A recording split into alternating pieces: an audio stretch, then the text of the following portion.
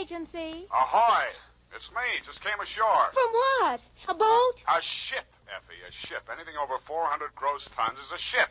Anybody knows that. Well, may I inquire what was your port of call? Calcutta. My, that was a quick trip. Well, Effie, I'll tell you, I got so homesick for you I couldn't stand it, so I assembled my gear and jumped ship. Why, Sam, how sweet. Fast there, gal. I'll be right down to dictate my report.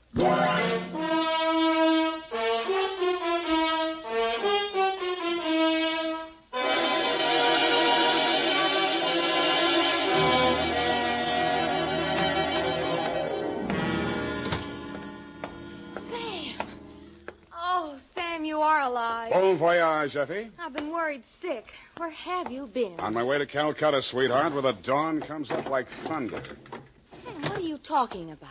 Calcutta? And the flying fishes play. Ready, Effie? Sam, why did you want to go to Calcutta, of all places? I didn't, Effie. I hate Calcutta. I was Shanghai. To, Mr. Philip J. Fogg, purser, SS Lurene. How do you spell that, Sam? Lurene. Oh, that's pretty.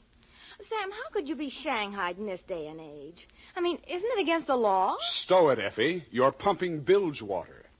Sam, I am not. From Samuel Spade, license number 137596, when you have the time, regarding the Calcutta trunk caper.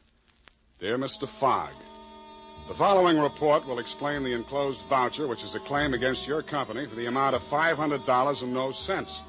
It will also answer any questions you might be asked concerning the recent unpleasantness on board your ship. It all started yesterday morning in San Francisco when my secretary announced briefly and caustically that there was a lady outside who wanted to talk to me.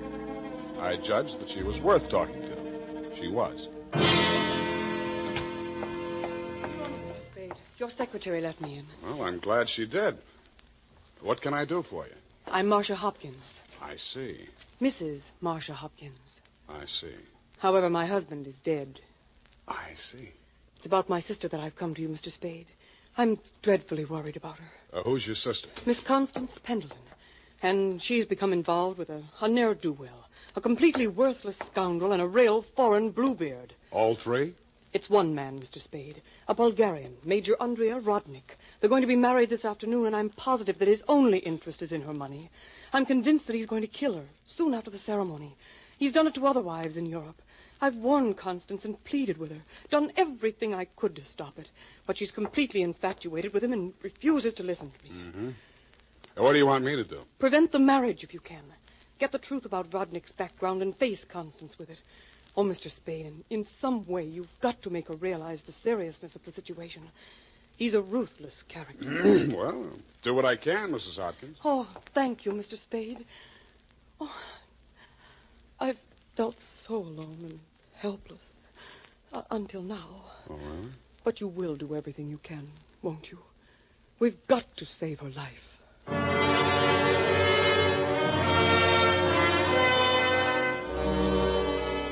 She daubed at her eyes with a stamp-sized handkerchief, patted the red gold hair of the temples nervously, smiled at me bravely, and swayed out. By telephone, I learned that the Vrodnik-Pendleton marriage license had been issued 4 days before, and that on the same day, Constance Pendleton had withdrawn a savings account to the tune of $45,000. I'd always wanted to, so I did it. I called at the Bulgarian consulate. What can I do on you? What do you know about Major Andrea Vrodnik? Ha! Andrea Vrodnik! On him we have hate, great sadness, with shame for the ground that walked under him. Oh? Ha! Andrea Vrodnik! Why is he so popular? On the devil he is driven without horns. 6 women he has killed. 6 times he has insulted the police of Europe by refusing to confess. We have proof of the murders, but never can we prove the proof on him. Yeah, sometimes it goes that way. Ha! Never do we find the bodies of the 6 women. Only their money in the name of Andrea Vrodnik. My pardon. Well, think nothing of it. You're just upset on you. You're interested on him. Why? You go to Europe? No, Vrodnik comes here. Ah, here on San Francisco. He marries again. So I'm told. Ah, Oh, by all the means, you must prevent it. Go to him, brave man. You do the world a service. Make violence on him. Even do you hang for it. Your name will live.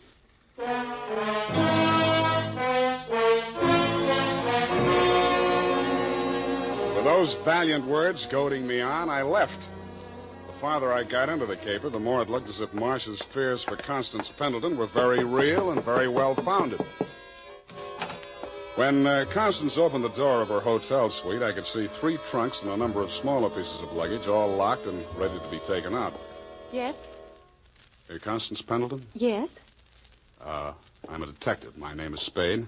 Detective? What do you want? I want to talk to you about that Bluebeard you're going to marry. Get out of here. You listen, I'll talk, and then I'll get out of here. I just left the Bulgarian consulate. Vrodnik has been accused of the murders of 6 women in Europe. Each of them were wealthy. Each of them married him, and each time Vrodnik came into all their money. Are you trying to blackmail me because of the lies about my fiancé's past? If you are, you're wasting your time. Well, no matter what I'm doing, I'm wasting my time. But to put you straight, your sister hired me, and I am now resigning. She's worried about you, not me. Then you should spend more time investigating your clients, Mr. Spade. You could have saved both of us some time. I have no sister. This is my wedding day. Goodbye, Mr. Spade.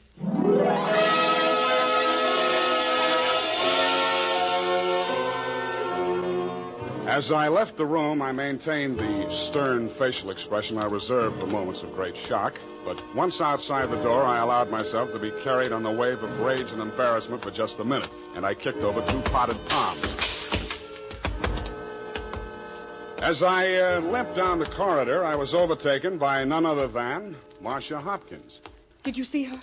Let's talk about you first. Did you stop the marriage? Why did you really want that marriage stopped? But I told you. You told me you were her sister. Oh. She said she didn't have any sister. All right, Sam, I did lie to you about that.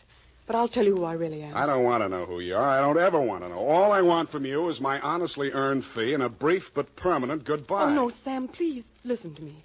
We've got to save that girl. I have $500. That's all I have. Would it be enough? What's your real name? Marshal Brodnik. Yes, he's my husband. I've been married to him for 10 years. We've traveled all over Europe, and I never knew where the money was coming from. He left me at times for 2 weeks or a month, and then when he'd come back, there'd be more money. I just realized that that's when he must have been killing those poor women. And I know that's what he's going to do this time. I just can't stand it. You've got to protect her. That should be easy. We'll let him get married and meet him at the door with a bigamy warrant. Then you will see me through this. I might. Oh. In my bag, there's $500. Take it. If we can't stop the marriage, then don't let him out of your sight. Not even for a minute. He's a beast, Sam. A beast.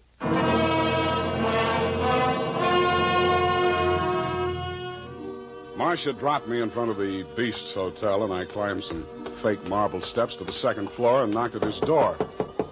The man who opened it was heavy, handsome in a swarthy, coarse sort of a way, and glowing conceit through 2 eyes, one monocled, one not. You are facing Major Andrei Vrodnik, 1st Bulgarian Horse. What want you? You were facing Saul Fox of the law firm of Fox, Smedley, Van Dusen, and Grip. You overwhelmed yourself. I came here to warn you. If you go through with the marriage to Constance Pendleton, you're going to find yourself tangled with civil law.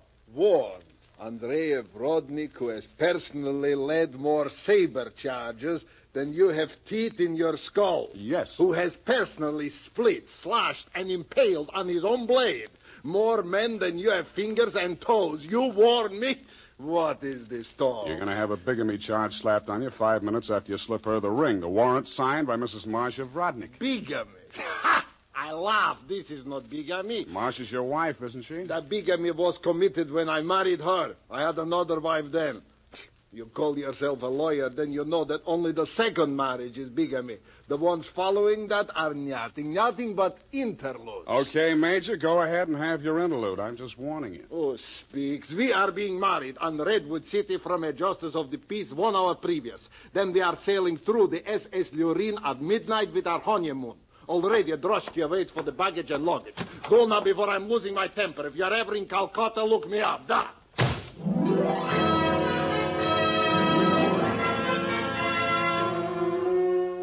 I could see the direct approach was getting me nowhere, so I decided to proceed by stealth. I waited outside the building, and when he left, I tailed him. He made 4 stops at a second-hand store, a hardware store, a surgical supply house, and an undertaker supply house. At these places, he purchased the following items: an oversized steamer trunk, black with brass fittings, a large ball of rope twine, 2 large lead sash weights, a set of surgical instruments, and at the 4th and final stop, the undertaking supply, he bought 2 items: a 20-foot length of rubber tubing and a pump. He returned to the second-hand store with his other purchases, put them inside the trunk, and ordered it sent up to Constance's hotel immediately, and thereupon it took himself to the same place. Marcia was waiting in the empty lobby when he went in. I crouched behind a pillar, turned up my hearing aid, and listened. Did you get the thing? Yeah. Now listen, my darling. We must work fast. As soon as the trunk arrives, before she has a chance to get to the telephone... Yes, Andre, but please, no cutting in the apartment. As you wish, my darling. Now, you know what you have to do. While I'm getting her into the trunk, you'll change her clothes, put on her traveling dress, the hat with the... What is it? What's the matter? Nothing. Come, we must make haste.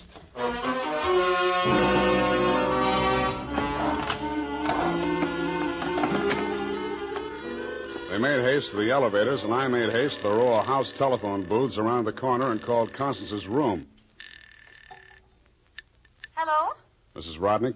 Speaking. Listen, get out of that room right away. Don't take the elevator. Get down the stairs. Who is this?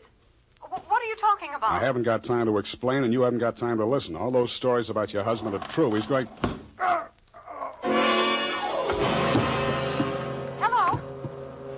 Hello? Are you still on the line? My hand clawed out to the door handle, but I couldn't reach it. I felt as if the walls were closing in around me, and just before it got dark, I had the crazy notion that I was inside Brodnick's big black trunk with the brass fittings. I could still hear Constance's voice way off in the distance, somewhere in the direction of Calcutta. I tried to shout to her, to warn her, and then the lid closed over me.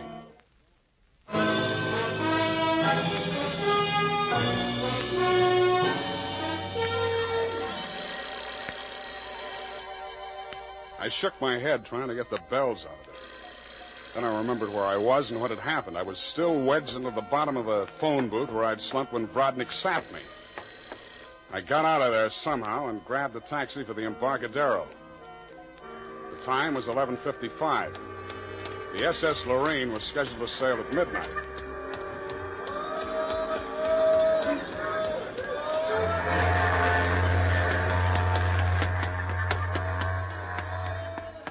I was no sooner across it than they hauled up the gangplank and the ship started moving out of the berth. I didn't know where she was bound for, and I didn't much care. I checked the passenger list and found that Major and Mrs. Andrea Brodnick were in stateroom 12, A deck. 1 minute later, I was hammering on the door of stateroom 12. The woman in Brodnick's stateroom was Constance, and she was not in a trunk. I thought I told you to stop interfering in our affairs. Yeah, your husband told me to, but I didn't like the way he did it. Get out from here. Get out. I see you got your trunk in here where it's handy. Doesn't it make the stateroom kind of crowded?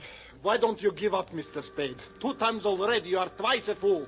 Marcia has no money to pay you. Neither have I, even if she had a case. And believe me, she has not. Oh, why do you even bother talking to him, Andre? Mr. Spade, will you go now, or will I have to call the steward and make a complaint against you? I went.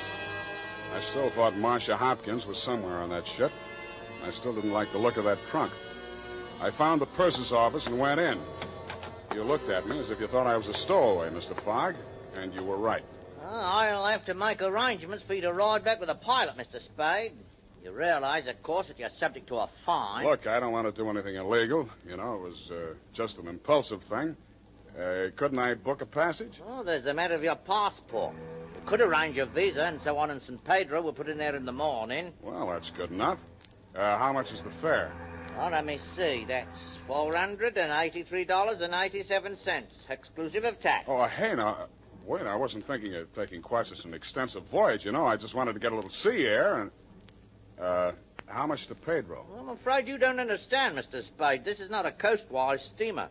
Our first official port of call is Calcutta. Yeah, I know, but... Calcutta? That's in India.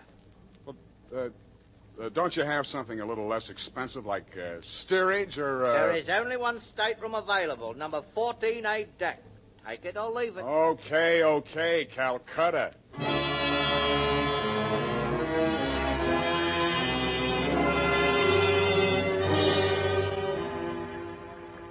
After buying my passage to Calcutta, I had exactly 12 cents left.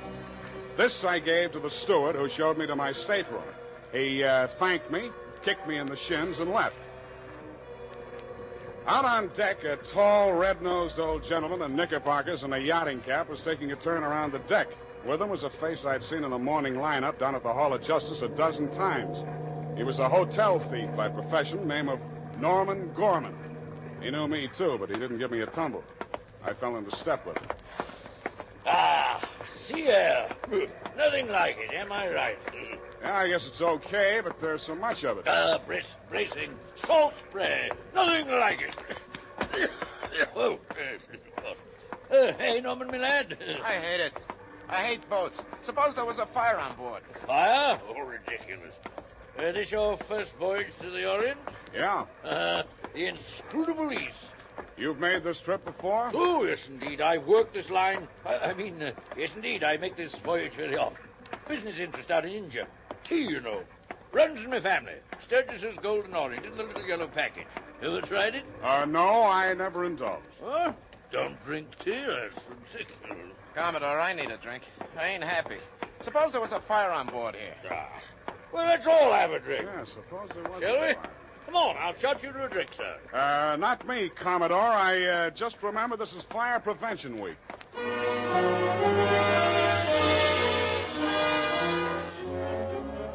The nearest fire alarm to Brodnick's stateroom was on the companionway leading to the A-deck corridor. It was a glass-enclosed box with a small hammer hanging on a chain. I broke the glass and turned the key. In 3 seconds flat, the entire population of A-deck was shoving each other up the companionway, grabbing for life preservers as they went. The steward hammered on the door of stateroom 12, opened it, shouted inside, and Brodnick and Constance reluctantly came out. I ducked inside, grabbed the handle of the trunk, and started dragging it. When I got it into my stateroom, I broke the lock and lifted the lid. It was Marcia, all right. There was just time to see that before the stateroom door flew open and the ship's officer stuck his head in. I didn't move at you. Didn't you hear the alarm? Why, no, I didn't. What's wrong? Never mind that. Here, take this life preserver. Get going now. Okay. Don't touch me. It makes me nervous.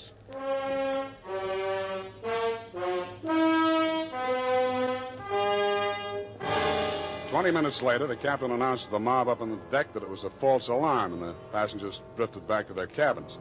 I tried to look casual as I unlocked my stateroom door and walked in.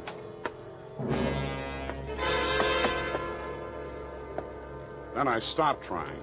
The trunk was still there, but the lid was standing open, and it was empty.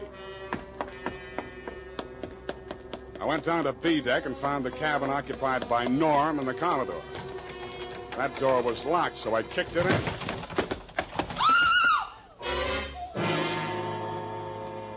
You could still see the marks on her wrists and ankles where the cord had been. It was the girl I had seen in the trunk. It was Marcia Hopkins, and she was very much alive. Oh, I'm sorry. I thought it was... Oh, what am I going to do? What am I going to do? You've got to help me, Sam. Why should I help you? He's crazy.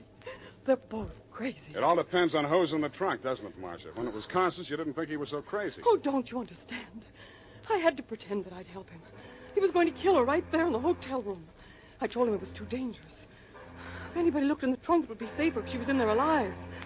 So he finally agreed and said he'd wait until we got out to sea to kill her. And then he was I know about that. Well, the idea was so awful, I couldn't stand it.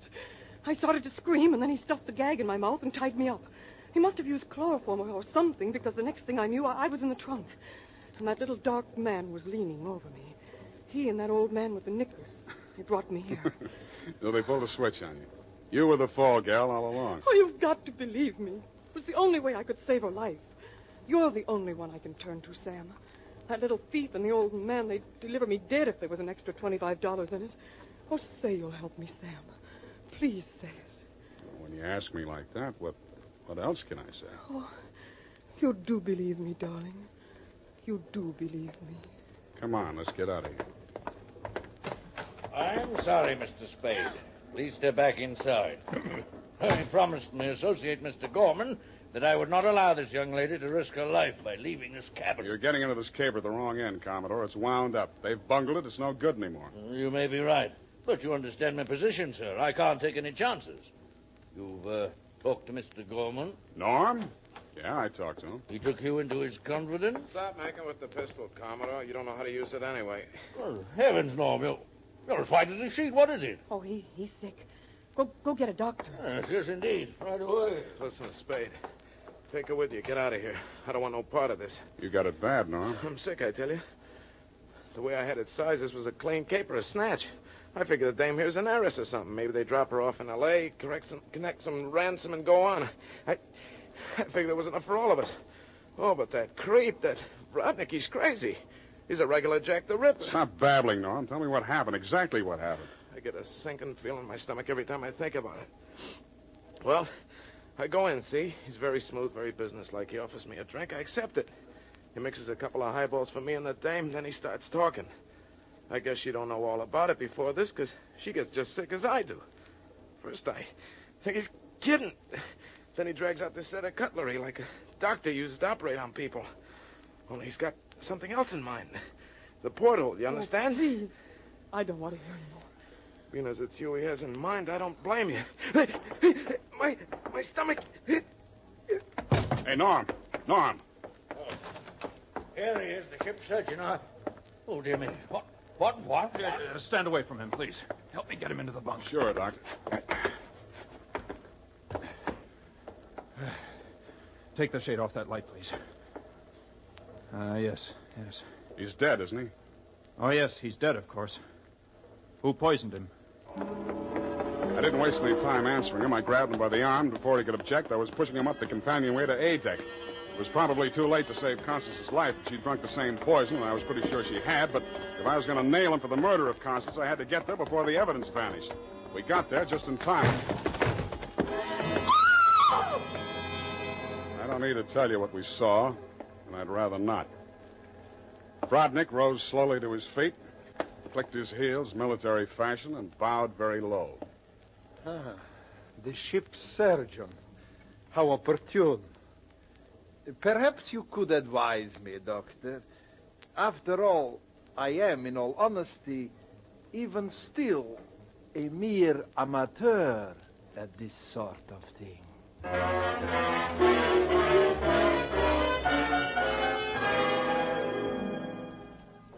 After Brodnick had been taken into custody, we took another turn around the deck. It was daylight, and the ship was lying to off San Pedro. This time, the fresh air really felt good, and so did Marcia. It's all over, Sam. Yes, sweetheart, it's all over. But not between us. Say it, Sam. Say it's not all over between us. How can it be? I knew it. I knew you felt the same way. All my life before, it's been like a terrible nightmare. It never really happened. But it did happen, sweetheart. Oh, but you can forget it, darling, can't you? Please forget it. I'd like to, Marcia. I really would. Hold me close, Sam. Never let me go. You're beautiful. Is that all, Sam? Nothing else? Yeah, lots else. That's why I think we better say goodbye right now. Because when I feel like this, I get foolish. And if I get foolish with you, I'm likely to wake up in a trunk someplace.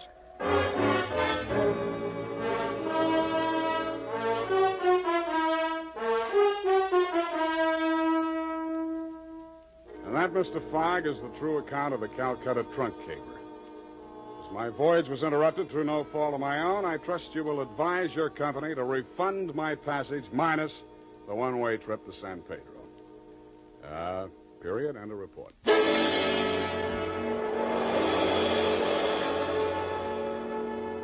Sam Spade is played by Howard Duck.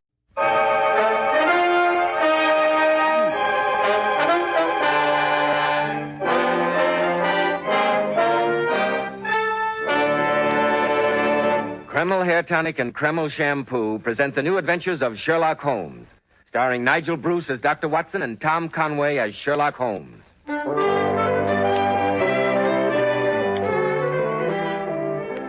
Now, once again, we find ourselves in Dr. Watson's comfortable book-lined study. A blazing log crackles cheerily on the hearth. A cordial smile of welcome beams on the good doctor's friendly countenance. Well, good evening, Mr. Bell. Sit down, sit down. Thank you. It isn't often you find such a perfect combination as this. Cozy room, cheerful fire, comfortable armchair. Not to mention an expert storyteller. Thank you, Mr. Bell. You're very kind. A setup like this takes your mind off your worries and troubles. So don't be surprised if I just sit back and relax and let you carry on. Well, that's what I'm here for. I've always said there's nothing like a good detective story for mental recreation. Most of our great men of affairs have been addicted to them, you know. Presidents, prime ministers, scientists, and businessmen. And the Sherlock Holmes adventures still head the list of all detective stories. What's it going to be tonight? Well, tonight, as I said last week, I'm going to tell you about the greatest shock that Sherlock Holmes ever gave me. The greatest shock? It must have been some voltage. You'll find that out, Mr. Bell, as soon as you had your little talk with our listeners. Of course. Men, well-groomed hair helps so much in giving a man that prosperous, clean-cut appearance. And I'm sure you'll be interested to hear why Kreml hair tonic is preferred among America's top-flight executives by men at the top. Kreml never plasters the hair down with sticky goo, which makes your hair and scalp feel so dirty. It never gives hair that old-fashioned, greasy, patent leather look. You see, Kreml is a very highly specialized hair tonic. It contains a unique and utterly different combination of hair grooming ingredients that's never been duplicated in any other hair tonic. That's why Kreml keeps unruly hair so neatly in place longer, with such a handsome, healthy-looking luster. What I especially like about Kreml is that after you use it, you can run your hand back over your hair and your hair never feels sticky or dirty. No greasy film comes off on your hand or your hatband. Yet Kreml keeps hair in perfect order from morning till night, looking so healthy and handsome. Kreml, Kreml Hair Tonic. Now, Dr. Watson, how about the greatest shock Sherlock Holmes ever gave you? Well, it was in the second year of my married life. I hadn't seen Holmes for almost a month due to having successfully resumed my medical practice. When one day I received an urgent note from Mrs. Hudson. Mrs. Hudson, she was Holmes' landlady in Baker Street. She certainly was, and a long-suffering woman she was, too. Why she stood for Holmes, I never could fathom. His habits were calculated to try the patience of a saint. Yes, he was easily the worst tenant in London, and yet Mrs. Hudson adored him. A case of the king can do no wrong. Exactly, and yet she stood in the deepest awe of him and never dared interfere, however dangerous his proceedings might seem. So you can imagine my feelings when our note said that Mr. Holmes was in a dreadful state, and she considered it serious enough to disobey his commands and to send for me. Well, I snatched my hat and medical case and set out for Baker Street post-haste. A terrified Mrs. Hudson greeted me on the doorstep, her face stained with tears. Oh, Dr. Watson, thank God you got my note. Come in, sir, come in. Well, Mrs. Hudson, what's up? What's happened to Mr. Holmes? Oh, Dr. Watson, it's terrible. Just to see him lying there like that. I can't stand it any longer.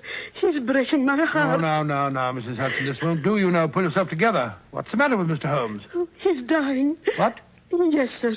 For 3 days he's been sinking. Hasn't taken a mouthful of food. I doubt if he'll last a day out. Well, why didn't you send for me before? He wouldn't let me. Oh, you know what he's like, Dr. Watson, when he's got his mind set against anything. Yes, indeed I do. But this morning, when I went in and saw him there, his bones sticking out of his face, his great eyes all bright with fever, and his lips with that awful crust on them, and his hands twitching and twitching, I couldn't stand it any longer.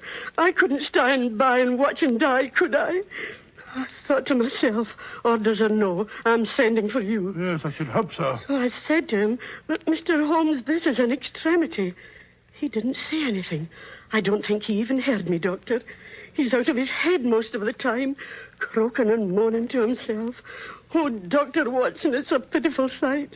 Poor Mr. Holmes. No. Perhaps it's not as bad as you think. I pray heaven it's not. Well, I'll go up and see what's to be done. Oh, yes, sir. But I'm afraid he's not long for this world. Poor Mr. No, Holmes. Mrs. Hudson, you pull yourself together. He mustn't know how you feel about him. It'd upset him. He hates to be pitied. I'd better go in alone. Yes, sir. Holmes? I say, Holmes? I doubt if he can hear you, sir. You better go right in. Very well. Oh. Good heavens. He is sick. Oh, Dr. Watson, you must save him. Mrs. Hudson, you stay outside. Running round and round in a circle. Faster, faster. He's catching up to us. Holmes. Holmes, old fellow, it's me. Eh? Holmes, it's me, Watson. Don't you know me? Watson? Watson? Oh, yes. I seem to remember. Watson, of course. So she sent for you after all. I wondered how long she could hold out. Holmes. My poor fellow. Yes, we seem to have fallen on evil days. Hey, Watson? Never thought you'd see me in this shape, did you?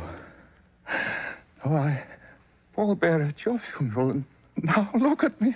It's all right, old chap. We'll fix you up. Have you about again in no time. Just let me take your pulse. Stand back, Watson, stand back. If you really are alive, don't touch me. Don't touch me. But why? Because I wish it. Isn't that enough? Well, I only wanted to help. Then do as I say. I know what's wrong with me. I'm the only man in London who does it. It's a terrible disease and contagious. That's it, Watson. Contagious. By touch. So keep your distance or you'll catch it, too. Great heavens, Holmes, do you suppose that matters to me at a time like this? It wouldn't affect me in the case of a stranger. Do you imagine it prevent me from doing my duty to my best friend? Stand back, Watson. It's out of your power. You could do nothing. You stand where you are. I'll talk. You mustn't excite me. It might be fatal. Very well. I must, but what is this sickness? A colic disease from Sumatra. Only a few men understand it. I contracted it down along the docks from the Oriental sailors. I've been doing some recent research down there. It had a medico-criminal aspect. Very interesting, Watson. Very interesting. Asiatic diseases, Asiatic crude, strange pathological possibilities. But water doesn't run uphill. It's funny, hey, Watson. Water, you can't write in water. I've tried. I've tried, but you can't. Holmes, you're not yourself. A sick man is like a child. You could be master elsewhere, but when it comes to the sick room, it's time for me to take charge. I'm going to examine your symptoms and treat you. Stop it. If I've got to have a doctor, at least get me one I can trust. Holmes, don't you trust me? As a friend, certainly, but facts are facts. You're just a general practitioner, not very much knowledge or experience, and very often muddled. Yes, decidedly muddled. Holmes, that remark is unworthy of you. It shows the state of your nerves. Very well.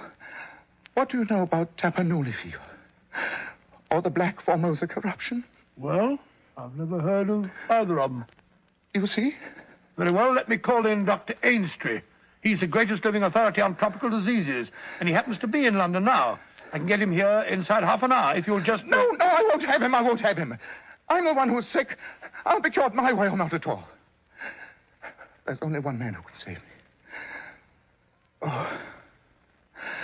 Oh, dear, I'm exhausted. I wonder how a battery feels when it pours electricity into a non-conductor. Holmes, you're wandering again. Let me at least pour you a glass of water. What a mess this table is in. Don't want water. Give me the moon. Hello? What's this curious little ivory box? I've never seen that before. Don't touch it, Watson. Don't touch it. But Holmes... It's mine. I won't have it touched. Give it to me. Handle it with tongs. Like this. That's better. It's mine. Yeah. Mine. Holmes. Get back into bed this instant. And give me that box. No, you can't have it. It's mine. I'm going to take it to bed with me. It's mine. My own little ivory box. Nobody shall take it from me. Very well. Now, keep covered up. That's better. You'll kill yourself if you aren't careful. Watson. I say, Watson. Yes? Have you any change in your pocket? Yes. Any silver? A good deal. How many half-crowns? Half-crowns, let me see. 1, 2, 3, 5. Not enough, Watson, not enough. However, they'll have to do. Place them in your watch pocket, Watson. Very well. Now, put the rest of your money in your left-hand trousers pocket. Hmm? Thank you. Yes, but why? It will balance you so much better that way. Holmes, this is the end. You're wondering. You're delirious. I'm going to get Ainstree or the man you mentioned. I don't care which. Very well. If you must, let it be Mr. Culverton Smith. Culverton Smith? I never heard of him. Possibly not, Watson. It may surprise you to know that the only man on earth who understands this disease isn't a medical man. He's a planter. A planter? Yes, millionaire rubber planter. An outbreak of this malady on his plantation in Sumatra caused him to study the disease. He's now in London. Good. What's his address? 13 Lower Burke Street. 13 Lower Burke Street. Very well. I'll fetch him at once. I warn you, he may not come. There's no good feeling between us. His nephew died, you see, Watson. I had suspicions of foul play. I told his uncle so. But the boy died horribly. You must soften him, Watson. Describe my condition. Beg him. Pray him. Get him here by any means. He's the only one who can save me. You will bring him to me, Watson? Don't worry, old fellow. I'll bring him here and have to knock him unconscious to do it. No, you must persuade him to come. But be sure to return ahead of him. Not with him, Watson. Ahead of him, you understand? Very well. It's vital, Watson, vital. One thing more. Yes? I'm worried about oysters, Watson. What? They're so Why oysters? They're so prolific. Pretty soon the world will be overrun by oysters. Oh, Holmes, you're off again. Where was I? Strange how the brain controls the brain. You still here, Watson? I thought you'd gone long ago. Well, I'm going at once. I'll be back in no time. If you want anything, ring for Mrs. Hudson. First, the ocean will be overrun with them. Millions of them, millions of oysters. Oh, Dr. Watson, how is he? Here's Mr. Lestrade of Scotland Yard. He dropped in to inquire about Mr. Holmes. Hello, Dr. Watson. How do things stand? How's the old boy? He's a very sick man, I'm afraid, Lestrade. Yes, I heard some rumor to that effect. Lestrade, you're a cold-blooded fish. Possibly. But I think I'll stay around until you return. How about a dish of tea in the back parlor? Hey, Mrs. Hudson. Oh, you. Speaking of tea at a time like this, I'm ashamed of you. With Mr. Holmes lying upstairs practically on his deathbed. All right, I'll bring you a cup. But I hope it chokes you, that I do.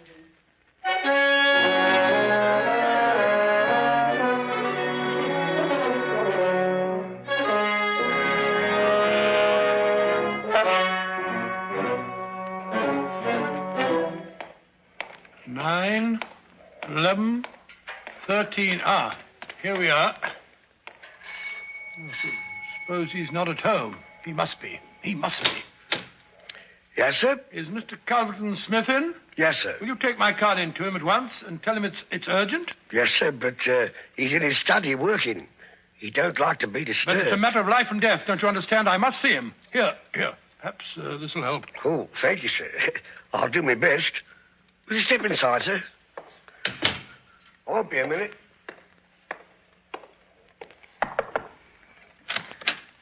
A gentleman to see you, Mr. Smith, sir. Says it's urgent. Who is he? What does he want? Here's his card, sir. Watson? Dr. Watson? I don't know him. How often have I told you, Staples, I'm not to be disturbed when I'm working in my study? But he says he must see you. It's a matter of life and death, he says. Tell him to go to blazes. I'm not at home. I won't see him. Tomorrow morning. Oh, but you must, sir. It can't wait. I won't leave until I've told you the whole... What's this? What's the meaning of this intrusion? I said tomorrow, didn't I? I'm sorry, Mr. Smith, but I'm seeing you now. It's about Sherlock Holmes. Sherlock Holmes? Sherlock Holmes, did you say? Yes, I've just come from him. Well, what about Holmes? He's desperately ill, dying. That's why I've come to you. Holmes? Dying? Oh, dear. I'm sorry to hear it. I only know him through some business dealings, of course, but I have a great respect for his talents and his character. You see, he is an amateur of crime, as I am of disease. For him, the villain. For me, the microbe. Yes, I believe my offenders are even more deadly than his. Mr. Smith, it was because of your special knowledge of Eastern diseases that Sherlock Holmes has sent for you. Eastern diseases? Eastern diseases, dear me. Don't tell me that he's contracted some Oriental disease. Yes, Mr. Smith. He's been making some professional inquiries on the docks, working among the Oriental sailors. Oh, so that's it. Oh, dear, I trust the matter is not as grave as you suppose. How long has he been ill? About 3 days. Delirious? Yes, from time to time. Oh, dear me, this does sound serious. Yes, it would be inhuman not to go to his aid, wouldn't it? The case is certainly exceptional. I'll come with you at once, Dr. Watson. With me? Well, you see that... I'm afraid I can't return with you, sir. I have some other appointments, patients that I must see. I'll see you later. Oh, yes, I quite understand. I'll go alone. Oh, yes, that would be better. In any case, we must avoid too much excitement, too many people. Yes, Dr. Watson, you can rely on my being with Mr. Holmes within half an hour.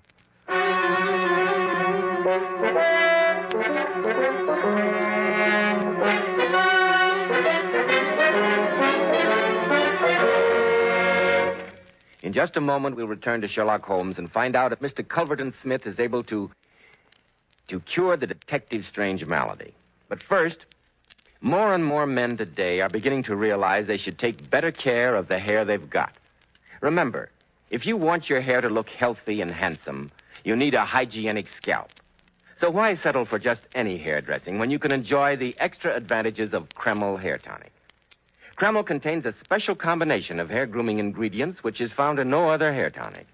This highly specialized hair tonic keeps dry, stubborn hair neatly in place all day long and always gives it such a natural, well-groomed appearance, never sticky or greasy. But men, Kreml does lots more than keep hair looking handsome. A quick massage with Kreml stimulates circulation right in the surface of the scalp, leaving your scalp feeling so alive, so invigorated. At the same time, Kreml removes loose dandruff. It's excellent to lubricate a dry scalp. And if your hair is so dry that it breaks and falls when you comb it, remember Kreml actually helps condition the hair in that it makes it feel softer, more pliable. So men, buy a bottle of Kreml at any drug counter. Ask for an application at your barber shop. Use Kreml to keep your scalp more hygienic, your hair always looking its very best. Kreml. Kreml Hair Tonic.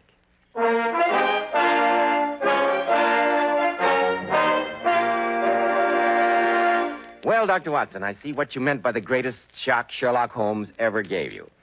And I can hardly wait to hear the rest of the story. What happened after you'd seen Mr. Culverton? Well, I hurried back to Baker Street as fast as I could, just as Holmes had instructed me to. Mrs. Hudson met me at the door. Any change, Mrs. Hudson? Has anything happened while I was gone? No, Dr. Watson. He called me in to light the gas a few minutes ago. He won't have it up full. He says it hurts his eyes. How did he look? Oh, a little better, I should say. He's awful weak, but he's not delirious anymore. Good. Where's Lestrade? Oh, he's about somewhere. Down in the kitchen, annoying the cook, most likely. I never did see such a man for eating. Heartless brute. Well, I'll go up to Mr. Holmes.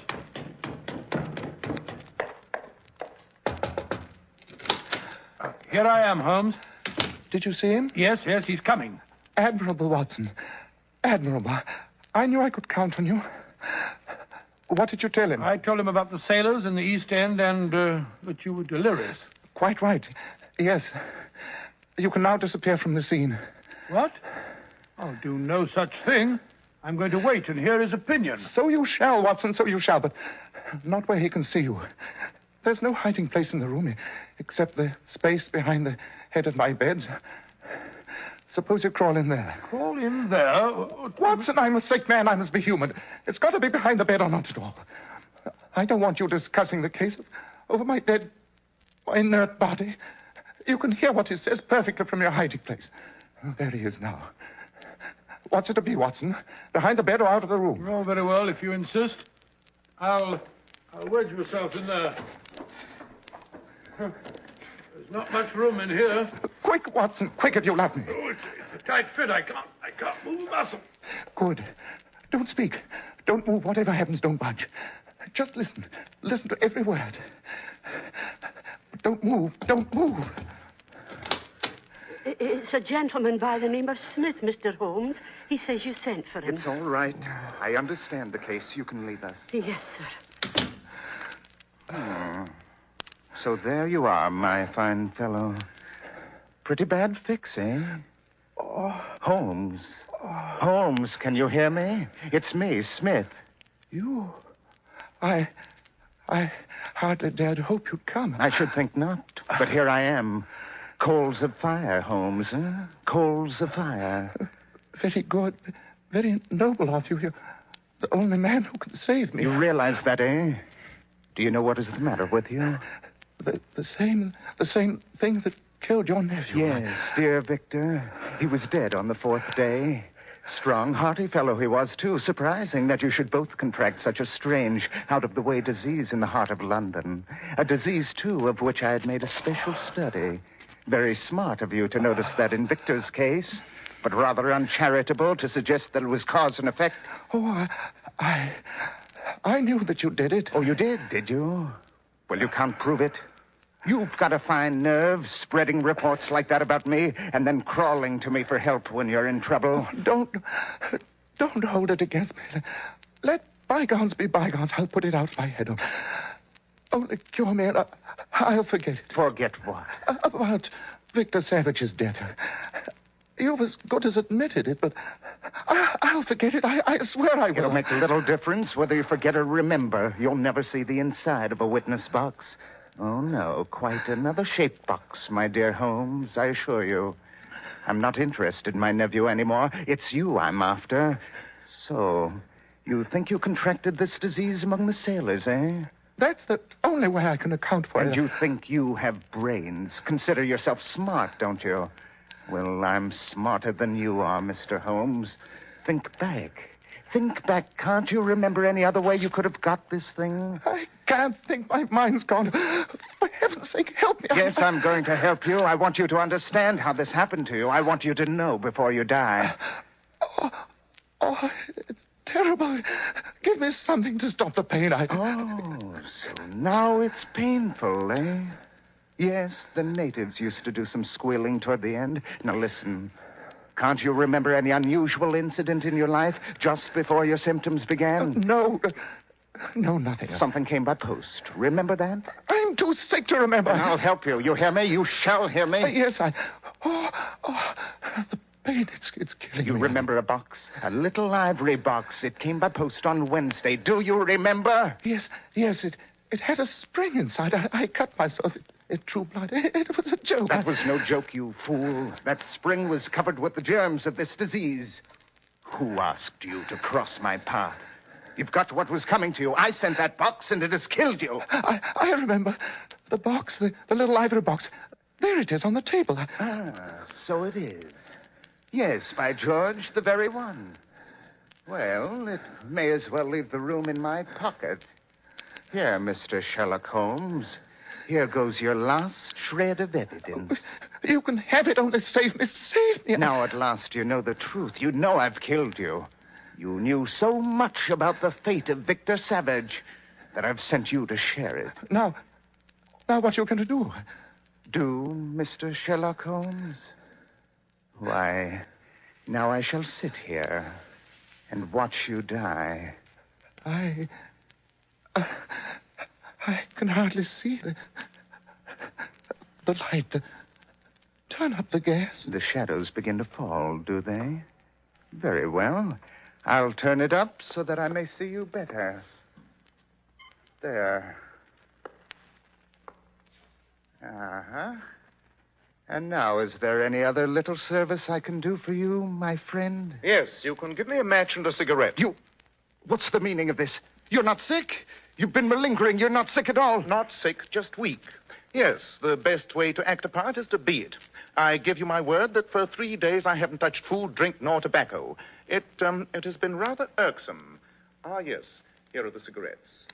Ah, that's better. Very much better. I hope it chokes you. I've a mind to do it myself. Not so vindictive, my dear Mr. Smith. I fancy I hear Lestrade's step on the stair. When you turned up the light, that was his signal to come and get you. Where you... Come in, Lestrade, come in. No, you've trapped him, Mr. Holmes. Yes, here's your man. You can arrest him. On what charge, may I ask? The murder of one Victor Savage. And the attempted murder of one Sherlock Holmes. Take him away, Lestrade. Take him away. Oh, no, you don't. I'll knock your head in. Look out, Lestrade. It's all right, Mr. Holmes. I've got the handcuffs on him. A nice trap this is, Mr. Sherlock Holmes. It'll bring you to the dock, not me. You asked me to come here to cure you. I was sorry for you, so I came, and now you make charges against me. Insane charges for which you have no proof. My word is as good as yours, Holmes. Remember that? Good heavens, I'd totally forgotten.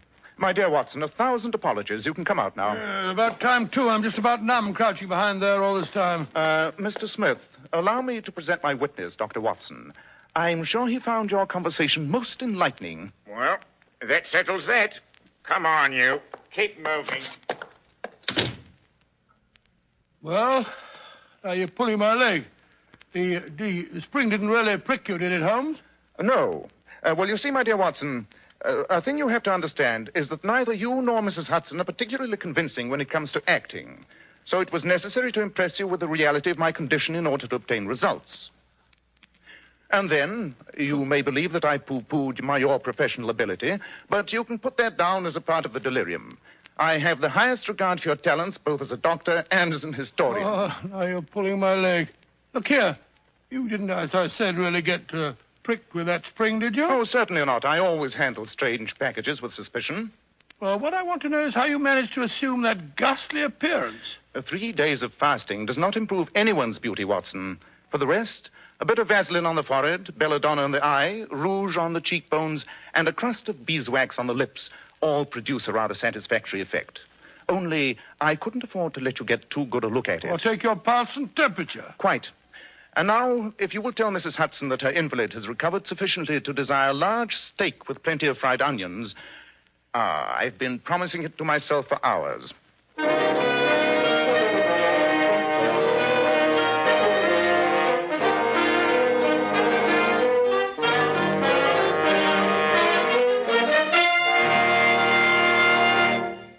Ladies and gentlemen, Dr. Watson will be back in just a moment to tell us about next week's story. But first, girls, many of those beautiful Powers models come out here to Hollywood to become movie stars. And I must say one can't help but be impressed with their gorgeous, lustrous hair. Now, here's how they keep it so shining bright. Powers models use Kreml shampoo. This amazingly beautifying shampoo has been especially developed to actually glamour bathe each tiny strand of hair, revealing all its natural glossy luster and highlight. Yes, and remember, Kreml shampoo is wonderful for washing children's hair, too. Most emphatically, yes, because there are no harsh caustics or chemicals in Kreml shampoo. And its luxurious active foam thoroughly cleanses the scalp and hair of all loose dandruff, as well as the dirt. Girls, if you could only see how beautiful Powers model's hair radiates natural glossy highlights, I'm sure you'd want to try Kreml shampoo right away. Remember, no other shampoo leaves the hair more shining bright and sparkling clean. Get a bottle at any drug counter. Kreml, Kreml shampoo. Now, Dr. Watson, what about next week? Well, now, next week I think I'll tell you about the strange case of the persecuted millionaire. Persecuted millionaire? It sounds intriguing, Dr. Watson. It was, Mr. Bell. In fact, I don't believe that Sherlock Holmes and I ever encountered a problem with such a bizarre and such a fantastic solution.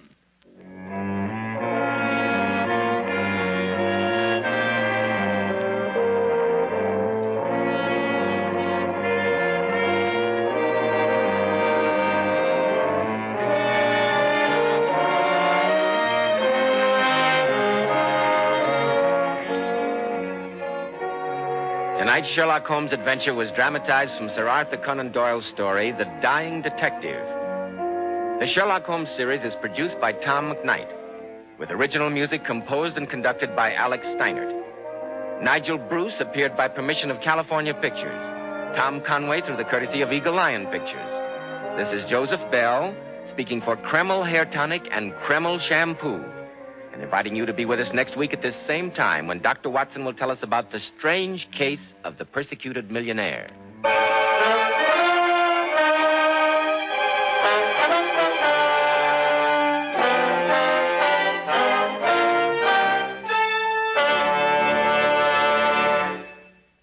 This is ABC, the American Broadcasting Company. The Adventures of Michael Shayne, Private Detective.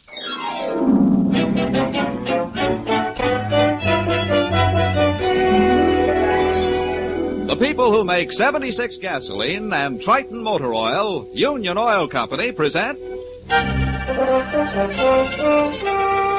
The Adventures of Michael Shayne, Private Detective, starring Wally Mayer and Kathy Lewis.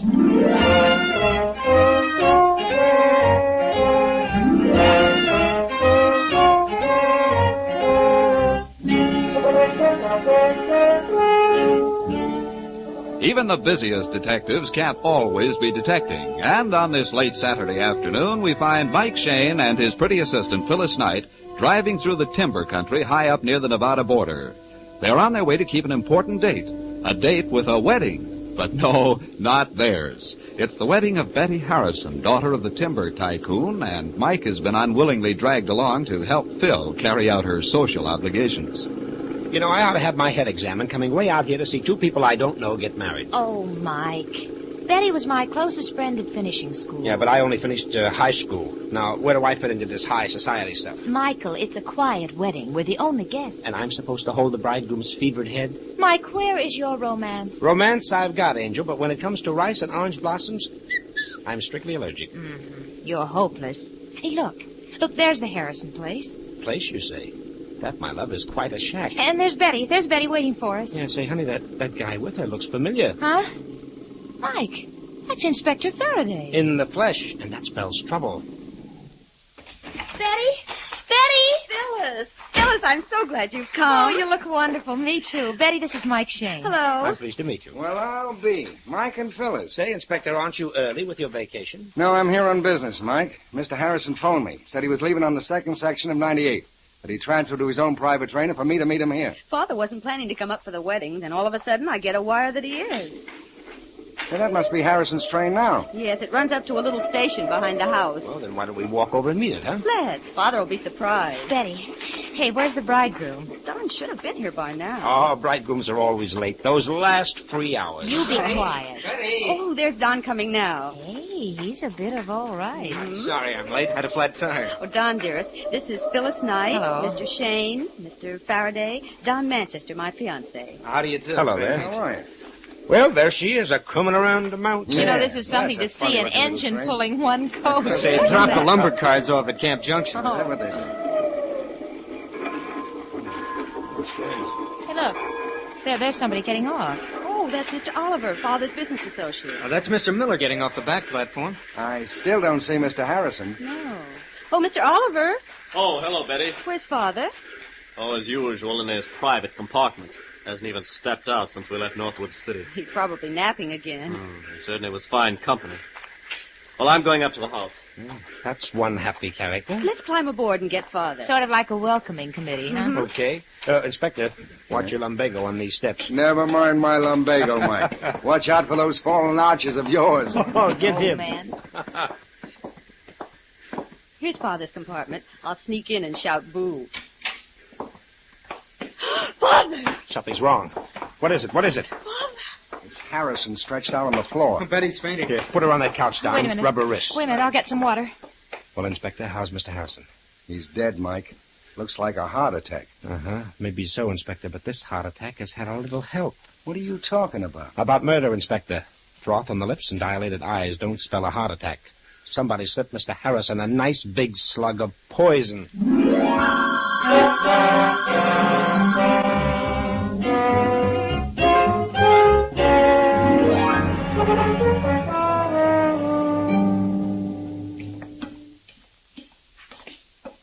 Oh, there you are, Mike. Get Betty up to the house all right? Yes, Inspector. Phil and Don are taking care of her. You still think Mr. Harrison was poisoned? I know so, Inspector. Look at his neck, stiff, and his jaws locked, eyes wide open and staring. Mm-hmm. I've got a little plan, Inspector. Would you like to try it? You know me, Mike. Well, look. No one knows we suspect murder, and whoever pulled this job figured on a local doc calling it a heart attack. So? Now, you take Harrison's body into Northwood City along with that thermos of coffee we found by him. While you're checking for poison, Uncle Shayne here will keep his big ears open here.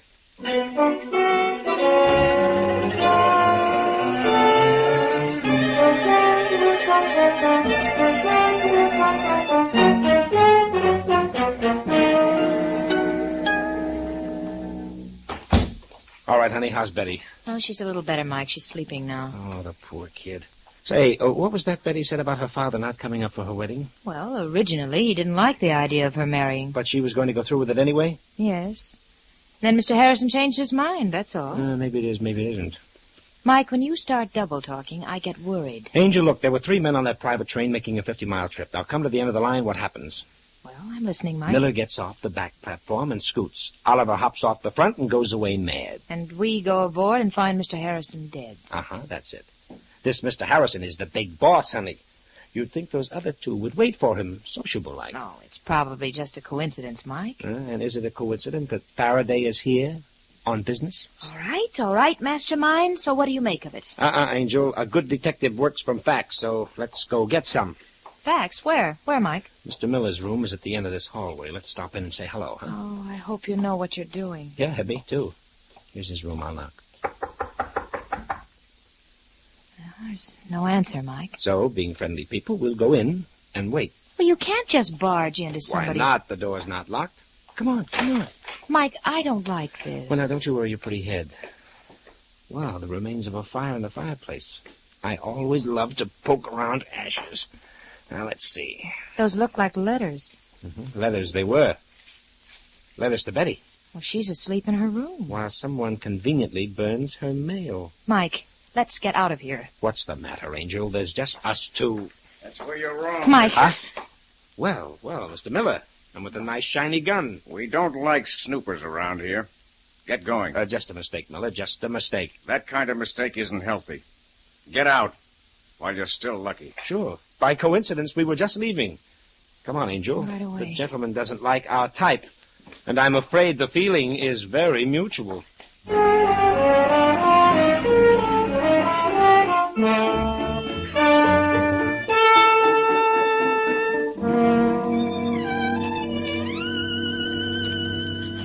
These couple of scraps I took from Miller's fireplace don't help much, honey. Well, I can't understand why anyone would burn Betty's letters from her father. Oh, well. Yeah, plenty of books around. Michael, after all, this room is the library. Encyclopedia, modern timbered methods. Look, honey, here's a book, Famous Scotland Yard Murder Cases. Well, that ought to help you, Mike. And here's a bookmark in the section on poisons. Mike, here comes Don. Mr. Oliver's with him. Huh? Mr. Shayne. Well, what's up, Don? I told Mr. Oliver you're a detective. He wants to talk to you. Yes, something quite confidential. Miss Knight is my assistant. Never mind. I'll go look up a sandwich. Okay, dear. All right, Oliver, now what's the trouble? Mr. Shayne, I want protection. Protection from what? Miller. He threatened my life on the train. Oh, what happened? Well, shortly after Miller came aboard Mr. Harrison's private train at Northwood City, I discovered him going through some of Mr. Harrison's private papers. Then what? We had an argument, and he drew a gun on me. What is Miller's position in the company? Frankly, I don't know. He's on Harrison's personal payroll. Betty's been rather worried. She felt that Mr. Miller had some sort of a hold on her father. Yes, that's it exactly. There was a very suspicious relationship. And, you want me to do what? Watch Miller every minute. He's dangerous. Mike? Yes, honey? Mike? Yes? A telephone call for you here in the den. Oh, okay. Inspector Faraday. All right. Okay, Phil, close the door. All right. Hello, Faraday. Well, what's the dope? Yeah? Well, that might help. Oh, sure, they're all here. Don't worry, I'll be careful. Okay, Inspector, hurry back. So long. What'd he say, Mike? I was right, honey, 100% right. Harrison was loaded with strychnine. Well, then it was murder. And that's not all. I heard the click of an extension phone. There are extensions all over the house, Mike. Someone listened. We're keeping company with the murderer, honey. And the trouble is, we don't know who he is. But he knows we're looking for him.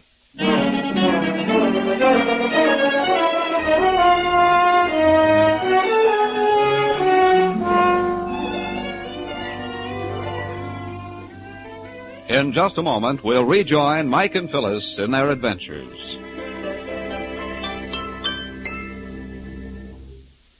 Dirty or burned-out spark plugs can cost you a lot of gasoline. In fact, as much as 1 tankful out of 10. Now, that's a serious loss in mileage, particularly so when it's unnecessary. Your neighborhood Union Oil Minuteman is equipped to give you complete spark plug service. The performance of each plug is accurately measured on a special tester, and you can see the results for yourself. If your plugs are dirty, the Minuteman will clean and re-gap them to the proper setting.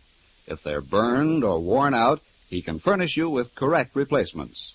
Then you'll not only save gasoline, but your engine will run smoother. Union Oil spark plug service takes but a few minutes and costs but a few cents, a cost you'll soon save in extra mileage. So, friends, if it's been 3,000 miles or more since your spark plugs were checked, or if your engines seem to be rough and listless, drive in wherever you see the sign of the big orange and blue 76 and ask for Union Oil spark plug service. It will make driving easier. Gas coupons go farther.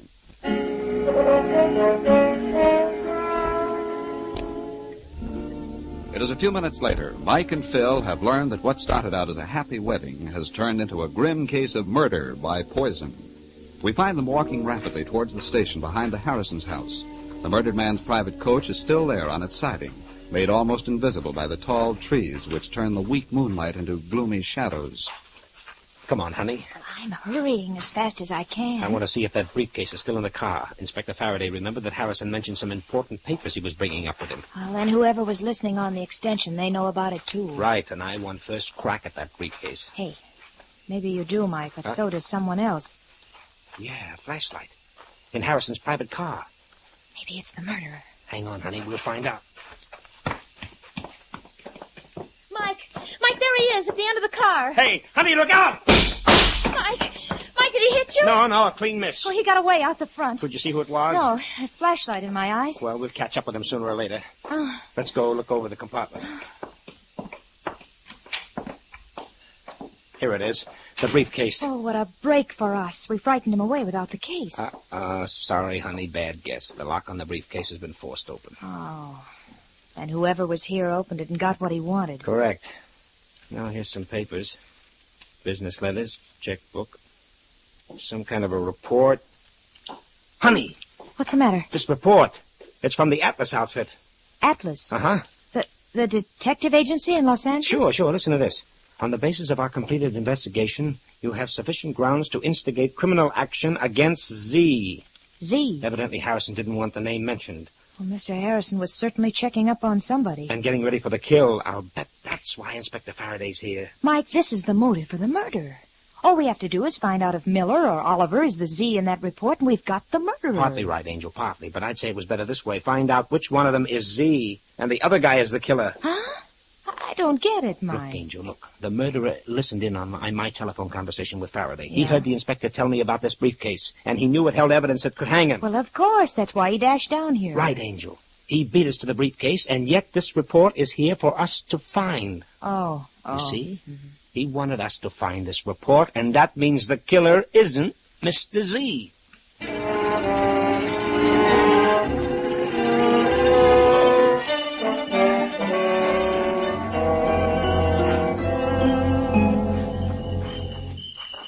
As soon as we get back to the house, I'll send a telegram to the Atlas people. Okay, but these high heels don't go very well with forests. Yeah. Mike. Yeah, I heard. There's someone on that other path. Freeze behind this tree. Right. Whoever it is, he's walking fast. He's going past. No, he isn't. Hey, you hold it. Hey, what the... Mike, it's Miller. Hey, say... What's the big idea of roughing me? I just want to ask you a few friendly questions, pal. Oh, now, look here. First, about a gun that took a couple of shots at us. Oh, you're off the beam. I'm not carrying a gun. No? Well, don't mind me. I'll just search. Oh, go ahead. Well, Mike? No gun. But you could have ditched it easy enough. Oh, Miss Knight, Mr. Shayne. It's Don. Well, what's the hurry, Don? I was out for a walk. Is something wrong? Plenty. I'm glad you're here. I don't understand. Yeah, Shayne. How about you doing some explaining? Okay. Mr. Harrison was murdered. What? Murdered? But why? Who? That's what we're finding out. Miller, you're on the spot, and it's plenty hot. Are you saying I killed Harrison? He was poisoned on that coach, and you and Oliver were the only ones aboard. Oh, that doesn't prove a thing. It proves there's a 50-50 chance that you're it. Listen, smart guy. Your mathematics aren't so good. There were 3 of us on that train. Sure. But only you and Oliver walked off. I don't mean Harrison. Somebody else got on that coach. Oh, now we have the ever-present mysterious third party. Oh, not so mysterious. He's standing right next to you. All right, Don. That means you. Well, as a matter of fact, Mr. Shayne, I did get on Mr. Harrison's train at Mill Junction. Well, Shayne, guess I can be running along while you turn the heat on him. Not so fast. I still think you know some of the answers. You know, maybe I do. And maybe I might just do a little talking. To the right party. And when it will do me the most good. You're sticking your chin out a mile. This is murder. Well, I'll be around, resting in my room. No, I don't trust him at all. Yeah? But you're still right in the middle of this, Don. You were on that death train. Oh, but I only stayed a minute. You see, Mr. Harrison was asleep, and I didn't want to disturb him. Which still doesn't explain why you drove out of your way from Northwood City to meet the train at the junction. Oh, it's a very personal matter. Look, Don, look, a man has been murdered. Wait, why should I want to kill my future father-in-law? Harrison wasn't too happy about you marrying his daughter. But he changed his mind. That's why he sent me a telegram this afternoon, asking me to meet his train. Oh, and what kind of a telegram might that be? Well, I have it right here. Read it for yourself. Here, honey. Huh? I'll hold the flashlight. All right, Mike. Wait a minute. Don. Have changed my mind. Happy to have you as son-in-law. Meet my train at Camp Junction. We'll ride in together. Much to talk over. Harrison. Sounds all right. Let me see it, Angel. Here. Yeah, from Northwood City at 3:20 today. Yeah, I wish I could help in some way. Yeah, sure, but... Hey, what was that? It's a window. Someone lowered it. That's Mr. Oliver's room. Mike, he must have heard everything. Yeah, something tells me we'll be hearing his little story very soon.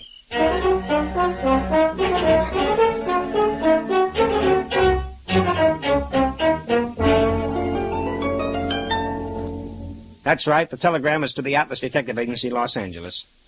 This is it. Please advise immediately. Name of Z. Yes, Z, the last letter in the alphabet. Name of Z in report to Harrison. Right. Sign that Michael Shayne. That's right. Send it right out, please, and phone the reply here to me at Harrison's place. Thank you. Goodbye. Well, the answer to that telegram should mean a lot, Mike. Well, it'll help, darling, but there's some angles I don't get. Miller is a mysterious employee of Harriet Harrison's, all very hush-hush. Oliver's scared stiff of Miller, and Don goes walking around in the moonlight right after somebody takes a shot at us. Oh, you can't blame him for that, Mike. Here the night before his wedding and his future father-in-law is poisoned. Yeah, sure, but there's one thing we do know. There's a killer here. Well, there's a car outside. That must be Inspector Faraday, and in a big hurry. It's too bad you haven't the murderer all signed, sealed, and ready to deliver. Now, Angel, now sarcasm doesn't become you. Well, Mike, Phil, how goes the home front? Oh, quite a few interesting details for you, Inspector. Whatever you're figuring, Mike, forget it. Oh, that means the inspector knows something. Plenty. While you two were taking it easy, I cracked this case wide open. Yeah? Well, give. Who's the murderer? Miller. Miller? Sure. I thought his face had a familiar profile, so I checked on him with headquarters. And found what? He's got a record a mile long. Mm-hmm. Well, I'll be willing to wager it's for blackmail. That's right. But how did you know? Inspector, are you forgetting? Mike is smart. All right. I hope Miller's still around. He said he'd be in his room. Good. Let's go pick him up. Okay, let's go. Well, Mr. Shayne, it looks like Faraday beat us to it this time. Oh, he's just a good man, honey. Yeah. Tell me, what's the line on Miller? Oh, the usual stuff. Hires out as a private investigator and then turns the information he picks up into blackmail. Wow, cute boy. That racket should put him in clover. Yeah, but this time, Mike, it'll put him right in the middle of the lethal chamber at San Quentin. Ooh. Here's Miller's room. Yeah, no need to knock, Mike. Just open it up. Okay, here goes. Miller, we want you... Say, what? Well, there's your man, Inspector. You can take him in, but unfortunately, he's very dead.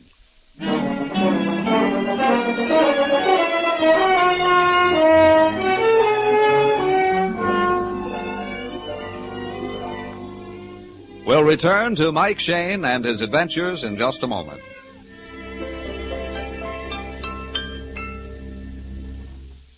It's true that clean spark plugs make a difference in engine performance and gasoline mileage. But it's also true that even the finest spark plugs cannot fire properly if the ignition cables are defective. These cables are the small, fine wires which carry the electricity from the distributor to the spark plugs.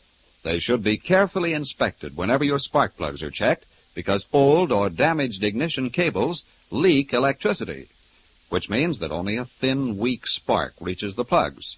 So to get new performance out of old engines, ask the Union Oil Minuteman to check both spark plugs and ignition cables. Then you'll be sure of more power and better mileage. Just drive in wherever you see the sign of the big orange and blue 76 and ask for Union Oil Ignition Service. Thank you.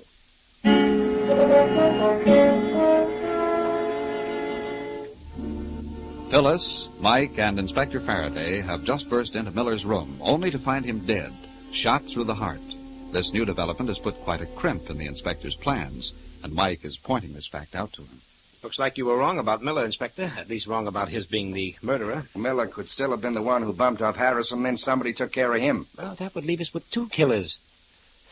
Well, could be, but it doesn't stack up that way. Well, as far as I'm concerned, I'm going to take Oliver in and charge him with murder. Okay, so you'll charge him with murder. But how are you going to make it stick, Inspector? How about motive? What evidence do you have? Oh, 2 and 2 make 4, Mike. Harrison must have been poisoned on that private train, so it had to be Oliver. There's Miller lying there, absolutely eliminated. All fine and good, but it leads us to one other little item. Don was on that train, too. Don? Betty's fiancé? Mike, you saw the telegram Mr. Harrison sent him. Don couldn't have been the murderer. In this business, honey, we've got to figure every suspect guilty until we know they're innocent. Yeah, Mike's right. Oh, Phil, would you step into the other room and phone the coroner down at Northwood City? Yeah, sure, Inspector. I'll give him your compliment. You know, this business is beginning to make sense.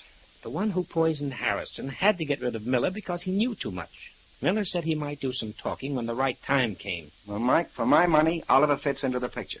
He's our man, and I'll get some evidence out of him. Oh, I'm sure he knows plenty, but... Yeah. Inspector, I tried to call the coroner, but the telephones are dead. Uh-oh, the wires have been cut. Well, that don't make much difference. Oh, yes, it will, Inspector. You see, I'm expecting a reply to a telegram I just sent. A very important telegram. About this case? Yes, sir, in connection with the detective agency's report to Mr. Harrison.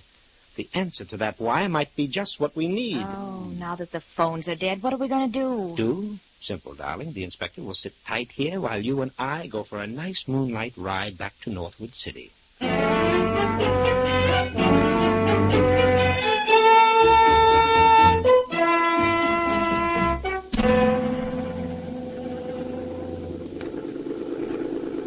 There it is. There's the telegraph office just on the other side of the tracks. Okay, I'll park the bus here.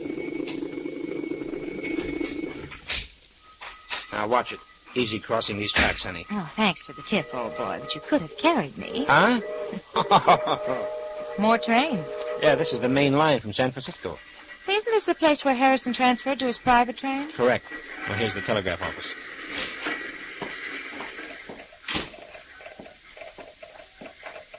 Hey, folks, can I help you? Yes, I'm Mike Shayne. I'm expecting a wire from Los Angeles. Shane. Let me see. Yeah, your telegram's coming in now. I'll have it for you in just a minute. Okay. Look, Mike. Hmm? There's another. The train just pulled in. Now, that's 8:20, miss. Only stops for a few minutes. 8:20? Well, it's late. It's 8:35 now. Nope, train's on time. That there's the second section of the 8:20. Oh, so many people traveling, huh? Yep, too many. That's why they run 2 sections. Like this afternoon, the second section of 98 came in at 3:40 with a whole passel of folks. Is that right? You know, honey, that's interesting.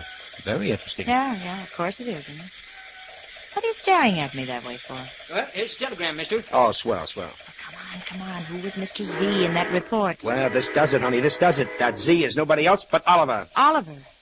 Then Faraday's right. No, Angel. Faraday isn't right. Oliver wasn't Harrison's murderer. But come on back to Harrison's place for a little meeting of the minds with Inspector Faraday.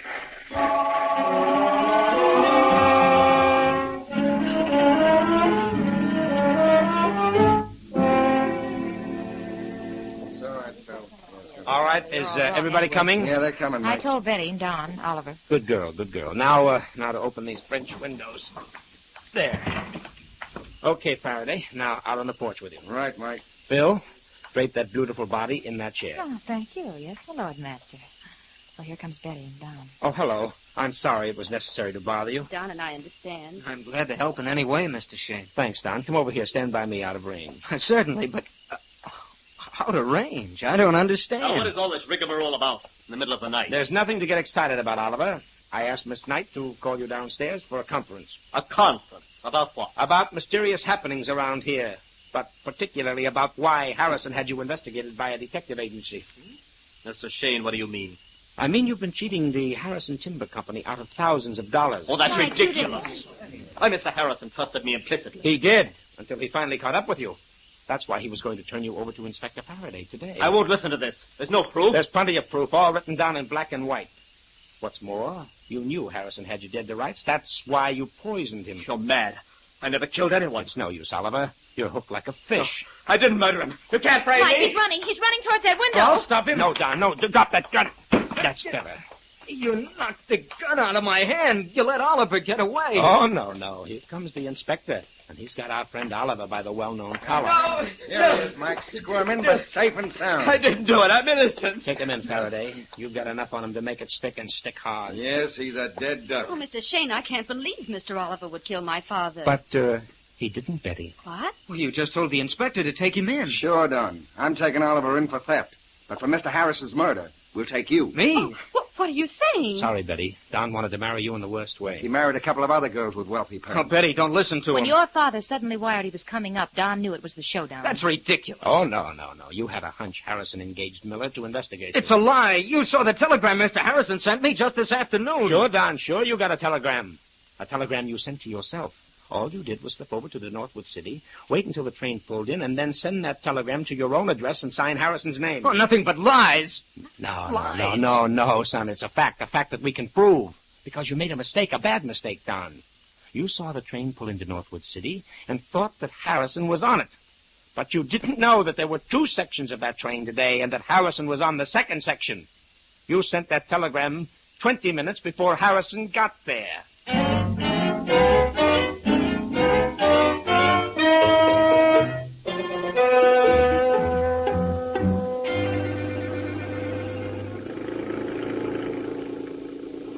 Mike, you know it's wonderful to be getting back home. Here by the Golden Gate. Oh, I like it. You know, honey, one of these days they're going to put up a statue for me. Right on Market Street. Oh, I don't doubt it. I don't doubt it at all. You're such a genius.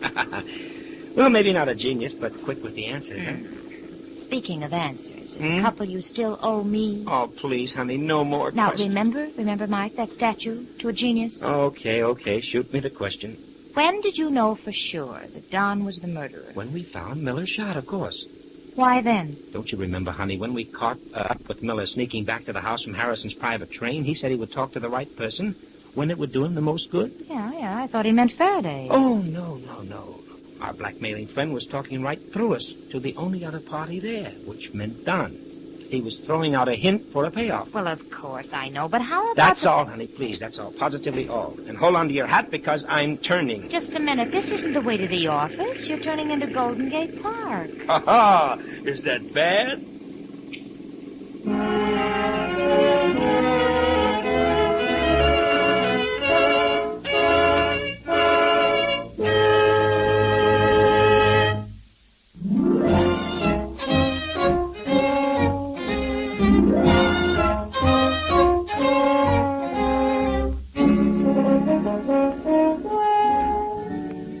Tune in again next week at 8:30 for another adventure with Michael Shayne, Private Detective, starring Wally Mayer and Kathy Lewis, with Joe Forte as Inspector Faraday. Tonight's story was written by Richard DeGraff and based on the character created by Brett Halliday. Music was composed and directed by Bernard Katz. This is John Lang saying goodnight for the people who make 76 gasoline and Triton Motor Oil, Union Oil Company. This is the Mutual Don Lee Broadcasting System.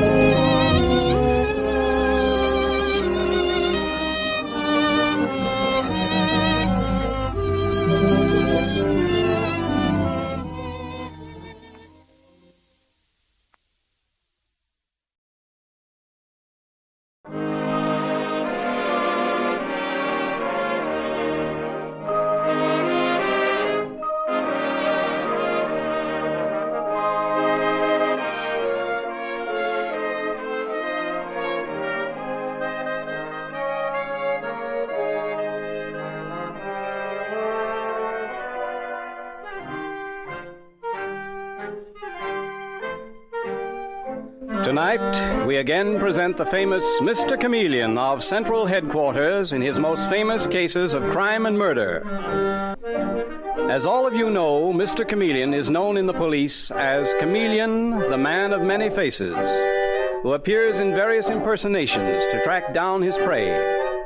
The audience always knows who Mr. Chameleon is, but the criminal he is tracking down seldom does. Tonight we give you Mr. Chameleon and the case of murder and the man who saw too much.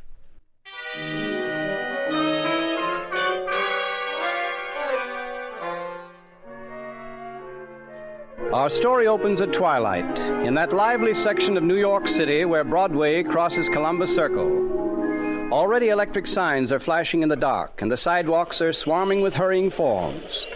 And lost in that crowd is the figure of a man, stalking another man like a panther stalking its prey, until suddenly the air is shattered by a cry of pain and terror. I've been stabbed! I've been stabbed! Oh, no. Oh, how ghastly. Wilfred, did you see that? Yes, I saw it. And I saw the man who stabbed him. Oh. Catch him! Catch him, somebody! The man in the gray suit! Don't let him get away! What's happened? It's murder! A man's been stabbed to death! Somebody said a man in a gray suit did it.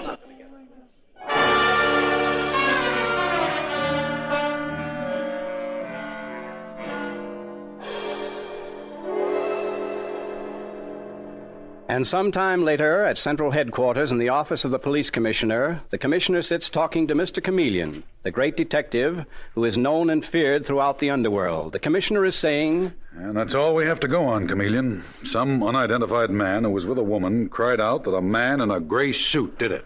Well, that's something, Commissioner. Maybe the two witnesses will come forward and give us a more complete description of the killer. Yeah, but you know how people are. Scared to death to get involved in a thing like this. Certainly the killer wasn't lacking in nerve, stabbing a man to death in the early evening on a crowded street. And a man like Carl Lynch. Yes. We belong to several of the same clubs. Carl Lynch was a wealthy bachelor high up in the banking business. Patron of the arts. Killer had his nerve to strike him down right under the nose of the police. Well, that seems to annoy you, Chameleon. Well, certainly it does. See, it's 3 hours since Lynch was murdered. The witnesses really should turn up very soon. For their sake, they should come to the police. The longer they stay away, the more dangerous it is for everyone.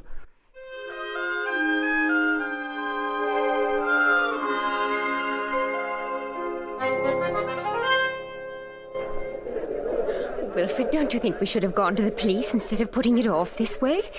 So silly of us to come to the theatre, darling. I can't keep my mind on the play, and neither can you. Oh, it's a very good play, Millicent. The cast is excellent, especially that one actor. What's his name? Roger Appleby, who was just on in the first act. He was really remarkable. Stop it, Wilfred. You don't fool me for 1 minute. You're just as nervous as I am. I don't even like being alone in this theatre box. I'd rather be in the orchestra, surrounded by people. You have got the jitters, haven't you, dear? All right, we'll leave during the next intermission and go straight to the police. Can't tell them much, but at least I could identify the murderer if I saw him. Feeling better? Much better. So am I. This intermission should be over in a few minutes. Meanwhile, let's relax and...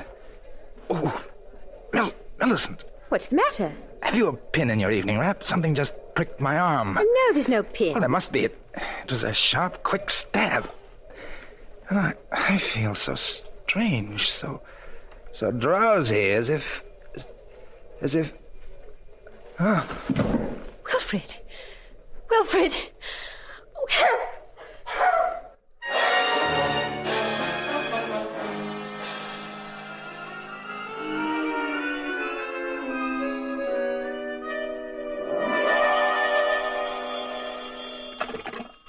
Hello. Yes, this is the police commissioner. What? Where? The Garrick Theater? What is it, Commissioner? Who is he, do you know? I see. Okay, send Detective Sergeant Dave Arnold over there. Okay, I'll call you back. Well, this is quite a large evening, Chameleon. A second murder in a box at the Garrick Theater. Any tie-in with the murder of Carl Lynch up at Columbus Circle? Not at first glance. Lady Millicent Hay, you know, the famous English beauty? Oh, yes, of course. Well, she went to the theater with her fiancé, a chap named Wilfred Crane. It seems he was attached to the American Embassy in London. Well, anyway, he died in the theater box, just like the... Chameleon, are you listening? Yes, I'm listening. Commissioner, a play called Salt of the Earth is playing at the Garrick Theater. What about it? I just remembered Carl Lynch had money in that play. Well, you'd better get over there, Chameleon. I'll leave orders that nothing is to be touched. No one is to leave the theater until you arrive.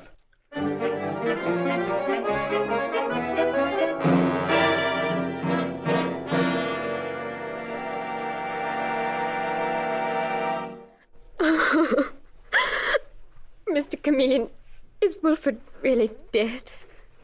Yes, he died instantly, Lady Millicent. Someone must have hidden behind the curtains of the box here and jammed him in the arm with a hypodermic needle. Oh. The needle was filled with a deadly poison. But why? Why? Were you and Mr. Crane the persons who witnessed that other murder in Columbus Circle late this afternoon? Yes, we were. Wilfred and I were discussing it just before he died. We intended to leave during the next intermission and go to the police. Well, you should have come to us immediately. Anyway, there is your answer. Your friend was killed, Lady Millicent, because he saw too much. But, Mr. Chameleon, I saw that murder, too. Yes, I'm well aware of that fact. Where are you staying? At the Millbrook Hotel. Oh, that's fortunate. That's one of those small, exclusive places. What do you mean? Lady Millicent, from now on, you must not be alone, not even for 1 minute. I'm sending one of our women detectives home with you. Madeline, come in here, will you, please? Yes, Mr. Chameleon. Madeline, this is Lady Millicent Hay, Miss Madeline Evans, who happens to be a detective like myself. How do you do? How do you do? Madeline, you are to go with Lady Millicent to her hotel. You're to stay in the same room with her night and day. Is that really necessary, Mr. Chameleon? Yes, it is, Lady Millicent. If you want to remain alive. And Madeline, remember, no one is to be admitted to Lady Millicent's hotel suite except myself. Is that clear? Perfectly clear, Mr. Chameleon. Right. Where's Dave? Right outside in the corridor. Detective Sergeant Arnold, Mr. Chameleon wants to see you. Okay, thanks. Say, Mr. Chameleon, the manager of that show, Ted Martin, is awful anxious to talk to you. And the actors are getting very indignant about being kept waiting backstage. Well, I'll get around to them as soon as possible. Dave, I want you to accompany Lady Millicent and Madeline.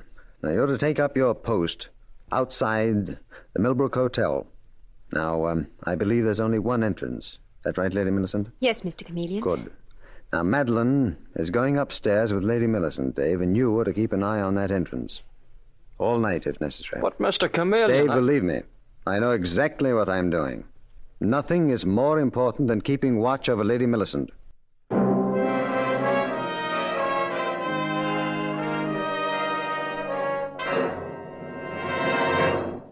You look tired, Chameleon. Commissioner, I am exhausted. Did you ever try talking to a group of actors, each one giving vent to his personal brand of histrionics? Take my word for it, it is very wearing. Any definite leads on either of the murders? Oh, so many leads that they completely obscure the scent. All I'm sure of is that all roads lead to the Garrick Theater. Whom did you talk to? Well, first of all, Ted Martin, the theater manager. He's the brother of Lou Martin, the actor's agent. And right from the start, he hit the nail on the head when he said to me, Mr. Chameleon, you've got a tough job ahead of you. If you get anything out of these actors, I'll eat my hat. I've managed a lot of shows, but I've never known such an outfit for jealousies and feuds and just plain trouble. Well, isn't that usual in your line of business, Mr. Martin? No, it's not. That's a legend built up by the public. Most actors aren't difficult. Well, not too difficult, anyway. But this company has been in a turmoil from the start. Due to what? Carl Lynch, I'm sorry to say. Oh? I hate to speak badly of a dead man, but from the day he put money in this show, there have been fireworks. Within a week, Mr. Chameleon, Lynch had incurred the bitter enmity of 3 people. Who? First of all, Roger Appleby. He's an actor whom Lynch had demoted from one of the leads to a minor part. His salary was cut, too, and Roger needed the money desperately. Mm-hmm. Secondly, Hess Markle, the stage manager. He has a bad temper and is, well, shall we say, unstable. Lynch once got him fired from a previous show. You tried to get him fired from this one? Correct, Mr. Chameleon. Oh. Thirdly, our little ingenue, Sally Holmes, who for some reason Lynch persecuted. He was consistently rude to the girl. Everything she did was wrong. Is she a pretty girl, Mr. Martin? Yes, very pretty, and a very good... Who is it? It's me, Ted. Me and Sally. Oh, come in, Lou. Mr. Chameleon, this is my brother, Lou Martin, the agent. Lou, this is the famous detective, Mr. Chameleon. No kidding, the guy that disguises himself so that nobody knows him. How do you do it, chum? How does an actor act? Oh, say, that's a thought. Same principle, hmm? Say, how would you like me to book you into television? Suppose we wait until I solve Carl Lynch's murder and the murder of Wilfred Crane. Sure, that'll up your price. Which reminds me, Mr. Chameleon, I want you to meet Sally Holmes. How do you do, Mr. Chameleon? Well, how do you do? And you are very pretty, Miss Holmes. But you cannot leave the theater. How did you know that was what we wanted? Listen, she's got a radio broadcast, an 11:30 broadcast. Sorry. No one leaves this theater until I finish questioning all of you. Remember, there's been a murder committed. Yes, he's right, Lou. We shouldn't have asked. So we shouldn't have asked, but there's no harm in asking. Okay, chum. And don't you forget, Lou Martin says you've got a future in television. You know, Mr. Chameleon, you might just as well have let Sally Holmes go. I'll bet you dollars to donuts you'll get nowhere with your questioning. You're mistaken, Mr. Martin. Someone in this theater murdered Wilfred Crane, and I am going to find that murderer. Well, let's wait and see. You know, theater people are very loyal to one another. You have to be an insider to really know what goes on here. And he was right, Commissioner. They all protected one another. I was the outsider, the common enemy. But that is going to be changed. How do you mean, Chameleon? Well, I'll take that, Commissioner. Hello. Mr. Chameleon? Hello, Dave. How goes it? I was just wondering, do you want me to stay on guard here at the Millbrook Hotel? I don't suppose you do. Where shall I go next? The devil are you talking about? Of course I want you to stay. But what for? When I saw you leave with the Lady Millicent Hay... Dave, wait a minute. Is this some sort of joke? Why, no. You walked out of the Millbrook Hotel about 15 minutes ago with Lady Millicent Hay. You got into a car? That's enough. Go upstairs immediately to Lady Millicent's room and see what's happened to Madeline. Then report here immediately. I haven't been near the Millbrook Hotel. Commissioner, someone kidnapped Lady Millicent. They impersonated me. What? Now, only an actor could have done that. Can you imagine that? An actor disguising himself as me instead of my disguising myself as an actor. Because that is what I fully intended to do. And that's what I am going to do and break this case wide open.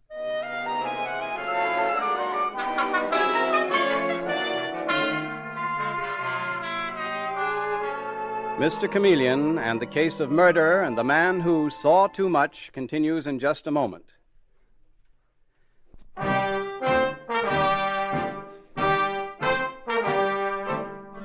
And now back to Mr. Chameleon and the case of murder and the man who saw too much.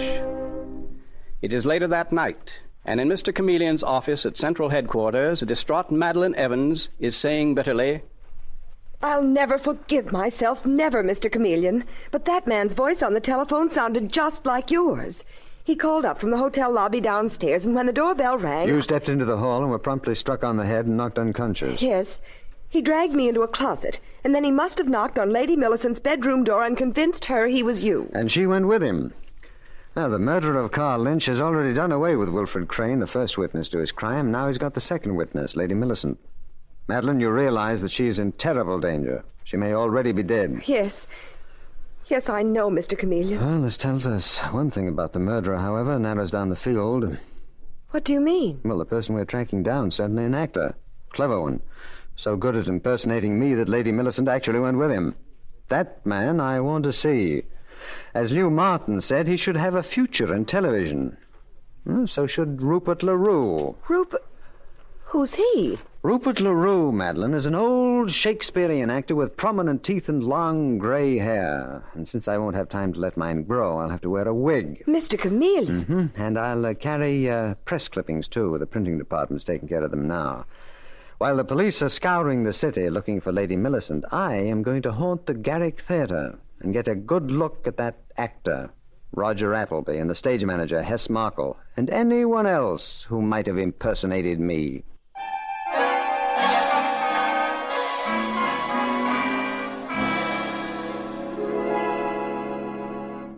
But Mr. Appleby, forgive an old-timer like me for being a bit skeptical, but I've had years and years of stage experience. Did I show you my notices from... Yes, you did, LaRue. Many times. Sorry. But frankly, it's so ridiculous. The police suspecting you of impersonating Mr. Chameleon, that detective.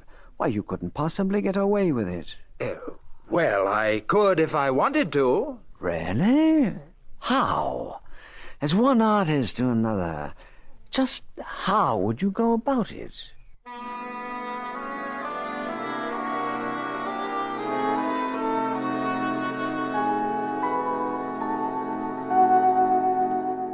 As I was saying, Mr. Markle, when I toured in Othello, or am I boring you? Oh, that's okay, LaRue. I'm just kind of all in. Those dumb dicks started questioning me again today. I got the notion I posed as that detective Chameleon. Oh. What's the matter? Quit it, will you? I don't let anyone laugh at me. Quit it. I'm sorry. Excuse me. I didn't mean to scare you like that. I got a bad temper. Anyway, I could take off Chameleon if I wanted to. If Roger Appleby could, I could. But Appleby is a first-rate performer. I'm glad you think so. But let me show you something. Let me show you just how I'd go about it if I were going to take on the part of Chameleon.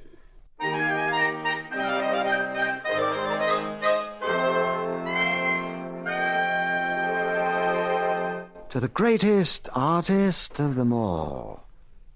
To a truly great artist. To a superb performer. To, What are you doing in here? Oh, good evening, Mr. Martin. Oh, it's you, LaRue. I hope you don't mind my waiting in your office. No, sit down. You seem to have become a fixture around this place. Thanks to your kindness, Mr. Martin. You are a prince among theatrical managers. I'm also known along Broadway as a soft touch. Let's see now. You wanted a job, didn't you? Anything, Mr. Martin. Anything at all. Maybe my brother, Lou, the agent, could get you into radio. No, sir. Not that. Never that. Never that. I promised myself that I would never stoop to radio, but anything else, even if it's a bit shady. Such as what? I'm not saying that you would do anything shady, Mr. Martin. Some theatrical managers are known for slightly crooked deals. But let him, without guilt, cast the first stone. Mr. LaRue, may I see those press clippings of yours again? You may indeed, sir, certainly. Here they are. Thank you. Yellowed with age, I'm afraid, but mine own.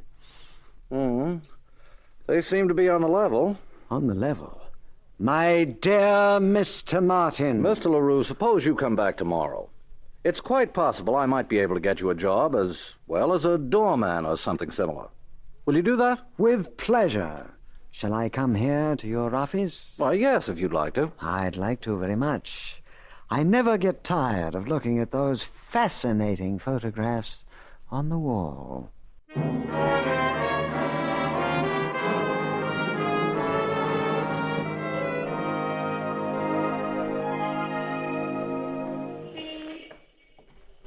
No trace of Lady Millicent, Dave, is that right? Not a sign of her, Mr. Chameleon. For all we know, she's... No, Dave, she's still alive. She must be.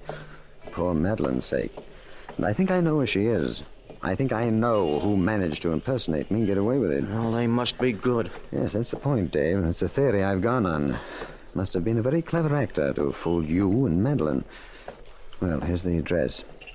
If I don't come out in half an hour, you know what to do. Suppose you're mistaken. If I am, Dave, I'm afraid we won't find Lady Millicent until it's too late. Now make yourself scarce. I'm going to ring the bell. Okay, see you later, Mr. Chameleon.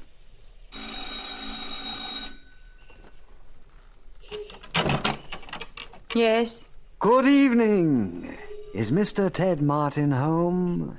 Why, This is his apartment, isn't it? I know it has an outside entrance. Yes, this is his apartment.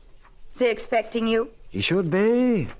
You're Sally Holmes, aren't you? I saw you in the show at the Garrick Theatre. Oh, did you? What did you think of it? The show, I mean. A pleasant trifle. Where's Mr. Martin? Right in here in the living room. But what did you think of my performance? Who is it, sweetheart? What the... Say, what are you doing here, LaRue? Mr. Martin, didn't you expect me? I thought you said tonight.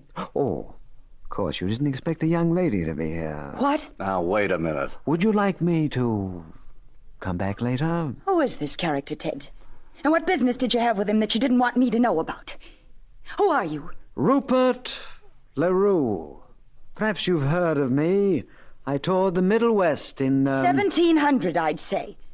And you still haven't told me what business you've got with Ted. He hasn't any, Sally. He's been hanging around the Garrick Theatre. And I told him if there were any odd jobs that I could do for him, I'd be only too happy to, even if they were a bit shady.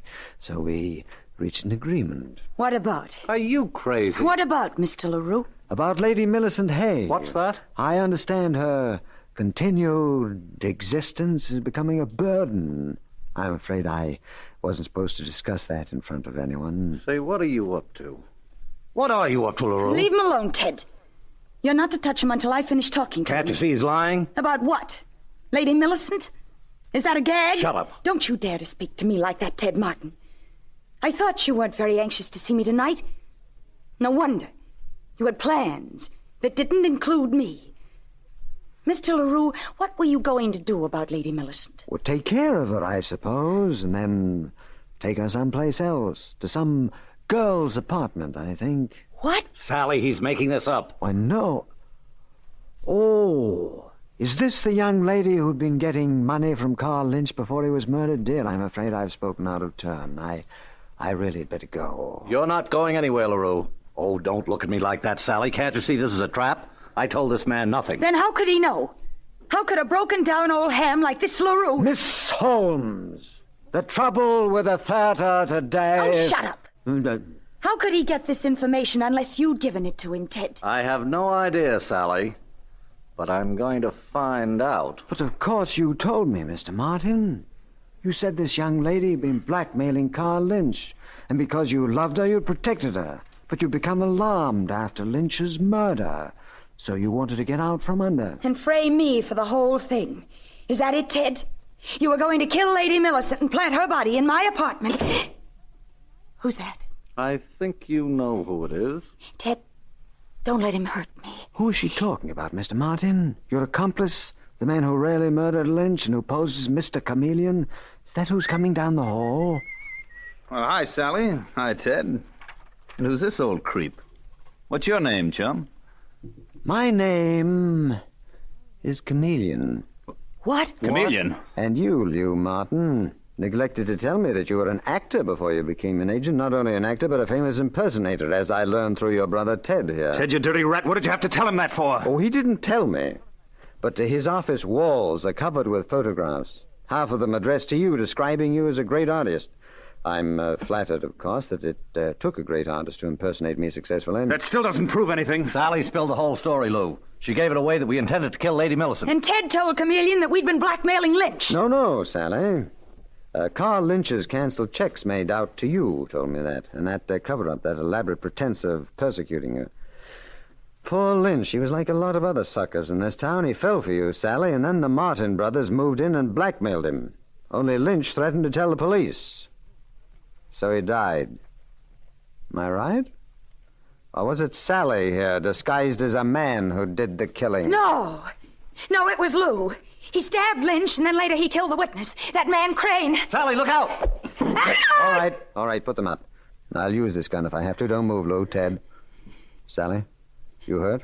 No, the knife missed me. I missed you by an inch. You shouldn't have thrown that knife, Lou. You use knives better at close range. But, at least you've given me the murder weapon. I wondered where that was. And now, you show me where you've hidden Lady Millicent Hay.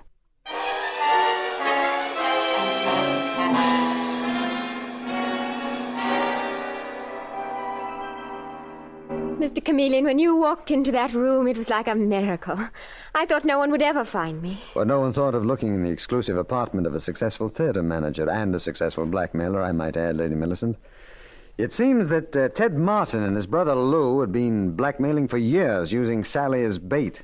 You were fortunate that they didn't kill you immediately, that they were worried as to how to dispose of the body. As a matter of fact, I believe Ted Martin fully intended to use old Rupert LaRue as a means of getting rid of you. Well, thank heavens Rupert LaRue was really you, Mr. Chameleon. Anyway, I'm deeply grateful. And you too, Miss Evans. Oh, please don't say that, Lady Millicent. It was due to my inexcusable carelessness and stupidity that they were able to kidnap you. Well, now, she's being dramatic. She's caught the acting fever. That's a fine thing to say, Mr. Chameleon. I thought I'd get a rise out of you, Madeline. But that's better than letting you feel guilty, because you shouldn't. You know, the best of investigators have been trapped occasionally. And never forget, Madeline, that in our profession, eternal vigilance is the price of success. And of not being conked on the head.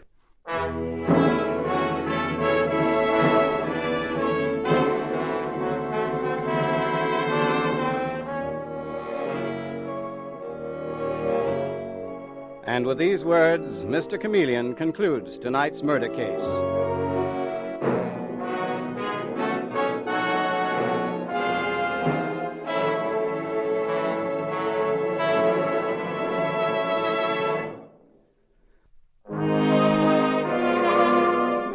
Listen next Wednesday night at this same time for Mr. Chameleon, the Man of Many Faces. The part of Mr. Chameleon is played by Carl Swenson, with dialogue by Marie Baumer from the original story by Frank and Ann Hummert. Music directed by Victor Arden. Your announcer is Howard Claney.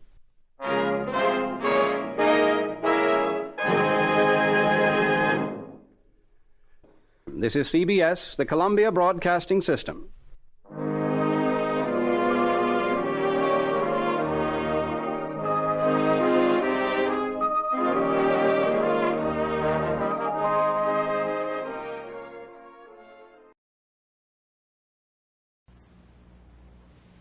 The National Broadcasting Company wishes to call your attention to a program regularly heard on Monday evenings at 10 p.m. New York time over most of these stations. We invite you now to listen, evaluate, and perhaps become a fan of this regularly scheduled Monday night program. Here then, for your approval, is Night Beat.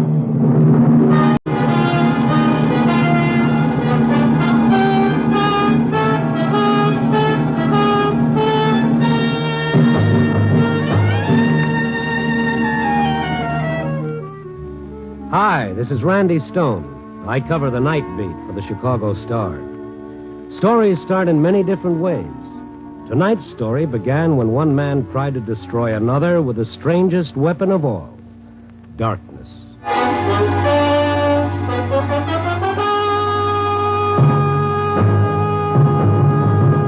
Night Beat, starring Frank Lovejoy and Randy Stone.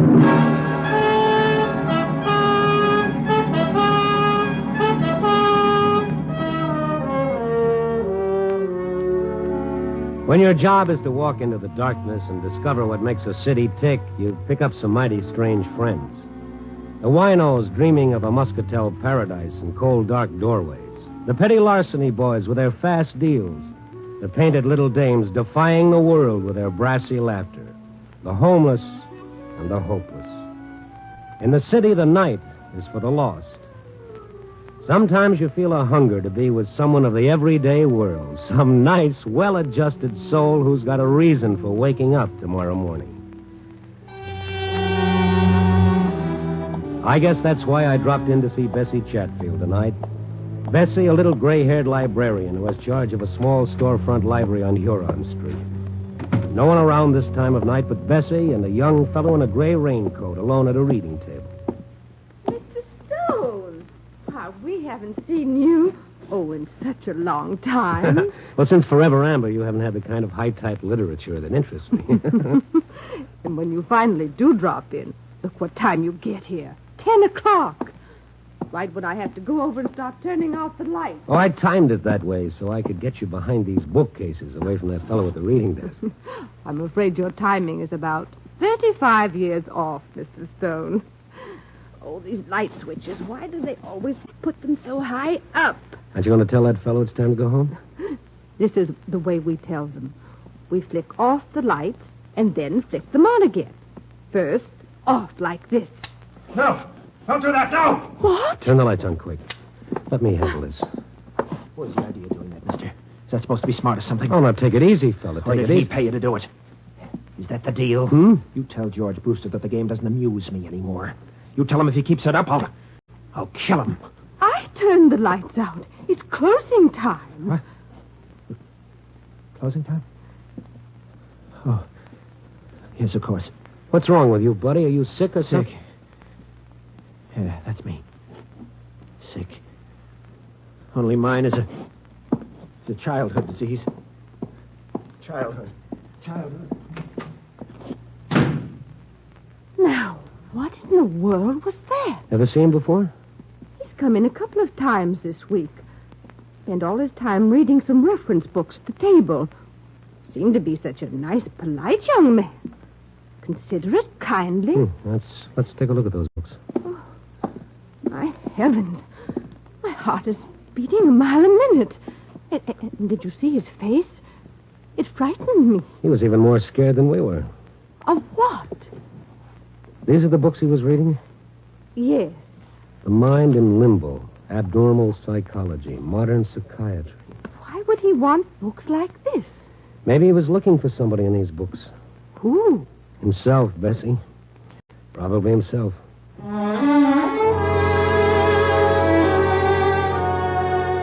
Bessie was pretty upset, so after she locked up for the night, I started walking her to the elevated station over on Lake Street. We'd walked a couple of blocks through the dark, empty streets when suddenly Bessie grabbed my arm.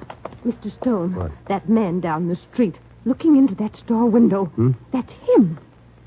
Oh, yes, same gray raincoat, same lad. And look, Mr. Stone. What's that in his hand? It's a piece of pipe or something. He's breaking that store window. Yes, you wait right here, honey. Oh, be careful, Mr. Stone. Be careful. The fellow was reaching through the broken window glass for whatever it was that had struck his fancy. He heard me coming and he turned toward me. One streetlight did something to his face. It seemed twisted and torn. Blood was running down his hand where the glass had cut him. Then I saw what he'd taken from the window. A gun. What's the idea, pal? He spun around and he started running for the elevated station down the block. And in the best tradition of the Rover boys, I stayed right on his tail. He turned back to see how I was doing and stumbled over a trash can near the curb. I caught up with him, grabbing his arm. Let go of me. Leave me alone. Let go of me. He slashed the gun across my face and began running again. I stopped long enough to take a quick inventory of my teeth. Up above, I heard the elevator train coming into the station. The young fellow had reached the station steps and was going up fast, trying to make that train. I reached for one of his legs. He turned and gave it to me right in the stomach. I folded up, and I just sat there, listening to the train pull away with the fellow on it, and remembering what Bessie had said about him being such a nice, polite young man. After a while, I began to feel somewhat human again. I notified the police what had happened, and they sent a squad car out. After they left, I remembered something. A name this nice, polite young man had been throwing around. George Brewster.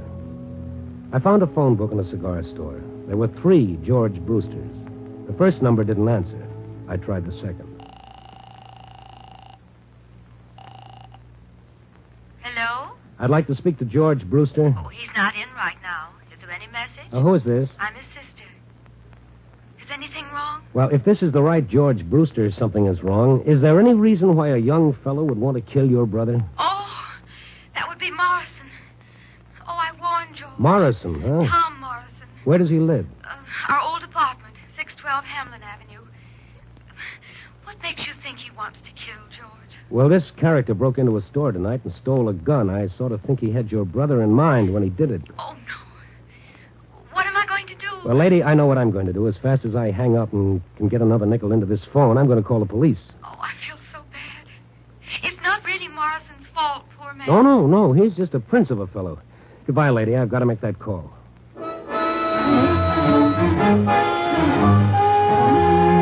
But then it turned out I didn't have a nickel. And on the way to the counter for change, I started wondering why the sister of the man he was going to kill felt sorry for Morrison. And why Bessie thought he was such a sweet character. And, well, the night was young. 612 Hamlin Avenue couldn't wait, and I could call the cops later. 612 North Hamlin Avenue was a second-floor flat on the north side. I got there a few minutes after 11. All the windows were lit up. I rang the bell and waited. I felt a little bead of sweat zigzagging down my face like it didn't have any place to go. Yes? Oh, it's you? No, let's not close the door just yet. In fact, let's push it open all the way. What do you want? My 2 front teeth and a few ribs. Get out of here. Now, look, pal, don't tempt me. Wait a minute. Now, look. I came against my better judgment to listen to what you've got to say. If I leave now, the only place I'm going is the nearest police station. Police station. I guess maybe that would be the best. Otherwise, I don't know what's going to happen. Yes, I get it. I guess you better call the police, mister. What do you think you're doing? Calling my bluff? The phone's right behind you. Okay, buddy. You asked for it. You're sure this is the way you want it? Yeah, it's better this way. I'm at the end of my rope. I don't want to kill him. George Brewster? Yes, George Brewster. I know how it'll end if he doesn't stop. Stop what? You call the police, mister. You'd be doing me a favor. Since when have I got to do you favors? Why aren't you calling? I'm an Eagle Scout in good standing, and I haven't done my good deed for the day. Well, you can't help me, whoever you are. Stone is the name. What makes you so sure that I can't? Thanks for even wanting to. After the bad time I gave you. Bad time? That's the understatement of the year. Well, I was panic-stricken. He's got me half crazy. What have you got to lose if you tell me about it? No. Okay. Oh, wait. I don't know. I'm like a drowning man grasping at straws. Look, maybe if you talk to Brewster, told him what he's doing to me, maybe then he'd leave me alone. Well, you never can tell, but I'd have to know what I'm talking about. Quite a story, mister. These lights. Look at them. Bright as the sun, aren't they? Lamps, overhead chandeliers. Just look at them. I'd hate to see your light bills. Well, like some men need drugs. That's how I need these lights. Come again? My sanity depends on it. On these lights? Yes. You see, it's a sickness. They've even got a name for it. Noctophobia, it's called. It's fear of darkness. Fear of darkness? But that's for kids. I'm sorry. Don't be. I quite agree. Kids or neurotic women. But in a man of my age, it's quite ridiculous. Only when the day starts drawing to a close. When the night starts crowding in. Have you been to doctors? Sure, I've been to doctors. They tell me I shouldn't feel too badly. Plenty of people with my trouble. Hangover from childhood. An illness like heart trouble is an illness. I'll take the heart trouble. Maybe you haven't gone to the right kind of doctor. Maybe psychiatry could help you. Nothing is going to help me. George Brewster's going to see to that. What about this Brewster? He's trying to destroy me. With the strangest weapon of all. The strangest weapon of all? Yes. His weapon is the night.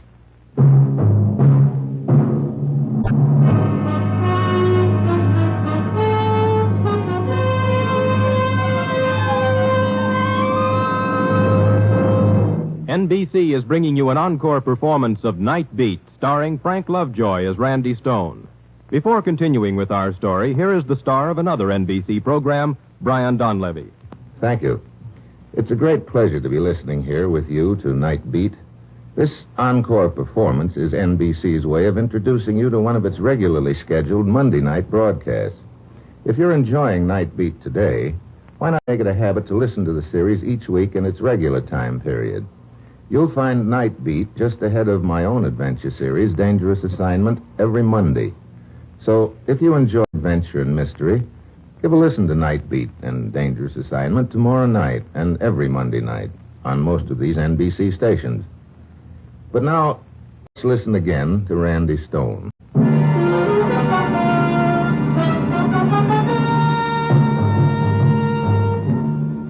It was a weird feeling standing in Morrison's brilliantly lighted parlor listening to him tell me about his terror of darkness. A sturdy, healthy-looking man trapped by a childhood nightmare. I felt guilty listening to him, like I was eavesdropping into a dark corner of his mind that was nobody's business but his own. And yet he had to tell me because he needed help, because George Brewster was using Morrison's fear to destroy him. I was sent to Chicago by our company to replace Brewster. Until he found out why I was here, he couldn't do enough for me. He even got me this apartment. Oh, greater love hath no man. Then he found out what the setup was, and he changed fast enough. How did he find out about this fear of yours? I'm trying to tell you how. The other night, the two of us were working alone in the big vault down at the office. Working on some old account. And the overhead light, it blew out. Mm-hmm. Well, it was so sudden, I couldn't help myself. I tried to keep calm, but it's like something tearing me to pieces inside. I couldn't breathe. I couldn't. Finally, I had to run. So he found out about it? No, I wasn't sure. But it started him thinking. Yeah? The next afternoon, he came over to my desk. He was jovial, friendly, like he'd been in the beginning. Saying we'd been at each other's throats long enough. Inviting me to have dinner with him that night. Right from work, we went to his favorite spot on the north side. It was a place called the Catacombs. I began feeling uneasy the moment I entered. How do you like this place, Tom? That's okay. It's fine. Been a favorite of mine for years. One spot in particular, the wine cellar. How do you feel about wine? I like it all right. Come on with me. I'm a wine man from way back. Oh, say, George, I wanted to talk to you about that little outburst last night. They have a different wine cellar with a different temperature for each type of wine. I haven't been sleeping very well, you see. Me? I prefer Riesling myself. Here we are. Huh? The white wine cellar. We'll select our own brand for our supper. Here, I'll open the door. This is a privilege only an old customer like me can get away with. Come on. Dark down there. That's why they've got this candle here on the ledge. Got a match? A match, Tom? Yeah. Here. Okay. Get this candle going. Good. Now, let's go downstairs. George, you think we should do this on our own? Done it hundreds of times. Been coming here for the last 10 years. Now, let's go down these stairs. Careful. I was explaining about last night. Candle casts funny shadows, doesn't it? Notice how cool it is?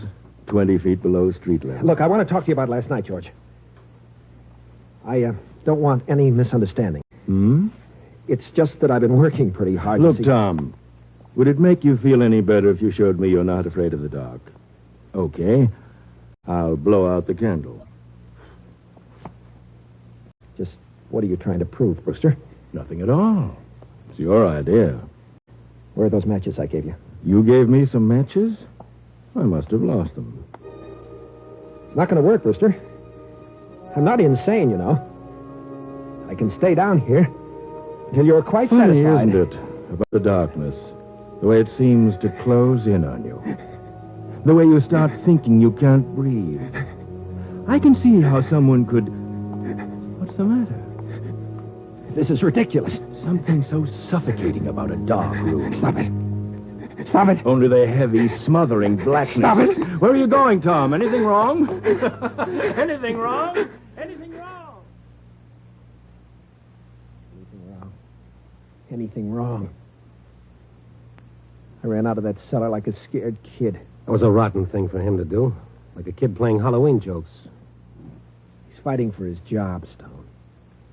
He's not so young anymore. He can't start all over again. So he'll do anything. Great. I'm sure he's told the people down at work. I'm sure they're all laughing at me behind my back. You don't know what that does to me. I can imagine. Today I found a new desk lamp on my desk, courtesy of George Brewster. Every day, something like that. Did you ask him why he's doing it? He won't admit he's doing anything. Says it's all my imagination, that maybe I ought to see a doctor, or better still, maybe a change of climate would help. I'd leave town in a minute. Only my future's at stake, too. And before I let him drive me crazy, I'll kill him. Well, I'm going now. I'm going to talk to this bird. Where does he live? Out in the suburbs, Lake Forest. Lives with his sister. All right, I'll give you a ring as soon as I've seen him. I hope you can do some good, Mr. Stone. Yeah. Oh, say. I almost forgot something. What? That gun you made off with. Maybe if we're lucky, we can talk the store owner out of pressing charges. I'll try. It was a crazy thing to do. I was so desperate. Wouldn't have done you much good. When they put them in the window, they never loaded. I'll let you in on a secret. If I hadn't known that, I wouldn't have been such a hero coming here tonight. I'll let you in on a secret, Mr. Stone. You can get bullets without a license. The gun's loaded now. Oh, great. Go and get it for me. All right. Guess I want to give it to you. It's in my bedroom. He started for the bedroom. It was almost like a comedy routine where, after the big build-up, the punchline comes out right on cue. The moment he entered the other room, every light in the house suddenly went out. What happened to the lights? Take it easy. Now, where's the fuse box? I don't know. I've never had occasion to use it. Besides, if it was the fuse, all the lights wouldn't go out. It wasn't you. Use your head. How could I do it? I'm getting out of here. The hall light's out, too. Stone. Maybe something went wrong with the central wiring. But why should it happen exactly now? Wait. Huh? The downstairs apartment. Their lights are on. If it was the wiring... All right. Let's ask them where the fuse box is. Yes? Oh, Mr. Morrison. My lights went out. It might be a fuse. Where are the fuse boxes for these apartments, do you know? Out in the back. I'll get a flashlight and show you. Here we are. The fuse box is right here below our meters. Whenever the people from the light company come out, they have a dickens of a time finding it. Will you hold the flashlight steady? Let me take a look. Wait a minute, Stone. Lower the flashlight just a little. Huh? It's not the fuse. Look at the master switch on my meter. And look at the one of Mrs. Graham's. Why, somebody pulled your switch down to off. Yes. Yes, someone surely did. Oh, here, let me push it up. There. And look upstairs. All your lights are on again. Probably some kids playing a joke. How do you suppose the rascals ever found it? It's so well hidden. Well, I have a theory all kids come equipped with special radar for finding things like this. Mrs. Graham, tell this gentleman who used to live in my apartment before I did. Why? Tell him. Why, you know. He even got the apartment for you. Your friend, Mr. Brewster. But what is Tom, that doesn't prove he did it. For me, it does, Stone. For me, it does.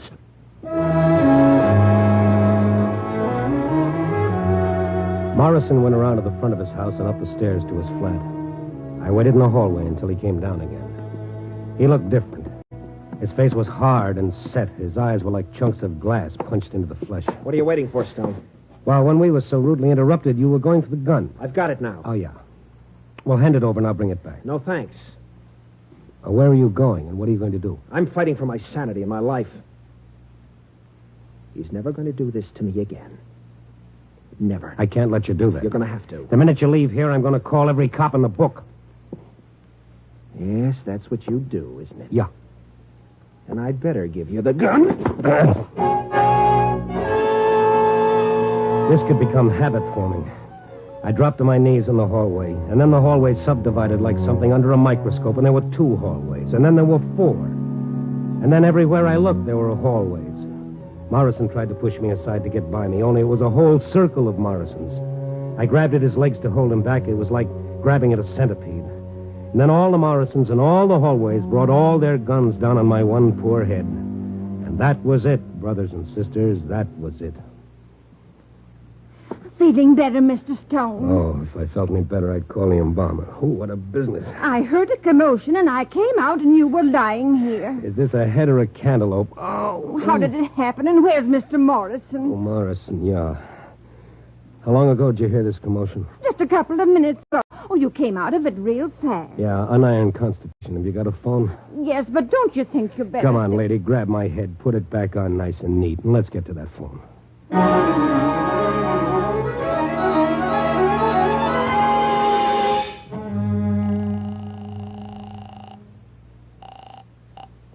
Hello? This is the fellow who called you before, Miss Brewster, about Morrison and your brother. Oh, yes. He's not there yet, huh? No, my brother... I don't mean your brother, I mean Morrison. What? No. Yes, he sure is. Now, give me your address. The minute you hang up, get away from your house as fast as you can. Morrison's got a gun. He's half crazy. Maybe we should call the police. Maybe we should, but I'm not going to. They'd throw the book at him 10 years for attempted murder. I think I can stop him before he does anything. I can't tell you how sorry I am about this. Lady, you and your brother should be.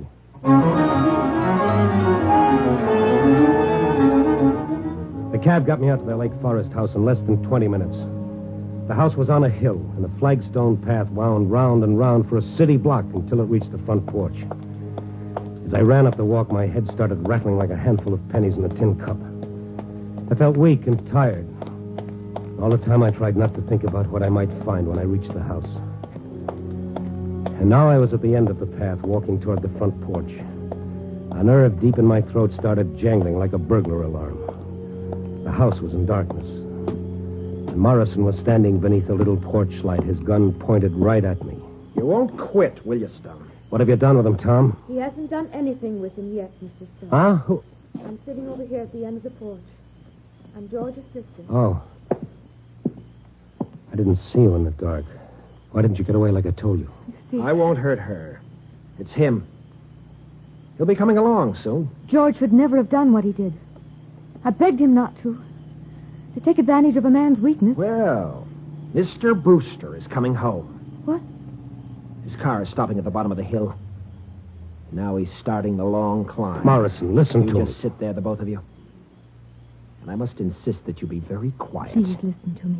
Please. Please. Keep coming up that path, Brewster. It's a long, long way. You must listen to me. Morrison, You don't know waiting near what the you're porch doing. light, the gun in his hand. George hurt you. We shouldn't have done Far that. below the small figure What of you're George doing is Brewster, so making the much long, slow climb. You're going to kill George because he found out about your fear. But don't you see? George is afraid, too. Of being 53. Brewster Of had seeing stopped at his the whole first life landing going to down catch the his drain. breath. That's Now he why was climbing hurt up the you. path again. His back was to Maybe the wall. 100 steps from He his was death. fighting for his life, I just as you found were myself fighting for counting yours. the steps. Closer. Why are you afraid of the dark, Mr. Morrison? Don't you see? If you weren't afraid, George couldn't hurt you anymore. Please, listen to me. Keep your voice down. If you try to warn him, you both die, too. Keep coming, Brewster. What is there to yes, fear he kept about coming. the darkness? No more than The 70 darkness steps is nothing now. in itself. All it does The is girl's hide the voice world's going ugliness on for and a on. little while. And Brewster getting closer. If you Less believe than in 50 God, steps now. if you believe in your 30 own steps. soul, how can you fear the night? What is there in the darkness that can hurt you? There's such peace in the darkness. After the heat of day is gone, the rush, the tumult, the struggle, you can breathe easy again. You can let the tightness inside unwind. He's almost close enough. Listen to me. Please listen. It's not going to work, Miss Brewster. I'm going to try and Wait. rush. Miss Brewster, stay where you are, miss. No. You must see me in the light. I tell you, stay where you are. Tom. Look at her. I didn't realize. I'm not afraid. What right have you to fear? Julie, is that you on the porch? What right have you to fear, Mr. Morris? What right? Phew, what a long climb. I must be getting old. What are you doing here, Morrison? And who's this? Oh, don't mind me. I just came along for the ride. What's this all about? I just came to say goodbye, Brewster. You leaving? Yes. I'm going back and tell them you've done a good job here. But it's not fair to replace you after so many years. You sure nobody scared you away, Morrison? Well, look at him, Brewster. Does he look like he's afraid?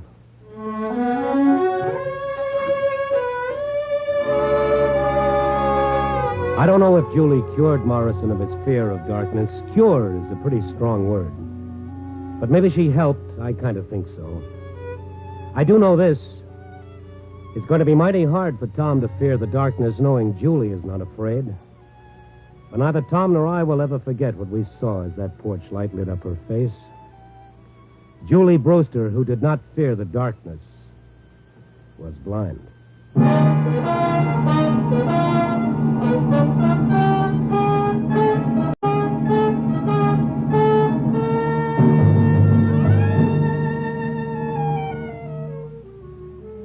And now that part of the story they always print in heavy type, the moral. And don't smile so indulgently. Morals are very nice things. Some of my best friends have morals.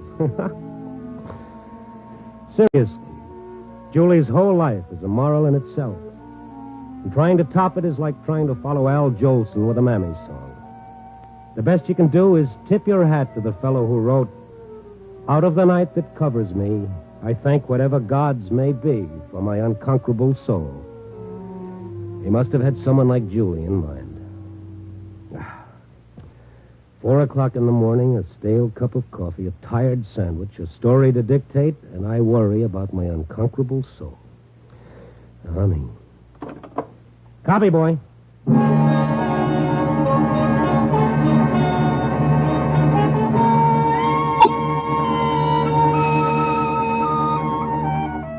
Nightbeat, the new dramatic series, stars Frank Lovejoy as Randy Stone. Nightbeat is written by Larry Marcus and directed by Warren Lewis. Music by Frank Worth. David Ellis played Tom. Lorene Tuttle was Ruth. Others in the cast were Charles Seal, Margaret Brayton, and Ruth Parrott. Frank Lovejoy will next be seen in Milton Sperling's production, Rock Bottom, released by Warner Brothers.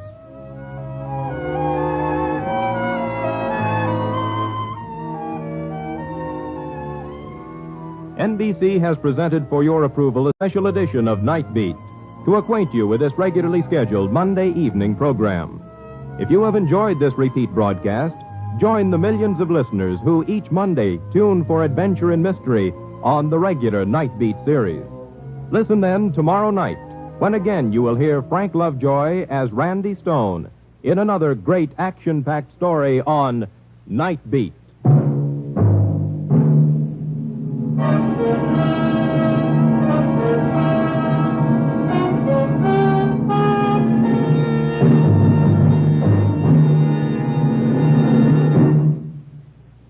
For music today, hear Harvest of Stars and American Album on NBC.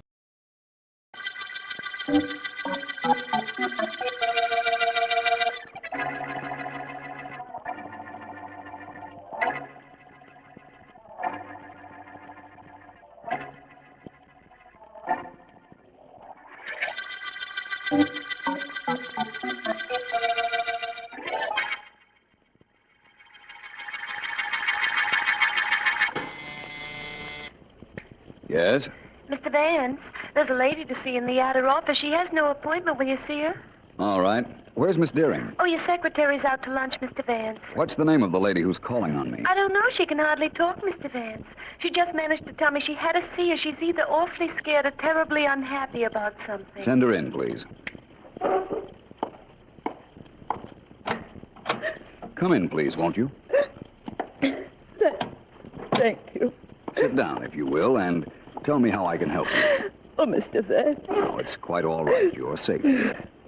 Won't you calm yourself and tell me what's troubling you? Mr. Vance, I saw him. I heard him speak. Heard who speak? My husband. Well, that doesn't sound like anything to break you up this way. But you don't understand. No, I don't imagine I do. What's so unusual about seeing your husband and hearing him speak? He's dead. I buried him 10 months ago.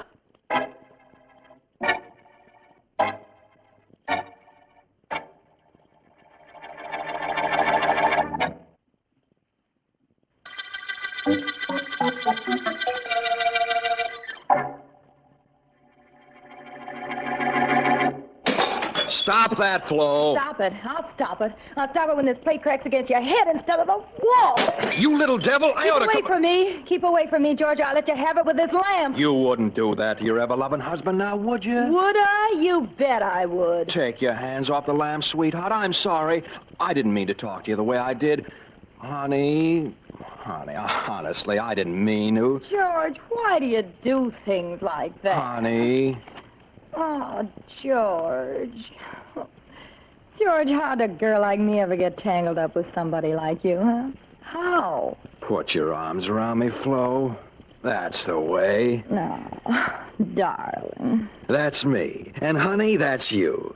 Put darling and honey together. What have you got? Us. What a combination we are. We're either making love or making war. Married 6 months and not a dish left in the place. I've thrown them all at you. Your aim is bad, honey. With a dish, maybe. But it's pretty good with a gun. And I got a gun. Only, darling, don't ever make me use it on you. I'll miss you so.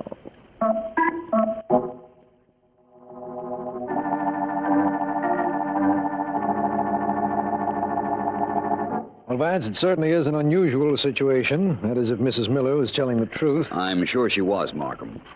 I know it's no case for a district attorney, and I didn't come here to talk to you about it professionally. I am interested in your reaction, though. She said she buried her husband 10 months ago. That's right. And she was wearing deep black, Markham. A black dress, black gloves, black veil. And I checked with the undertaker who had charge of the funeral. She buried her husband, all right. The records show that a Daniel Miller was interred in Holly Oaks Cemetery just 10 months ago. And his widow, who after 10 months reverts to her former status as wife, claims she saw him on the street. Why didn't she go up to him? As she explains it, she was too stunned to do anything right then. By the time she recovered her composure, the man had disappeared. Uh-huh. What's your opinion of her story, Vance? I believe it. I believe she saw a man she honestly thought was dead. You mean a dead man has come to life? A corpse is walking around this city? To all intents and purposes, yes. I promised Mrs. Miller I'd do what I could to help her. She's on the verge of collapse. Yes. Well, call on me for anything I can do, Vance. Thank you, Markham.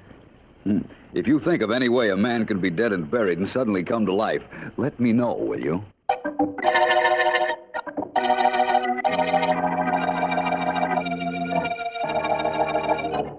Now, you two men know what I want you to do? Look, Mrs. Miller, you told us, didn't you? What do you think we are, dopes? She might be right. We're always agreeing with everybody all the time. That's my brother. That's right. Yeah, that's what I mean. Okay, Mrs. Miller. You gave us the picture of your late husband. We got it.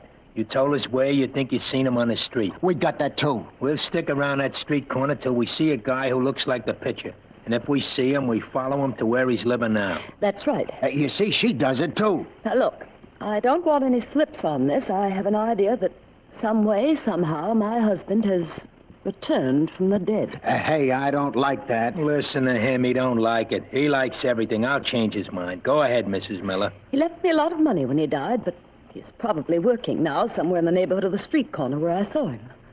I want you to find him. Okay, so we find him. Then what? He was dead once. See to it that he returns to his former status.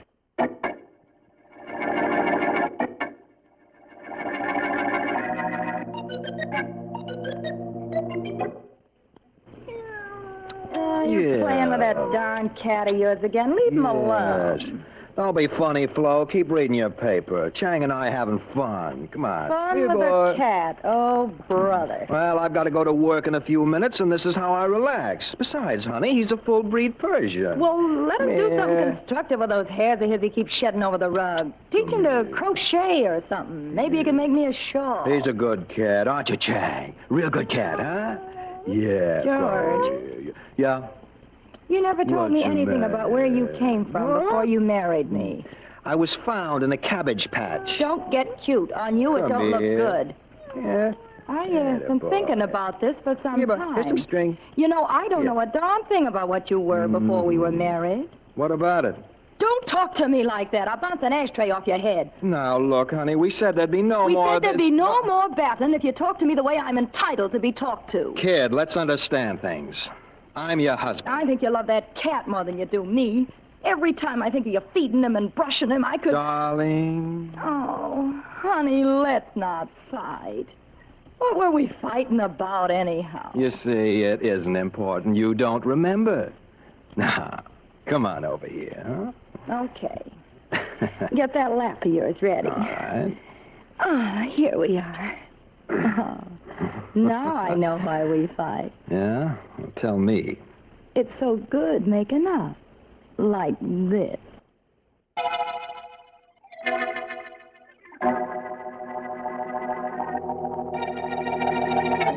I've got a few minutes, Mr. Vance. What's on your mind? How good is your memory, nurse? Well, I'd remember you if I ever saw you again. Who wouldn't? Well, thank you.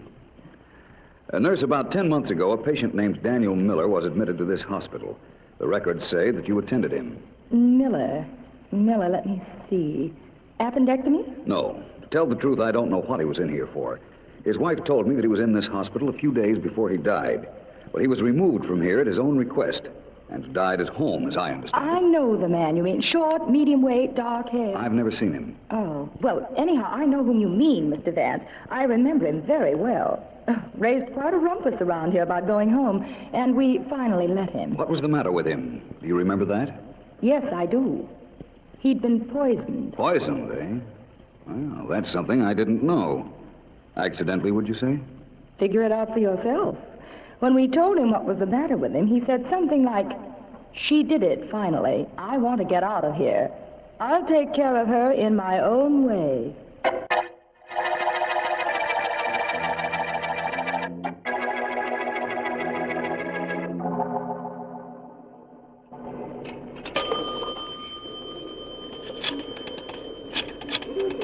Close the door to boot, Joe. You want the whole world to hear what we tell Mrs. Miller? It's okay with me if they hear. Everything's okay with you. Close the door. Sure. Only it's a tight squeeze. There. Hello? Mrs. Miller? Yes? You know who this is? Yes. Go ahead and talk. She said talk, so talk. Shut up. What? Oh, not you, Mrs. Miller. Listen, we think we spotted the guy you want. Where is he? Well, that's a problem. We spotted him coming out of a building just now. Only he disappeared into the crowd before we could tail him. Oh. We'll get him tomorrow morning, sure. That is, if he works in the building, which he probably does. All right. Sorry you lost him, but tomorrow will do. One more day isn't so terribly important when so many years depend on what's going to happen then.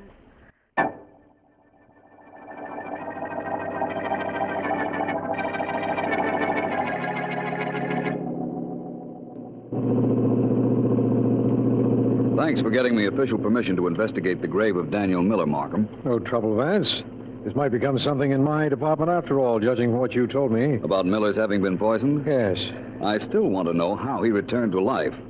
In all my years of private investigating, I've never encountered that before. You want to see his grave, is that it, Vance? I want to look into his grave, Markham. I've talked over the phone to the man in charge of the cemetery, and he'll take us out to the spot where Mr. Miller is buried.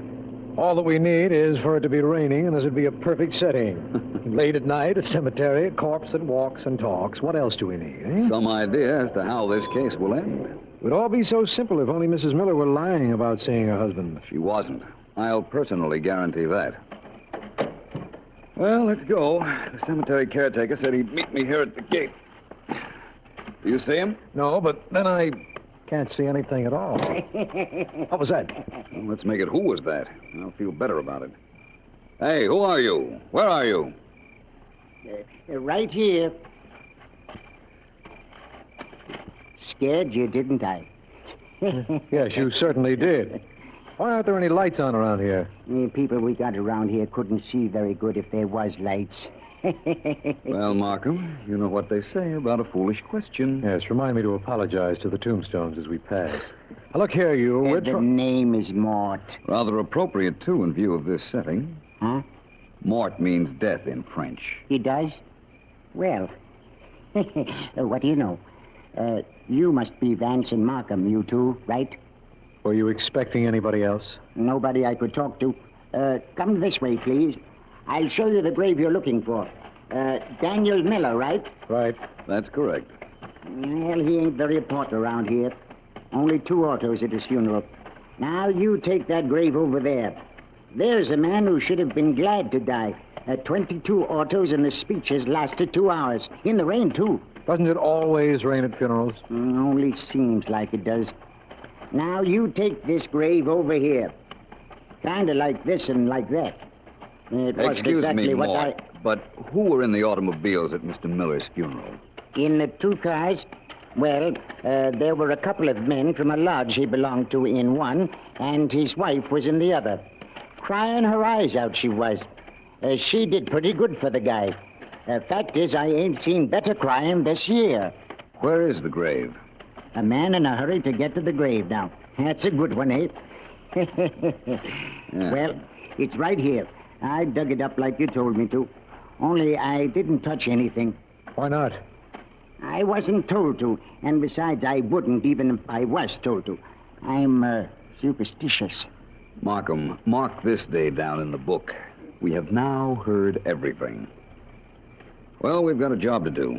I'm going to hop down into that grave. I wouldn't if I was you. Why not? On account of a lot of reasons, only one of which is important. And that is? There ain't no casket, there ain't no body, there ain't nothing in there. What? That's right. I dug up the grave like I was told to do, but I could have saved myself the trouble. Somebody else must have wanted what you fellas wanted and beat you to it. That grave was empty.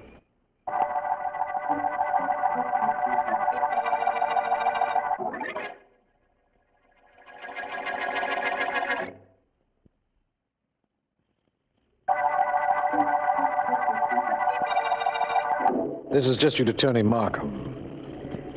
The case we're working on concerns the reappearance of Daniel Miller, ostensibly dead and buried 10 months ago. When Miller's widow comes to Vance, she insists she saw the presumably dead man on the street.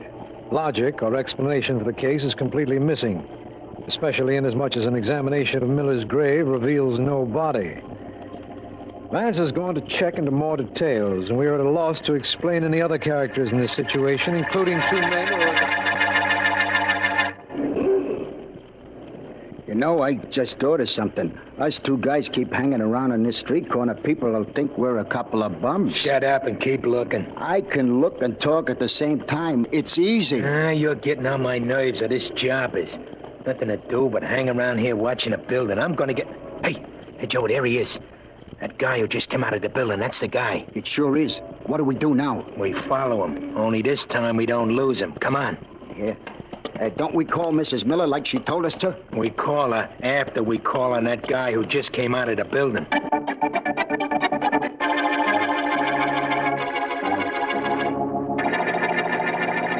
The shot came from this house, officer. I heard it. I called the police right away. Who lives here, do you know? Of course I know. I live next door, don't I? Mr. and Mrs. Ward live here. Came to live here just after they were married about 8 months ago. Fight? Used to fight all the time, day and night. Day and night. I've never seen it. Front door's open. Come on in. Hello there. Anybody home? Anybody home? You see, there's nobody home. Can't blame his wife for not staying home much. Can't blame him either. She had the temper. She's always flying off the What's handle. in that room there, do you know? One with the door closed? Yeah. That's probably a bedroom, just my house. All these one-story bungalows built just about the same. Just about, I'd say. You take that... I'm going to take a look in that room. I'll go with you. I'm not afraid of anything, as long as you're here. That's real brave of you. Now, just a second while I take a look in here. That's a cat. Close the door. Close the door. I can't stand cats. I've never been able to stand cats ever since I was a little boy. I'll never forget... Did you see what was next to that cat? Well, no, I really didn't. I was so scared by... That cat was standing next to a body. The body of his master, I'd say. And the master was dead, with a bullet hole in his forehead.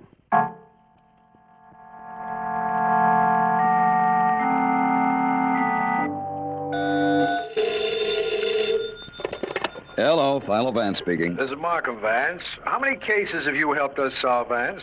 Why, I don't know. Why do you ask? Because we've finally been able to help you with one. Oh? Yes, a man known as George Ward, who lived with his wife at 10 Jackson Road, was found murdered a little while ago. Yes? Merely as a matter of procedure, Homicide Sergeant Heath took his fingerprints and checked them.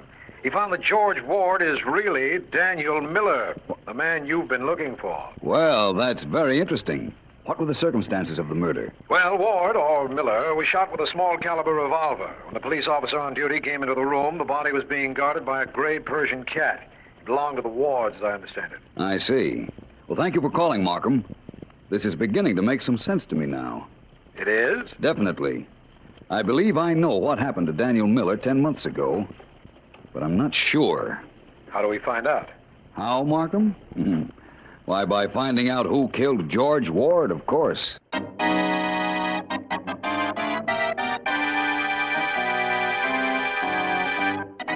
Let go of me. Let go of me, copper. If I ever get in my house, I'll break a plate over your head. Let go of me. Easy now, Mrs. Ward. Take it easy. All I want to do is take you downtown for questioning. Orders were to pick you up now that your husband was murdered. I don't know anything about this murder. I was downtown shopping. I heard about it on the radio, and I came straight out here. Are you gonna let me alone? Sorry, Mrs. Ward. I got to take you downtown. That's my orders. Sergeant Heath wants you brought in. We understand you and your husband had been doing a lot of battling, and the sergeant... The sergeant wants to see me, does he? All right, I'll go with you. Let me stop at the dime store first. I want to get a couple of plates to break over his head if he tries to say that I killed George.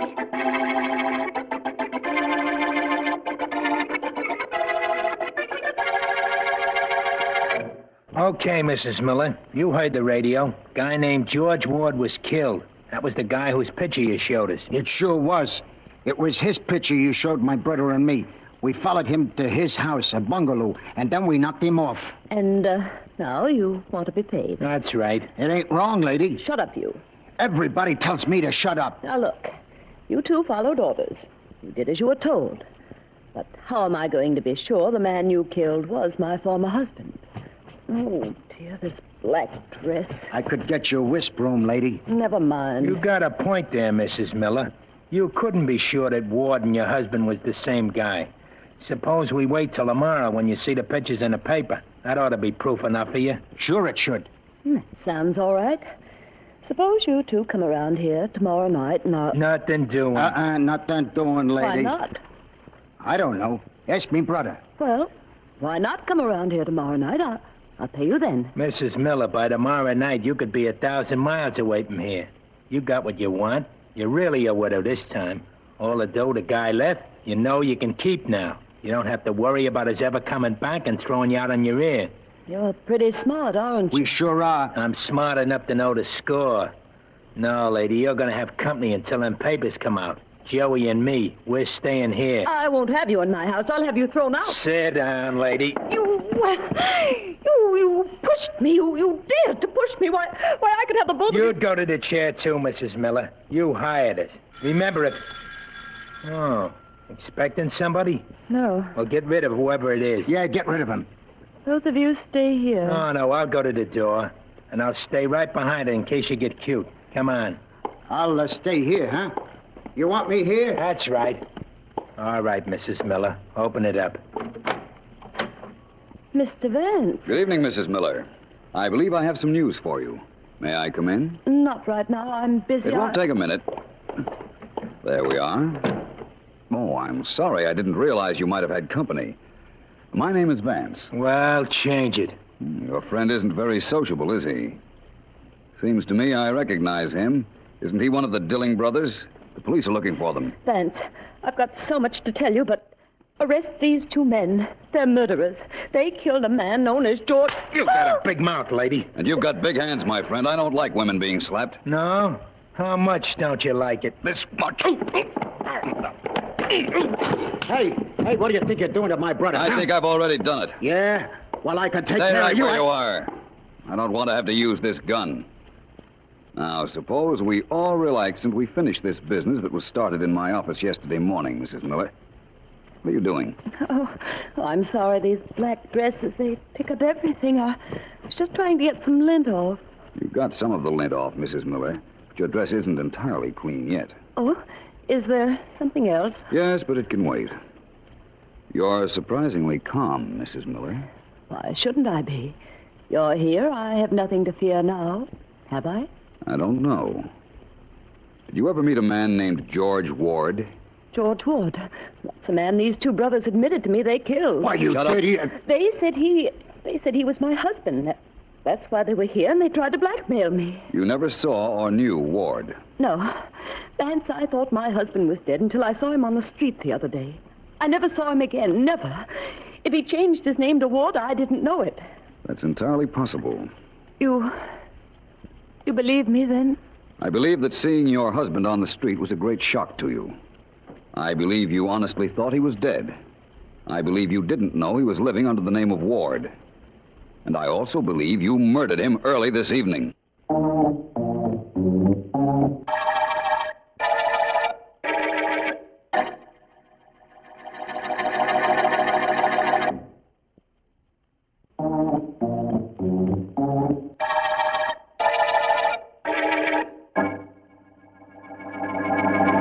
Well, Markham, you're entitled to an explanation of this case, and you're going to get it. The entire explanation.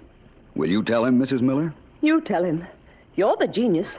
Well, 10 months ago, Daniel Miller left a hospital knowing his wife had tried to murder him by poison. He went home and bribed an undertaker to bury an empty casket. That was to fool his wife, who was not in town at the time, but returned in time to go to the funeral. Oh, that's what he did, eh? Sure he did. But I got him just the same. I had to kill him. You hear me? I had to.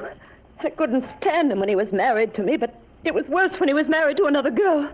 And I'd kill him again if I got the chance. I'd kill him again. Better take her out of here, Burke. Right, Mr. Markham. Come on, you. Let's get going. You'll never send me to the chair. I'll say I'm crazy. I'll say I'm insane. They'll never be able to kill me for what I've done. Come on, out. You only think you... Well.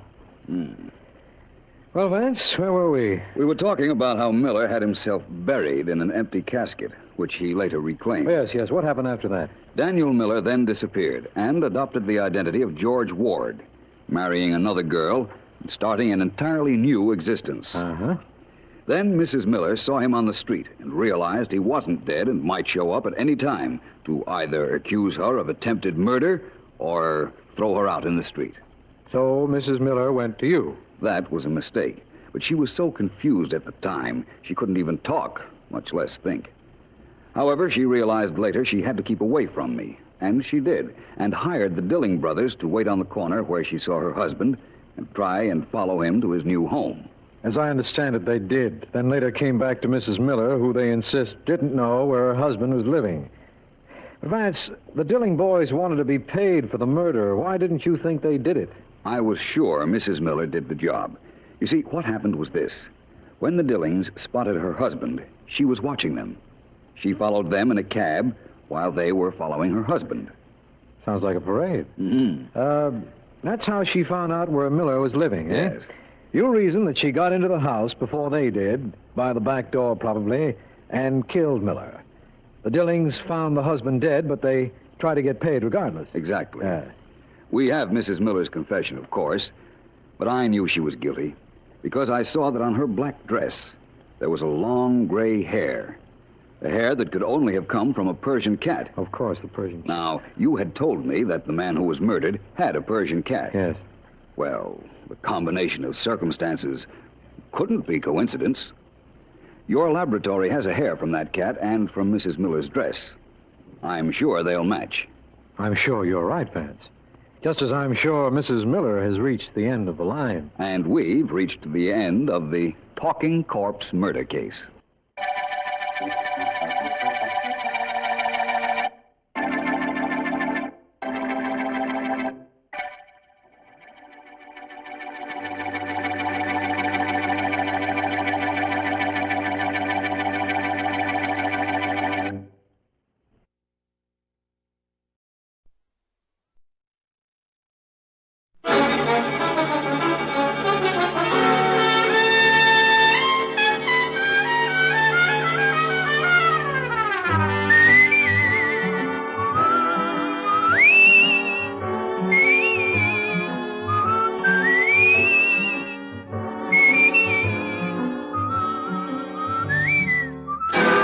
Dick Powell as Richard Diamond, private detective.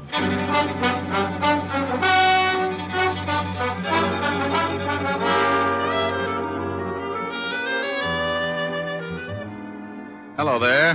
This is Diamond. I have a little office on Broadway at 53rd Street. And if you happen to be in the neighborhood sometime, you might notice a sign on the door. It reads Diamond Detective Agency. Yeah, that's how I make a living, such as it is.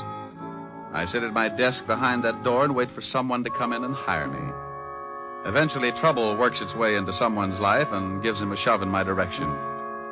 He tells me about it, and I listen with the attitude of a father confessor. When he's done, I dry my eyes and tell him what I think. What I think really doesn't matter, because it's just a shortcut to $100 a day in expenses. Sure, you can hire a guy for less money, but when I work, it's for a price I figure I'm worth.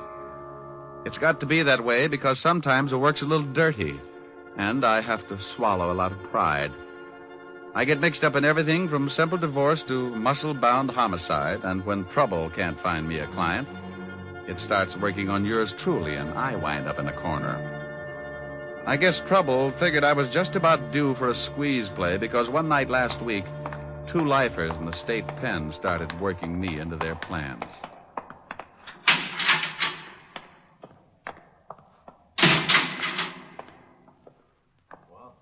What about it, Walsh? Shut up. Wait until the guards pass.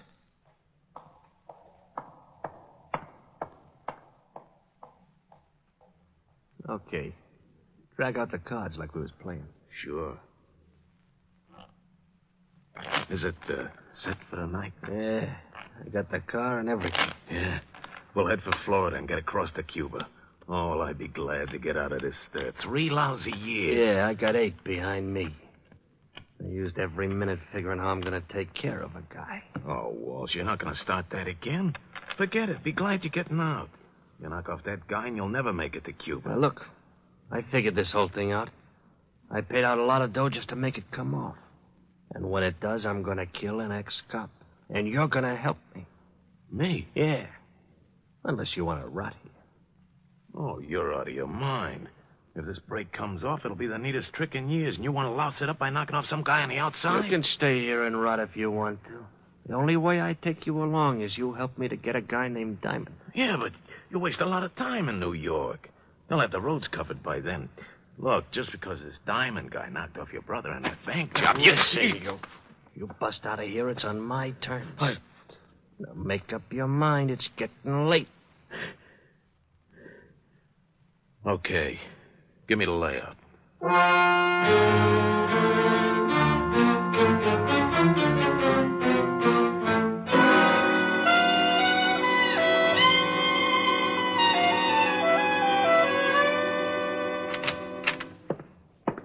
Yeah, what is it, Otis?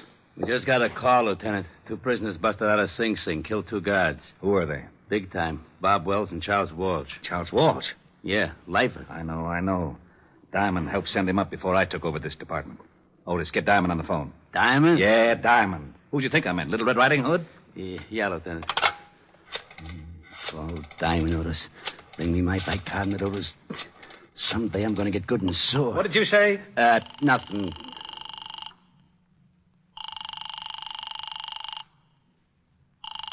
Nuts. Now what's the matter? His office don't answer. Give me that phone.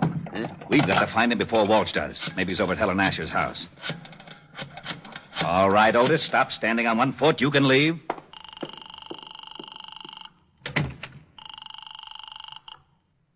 Miss Asher's residence? Hello, Francis. This is Lieutenant Levinson. Is Diamond there?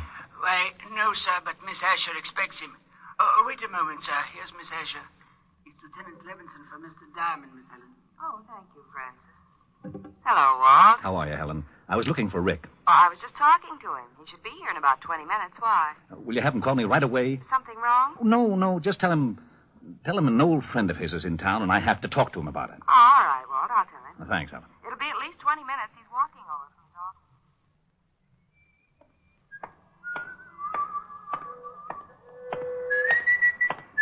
Okay, Diamond, hold it right there. Start walking over to that sedan. Don't you know it's not polite to point? Look, laughing boy, I got a big gun in my pocket. Well, I'm proud of you. I thought it was a crossbow. Get moving. Okay. I'd never seen him before. He was a tall guy with a scar in his chin. He walked me over to the sedan and opened the door. He moved in close and shook me down. He relieved me of my .38 and motioned me into the front seat. I slid in, and he started to follow, so I kept one leg out in front of me and kicked him in the face. I couldn't get enough leverage to cool him, but it gave me enough time to get out the other door and start making like a miler. I looked over my shoulder and saw him climb out holding a bloody nose. I knew he wouldn't take a shot unless he got close enough to make it count, so when he started after me, I ducked into the subway. I found a dime and went through the turnstile. The train was getting ready to pull out, so I pushed my way on just as the gonnet came down the stairs. He said he wasn't happy to see me go. He didn't even wave goodbye. Wait a minute, you! Wait! Oh, nuts. My nose. Got away from me. How do I call like that?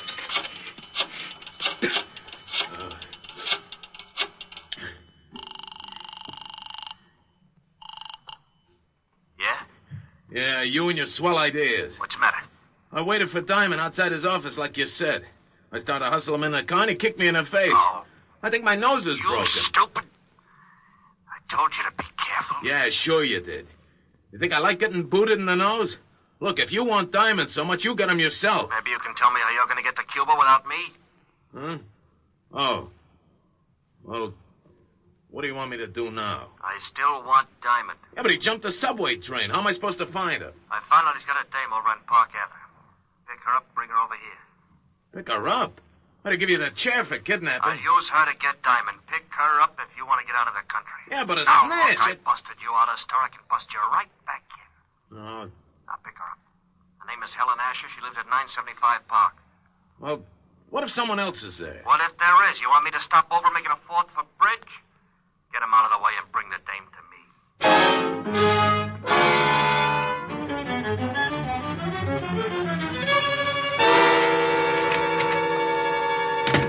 Hello, Otis. Well, Diamond. Lieutenant's been looking all over the city for you. I bet you've been a nervous wreck.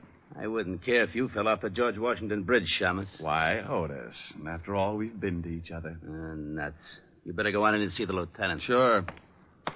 Hey, Sergeant. Yeah? When are you going to get some new shoes? If yours turn up any more in front, you'll have to ski to work. Hello, Walt. Rick, we've been looking all over for you. Why don't you cops get on the job?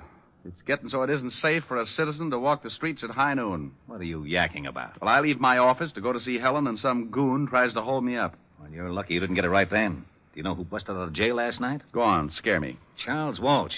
He swore if he ever did bust out, he'd get you. Wow.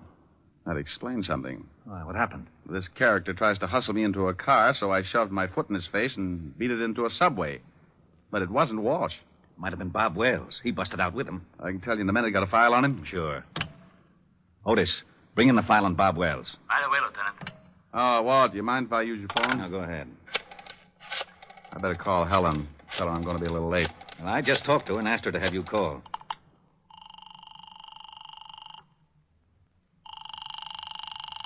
Where is everybody? Yes?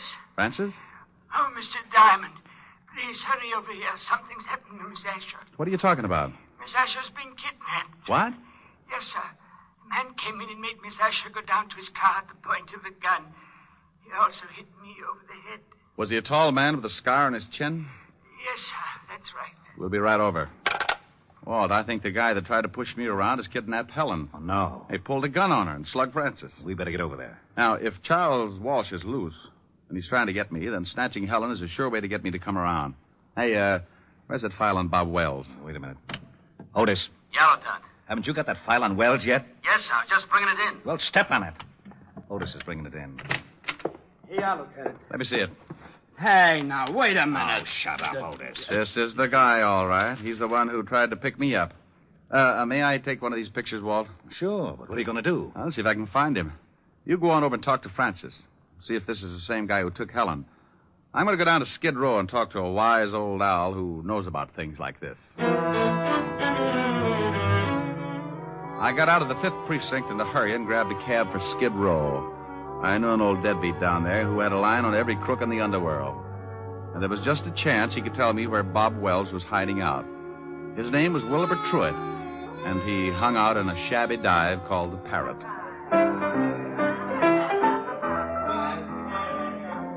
Hello, Wilbur. What?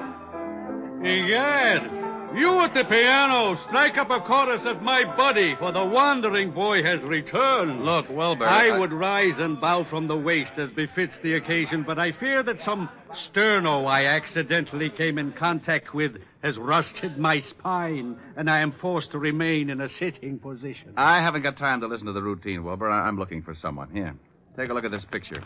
Ever see this guy? Unless I have my morning constitutional, Buck, I can bring nothing into focus but a large bottle and a straw. Oh, waiter. Waiter, give me a bottle. You have arrived in the nick of time. I get that wonderful warm glow when you ask for a whole bottle. A snap comparison would be that of a happy mother smiling blissfully at a nursing babe. Okay, Wilbur, now tell me, do you know this man? One sip of strength, and I shall have the eyes of a carrot-stuffed feline.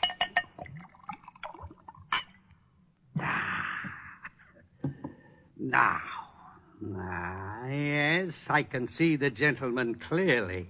In fact, my vision has so greatly improved it begins to take on the functions of an X-ray.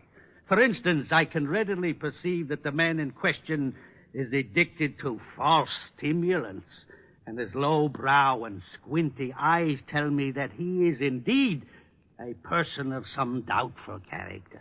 You're looking in the mirror. Huh? No, here's this picture. Oh, yeah. Mr. Bobby Wells. The description is flexible. Know where I can find him? Up until yesterday, he was residing at an institution upstate. Sing Sing, I believe. It is very possible that he is hiding out in one of his old haunts on 23rd Street, but I couldn't say for sure. Oh, why not? This bottle you purchased entitles you to one of my best guesses. To be absolutely accurate, I would need further inducement. It's the risk, bucko. Bring me another jug, bartender. Ah, bless you. Try looking in a rooming house at 533 West 23rd Street. Now, if you don't mind, I shall forget the necessity for long conversations and begin to concentrate on the work ahead of me.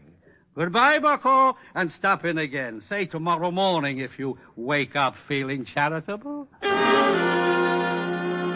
I left Wilbur trying to figure the best way to parlay the 2 bottles and headed for the address he'd given me. It was a typical apartment house of the district, a 4-story building with a high premium insurance policy. I asked the landlady if a Bob Wells lived there, and she told me a man answering his description had taken a room there that morning. She told me he'd gone out a few minutes before, and she'd let me into his room. I told her to keep a lookout and warn me if he showed. Then I started looking. I tore the place apart, but I didn't come up with a thing. I spotted the phone and started to call Walt, and that's when I saw it. A pad lying by the base of the phone with a heavy imprint left from the writing on the top sheet. I pulled an old trick. I took a pencil and rubbed the lead lightly over the imprint, and up came one telephone number. I dialed it and waited. Weinberg's Delicatessen. Oh, is Bob Wells there? Oh? Bob Wells. Never heard of him. Thanks. Well, it's like that. 1 minute you think you got a lead hot enough to melt your change purse, and the next you find yourself looking like a tree surgeon in Death Valley. But in my business, it takes a conventional 3 to strike you out. So I found the address of the delicatessen, and 15 minutes later, I was standing between a smoked herring and a 3-foot salami talking with Mr. Weinberg. What can I do for you, sir? Oh, I talked with you, say 20 minutes ago about a Mr. Bob Wells. Bob Wells? Oh, yes. Never heard of him. Take a look at this picture. Maybe you know the face and not the name. It's familiar. Yes, I think I've seen him somewhere. Think hard now. This is important. Are you a policeman? Detective. Oh. How about it? Oh, yeah. So long as you're a cop, sure, I remember him. He came to my store last night. I remember because I had already closed and he kept pounding on the door. Finally, I let him in. He was very rude. He bought a lot of groceries, but very rude. Have you seen him again? Sure, he came in this morning about lox and bagels. Still rude. Where's your phone? In the back. Has this Mr. Wells done something? He left Sing Sing without saying goodbye to the warden. Now, look, I'm going in the back and use your phone. If Wells happens to come in while I'm back there, stall him and come back and tip me off. I'll do my best. But he better not be rude.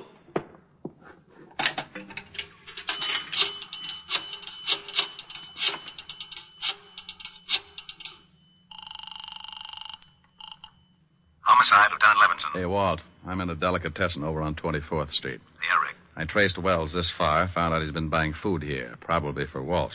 You think Walsh is hiding somewhere in the neighborhood?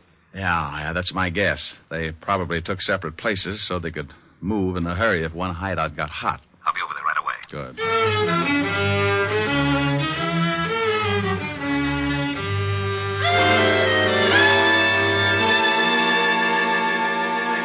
Comfortable, honey, but no yelling, or I'll have to stuff up that pretty mouth.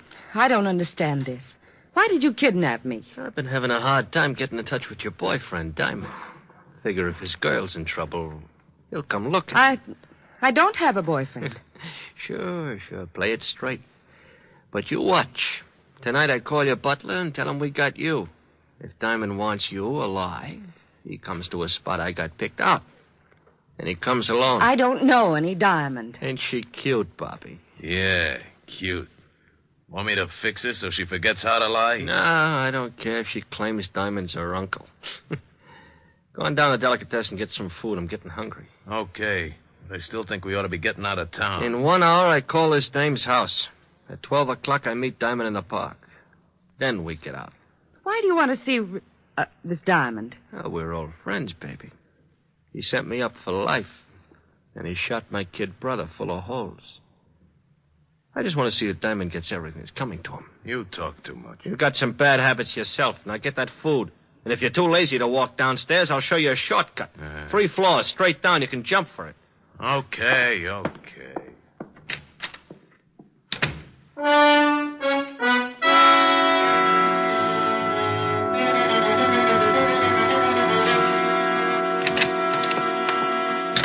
Good evening, gentlemen. What can Weinberg do for you? Hey, Lieutenant, that chopped liver sure looks good. Keep your fat hooks off of that Otis. Walt. Oh, yeah, Rick? Back here. All right. The storekeeper's watching out for Wells. If he shows, he'll come back here and tip us. I parked the squad car 2 blocks over. I didn't want Wells or Walsh to think something was up. Where's Otis? Otis! I'll be right with you, Lieutenant. I'm just buying something to nibble on. His nibble would grind up a whole cow. If Wells comes in and spots a cop, he'll take off like a jackrabbit. Hold it, Walt. What's the matter? That guy coming across the street. Looks like Wells. Oh. Otis, get away from that door. Huh? I can't hear you, Lieutenant. A man's coming in the store. Get away from the door. He is? You want me to hide? No, you idiot. Just play it smart like you didn't know him. But get away from the door so he'll come in. Oh, okay, Lieutenant. Leave it to me. Oh. Walt, duck. Good evening. What can Weinberg do for you? I'll have a couple of sandwiches. Hey, try the salami. It's great. Huh? Oh, yeah, thanks. Yeah, make it salami. Coleslaw. Pickle beer. Nice night. Listen to that idiot. Yeah, sure. Mustard. He's doing fine, Walt. Relax. You live around here? Huh? No, just seeing a sick friend. Yeah. Maybe that salami ain't such a good idea if your friend's sick. You know, I had an uncle with ulcers. He couldn't touch the stuff. It's too much garlic. Ketchup? No. My friend's got a cold. Oh, well, then I don't guess it'll hurt him. But, you know, the best thing for a cold is a good mustard plaster. And now you take the Here's plaster. your sandwiches, sir. 60 cents. 60? Here you are. Thanks. Hope your friend gets better. Yeah. Yeah, come on. How did I do, Lieutenant? Well, one thing is sure. He thought you were too stupid to recognize him. Can you still see him, Rick? Yeah, he crossed the street and he's starting to walk west. I'll tell him. He knows you. Good. When you spot the place, call me here. Think I should throw a net around the neighborhood? Not till we spot the hideout. Right. Hey, Diamond, they got your girl. How you going to get her out? They'd probably use her for a shield. That's a good point, Sergeant. And believe me, I've been thinking about it.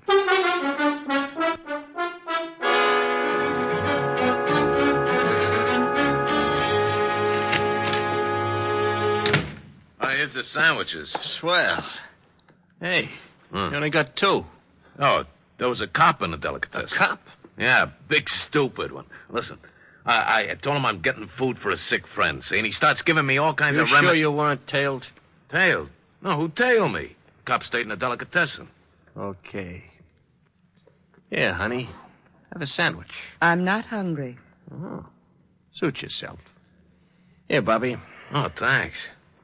Hey, when are you going to put in that call to this dame's butler? Right after we eat. Then we go to the park and wait for Mr. Diamond.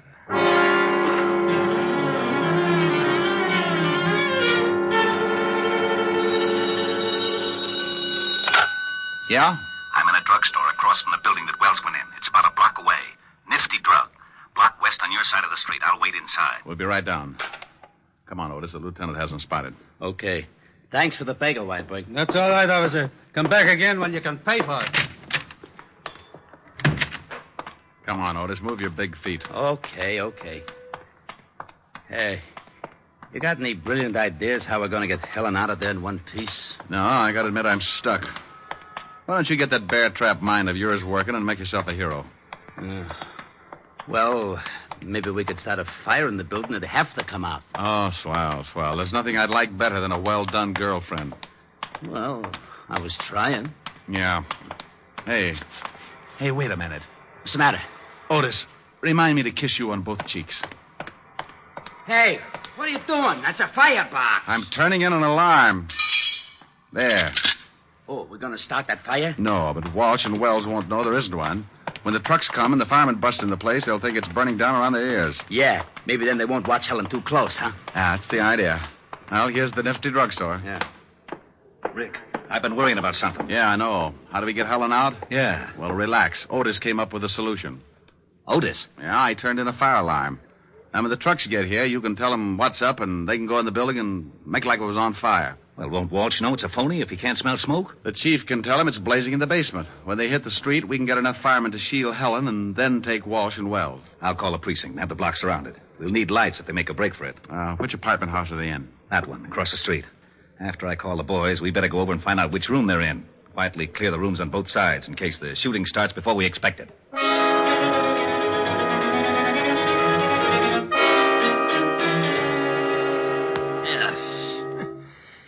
Garlic upsets my stomach. How about that call? Yeah, right. Well, what's your phone number, baby? It's in the book. Oh. She gonna be troubled, Bobby?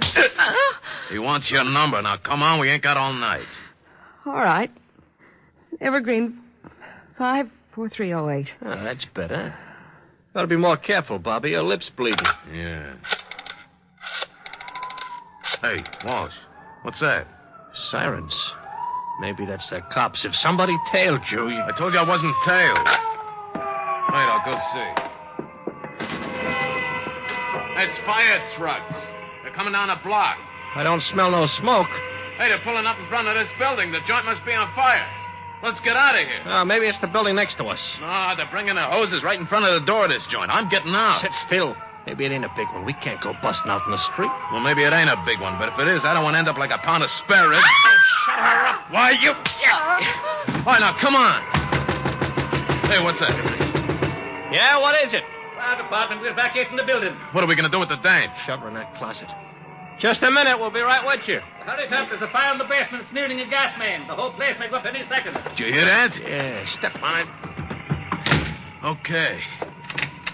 Hey, better step on it. Down these stairs. We can find our way.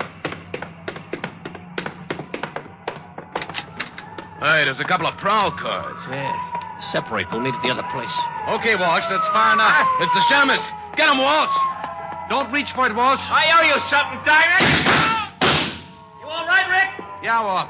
He's a worse shot than his brother. Where's Wells? He made a break for it, but he won't get through. All right, Welch. You can't get through. Drop your gun. You won't take me, copper!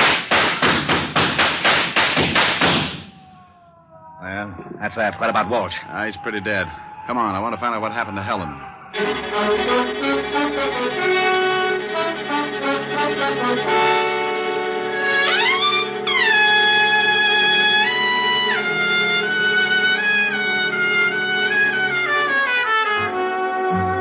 Well, Walt and I went up to the room and found Helen in the closet.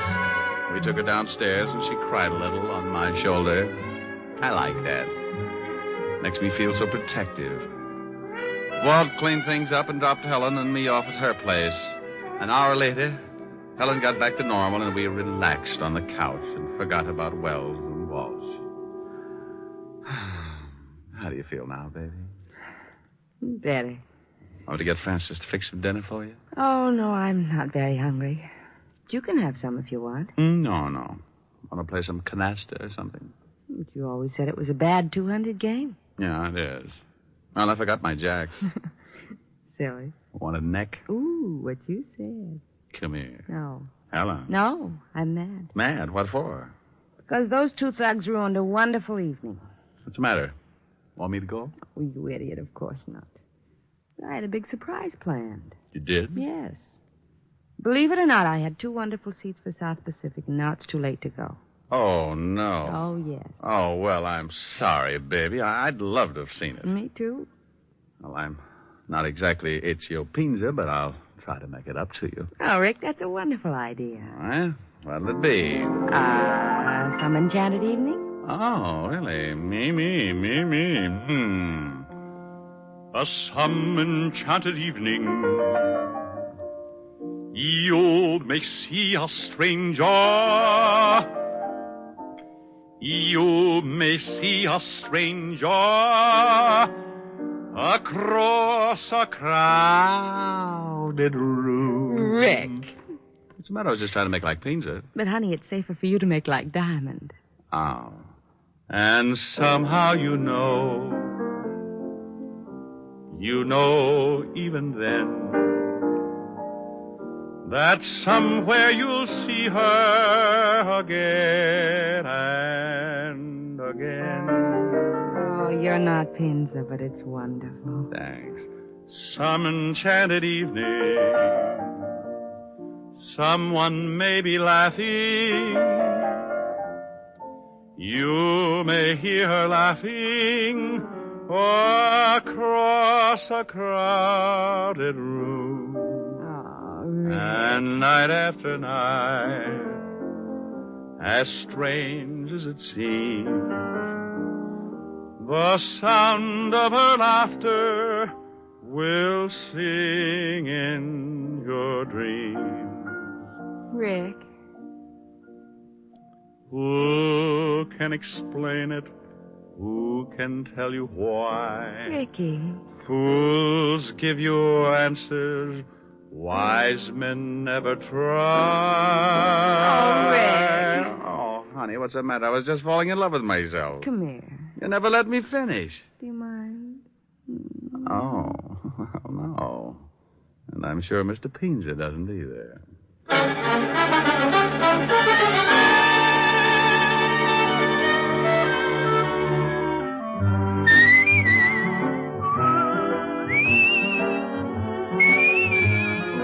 You have just heard Richard Diamond, Private Detective, starring Dick Powell. Helen was played by Virginia Gregg, Lieutenant Levinson by Ed Begley. Also in our cast were Wilms Herbert, Paul Frees, and Larry Dobkin. Music was under the direction of Frank Worth. Richard Diamond is written by Blake Edwards and directed by William P. Rousseau. Now, this is Eddie King inviting you to be with us again at the same time next week when we will again bring you Dick Powell as Richard Diamond, Private Detective.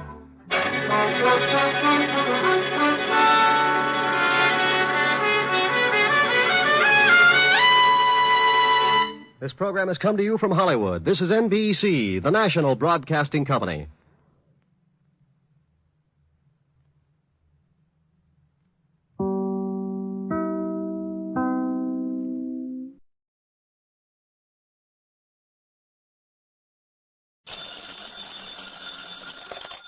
Hello? Yes, this is the Falcon speaking. Oh, Cornelia. I'm glad you called, but I'll have to take a rain check, Angel. Tonight I'm tied up with a character who tried to pull off a legal swindle. He found a loophole in the law, but we found a bullet hole in him.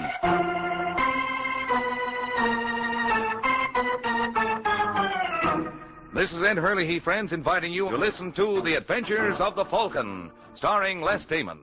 You met the Falcon first in his best-selling novels. Then you saw him in his thrilling motion picture series. Now join him on the air when the Falcon solves the case of the Stooges' errand. It's Sunday afternoon in New York, and tall, slender Rog Saunders has just come out of his apartment building, accompanied by his squat, cigar-chewing companion, chauffeur, bodyguard, and canasta partner, Jocko Quinn. As they approach Saunders' new foreign-made racing job, they see a man walking around the car, studying it, appreciative. Hey, boss, Macy. So I see, Jocko. So I see. Well, Macy, like it? Oh, hello, boys. Yeah, Saunders. Beautiful automobile. Wish I could afford one like it, especially if I already had two other cars. What's on your mind, Macy? What are you doing here? You know the answer to both those questions, Saunders. It couldn't be money by any chance. On the nose. A genius. Not that I like to be mercenary, understand, but if my money is going to be buying in fancy automobiles, it ought to be buying them for me. You know I don't like to be dunned. Dunned, he says. Look, pal, you borrowed the insignificant sum of only 20,000 berries from yours truly, a mere nothing. And it was only 8 months ago, practically yesterday, and you were going to pay me back in 3 weeks. You're only 7 months late. Done. You'll get your money. I've heard that song before. I used to believe it. But you've been living high. When I hear you bought yourself another jalopy, imported yet, I figure this rate's a look-see and conversation about my Mazuma. Shall I hand him the old scramble, Let boss? go of No, Jocko, no. He's entitled to his money. He wants to be small about it. Small, he says. 8 months. You're worried because I'm a little fast with a buck. You think I'm tossing the roll. Look, I didn't ask you any questions when you needed the dough. I figured you were a pal. You said you were going to make some investments, okay. But now, what do you expect me to think? I have made investments, Macy. I have. Very good investments. All I'm blowing is the velvet. Now, tell me something. You know fighters. What do you think of Pepper Dugan? Good punch. I don't know how he is on distance. He seemed to tire the last time I... Tire? Coaster, that's all. Had the decision wrapped up with the ace, so he took 9 and 10 easy. You know all about it? I ought to. I own the controlling interest in Dugan.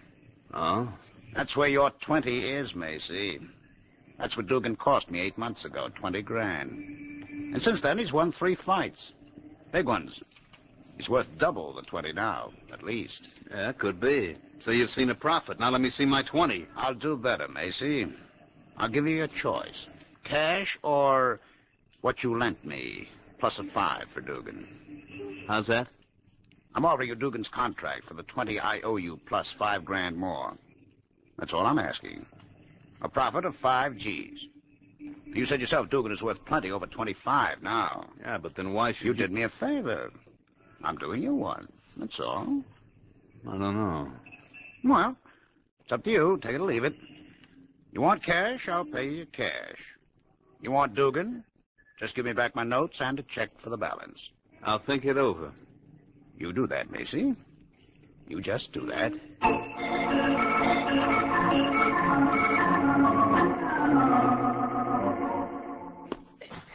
That's it, Dugan. Now throw your right. No, doggone it, the right. Harry, you throw a right. This time, Dugan, when he does, counter with your right. Now, Harry. No, Dugan. All right, boys, hold it. Will you hold it? Come here, Dugan. Sorry, Mr. Mason. What's the matter with you? Harry comes through with his right and you just stand there. It's his hand. It's hurting again. What hand? My right hand. Didn't Mr. Saunders tell you? Tell me what? Why, I busted my hand in the 8th of the Gasha fight, you butt. So that's why you slowed down. Sure. It's a bad break. Doc doesn't know if it'll ever heal right. And Saunders was doing me a favor unloading you. Oh, that's just great, that is. Hey, wait a minute, Mr. Macy. You think Mr. Saunders gypped you intentionally? Are you kidding? I don't know. I always trusted him. He talks so honest. Sure, he's got a great line. I don't believe he's a crook. He was always good to me. He gave you the heave-ho as soon as you slipped a card, Well, didn't he told me he was getting out of the fight game. Because you busted your mitt. Could be, but I hope you're wrong, Mr. Macy. I sure hope you're wrong. Look, kid, I hate to destroy your faith in mankind. It's not my faith I'm worried about, Mr. Macy. It's my 15 grand. Your what? Mr. Saunders held back part of my cut of the gates in the last couple of fights. Said he was going to invest it for me. Oh, fine. Mr. Macy. Yeah, Dugan? That lawyer you're going to see, do you figure he could take on an extra client?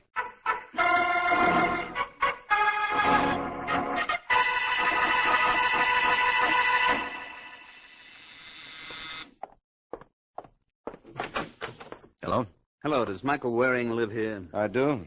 Oh, you're, My name's Ralph Macy. I need a detective. My lawyer suggested you. Well, what's your lawyer's name? George Hollis. What? Well, if it's a good case, he rates a box of cigars come Christmas. I just want you to find a man for me. Well, what did he take, your money or your woman? How do you know it's either? Usually is, especially with a lawyer involved. He gypped me out of $25,000, and another fellow out of $15,000. Gypped and skipped, huh? That's right. And my lawyer tried to reach Saunders. That's the fellow, Rod Saunders. Tried to reach him at his hotel, but he's gone. No forwarding address, just a back bill for over 2 months. He doesn't miss a trick. You find him for me? At $50 a day in expenses, I'll try. They say the Falcon never fails. Who says? Well, do you? Well, let's just say I never admit failure. All right, Macy, what can you tell me about Saunders?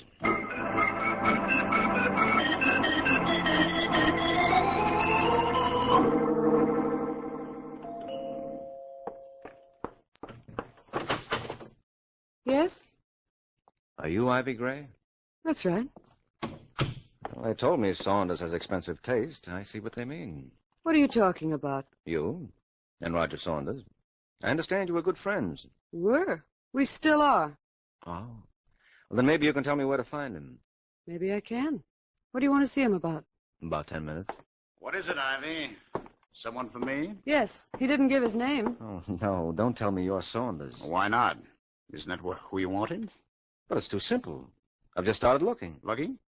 For what? For you. In the first place, I tried. Who are you? Why are you looking for me? My name's Mike Waring. Ralph Macy hired me to locate you. Hired you? You a detective? Mm-hmm. Now, wait a minute. Waring. You're not the Falcon. For my mistake, I thought I was. Macy could have saved himself the trouble and expense of hiring you, Waring. Why didn't he call Ivy himself? Probably didn't think she'd talk. He thought you were hiding. Why should I hide? Well, you did check out of your hotel suddenly. To prevent their throwing me out. I was what is known as in arrears. But I'm not hiding. Well, I'm glad to hear that. I've moved to the Grafton Apartments. Macy can find me there if he likes, but, just what does he want? His money back. He says you gypped him. What? I did him a favor. Well, he doesn't see it that way. Well, if he wants money, he'll have to get in line. Yeah, so I gather. And, you might tell him the line's not going anywhere. What's that? Can't collect what I don't have. Well, you have 3 cars. A summer estate in Maine, 50 suits of clothes. Who's been taking inventory? Macy's lawyer. Oh. Well, tell him to look a little closer, and he'll find none of it belongs to me. It's all in Jocko's name. Who's Jocko? Jocko Quinn, friend of mine. And Jocko owes nobody. So you see, Waring, I'm not in hiding. Nobody can touch me legally. Because I have nothing to touch. Yes, I see, Saunders. But when your creditors hear about it, I have an idea they're liable to touch you, and in a way you won't like. Come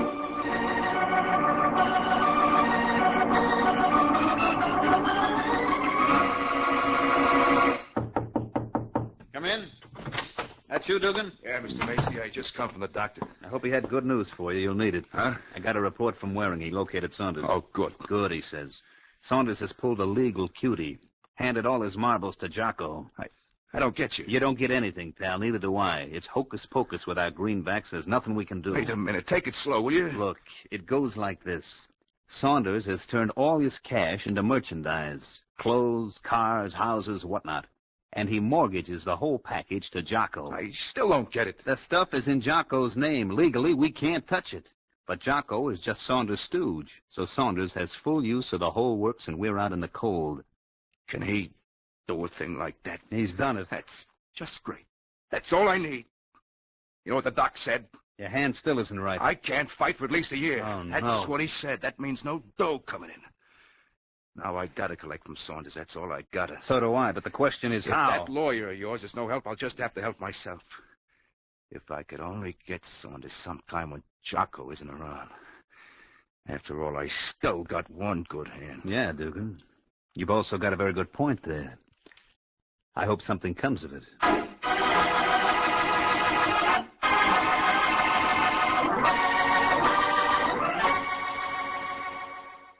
Let's pause for a moment. Les Damon returns as the Falcon right after these messages. To find out more about old-time radio, old-time video, and the pleasures of listening to audiobooks, visit the Audiobook Club website, www.audiobookclub.com, where you can get 4 audiobooks for just 1 penny. MediaBay.com. And now we'll return to Les Damon as the Falcon in the case of the Stooges' Errand.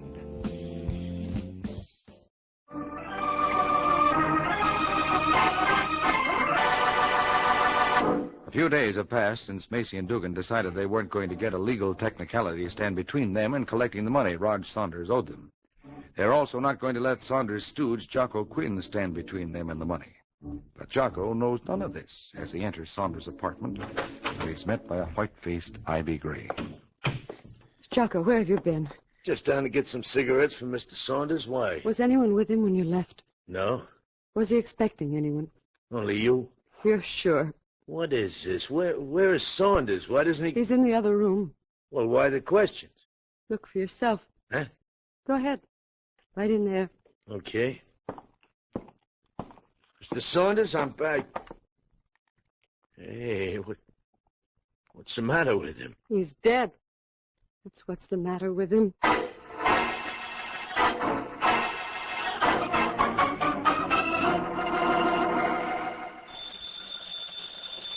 Hello? Is that the Falcon?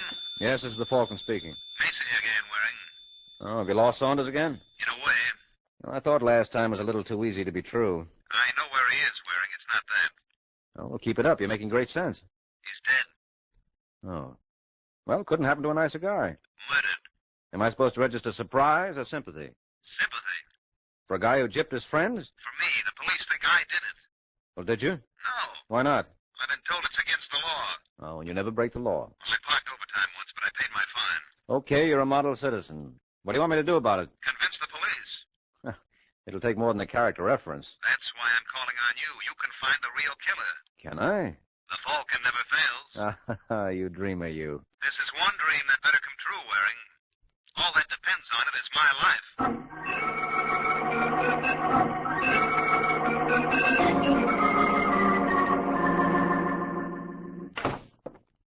Hello, Sergeant Corbett.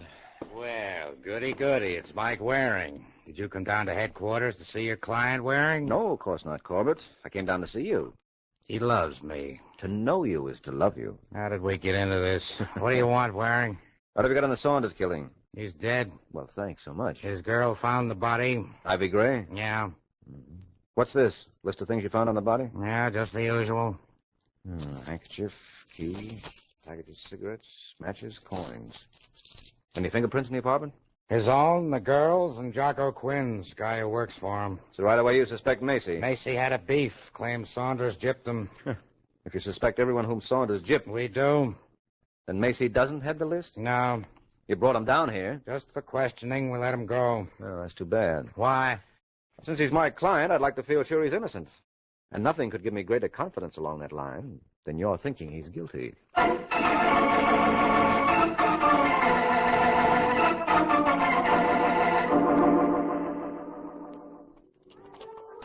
How's it going, Dugan? Do I know you? I know you. I've seen you in the ring. Oh. This what you train on? Irish, straight? Are you going to give me a temperance lecture? No, it's a little out of my line. Then go away. Macy tells me Saunders owed you 15 grand. Says you were sore when it looked like you might not get it back. Oh, Macy says, does he? Macy says. I tell you, he talks too much. I'll fix Macy so he doesn't talk so much. Like you fixed Saunders? Huh? A wise guy, huh? Maybe you want something too. No. You don't do so good with a busted mitt and a stomach full of fog juice, Dugan. Come on, I'll help you up. Oh, my head. Hey, wait a minute. Oh, my head. Huh? What's this in your pocket?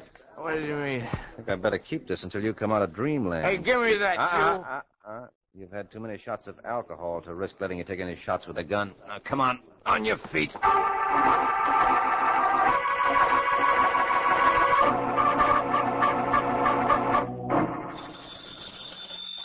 Hello? Hello, Macy. This is Mike Waring. Oh, yes, Waring. How's it going?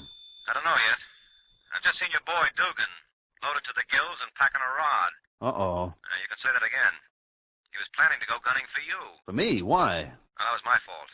I tried to get him steamed up to see what he'd say. And now he wants to feed me lead, Yeah, but I've got his cannon. Oh? But I thought I ought to warn you anyway, because he might dig up another one. Thanks, Waring, but I can take care of myself. Yeah, sure you can, Macy.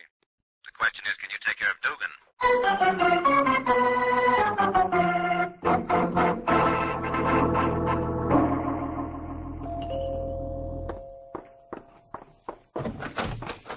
Oh, hello, Mr. Waring. Now, why don't you call me Mike? I hardly know you. Well, let me in. We'll go to work on that. Please, Mr. Waring, Roger's death was quite a shock. Well, then why not help me find out who done it? What difference does it make now? A lot of difference. To the murderer. Well, I'm afraid I can't be much help. You found the body. I'd like to forget that. Were you in love with Saunders? I liked him. Because he was a good spender? Partly. Of other people's money? I don't know. I didn't ask where he got it. I do know. Look, if you're going to make insulting remarks... Facts.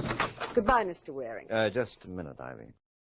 Where was Jocko Quinn when Saunders was killed? Roger sent him out to get some cigarettes. Now, will you please go? If you'll answer just two more questions. Sorry. I wear 11 E's. You can't possibly close the door. What are the questions? Was Saunders absent-minded? What? No, of course not. Was he a heavy smoker? Not especially. And that's two questions. You're right, you are, Angel. So long.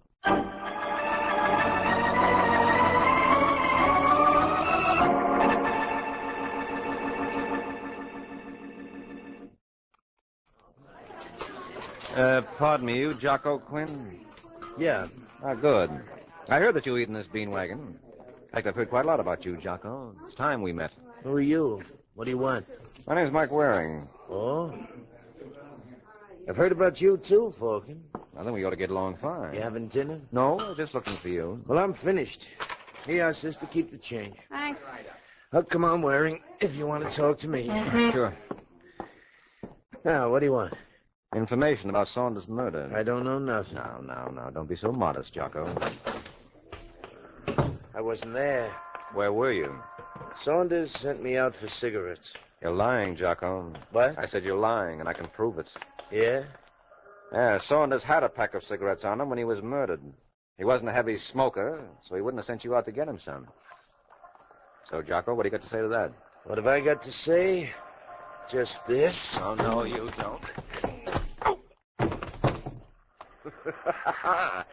Dugan, you showed up in the nick of time. Thanks for knocking out Waring. You saved me the trouble. I've been looking for you, Jocko. Seems everybody's looking for me. Yeah. Now that I've taken care of Waring, it's your turn. Come here, Jocko!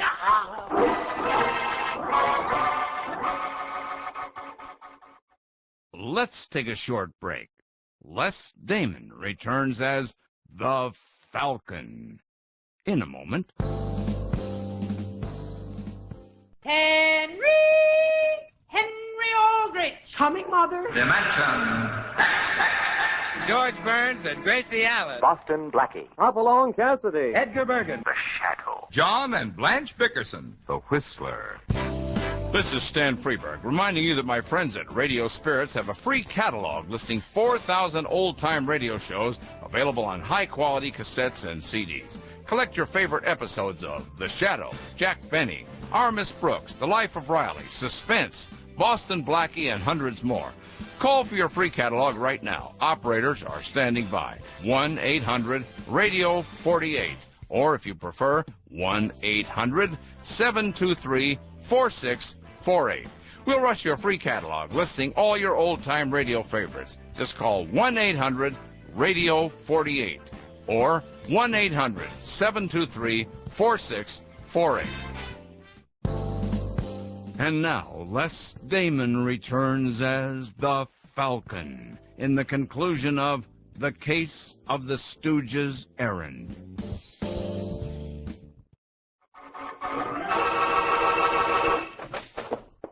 Hello, Corbett. Welcome to headquarters again, Well, look at you. Who stepped on your face? That's what I'd like to know. You mean you got your jaw pushed out of shape like that and you don't know how it happened? That's right. Well, that's what comes of hitting the bottle. It feels more like the bottle hit me. But at least I solved the case for you. Oh, you solved it. Mm-hmm. I know who killed Saunders. Are you going to tell me, or do I guess? Well, let's not wait for miracles. I'll tell you. Don't do me any favors. No favor. I have an account to square with Jocko. Jocko? Is he the murderer? He is. You don't say. I do say. And you have an account to settle with him? He's responsible for this lump on my jaw. Thought you didn't know how you got that. I don't, not the details. All I know, we were fighting, and all of a sudden it's lights, bells, and curtains. But so help me, I'll swear he didn't throw a punch when it happened. My eyes aren't that bad. He just blew the man down. I don't know. I'm going to find out as soon as you pick up Jocko, so get to work on it. I anticipate your every wish. We've already picked up Jocko. Now all we got to do is put them together again. What? Let's go down to the hospital, and you can see for yourself. Hospital? That's right, Waring. He was unconscious, but maybe he can talk now. You know, for a couple of boys who didn't throw many punches, you fellas sure did a lot of damage.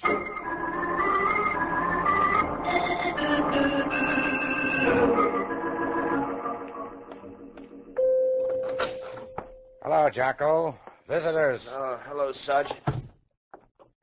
You know Waring, Jocko? Yeah, we met. Yeah, head on. But I want to know, Jocko, what hit me? Dugan, with a sap. Oh. Dugan? Yeah, Sergeant. He come up while we was fighting. He wanted to get Waring out of the way so he could go to work on me. What's he want to do that for? Said he was collecting for himself and Macy. He couldn't collect from Saunders no more, so he was going to collect from me. Yeah, with a blackjack. Yeah.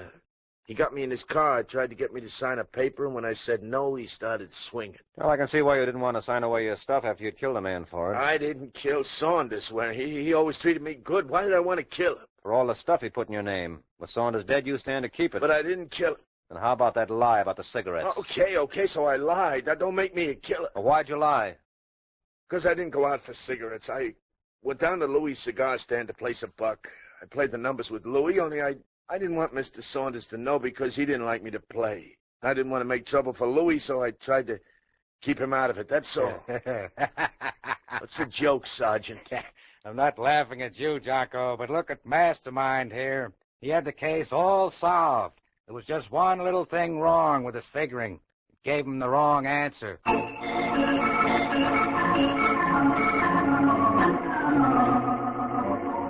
Only an hour has passed since Mike Waring found that a private detective's lot is not always a happy one.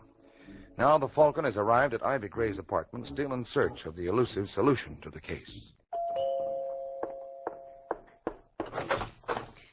Mr. Waring, will you please go away and stop bothering me? Sure, as soon as you tell me just exactly what happened up at Saunders' place. I did. I missed some of the details. I told you I want to forget. All right, so let's get the facts straight before you do. You found the body? Yes. It was in the back room of the apartment? Yes. How did you get in? The door was open. After you found the body, what did you do? Started to leave, to call the police. At the door to the apartment, I met Jocko Quinn. He said Roger'd sent him for cigarettes. Did you tell him about the murder? No, not right away. I started asking questions. When he wanted to know why, I showed him the body. And then? Then I got out of there. Now, is that all? Just one more question. What is it? What are you doing tonight, Angel?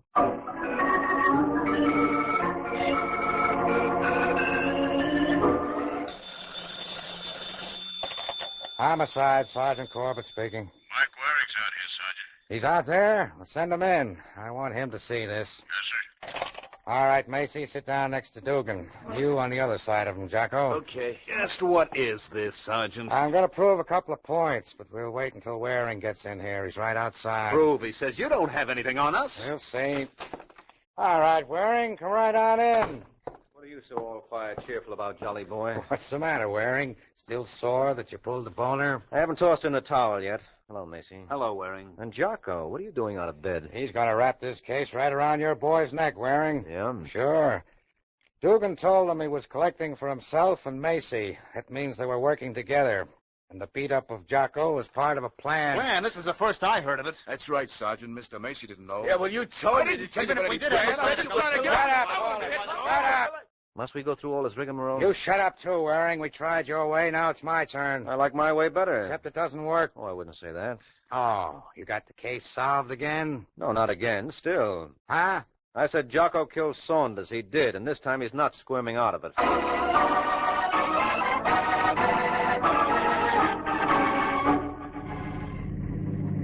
See, Waring, I told you. Did you, Macy? Sure, the Falcon never fails. I'll tell that to Sergeant Corbett. For a while, he thought the Falcon had laid a great big egg. How'd you finally clinch it? Well, when Jocko ran into Ivy in Saunders' apartment, he told the Saunders to send him out for cigarettes. But I proved that was a lie. Yeah, but he explained that. Mm-hmm. But how come he thought he could get away with that lie? What do you mean? Well, since Saunders didn't send Jocko out for cigarettes, Saunders would naturally trip him up on it. But Saunders was dead. Sure. Only how did Jocko know? Supposedly, he didn't learn of the murder until after the lie. Oh. Yes, if he'd been innocent, he'd have thought Saunders was alive in the apartment, and he wouldn't tell an obvious lie involving Saunders right under his nose. Therefore, he knew Saunders was dead. Therefore... All right, Waring. I get it. Well, good. That's all there is to it. You're pretty sharp, Waring. Pretty sharp. Yeah, maybe. But there's one angle to this case even I don't get, Macy. What's that? I asked Ivy for a date tonight.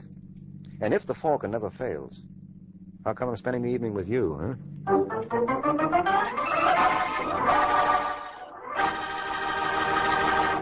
And that was The Case of the Stooges' Errand, starring Les Damon as the Falcon, as originally broadcast November 26th, 1950. A few days have passed since Macy and Dugan decided they weren't going to get a legal technicality to stand between them and collecting the money Rog Saunders owed them. They're also not going to let Saunders' stooge, Jocko Quinn, stand between them and the money. But Jocko knows none of this as he enters Saunders' apartment, where he's met by a white-faced Ivy Gray. Jocko, where have you been? Just down to get some cigarettes from Mr. Saunders. Why? Was anyone with him when you left? No.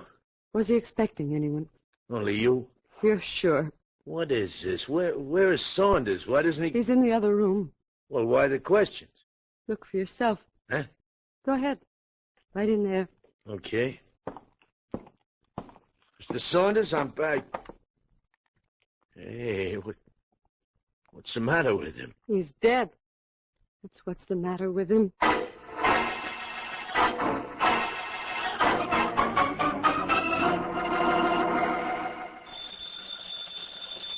Hello? Is that the Falcon?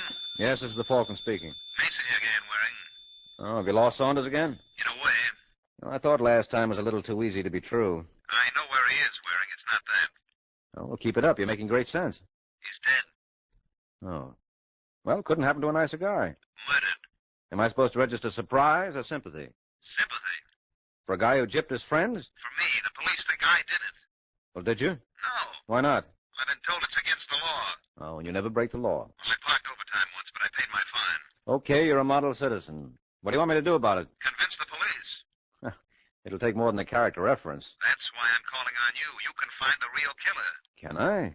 The Falcon never fails. You dreamer, you. This is one dream that better come true, Waring. All that depends on it is my life.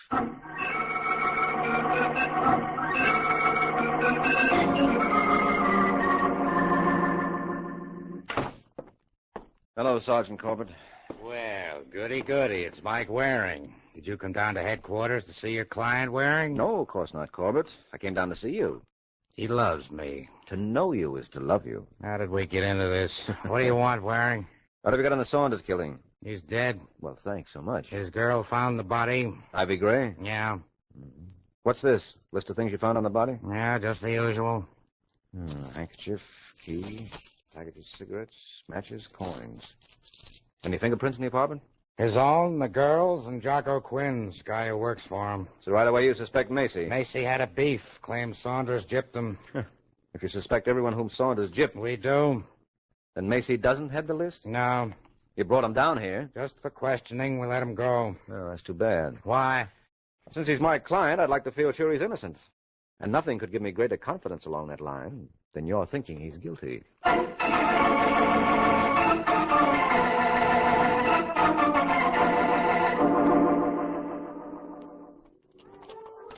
How's it going, Dugan?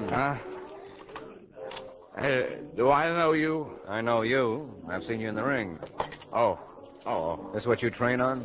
Irish, straight? Are you going to give me a temperance lecture? No, it's a little out of my line. Then go away. Macy tells me Saunders owed you $15,000. Says you were sore when it looked like you might not get it back. Oh, Macy says, does he? Macy says. I tell you, he talks too much. I'll fix Macy so he doesn't talk so much. Like you fixed Saunders? Huh? Oh, a wise guy, huh? Maybe you want something too. No. You don't do so good with a busted mitt and a stomach full of fog juice, Dugan.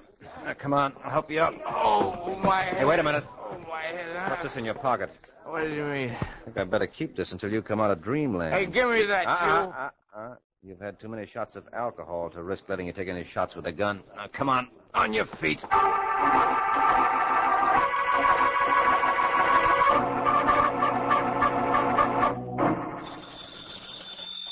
Hello? Hello, Macy. This is Mike Waring. Oh, yes, Waring. How's it going? I don't know yet.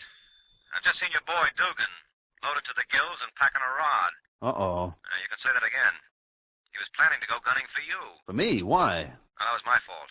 I tried to get him steamed up to see what he'd say. And now he wants to feed me lead, Yeah, but I've got his cannon. Oh?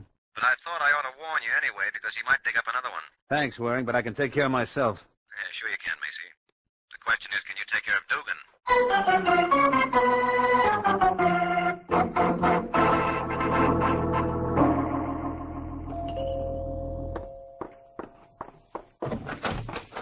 Oh, hello, Mr. Waring.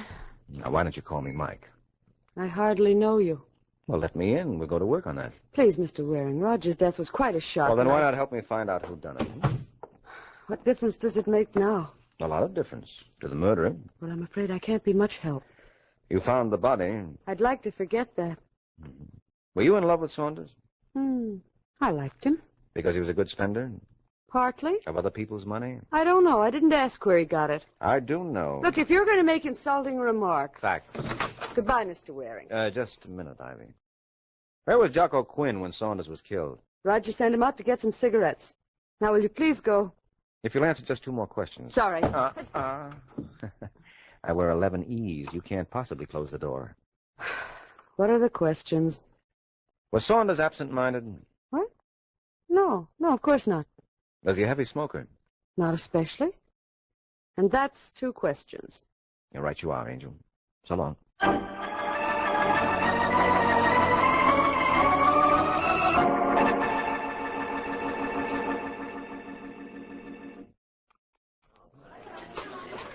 Pardon me, you Jocko Quinn? Yeah.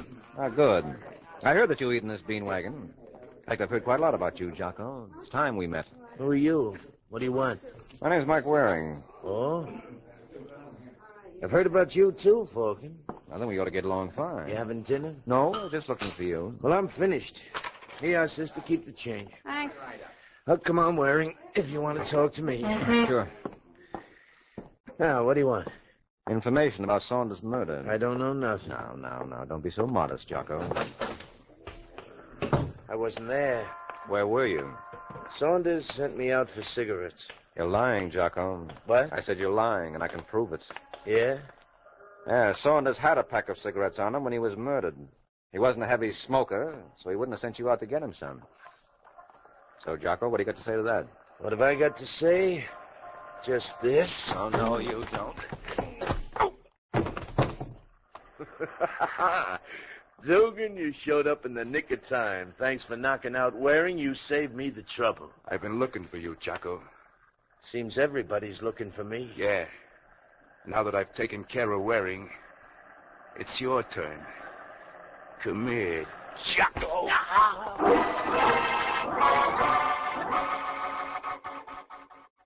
Let's take a short break.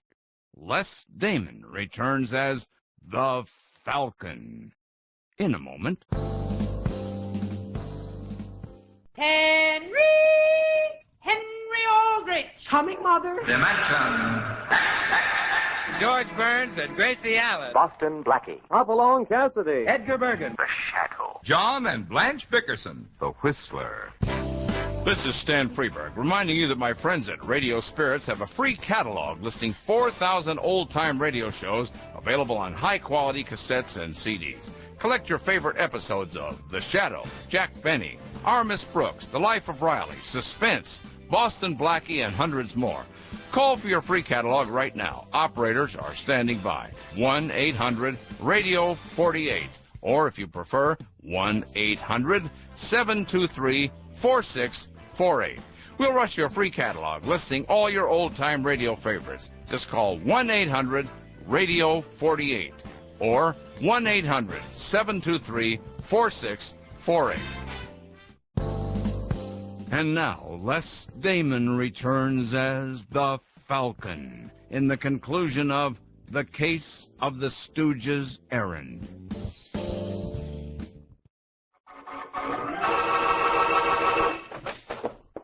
Hello, Corbett. Welcome to headquarters again, Well, look at you. Who stepped on your face? That's what I'd like to know.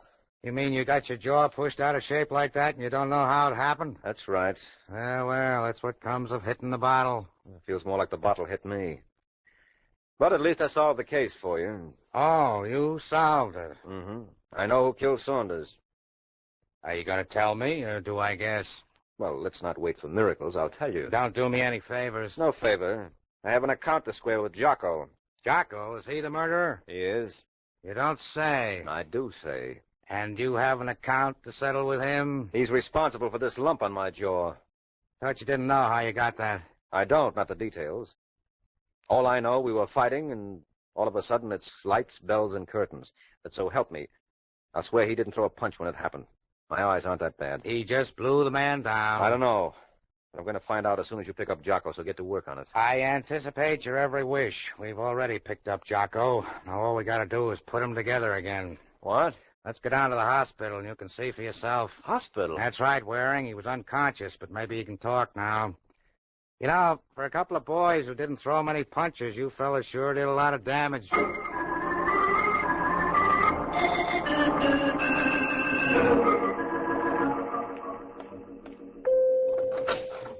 Hello, Jocko. Visitors. Hello, Sergeant.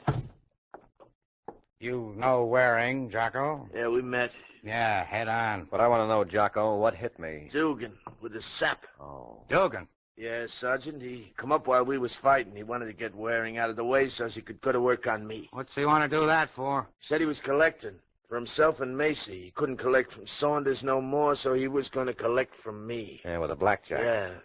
He got me in his car, tried to get me to sign a paper, and when I said no, he started swinging. Well, I can see why you didn't want to sign away your stuff after you'd killed a man for it. I didn't kill Saunders. He always treated me good. Why did I want to kill him? For all the stuff he put in your name. With Saunders dead, you stand to keep it. But I didn't kill him. And how about that lie about the cigarettes? Okay, so I lied. That don't make me a killer. Well, why'd you lie?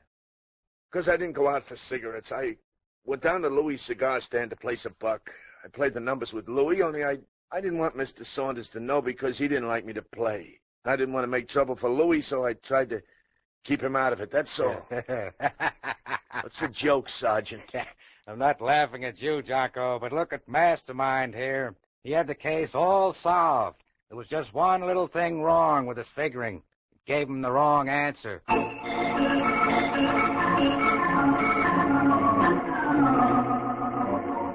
Only an hour has passed since Mike Waring found that a private detective's lot is not always a happy one.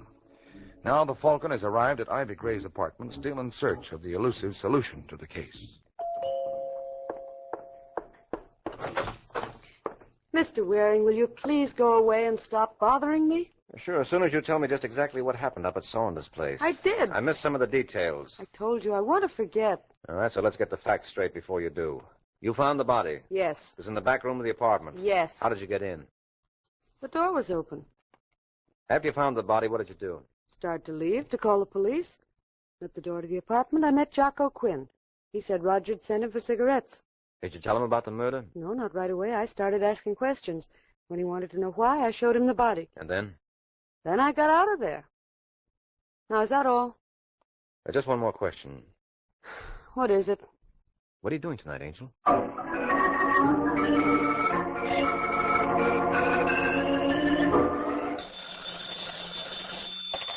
Homicide, Sergeant Corbett speaking. Mike Waring's out here, Sergeant. He's out there? Well, send him in. I want him to see this. Yes, sir. All right, Macy, sit down next to Dugan. You on the other side of him, Jocko. Okay. Just what is this, Sergeant? I'm going to prove a couple of points, but we'll wait until Waring gets in here. He's right outside. Prove, he says. You don't have anything on us. We'll see. All right, Waring, come right on in. What are you so all-fired cheerful about, jolly boy? What's the matter, Waring? Still sore that you pulled the boner? I haven't tossed in the towel yet. Hello, Macy. Hello, Waring. And Jocko, what are you doing out of bed? He's going to wrap this case right around your boy's neck, Waring. Yeah? Sure. Dugan told him he was collecting for himself and Macy. That means they were working together. And the beat-up of Jocko was part of a plan. Plan? This is the first I heard of it. That's right, Sergeant. Mr. Macy didn't know. Yeah, well, you told me. Even if we did have a plan, Shut up! Must we go through all this rigmarole? You shut up, too, Waring. We tried your way. Now it's my turn. I like my way better. Except it doesn't work. Oh, I wouldn't say that. Oh, you got the case solved again? No, not again. Still. Huh? I said Jocko killed Saunders. He did, and this time he's not squirming out of it.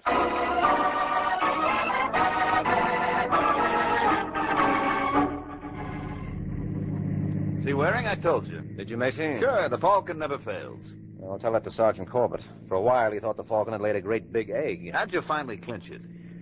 When Jocko ran into Ivy in Saunders' apartment, he told us Saunders to send him out for cigarettes. But I proved that was a lie. Yeah, but he explained that. Mm-hmm. But how come he thought he could get away with that lie? What do you mean? Well, since Saunders didn't send Jocko out for cigarettes, Saunders would naturally trip him up on it. But Saunders was dead. Sure. Only how did Jocko know? Supposedly, he didn't learn of the murder until after the lie. Oh. Yes, if he'd been innocent, he'd have thought Saunders was alive in the apartment, and he wouldn't tell an obvious lie involving Saunders right under his nose. Therefore, he knew Saunders was dead. Therefore... All right, Waring. I get it. Oh, good. That's all there is to it. You're pretty sharp, Waring. Pretty sharp. Yeah, maybe. But there's one angle to this case even I don't get, Macy. What's that? I asked Ivy for a date tonight. And if the Falcon never fails, how come I'm spending the evening with you, huh?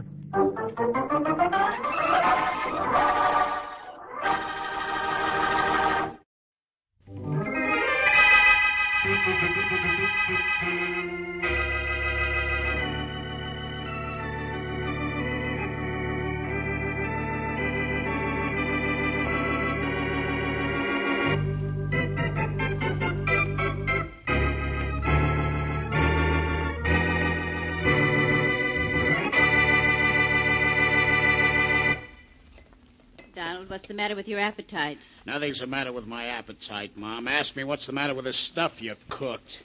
If you don't like what Mom cooked, don't eat it. Don't make any remarks about it either. Why don't you shut up? Donald, don't talk that way to your brother. Kenneth isn't making any trouble. He isn't making it any pleasant around here either. Maybe you better leave the table, Donald. I might as well. Don't let him upset you, Ma. He's just in one of his moods this morning. He's always in one of his moods. I don't know why I put up with you two. You don't know why you put up with us. Well, I like that. I don't know how we put up with you. You refuse to work. You won't help me around the house. You won't do a thing ever. You let your brother support you and me wait on you. It's a good setup, isn't it, Mother?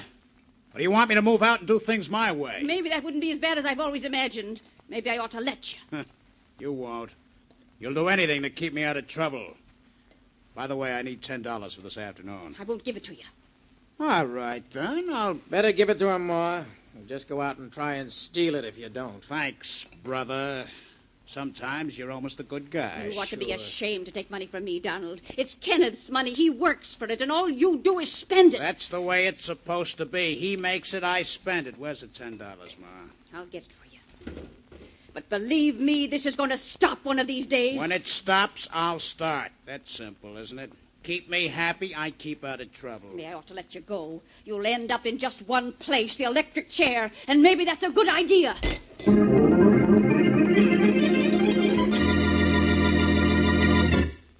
And now, on to Dick Calmer as Boston Blackie.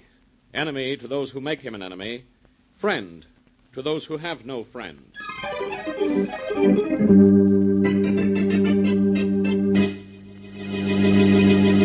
I'm leaving now, Mr. Williams. Is there anything you want me to do? No, Kenneth. I think you've seen enough of the office for today. You put everything in the safe, didn't you? Yes, sir. Well, then, I guess that's all. I guess that's all, Kenneth. See you in the morning. Good night. Good night. Night, Miss Holloway. Oh, good night, Kenneth. There's a fine boy, Miss Holloway. Hard worker. He'll go places someday. He's all right, but have you ever met his brother? Once. That was enough. How two brothers can be so different. Oh, it's stopped raining, hasn't it? Yes, it stopped about a half hour ago. That's good. I hate to go home in the rain. Well, we might as well call it a day ourselves, Miss Holloway. Say, what's Kenneth using for a head this afternoon? He didn't put everything in the safe. Look at those ledgers on the table. Why, that's funny. Kenneth never forgets those ledgers. Well, he's entitled to slip up once, Miss Holloway. I'll put him away. Would you hand him to me? Yes, of course. Thank you. Say, Kenneth really must have something on his mind. He left this office supply tray out of the cabinet. Well, I'll put it back. Never mind. I'll do I it. got it. What? Oh, Mr. Williams, I'm so Oh, my sorry. fault. Always let a woman have her way, I always say. Guess I should have let you carry it. Oh, well, I'll pick up the stuff that's spilled. Oh, don't bother, Miss Holloway. Nothing but paper clips, thumbtacks, a couple of pencils, even for the cleaning woman. And for Pete's sake, don't look so conscience-stricken. It wasn't dear. your fault. Well, all right, I won't look like that anymore, but I better write a note for the woman who cleans telling her that... Come in. Oh, Mr. Williams, he has a gun. Good heavens, man, no. Don't be a fool.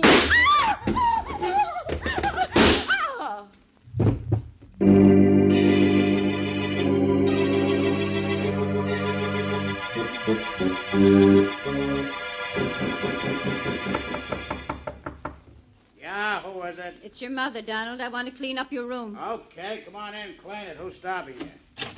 Why didn't you do it today while I was out? I'd like to be alone in the evening. I like to spend my evenings doing something besides housework, too, Donald, but there's too much to do around here. Not for me, there isn't. But I like it that way. Donald, your dresser's a mess. Can't you ever put anything away? Why should I? It's too much bother. Everything's too much bother to you, isn't it? Did you go to see Harry Brown as you promised? I saw the bum this afternoon. I went way across town to see him. All he wanted was to give me a job at his gas A station. job wouldn't hurt you, Donald, and Mr. Brown's company pays well. So what? You didn't take the job, did you? Are you kidding, Ma? Oh, Donald, you're impossible. Look at these dresser drawers. No wonder your clothes are always in such a mess. Suppose one is worse than the other. Hey, keep out of that drawer, Mother. I'm going to clean this room of yours inside. I told you to stay out of there. Donald, where did you get all this money? Money? There's no money in that drawer. There's no... Wow. Hey, that must be $25,000. You didn't know it was in here, did you? Well, no, Ma, no. I took a shirt at Ken's. I didn't want you to see it. A gun. There's a gun in here. So you have a gun, too. Ma, that money isn't mine. That gun isn't The mine. money isn't yours because you stole it. But the gun is, and you got this money by using it. It's been fired recently. I can tell by the smell of it. Put up your hands, Donald. Put that gun away, Mom. Warning you. I'm warning you, Donald Carver. You do as I say, or when the police get here, they'll have to take you to the morgue.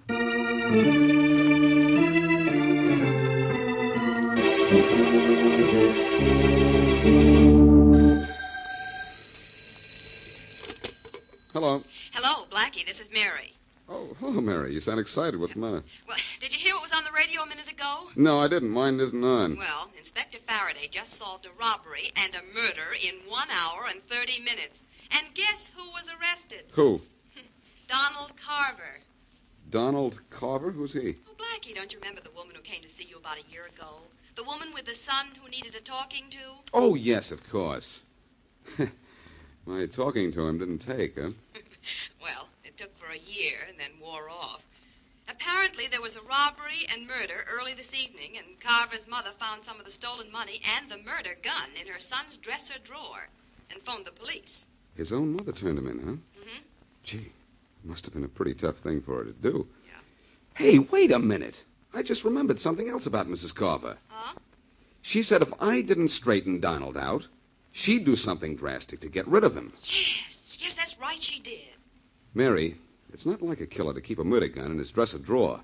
It can be found too easily. Well, this whole case was over in 90 minutes. I think the case has just begun, Mary.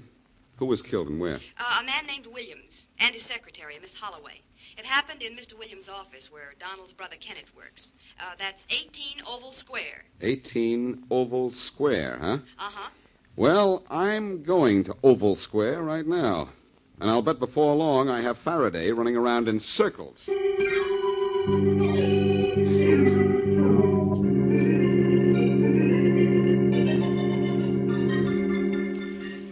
While strolling through the park one day in the merry... Very nice voice you have there. Back up there, young fellow. You'll get your feet wet. When I scrub floors, I scrub 'em and everything on 'em. In the merry, merry month of... I'm sorry to bother you while you're working, but I'm Boston Blackie. A murder was committed in this room this evening, I understand. Mighty good understanding you've got. Month of May, How long has it been since the police left? Oh, about an hour. Take a look around. Ever see such a mess? Must have been some fight here before the killings. Taken by surprise Apparently. Was that stuff on the floor there when you came in? Yep. Pair of roguish eyes. Paper clips and thumbtacks and papers and all? Yep. Cops figured out they got knocked on the floor during the struggle. What's it to you? I don't know yet. Well, thanks for letting me interrupt your work. I'll be seeing you in the merry, merry month of May.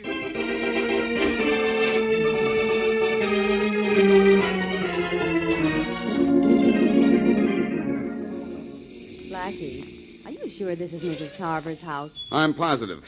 Well, let's go in. All right. I'm with you. Careful, Mary. It's muddy. Oh, it was an awful rain this afternoon. It's made an awful mess of the walk to Mrs. Carver's house. I'll say. You can tell a lot of people have been here. A lot of policemen, I know that. I'll bet that's Faraday's print right there, the big flat one. That one there is probably Mrs. Carver's. And Mary, Huh? Look at those prints going around to the side of the house, the path that leads to the kitchen. Oh, yeah. There's an unusual design in one of the heels. See? A round indentation in the mud. Yeah, I see it. But I haven't been interested in mud since I stopped making mud pies. Come on, let's go in and see Mrs. Carver. Well, that is what we came down here to do, isn't it? You go out there. What? Get away from here. Wherever Blackie goes, there's trouble. I said get out of here. Blackie, he's holding a shotgun. I know, and he's holding us up from going in, too. Hey, look, you. We want to see Mrs. Carver. You heard me say to get off these premises, didn't you? Well, get him fast. Mom isn't seeing anybody. Now get out of here before I count three, or I'll... What's the trouble? That's okay, Put down Mom. that gun. Who is it out there? It's me, Mrs. Carver, Boston Blackie, and my friend Miss Wesley. Oh, Blackie, come in. Please come in. Kenneth didn't know you. Well, Mom says to come in. What are you waiting for? Never saw such a contradictory young man. Angry because we came here, and now he's angry because we won't come in. I don't care how angry he got, as long as that shotgun kept cool. Hello, Mrs. Carver. Hello. Hope you don't mind a couple of visitors. Come in, Blackie. You too, Miss Wesley. Kenneth, put away that shotgun. Okay, Mom. Sorry about the gun, Blackie. Didn't know it was you. I guess you're here because of my brother. Yes, we are. Mrs. Carver, it must have been very difficult for you to turn in your own son. It was, Blackie. But not so difficult to find some of the stolen money in the murder gun, huh? It was in his dresser drawer. I was cleaning. That late in the evening? I had a lot of washing to do during the day. You know, Mrs. Carver, I remember a remark you made about a year ago concerning Donald and his antics. You said you might not be able to stand them or him much longer. Are you hinting that Ma killed those people and is trying to blame Donald? Well, not so bluff. You mean you ought to try? Why, I'll... Blackie, please, now, don't hit him. Whether or not he gets hit is up to him, Mary. Get out of here, Blackie. Get out before I throw you Come out. on, Blackie, please. Now, let's not have any trouble. Please, Blackie. Wait a minute. What time did you come home tonight, Kenneth? At 5:45. At exactly 5:45? Yes. I left the office at 5:30, and when I leave then, I'm always home by 5:45. How do you know it was exactly 5:45? I looked at the clock just as I came in. That's one way of telling, isn't it? Yes, I suppose so. If the clock was right. Where is it? I want to check the clock. In the kitchen, right above the stove, Blackie. Mm-hmm. I use it to tell how long a roast has been cooking. You know, you've got to cook a roast. Wait a minute, Mom, please. All right. Blackie, a little while ago, I told you to get out of here. What are you waiting for? Nothing now, Kenneth. I just want to know all the facts, that's all. Well, good night. Night. Mary. Mary, where are you? I'm out here waiting for you, Blackie. Oh. Well, seems to me the murder case is pretty much solved. Faraday has arrested Donald Carver, and you've found nothing to indicate that Donald didn't kill Kenneth's boss and the secretary. You know, Mary, I like to agree with you. It makes things so much easier for the two of us. Only you've never been so completely wrong in all your life.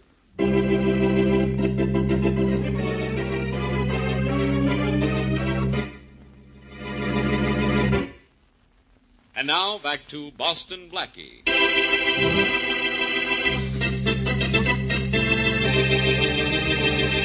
Mrs. Martha Carver has two sons, Donald and Kenneth.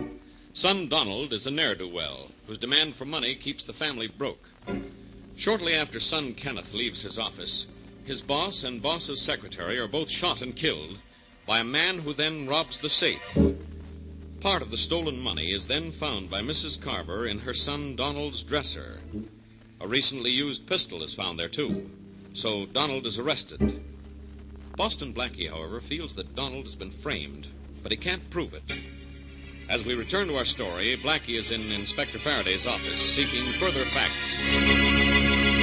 Blackie, you have no more right in this case than I do in the Ladies' Aid Society. You have no right in this case either, Faraday. No right answers. Oh, I suppose you do. Well, so far, I'm only guessing at things, but I've had pretty good luck with my guesses. When were Williams and the secretary killed? None of your business. 5:30. Well, at 5:30, where was Donald Carver? He says he was with a man named Harry Brown. Had he checked? Sure, but Brown left town at 6:30. Well, at least you tried. I didn't have to. The gun found in Donald's dresser was the murder gun. So what? The money found in his dresser was part of the money stolen from the Williams Company safe. Where's the rest of it? How do I know? Maybe he spent it. Donald Carver has a bad reputation. And you're going to have a worse one if you don't let him go. I've already let him go. What? I had to, in spite of the evidence against him. Harry Brown called in from out of town, and he swears that Donald Carver was with him from 5 to 6. And Brown's office is 50 blocks from where the murder took place. Well, with Donald Carver free, who are you going to get to take his place? No one. I still think Donald Carver is guilty. With a perfect alibi? I'm going to prove his alibi isn't so perfect. Don't bet. I could tell you where you'll find your killer, though. He could tell me, he says. All right, tell me. Well, if I were you, I'd invite me to go back to the Carver house. I think it would be a good idea if we had a good talk with Mrs. Carver.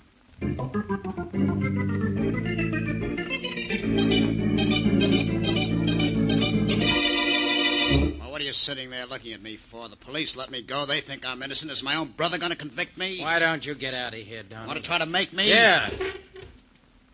You know, kid, I have an idea I was framed. I got a very good idea who did it, too. Maybe you and Mom did this thing together. You never were much good, Donald, but just how low can you get? I ought to Why knock don't you try, Mama's boy? Scared? Not of you, and this'll prove it. So you do have a little blood in you, huh, kid? Well, I'm going to see just how much and what color it is. That's what you think. That's what I was waiting. All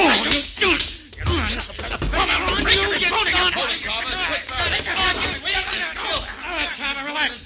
Fun's over. Come on, take it easy. Take it easy. All right. I should have killed the rat. Are you all right, Kenneth? Yeah, Blackie, I'll live. But get that guy out of here or he won't. I'll take care of you, brother. Let go me, Faraday. I'll let you all have it. Let go. Let him go, Faraday. Okay. I've owed him a workout for a year. Where's your mother, tough guy? Who knows? Where is she, Kenneth? I don't know. She left here right after you and Miss Wesley did.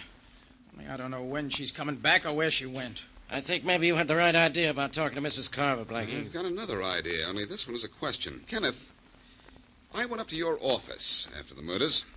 The cleaning woman showed me a lot of office supplies. Thumbtacks, paper clips, pencils, the usual stuff. Only they were on the floor. Well, what am I expected to know about that? Oh, I thought maybe it was spilled during the day. An accident or something, was it? Not while I was there. Blackie, I don't know what you're trying to prove. All I know is you haven't done it. Now, let's get out of here. I'm going to send out an alarm for Mrs. Carver. When we pick her up, this case will be over. From the very beginning, this case has been over, Faraday. Over your head.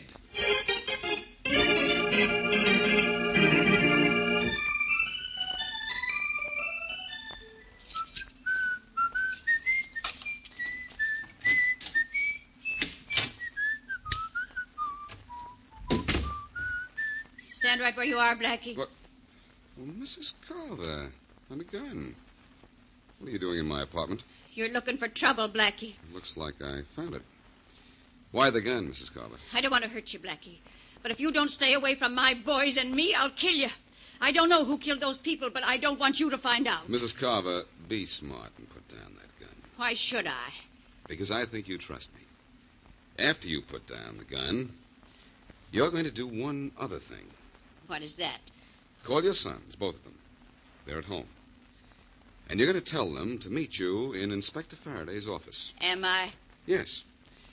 And do you know what you're going to do in Faraday's office? What? You're going to confess that you robbed and murdered Williams and his secretary and tried to blame it on your son, Donald. Don't be funny, Blackie. Mrs. Carver, your guilty son has succeeded in outsmarting the police so far. But you really want him caught. I know that. And I promise you I'll prove a case against him. So, won't you help me do it quickly and get it over with?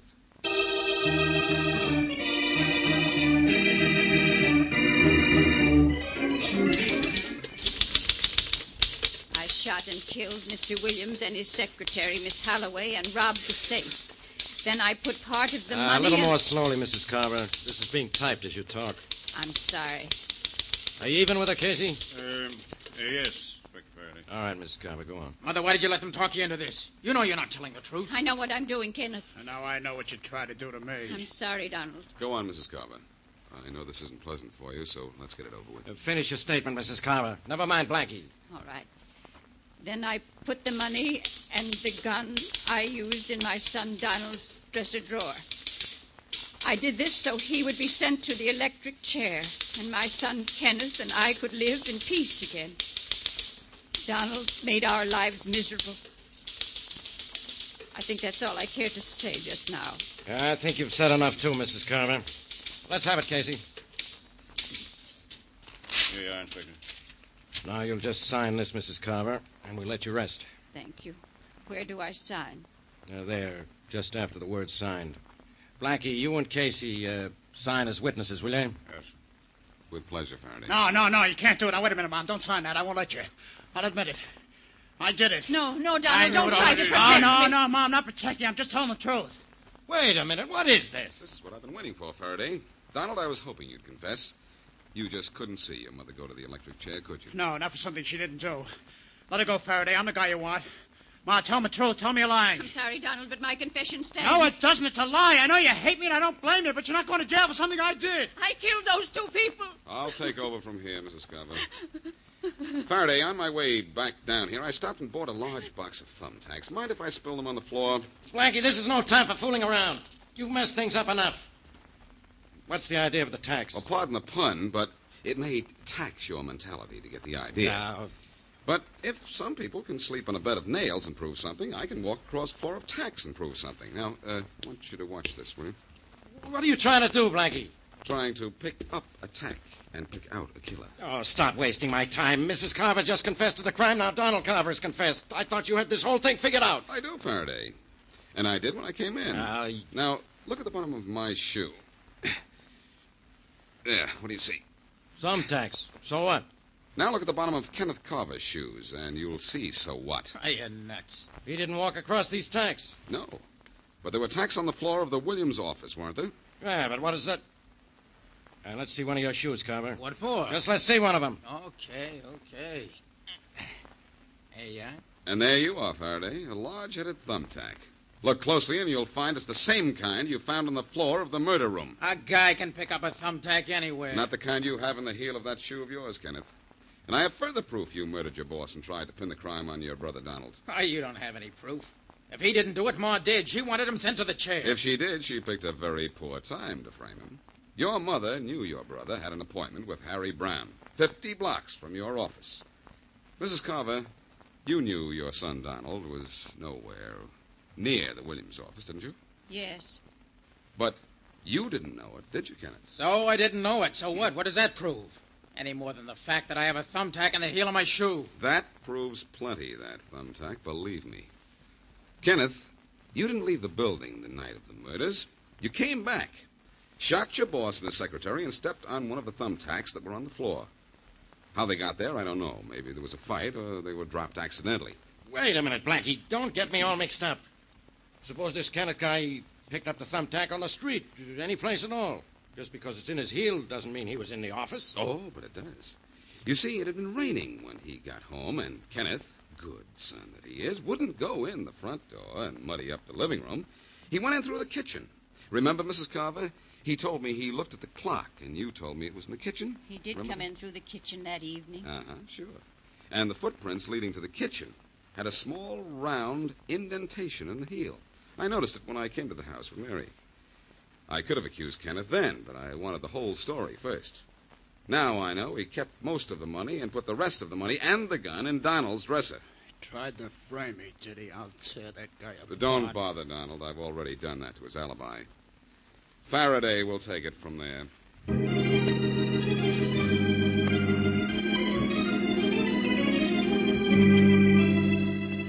If a buddy meet a buddy, you better pull your shoes back, young fella. You'll get 'em soaked. I didn't want to interrupt your song by telling you I was here. I heard you come in and knew who you were without having to look at your face. I can tell by your shoes. You're the young fella, Boston Blackie, who came around asking questions the night of the murder. Coming through the right... Well, I'm the same person, all right. I came back to thank you for your help. Help? Oh, I didn't do nothing to help. If a buddy kiss a buddy... You did quite some helping, though. You practically made that brother Kenneth confess. I was reading about it in the papers. Well, it was the supposed to be bad brother Donald that set up the whole thing, you know. Should a buddy cry, every lassie has her lad... Say, one thing I never understood. Why did that woman, Mrs. Carver, come to your place with a gun? Well, she came there because she knew it was Kenneth that did the killing. And she didn't want me to try to prove it. When I told her I could prove it, with or without her help, she agreed to my plan. She found Kenneth wasn't such a good son when he was willing to stand by and see her confess. She sure did. None they have, say I. Say, what happened to Donald? Well, he got a job in a gas station, and according to Mrs. Carver, he kind of likes the idea of honest work. Never hurt nobody. And all the lads, they smile at me when coming through the right.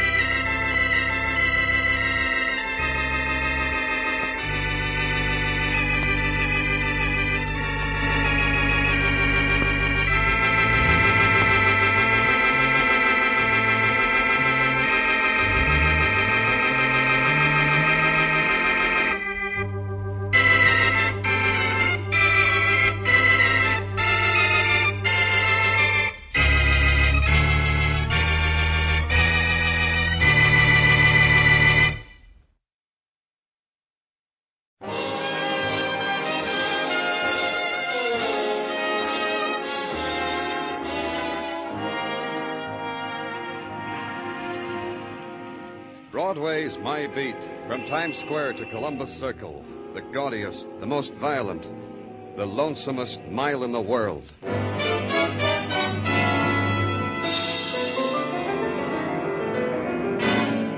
Broadway's My Beat, with Larry Thor as Detective Danny Clover.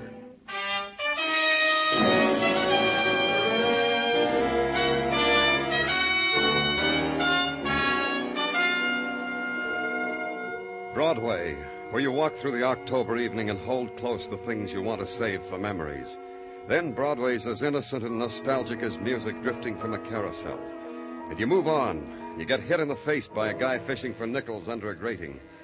Whatever you were pursuing is gone now, lost. And Broadway trails off into the side streets. Walk them like I did. And try to close your eyes against the pattern of scars in the street of the tenements. The kids with the torn deck of cards under the lamppost, the dogs at the trash cans, the wide-eyed girl who lurched against me. Pardon me. That's all right. Pardon me. Pardon me. That's all right. Is something wrong, miss? No, it's all right. I'll find it all right. Find what? May I help you? You've seen it? You know where it is? You're not feeling well, miss. Let me take you home. Home? That's right. Where do you live? I don't know. Then tell me your name. We'll find out. I don't know my name. I don't know who I am. I don't know who...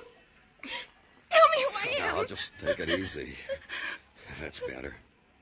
What were you looking for? Pocketbook. I remember I had it. I think I had it when I was rocking right over there. I fell down. Well, let's go see. How long ago did you miss your pocketbook? A little while, I think. I don't know. An hour? No, just a few minutes ago. I can't remember when. Here's where you fell? Yes. I remember because when it happened, I stretched out my arm so I wouldn't hit the trash can. Uh-huh. Is this it, miss? Yes. Yes, that's it. I can remember that. Let's open it. Yes. Here, a wallet. Here's a driver's license made out to Linda Arnold, 1912 West 54th Street. 5'4", blonde hair, green eyes. That fits. And this, in case of accident, notify Helen Carroll. Address the same. Helen Carroll. Aunt Helen. Yes, that's right. My name's Linda Arnold, and Helen Carroll's my aunt. Uh-huh. There's something else in this purse, Miss Arnold. Recognize it? Why, that's a letter opener. Aunt Helen's. And there's blood on it. That's right, Miss Arnold. It's sticky with blood.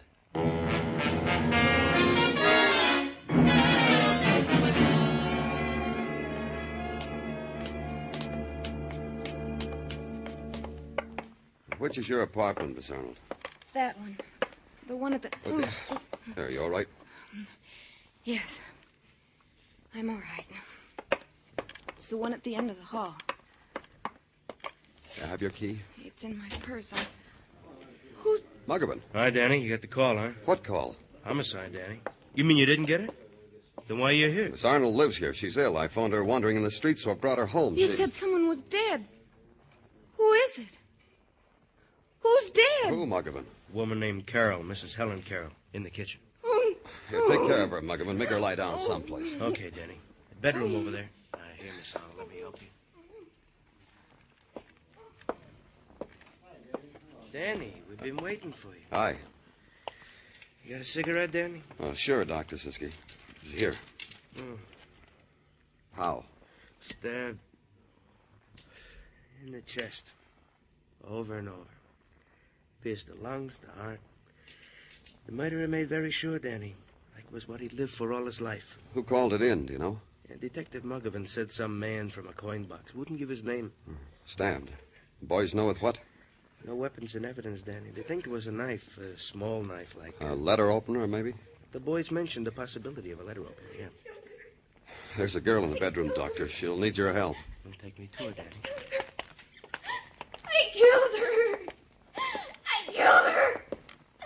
I hated her. She was mean and rotten. She twisted everything and made it dirty and mean. I killed her. Hold it, Danny. You too, Muggavan. But gently. You'll be all right, miss. It'll be all right. I want Ted. Bring Ted to me. Tell him. Tell Ted. Oh. Tell him I killed her. Tell him to come to me. Dr. Sinsky. A moment longer, Danny. In a moment, she'll be asleep. This girl murdered Danny? She's asleep. You're right, Dr. Sinsky. It only took a moment. It only took a moment, and sleep touched Linda Arnold, and the face gouged with hysteria smoothed down to a kind of release and innocence. Her lips formed a final word, Ted, once. Then she surrendered to sleep. I left.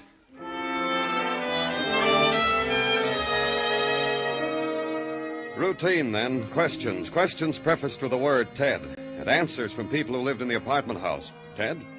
I guess that's her boyfriend that always comes calling, mister. The good-looking boy in the uniform. Then a woman who opened the door for me before I knocked told me, Ted, you mean Ted Raymond, mister. Linda's boyfriend. About his uniform, mister. Guess that's because he drives a bus.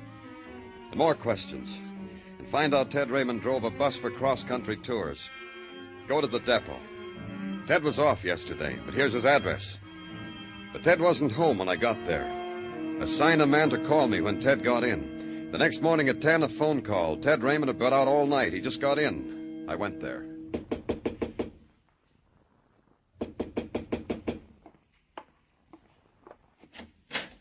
You're the police. That's right. Danny Clover. Come on in. Thanks. How'd you know I was... You were the police? How did I know? One of your boys was outside this house when I came in. He was trying to look like a maple tree, like the one that's outside, real detective-y looking. Fat man with a cigar trying to look like a maple tree.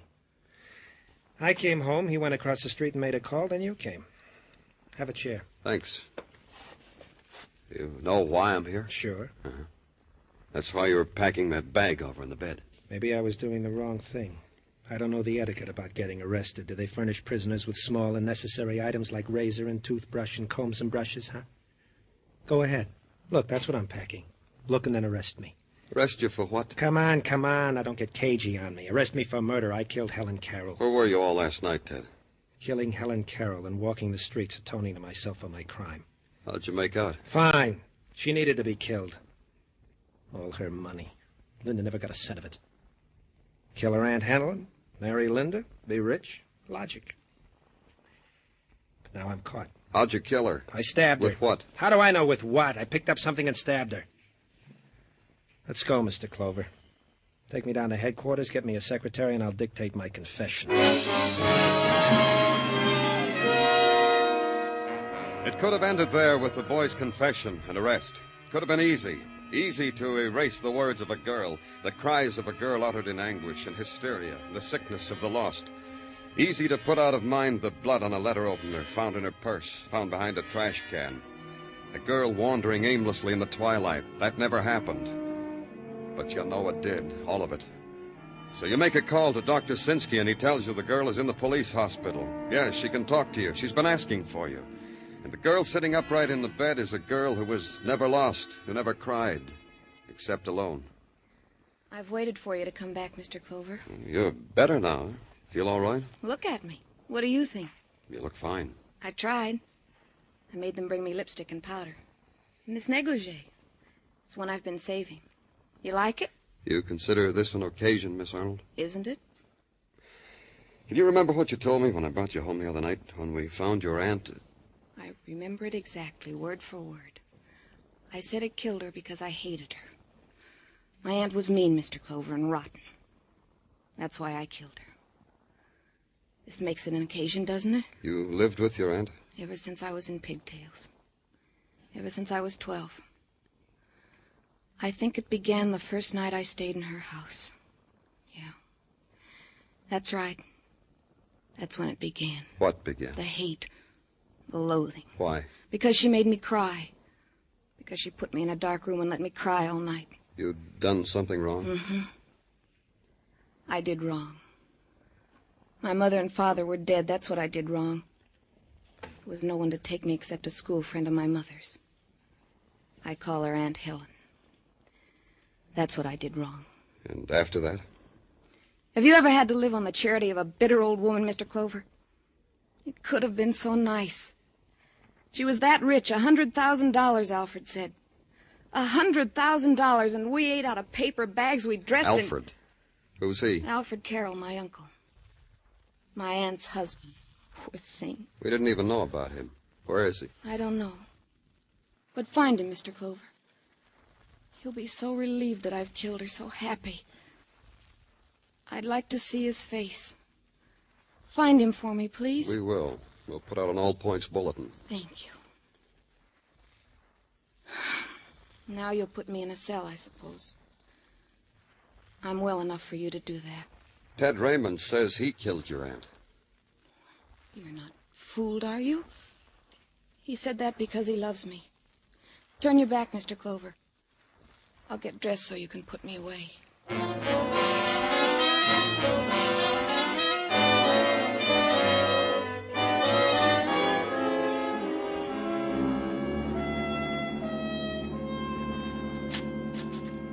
Danny?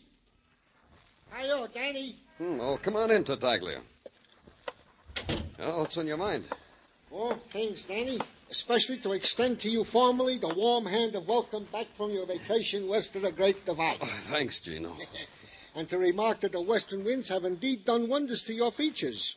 The sunburned brow, the hearty handshake, and that Don Juan shirt. You look like a veritable Don Juan.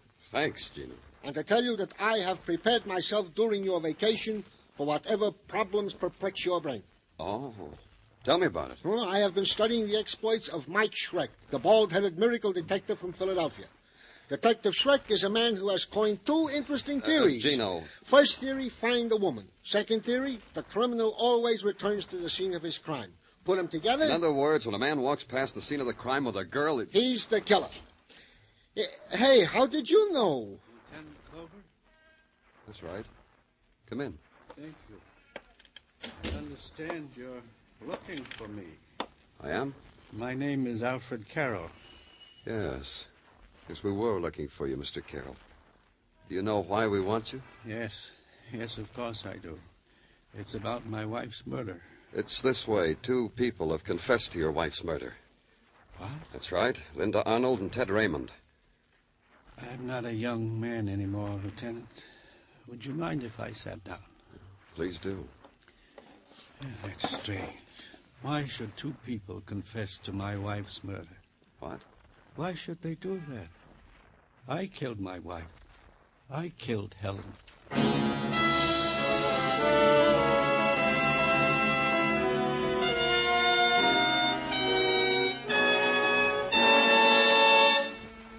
You are listening to Broadway's My Beat, written by Morton Fine and David Friedkin, and starring Larry Thor as Detective Danny Clover.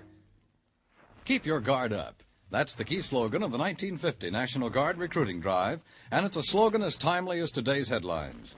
More than ever before, America stands prepared, and the National Guard must recruit approximately 220,000 men as soon as possible. By joining the National Guard, young men will have the advantage of choosing their own unit and preparing themselves for promotion by being in a job for which they are best qualified. Investigate the National Guard now. Help America to keep up its guard.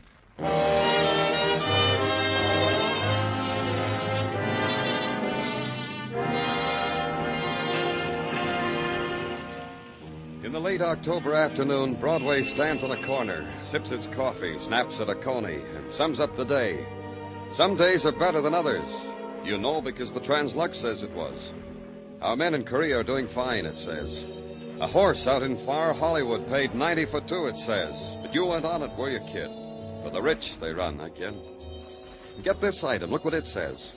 3 people confessed to murder of Helen Carroll. A field day for the police, I kid. 3 tries, 3 scores. Coming up in the world, the police. And at headquarters, the husband sits quietly waiting for the police stenographer to catch up with him because his confession spills out of him like laughter, like it has to be shared with the world. Have you got that now, young man? All of it? Every word? He's got it, Mr. Carroll. Go on. Yeah, there's not much more. I wish there were. There are so many things. Where did you go after you killed your wife, Mr. Carroll? I went to do things she'd never let me do. Like what? Enjoyable things. pleasurable things. Like what?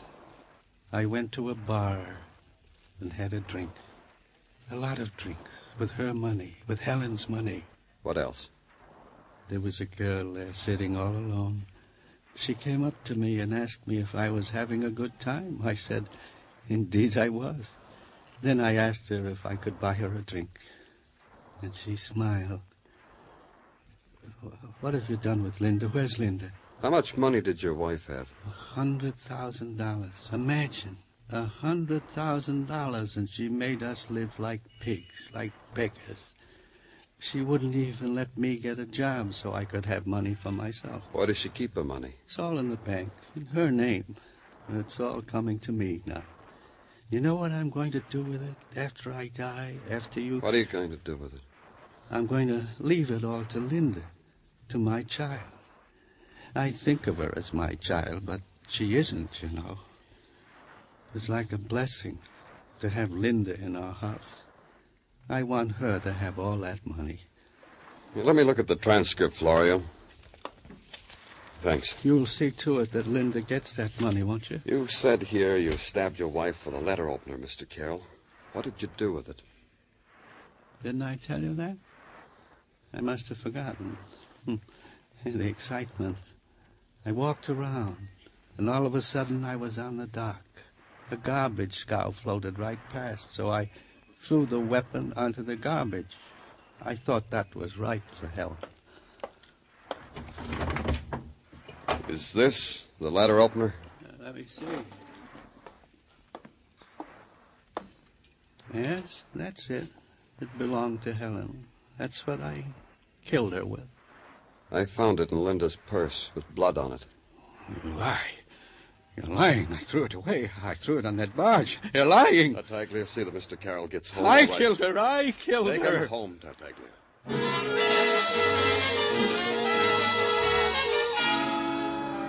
There it was. 3 people confessed to a single murder. An elderly man, Alfred Carroll, said he killed his wife, but the details of the killing were too cloudy. A young woman, Linda Arnold, said she did it, killing done in a mental blackout. A young man, Ted Raymond, swore he was the killer. Take a premise, consider it, make up your mind that one of the suspects was the murderer. But who? All had motive. As far as I could gather, all had opportunity. That was the Joker. Routine again, and questions again. The knocking on doors and tipping the hat and flashing the badge and intrude into lives of people who thought the word murder was reserved for headlines only. A person like Mrs. Westfall, for instance, landlady and purveyor of towels and clean sheets for Ted Raymond. You're talking about Ted Raymond, ain't you? That's right. Ted drives a bus. What are you looking at, Mrs. Westfall? Giddle Fiddleberg. Look at her walking down the street.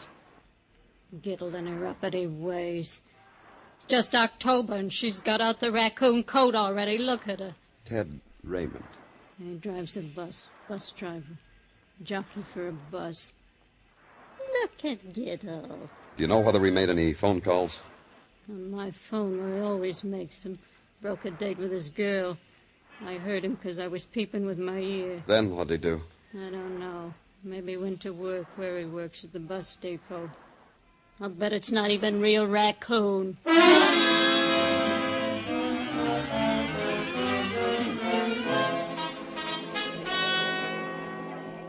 Bus leaving Are you for Mr. Trenton, McLean? Philadelphia, That's right. Baltimore, What can I do and for you, sir? Washington. I'm from the Leaving in police. 5 minutes Oh, at fine. gate I drive 3. that bus for cross-country tours. I'm supposed to take it out to Washington in 5 minutes. Think I'll make it? Sure, this'll only take a minute. The man at the ticket window said you were a friend of Ted Raymond's. Was Ted in trouble? Oh, I'm just supposed to answer the questions. So you'll make the bus. I know Ted. Did you see him last night? All night. Sat up with Pinochle all night, from 5 p.m. till 4 a.m. That's funny, you know. What's funny? He called me very early this morning. Told me if anyone asked to say I never saw him at all last night. Bus But leaving you're a for policeman. Trenton, Yeah, better catch your bus, Philadelphia, Mr. McLean. Baltimore and Washington, leaving in 4.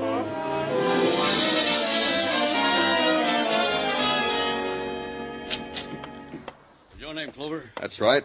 Who are you? My name is Jones, and I've been looking for you. Why have you been doing that? Because I read in the paper you were assigned to the murder of Mrs. Carroll. Therefore this. Therefore what? Here.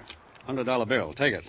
You see, I didn't spend a cent of it. Look, Mr. Jones, what's this all about? It's about that boy, Ted Raymond. He gave me the $100, and I'm giving it to you. Why are you doing that? Because I'm the superintendent of the apartment house in which Mrs. Carroll was slain. Ted Raymond gave me the $100 early this morning. He said to tell anyone that asked that he was lurking around the apartment house at the time of the murder. I see. What took you all this time to come to the police? Yes. What? Yes, it did take me a long time. What happens to the $100 bill now, Mr. Clover?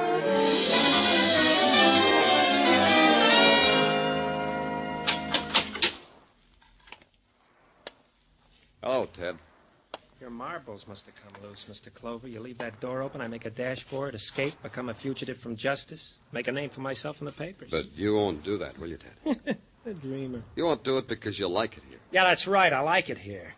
The walls are worn thin where guys have cried on them, where guys have beaten their heads against them. Oh, yeah, I like it here, Mr. Clover. But you'll be careful, huh? Careful I don't hurt you when I try. It's open, Ted. All you have to do is walk out. So what is this? This I never even read about. You told me you killed Helen Carroll. Yeah. Who else should I tell? Bring them to me. I'll whisper it in their ears. She was killed in the evening at 7 o'clock. The medical examiner says so. Bless him. I killed her in the evening at 7 o'clock. You're lying, Ted. We know everything you did from 5 until 4 in the morning. You weren't even near Helen Carroll.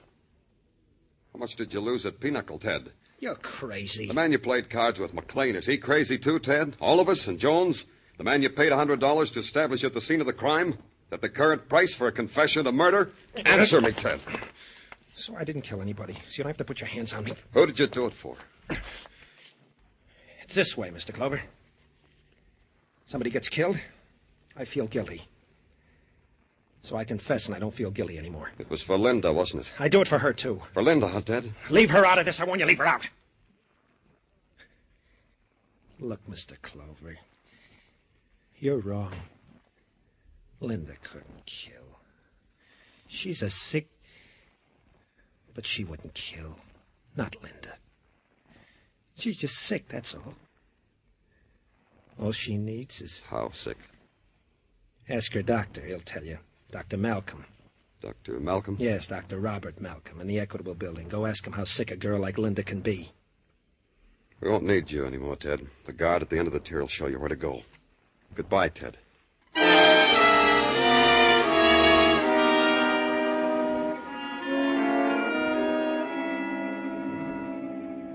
The case of Linda Arnold is not a very exciting one, Mr. Clover. I don't want to write a magazine article, Dr. Malcolm. I'm just trying to clear up a murder. Well, I'll wager the material you police come in contact Look, Doctor. Of course, Linda Arnold. She came to me some years ago. How many years ago? Oh, about 10, I'd say. Charity patient. Later I found out her aunt was quite wealthy, so I had it done up for my fee. Her aunt was the one who was murdered. Really? Now, that's interesting. Oh? Why? Well, let me ask you a question, Mr. Clover. Did Linda kill her aunt? We're not sure. Maybe she did. Why do you ask? Well, there might be a pattern for murder there. Linda was an emotional girl, and when an emotional crisis presented itself, she would, black out. In other words, at times, rather than face reality, Linda would... I said it. Black out. Would you say you cured her, Doctor? I can only say she hasn't had need to see me for the last 3 years. Yes, I'd say she was a perfectly healthy, normal girl. Anything else? No? Good day, Mr. Clover. It was 5 p.m. when I walked out of Dr. Malcolm's office. It was 10 minutes after 5 when I called the police headquarters and had them release Linda Arnold. Then back on Broadway for a hot pastrami sandwich. I almost had some cream soda, too, but Morris, the waiter, said, Danny, you look dyspeptic. I prescribed celery tonic. Then the theater crowds began to gather and Broadway became crowded, so I left it. Linda Arnold should be home by now. I went there, to her apartment. But it wasn't Linda Arnold who opened the door for me. Oh, it's you, Mr. Clover. Please come in. Thanks, I will. Where's Linda? She was just admiring the clothes I bought for her. I opened a charge account for her because I'm going to get all that money, and I bought all those beautiful clothes for her. Silks. Linda looks so wonderful in silks. See? These, and these, and these. Where's Linda, Mr. Carroll? And this. You should have seen Linda in this. We played that record you're listening to so Linda could walk around to it. Let's get rid of it, huh? Where's Linda, Mr. Carroll? Oh, she's in her room changing into something else. Call her. Because you want to take her back for murder? It won't work, you know. Linda has no mental responsibility for what she did. And besides that, if she were brought to trial, I'd say I did it. Linda, doesn't she look beautiful, Mr. Clover? How do you feel, Linda? I'm happy. What happened to the music? I turned it off. But I'm happy. I need music to go with it. Look at these things. Look at them. Uncle Alfred bought them for me. Yes, I did. Didn't I, Linda? Ted signed his confession, Linda. What? Yes, the district attorney's going to arraign him tomorrow morning. That's wonderful. Ted did that? Isn't that wonderful, Linda? I asked you, isn't that wonderful? Ted's in jail? Now we have nothing to worry about, don't you see, Linda? Yes. Yes, Uncle Alfred. Linda, don't call me Uncle. I'm not your uncle, Linda.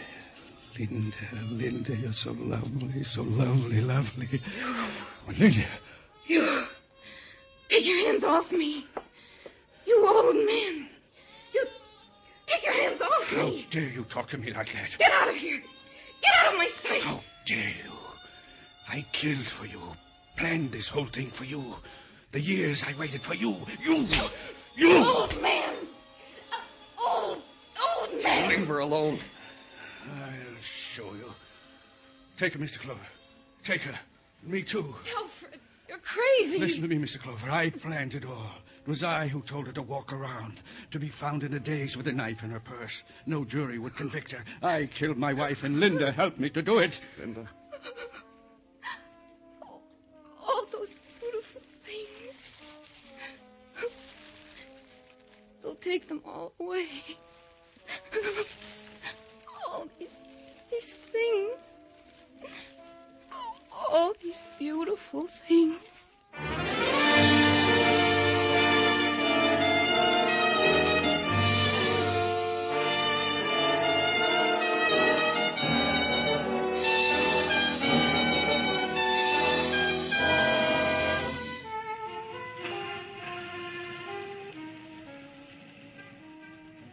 In the time of autumn, twilight sighs down on Broadway. You walk toward it. Someone smiles and takes your hand, whispers to close your eyes, then bangs your head against a wall, and your scream mixes well with the shriek of the night. It's Broadway, the gaudiest, the most violent, the lonesomest mile in the world. Broadway, my beat.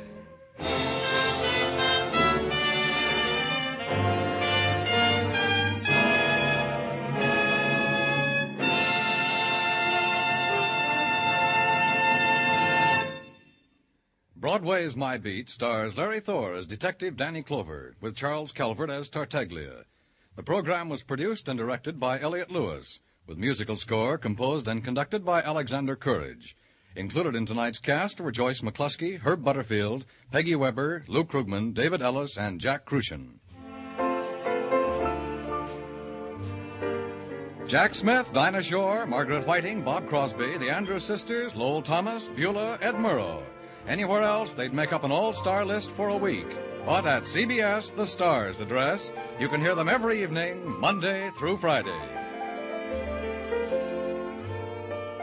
Dan Cubberly speaking. This is CBS, where yours truly, Johnny Dollar, brings adventure Saturday nights on the Columbia Broadcasting System.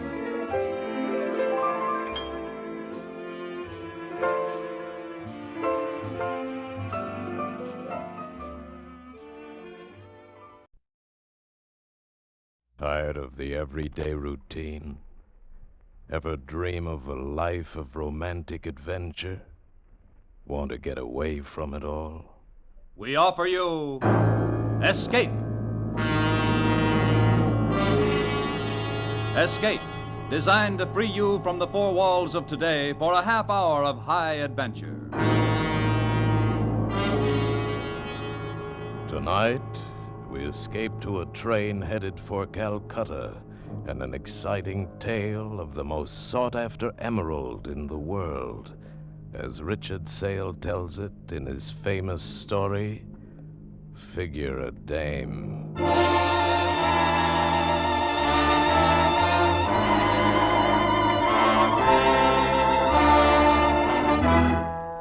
You do it. You figure a dame. Take this Mrs. Arthur Bankner, whose body I'm hired to guard. A widow woman who wanted a piece of green ice so bad she came halfway across the world to this Raj Johor, this whistle stop in the middle of India. And then to the winter palace of a character named Samurai Dal. Him in his English jodhpurs, jeweled silk turban, his eyes like hard pennies.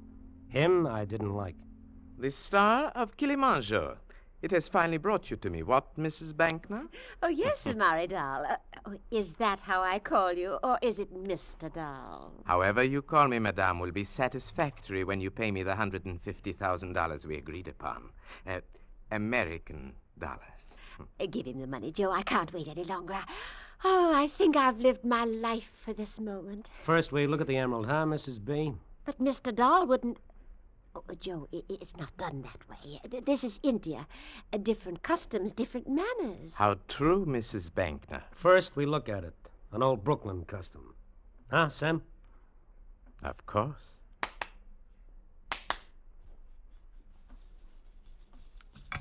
Samari Dahl. The emerald. The star of Kilimanjaro. Fetch it, girl. At once, Samari Dahl. Goes good with you, huh, Sam? Dancing girls with bells on their toes? It's only adequate. I neglected to ask you this, Mrs. Bankner. Forgive me, but just who is this creature? Joe? Oh, he's not a creature, Mr. Dahl. He's... well, for one thing, he's a detective for the Magnum Insurance Company. That explains a great deal. You see, Mr. Dahl, Joe, Mr. Harriman here, recovered some jewelry I lost in Paris. Oh, I was so impressed with him. I mean with how efficient he was. And she means she persuaded Magnum to let me come along on this little buying trip for protection. Magnum thought it was a good idea, too. Now you know who the creature is. Now everything's gay, huh, Sam? Samari Dahl. Thank you. You may go back, girl, to whatever child's game you were playing. I could weep at having to part with this.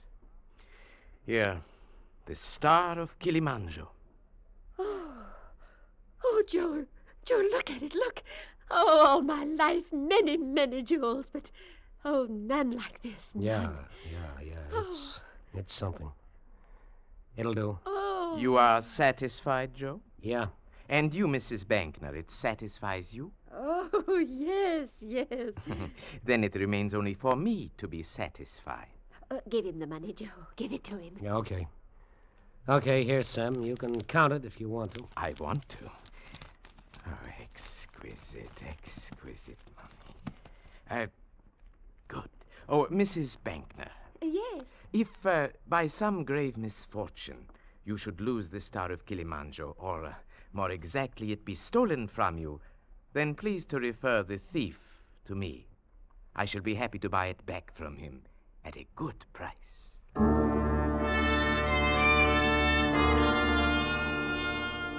Mrs. B wanted to celebrate, so we went to the town's one hot spot, the Rasa Tal. It was a dive. And the props hadn't changed from Flatbush. Smoke, Oriental cigarette type, bartender, Oriental type, dames, any type. Complete with Lend-Lease jazz band, the joint was a shore-leave paradise with one great big advantage. No local ordinances. You name it, you can have it. Oh, I'll have another swizzle, Joe. Finish the drink you've got, and we'll see. Oh, Joe, you don't have to be so solicitous. Oh, I've got the star of Kilimanjaro. I've got it, Joe, and we're celebrating, remember? Come on now, dance with me. Joe, what are you staring at? Joe. Her. Who, Joe? That girl over there, the one against the bar. She looks like an American, that one. Yeah. She's lovely. I only say that because she is. Now, you've looked at her, Joe. Now look back at me. You know what? I've seen her before. In Flatbush? Here, in India. A couple of times before. I look up, and there she is, leaning against a bar or watching the same rope trick or being a part of the same crowd as me. She's following you, Joe, to the ends of the earth. And I bet her resistance is getting lower from bar to bar. Following me, yeah. I heard you say something about dancing, lady. Well, now. They're avesting you from the poop deck, sailor boy. Beat it. Oh, Joe, at least buy him a drink. Buy him nothing. Go on, sailor, make an exit while the house is still with you. I was saying to you, lady, I was saying I heard you want to dance. This guy with you ain't made a move. Now, what would you have done? Tell me. Me? Me? I'd dance. Yeah, you would.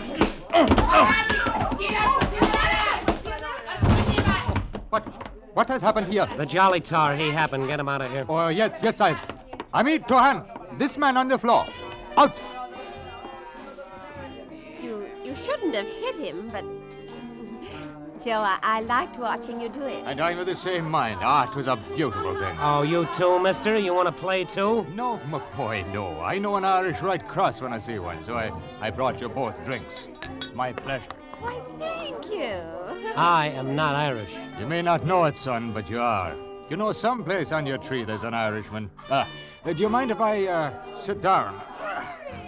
Who are you? What's the... A man like you, son. I can tell it by the turn of your lips.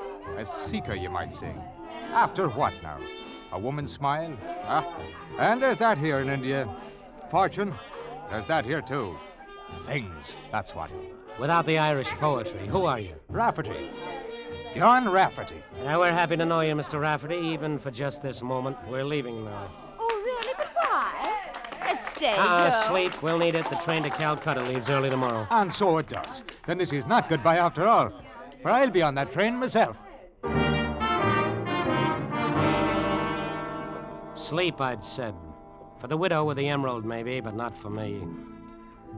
I sat on the veranda of the Raj Johor Ritz just outside Mrs. B's room, and I could hear her making happy moans in her sleep. Once I heard a crawling noise. I got up, investigated, and found it was a noise made by something that crawls. Then came the dawn. I hustled Mrs. B and her bags into a Model T cab that took 2 hours to get to the railroad station a mile away. That I'd counted on, so we made the train for Calcutta on time. Oh, Joe, just think, in a few days, Calcutta. Then the plane, then Paris, and then you leave me. Yeah, that's how it was laid out, the itinerary. Go on in, I'll be there in a minute. But aren't you coming with me? No, Mrs. B, you go find your compartment. I'll bring the bags to you. Oh, but... Oh, I see. The bar girl. That's who it is, isn't it, Joe? Coming this way. That's who it is, Mrs. B. You won't want to be here when I talk to her, huh, Mrs. B? No, but don't talk long, Joe. It's me that's paying you, remember? So Mrs. B was on her way to her compartment. The star of Kilimanjaro and a little pouch with gold strings around her neck and inside her dress. This was the last lap. If anyone was going to lift the rocket, it had to be done before we got to Calcutta. And then the girl's perfume was inside me. We've met before, haven't we? Where or when, I don't know, but we've met. It's as good a way as any to get to know me. I'm Joe Harriman. Marion Ryder. It seems we're always in the same places. On the train all the way from Bombay, at the cafe last night, here. Coincidental, isn't it? Is it? I wouldn't know. Well, of course it is. Wait, do you mean you've been following me? A dream like you that makes you hungry inside? It wouldn't be hard. Like that? Like that. Traveling for your health, Marion? No, business. In this slop hole, something like you, business? Well, I'm a kind of buying agent for a New York firm. Trinkets. That's it, trinkets. Emerald trinkets? Emerald would be lovely. I must find my compartment, Mr. Harriman. Maybe I'll see you again later? Count on it, Marion. It's a promise I make to myself. All aboard! All aboard!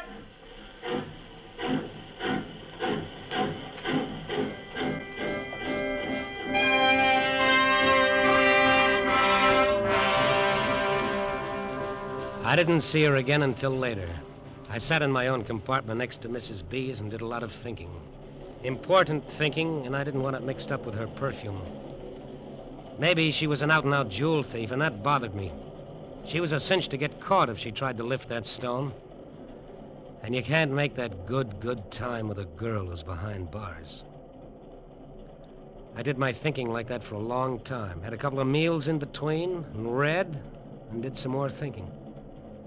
When I got finished with it, I was looking out of a window and seeing it was a night without moon. A night for company.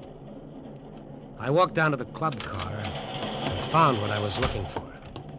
Hello. Hello, Miss... Oh, don't be frightened. It's me. That, kind of night out there get you down? No.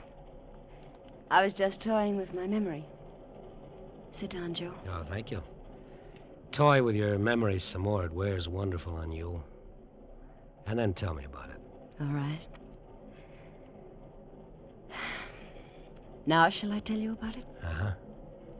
Out there, Joe, the night, the black hills, those strange little lights that flicker and swirl past you. It's like... Well, like I wasn't on this train at all, but out there and part of it. Like something I've known and remembered for a long, long time. Is that all? That, Joe. This? Joe. Don't say we shouldn't have done it, because we should have. I know, but what must you think of me? What? I'll tell you. Because I level with women who level with me. I think you're interested in me. And? And trinkets. Expensive trinkets. Like the star of Kilimanjaro. I don't understand you. Mr. Harriman, please come hurry. Mrs. Bankner. What's the matter with her? She is very upset. I think something is wrong. She says you come right away. She's crying. Excuse me, Marion. I gotta go to work. Come on, you. Yes.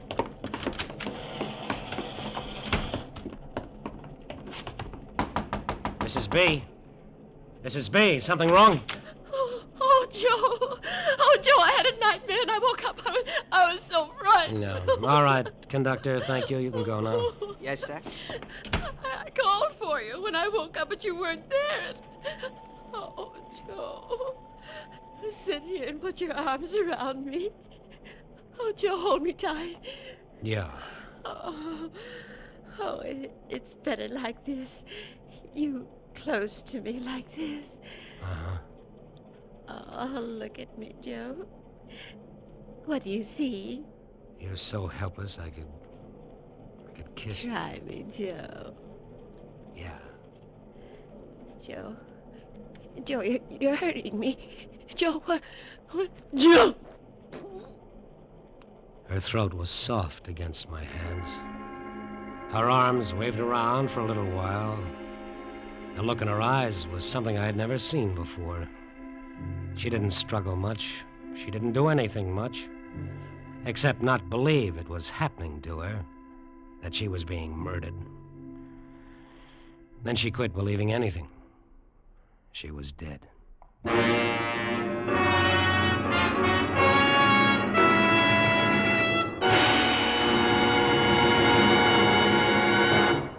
In just a moment, we will continue with Escape. But first, every Wednesday night, Groucho Marx, Bing Crosby, and Burns and Allen in 1, 2, 3 order on most of these same CBS stations. Hear them all tomorrow night on CBS. And now we return you to the second act of Escape.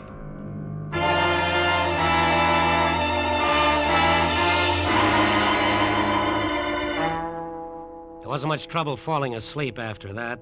After I was sure Mrs. B was dead. After I'd stashed the emerald where it couldn't be found. Wasn't much trouble falling asleep at all. Like being out with a beautiful dame, and she liked you. And you went home and put your arms behind your head and smiled to yourself. And you slept the best kind of sleep of all. It got to be 8 o'clock in the morning, and that was all right, too. Because there I was having breakfast in the diner with another promise I'd made to myself. Her name was Marion Ryder. And she poured my coffee for me. I've been thinking, Joe. Uh-huh. I've been thinking it was wrong what we did last night. I'll tell you why it wasn't, Marion. You want to hear? Just don't lie to me. I'm crazy about you. See, I don't even have to look down into my coffee cup when I say it, like you're doing. I'm sorry. It's just that... Wait a minute, honey. Conductor. Hey, come here a minute, you. Yes? What is it you wish, sir? I wish this. I wish that you would go down to Mrs. Bankner's compartment and wake her up. Tell her this mush you waiters serve for breakfast is lousy, but tell her she's got to get some food in her. Yes, sir. Well, don't just stand there. I wish it, so do it. Yes, sir. Right away, sir. Joe. What are we saying, honey? Don't call me honey. Why not? It's a word I don't care for. Just don't do it. Yeah. No class, huh? Sure, wait till we get to Calcutta. I'll find the words that'll fit. Joe, leave me alone now. But... Calcutta is only a few hours away, Joe. Sure. I know about dames, Marion. They need thinking time to make everything right with themselves. Sure. I'll see you later.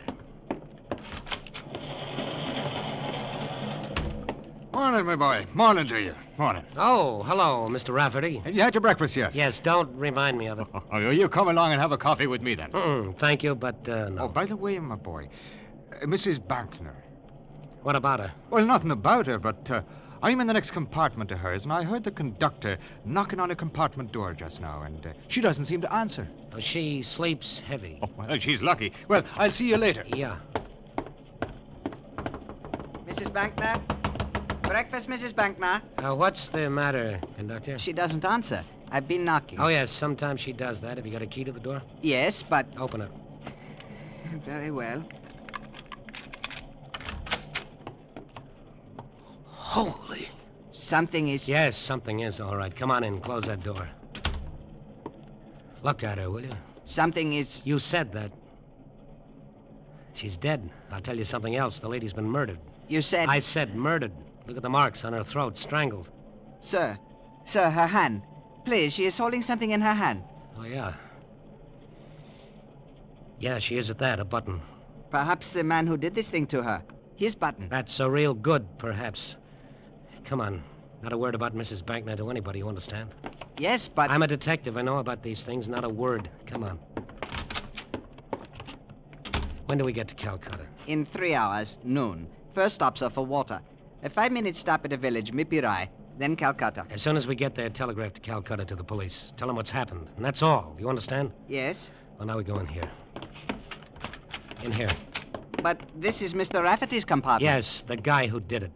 Close the door. I think he got what he was after from Mrs. Bankner. Maybe we'll find it. There will be trouble. You are searching his things. I told you I'm a detective. I know how to operate. Now, let's try this closet. Let me see. Nothing here. But the button... I'll give it to you. I'll turn it over to the British police when we get to Calcutta. Here, take it. Yes. But the button in Mrs. Bankner's hand was brown. Gray. Can't you see the button is gray? Take it. We stood there staring at each other for maybe a minute, and then his eyes eased off mine. He made a kind of sloppy salute. He turned, went down the train corridor to wherever it is conductors hold their heads in their hands. It had been awful close, awful tight. Tearing a gray button off Rafferty's coat while I searched it and palming the button off on the conductor, that was a little task that took delicacy and timing. So I'm delicate with my fingers, and my sense of timing is perfect, and I'm sure of myself. And that adds up to a win. When we hit the water stop, I got off to stretch my legs, to let myself breathe the fresh air so it would cool me off inside. The little guy running like a monkey on top of the water tank looked neat and clean in his white diaper and green turban. The hills covered with snow looked good, far away, but good. And then an Irish mosquito buzzed in my ear. That's a lovely panorama, those hills. Lovely. It's like music. Flutes and bells and the flight of birds. Yeah, they're like that. I don't know the words to the music, but they're like that. It's a pity Mrs. Bankner isn't here to enjoy them with you. What about Mrs. Bankner? What about Mrs. Bankner? Well, why, she's dead. Murdered. Surely you knew that, my boy. How did you find out about it? Oh, you know how it is on a train. Things get themselves whispered about. How did you find out? Now, easy, boy, easy. You're a fiery one, are you not? It's only that I saw the conductor looking sad, and me being a kind of friendly human being, and smart enough to know conductors know things, I asked him why he was sad. Asked him in a way that made it easy for him to answer. Quicker, Rafferty. Get to it quicker. Well, he told me that you told him not to say a word about the murder. And I said, whose murder? And then he says, Mrs. Bankner's. And I said, oh. And he said he'd be disgraced because it happened on his train. What else, Rafferty? And the matter of the button was deeply puzzling to him. Button? Yes, the button. Now, isn't that a queer thing to be puzzling to him? Him with a murder on his hands. The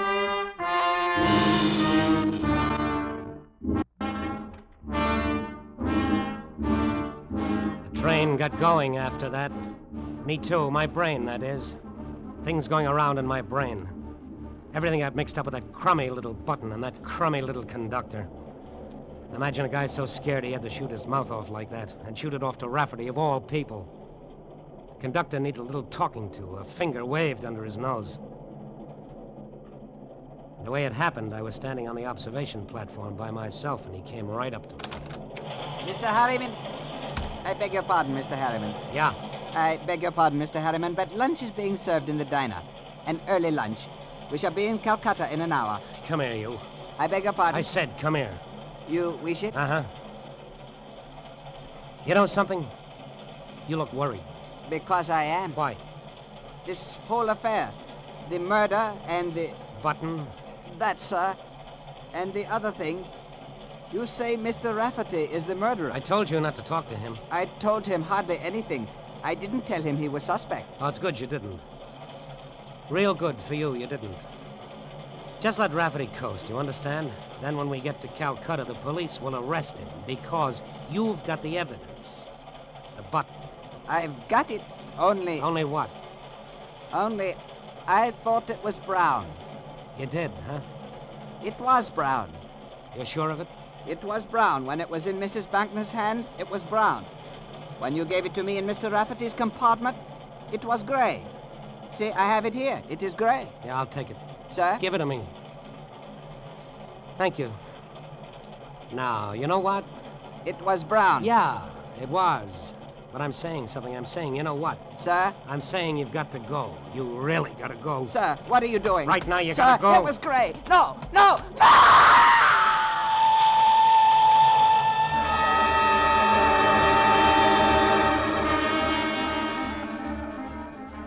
Now everything was right. Everything in place. The button I had had proved Rafferty the murderer of Mrs. B. The conductor, everybody would say the poor guy had a bad accident. Now all it needed was the payoff to a dream. And that would be something named Marion Ryder. Who is it? It's Joe. I'm bringing you pretty flowers. Let me in. I don't see any flowers. You will. Shut the door, Marion. All right. Keeps twisting around inside me. I love you. You can't say things like that. Stop me, then. Like this, Joe. Like that. One of those things. I meet you, and bang. Electricity, just like that. Joe. I love you. I'd do anything for you. I never said that to a woman Joe, before. wait. I've got to tell you something first. What's to tell me? That you're a crook? That you followed me and Mrs. B so you could lay your hands on the star of Kilimanjaro? No, Joe, wait. You're too late, kid. Mrs. B is dead, murdered. The emerald's gone. Something wrong, kid. Oh, so much. So much. Oh, nothing is wrong. Rafferty, the Irish poet, is going to take the rap for it. He was after the emerald, too, but he's not getting it. Just the gallows. That's all Rafferty Joe, gets. listen to me. Stop talking and listen. No, kid, you listen to me. I get 50 grand for it. We'll take it back to Semory Dahl and sell it to him again. 50 grand, you and me.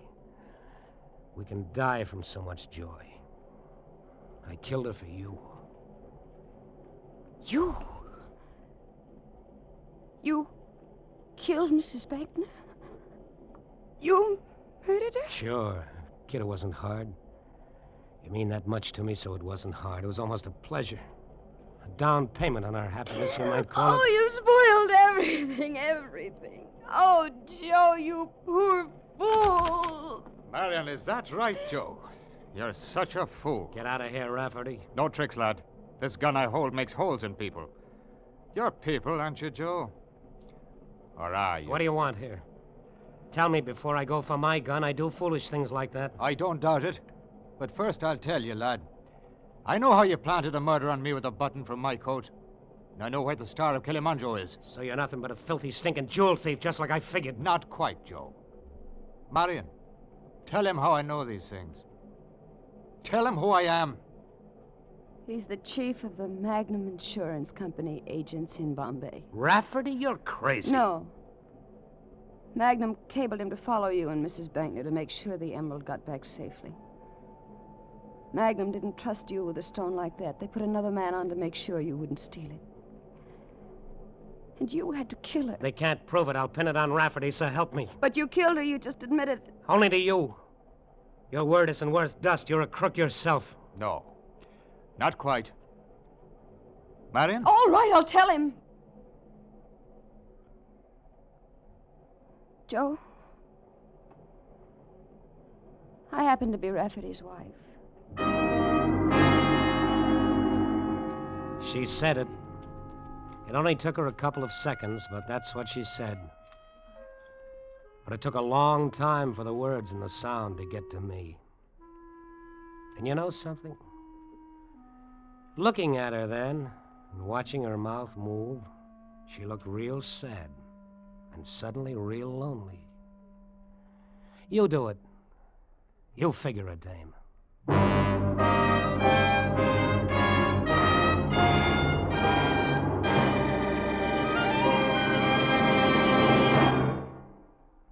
Escape is produced and directed by William N. Robeson. Tonight we have presented Figure a Dame by Richard Sale, adapted for radio by Morton Fine and David Friedkin. Featured in the cast were Frank Lovejoy as Joe, Joan Banks as Marion, Sarah Selby as Mrs. Bankner, and Ben Wright as Rafferty. Also heard were Paul Frees, Harry Bartell, and Gary Merrill. Special music was arranged and conducted by Del Castillo. Next week. You are on a small ship off the coast of Borneo. In the waters beneath you lies a fortune in pearls, and at your side stands a man from whose murderous greed there is no escape.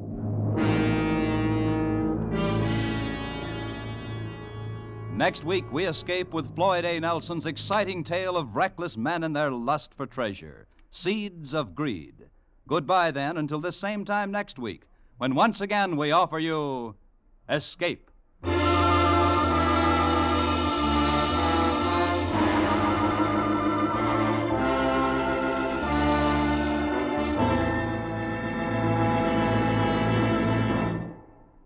It's Christmas time. Lots of mistletoe, lots of packages, lots of carols being sung. And never a man to overlook a chance to celebrate, George Burns gets into the act with a special program of what he claims are Christmas carols. George's sponsor had certain ideas about George's voice a few weeks ago and fired him from the show. And tomorrow night, you'll learn how George's fellow singers and Christmas shoppers in general react. For one of the merriest of holiday shows, don't miss George's and Gracie's program on most of these same CBS stations this Wednesday night. Now stay tuned for Hit the Jackpot, which follows immediately over most of these same CBS stations. This is CBS, the Columbia Broadcasting System.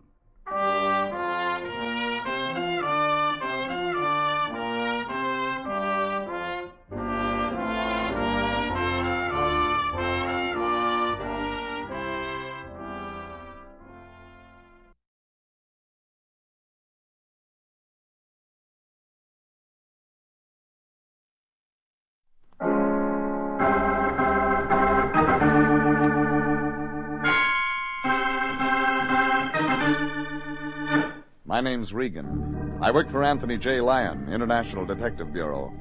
They call me the Lion's Eye.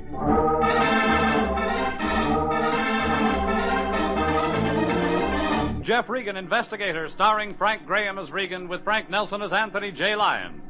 So stand by for mystery and suspense and adventure in tonight's story of The Man on the Hook.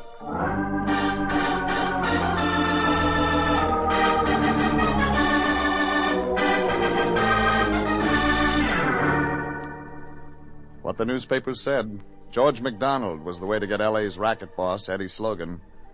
Only George McDonald was around. He'd been hiding out all week. The cops wanted him. Grand jury wanted him to testify.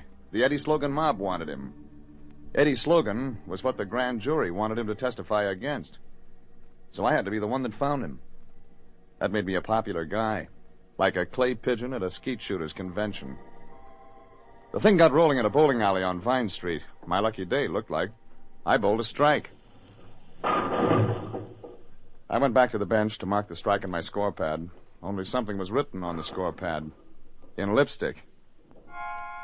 Regan, coffee shop counter. Hurry. And pinned to the score pad with a bobby pin was a $100 bill.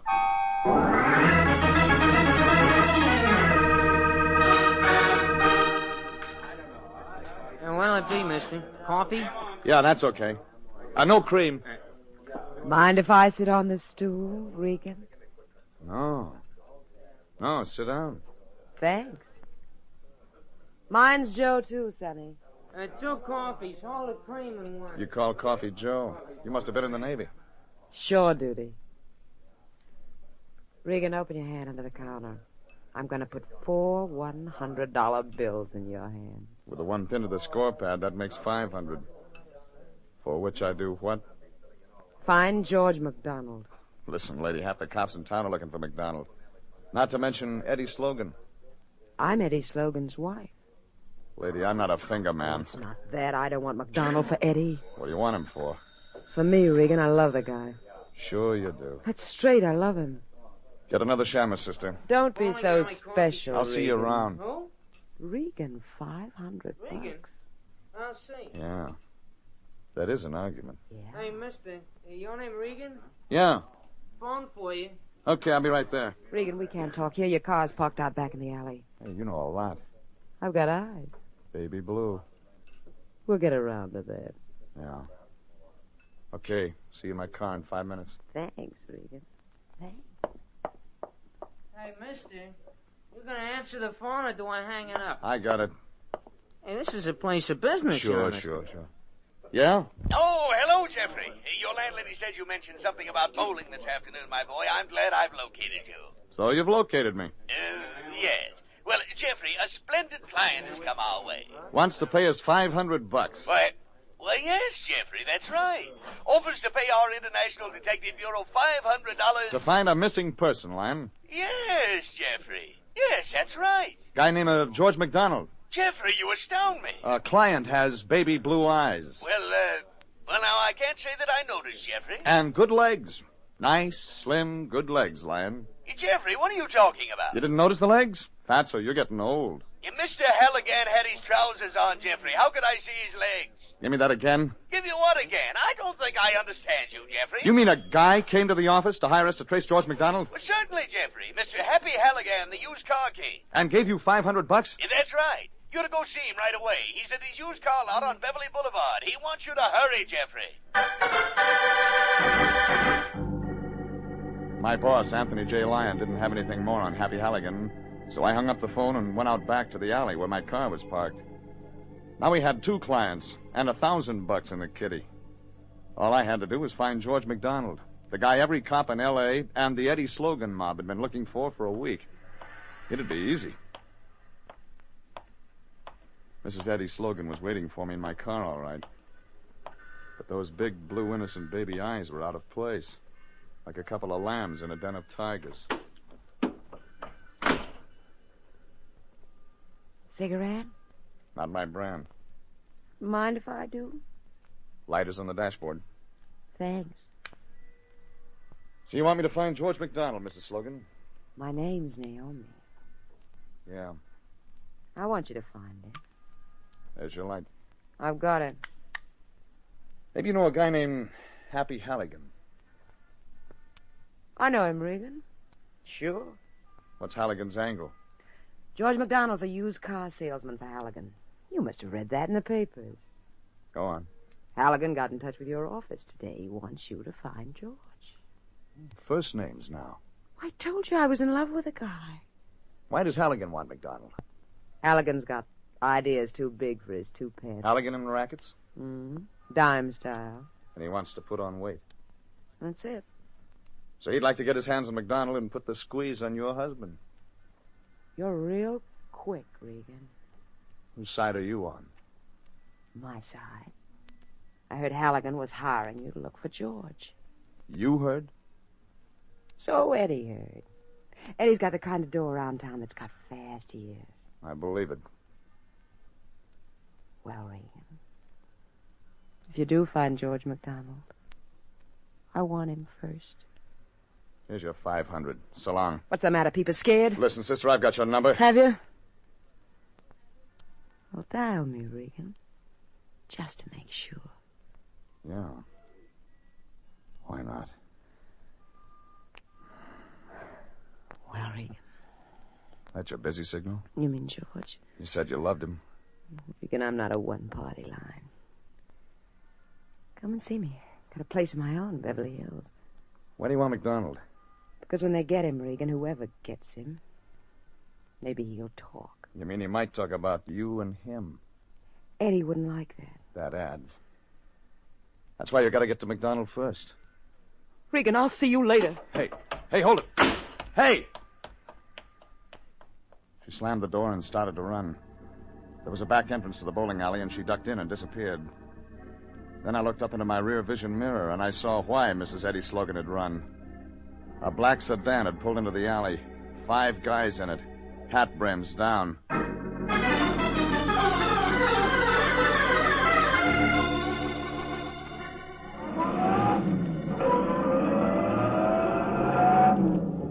I gunned out of the alley and turned left on Vine. The black sedan turned after me.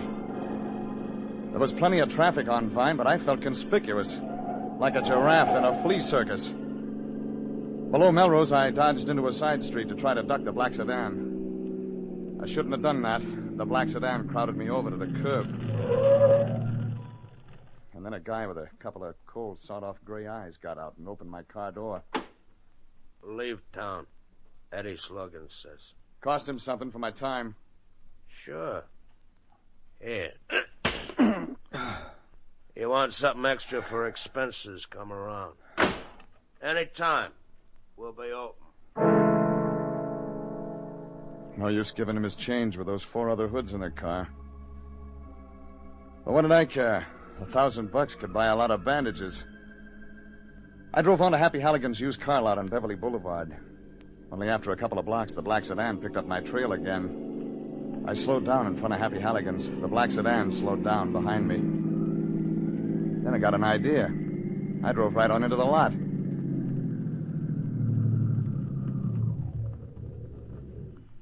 You happy, Halligan? Sure, I'm happy. Okay. No use you getting out of that piece of junk. No trading value. I'm Regan, International Detective Bureau. Lion's Eye, huh? That's it. I gave your boss $1,000, says you find George MacDonald for me. Yeah. 500's a big fee. He was a good used car salesman. Sure he was. Yeah, they used to come in here. Customers. Beg us to sell them a car. Price, no consideration. What do? We slug them, we insult them, we give them a hot foot, and they apologize for putting us to so much trouble. Yeah, them was the war years. Now... What about MacDonald? Even now, he could sell an Essex hot rod to whistle his mother. What about MacDonald? Yeah, you're right, Regan. Ain't why I want him. He cleaned out my till, $4,700. That why you want him? That's why I want him. Eddie Slogan's wife said different. Eddie Slogan. Seem to have read that name in the papers. Okay, Halligan. What can you give me on MacDonald? Tall, gray temples, 43, athletic. Heard he was a southpaw pitcher in the minors once. Oh, yeah. Served time for larceny. Anything else? Car over there's the one he beat it in. English model? Demonstrator. We sell them to the picture people. Yeah, MacDonald must have ditched the car. Cops picked it up, San Bernardino. Okay. By the way, there a back way off your lot, Halligan? Yeah, sure. Well, how about letting me drive something in good condition?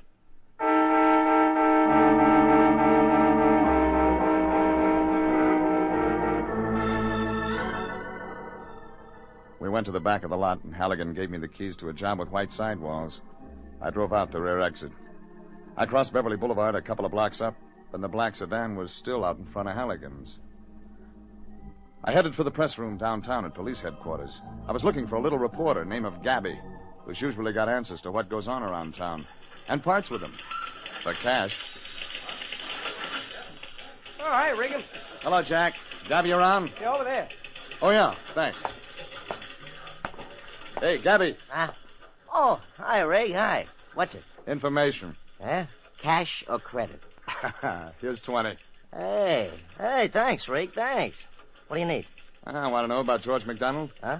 What you guys are writing in the papers is plenty of nothing. Well, cops won't let us print what we know. They're afraid we'll tip Slogan. Not that he don't know more than we know. What do we know? Slogan's mob got a place up past San Bernardino. Where McDonald's car was found? Yeah. Place is up in the canyon. Well, Slogan and his little playmates took a business competitor up there about a week ago. You know, Ray. They took him up, but they didn't bring him back. The business competitor made the mistake of getting very depressed all of a sudden and shooting himself. Only it turns out there was a witness. McDonald. How did the cops get that? Well, there's only one road up to the canyon. Gas station guy at the junction saw McDonald. That all of it? All I know, Rig. McDonald in the rackets? In and out. Worked for Slogan, but that busted off about 5 or 6 months ago. What about a guy named Halligan? Happy? He's in the rackets. So I drove back out to Happy Halligan's. I like to have my clients tell me the truth. It helps me get my work done. But Halligan wasn't around. Neither were the 5 Slogan triggermen in the black sedan, so I took my own car, picked up the evening papers to see what they had on the hunt for McDonald. They didn't have much, but what they did have was peculiar. The cops had released the fact that some stuff was stolen from the Slogan mob up in the canyon. But what was stolen didn't make sense. Phone number pad, gold cigar holder, table cigarette lighter. About 9 o'clock at night, I pulled into a gas station in the hills up past San Bernardino. How many, sir? Fill her up. Only, wait a second. Yes, sir? I'm looking for George McDonald. Yes, sir. You saw him, huh? About a week ago? Well, There's $10 in it for you. Yeah, I did see him. How'd you know it was McDonald? I described him to the police after they found the dead man up in the canyon. And you identified the car. The English right-hand drive job McDonald was driving? You'd remember that. Yeah, he drove right in here, into the station, in a right-hand drive car. He was very nervous, and I guess maybe I acted funny because he pulled a gun on me, leaned out and stuck it up against me. But I had OSS training in the war. And you pivoted and grabbed his wrist. Did you get the gun? Yeah. Police said that was positive identification. They traced the serial number to McDonald. But he got away. He'd left his motor running. Okay, I owe you $10. Fill up the tank and we'll see what the total comes to. I couldn't go up the canyon to the Slogan mob place. Cops had the canyon blockaded. They had a road check halfway down back to San Bernardino, too. Highway patrolman stopped me and flashed his light around the car. Then he went back a couple of cars, pulled up a little ways behind me. Everybody looking for George McDonald. I stuck a cigarette in my mouth and reached for the dashboard lighter, but all I got was the hole. I was out of matches, so I bent down and fell around the floor. That was when the car door jerked open, and a guy shoved in on the front seat beside me. All right, drive. This is a gun in your guts. Drive like the devil. You're giving the orders, McDonald.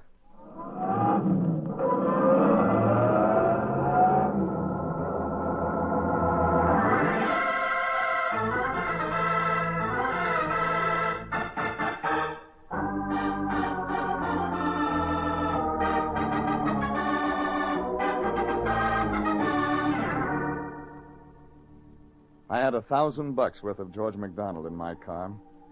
$500 if I delivered him to Happy Halligan, the used car king that was trying to get fat in the rackets. And $500 if I delivered him to Naomi, Mrs. Eddie Slogan. Only Eddie Slogan, big boss of the L.A. rackets, was looking for Mac. And every cop in L.A. was looking for Mac. And that thing Mac's left hand kept shoving into my side had some eager bullets in it. We exchanged some polite conversation around Azusa, but we didn't get any place till we were pulling into L.A. Hey, slow down, will you? That's a cop car we just passed. You want us to get stopped? You got the gun, Mac. That makes you the captain. Okay, pull over. Listen, Regan. One yap out of you and you'll get it, see? Sure, Mac. Maybe the cops won't know who you are. They went past. They're after somebody else. All right if I drive now, Captain? Yeah, sure. Only take it easy. Sure.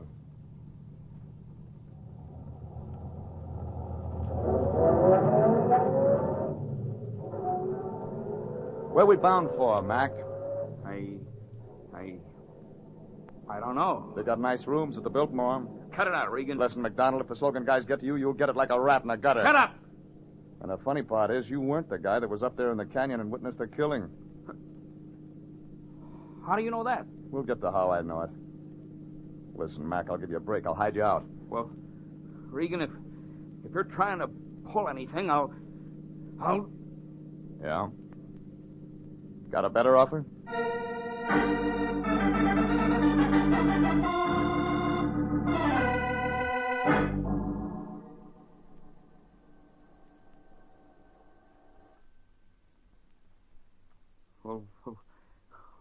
Why doesn't he come?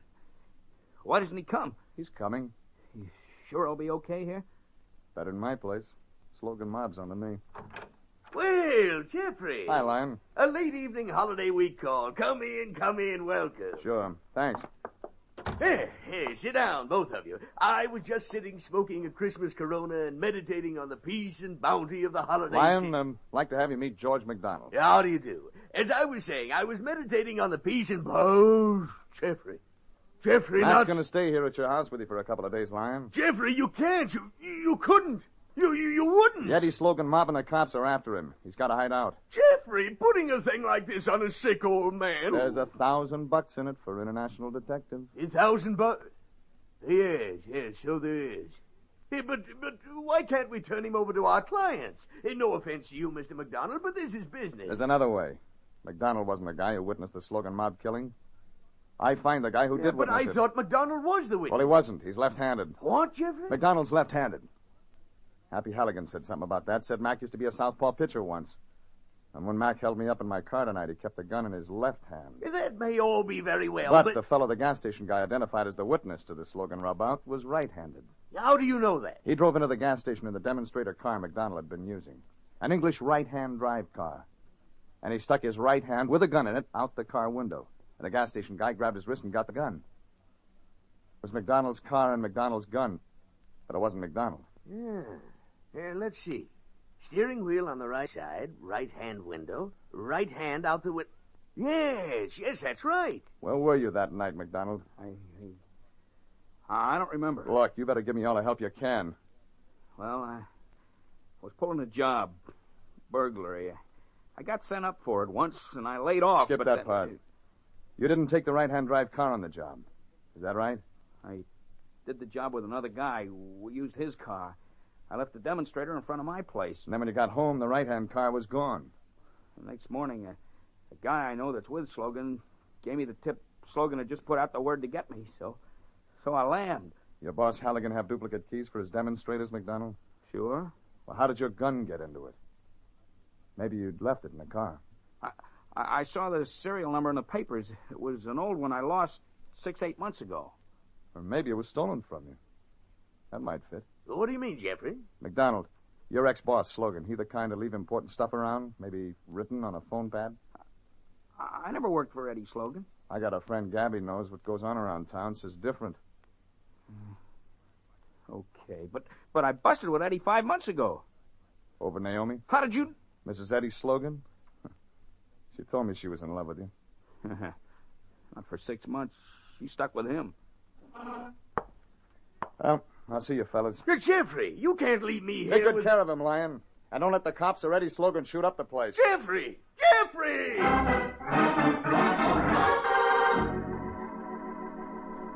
I left the two happy pals side by side in front of the Lion's molting Christmas tree. Maybe when I told the gas station kid up at the junction of the Canyon Road, the guy in McDonald's car with McDonald's gun wasn't McDonald, he'd come up with something that'd lead me to the guy who was. But it was too late to go up there till morning, so I went to my place on Taft to get some sleep.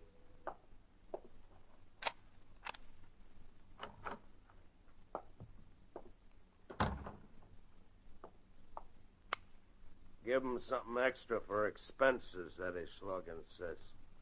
He don't leave town like he's told. It was one of Santa Slogan's little helpers. The one with the gray eyes. He'd been waiting, and he came at me, only this time he didn't have his 4 hits with him, so I didn't have to miss. I landed one before Gray Eyes got started, but when he got started, he was hard to stop. He had something white and fisted up and hard in the ends of his sleeves that kept exploding in my face like it had been imported from Oak Ridge. And then I kicked him in the stomach. He landed in the middle of the coffee table. Funny, when he came up, he had a hunk of the coffee table in his hand. All right, Regan.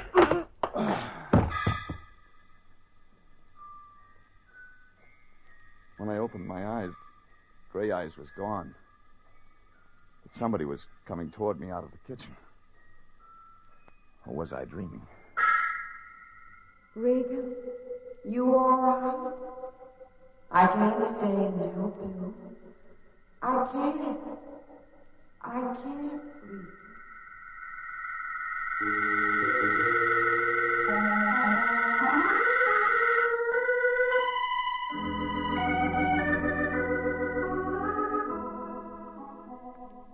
The next morning, I went into the kitchen to make myself orange juice and coffee. I had a head. Couldn't find the juice squeezer, so I got in my car and started for the gas station up past San Bernardino. I could get breakfast along the road. I picked up the morning papers at a corner, and then I pulled over in the next block and stopped. It was a headline. The gas station guy had been murdered 3 hours ago. And all the papers reported something queer. The guy's military comb and brush set, his wristwatch, and his toothbrush had been stolen by whoever it was that killed him.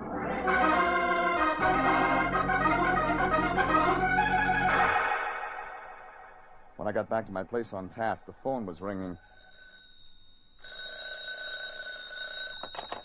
Yeah? Jeffrey, I'm glad to get you. What a night I've spent. You spend a message unit to tell me that? But, Jeffrey, there was someone lurking around the house. Eddie Slogan, social worker, maybe. I think so, Jeffrey. And George McDonald must have thought so. Yeah?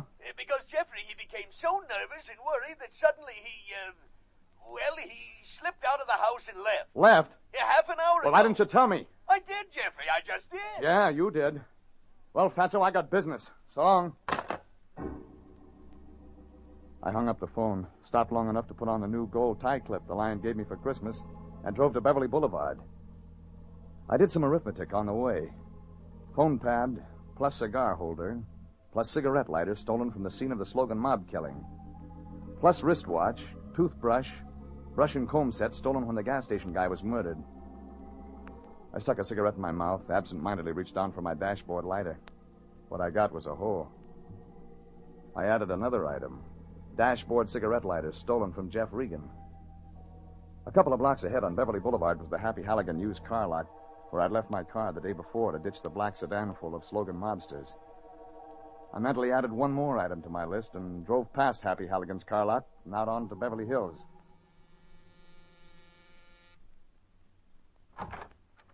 Regan, come in. Thanks.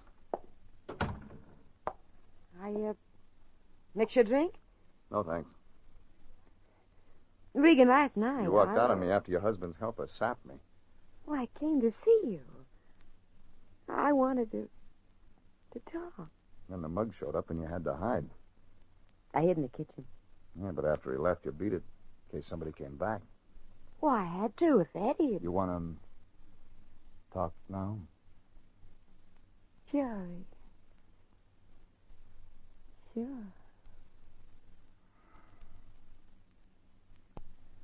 Oh. Guess that gives you about the complete collection, lady. What? Toothbrush, phone pad, cigar holder, wristwatch, McDonald's gun. I don't know what you're talking My about. dashboard cigarette lighter when you were in my car out behind the bowling alley yesterday.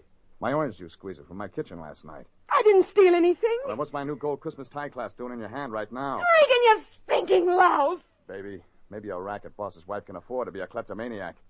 But she shouldn't mix it with murder.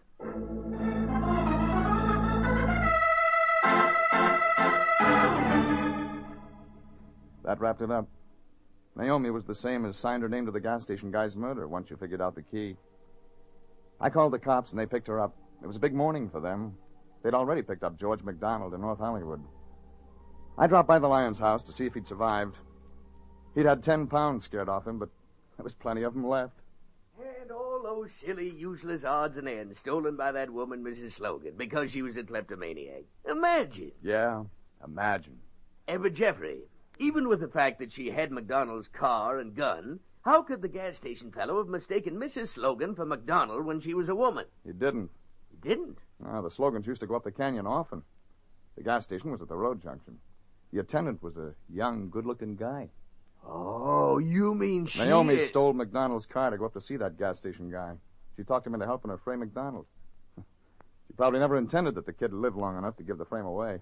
Well, a very sweet girl, Jeffrey. No, but the case is over now. Oh, yeah, have a cigar, Christmas Corona. Oh, thanks. Light? Thanks.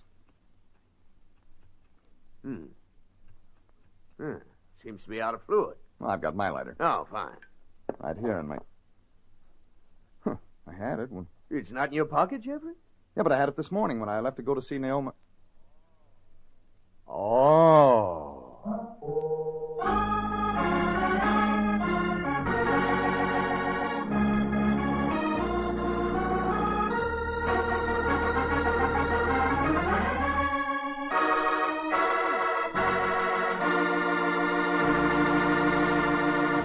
Jeff Regan, Investigator, is written by William Frug and William Fifield, produced by Sterling Tracy, directed by Gordon T. Hughes, and stars Frank Graham as Regan, with Frank Nelson as Anthony J. Lyon. Original music is by Dick Arant.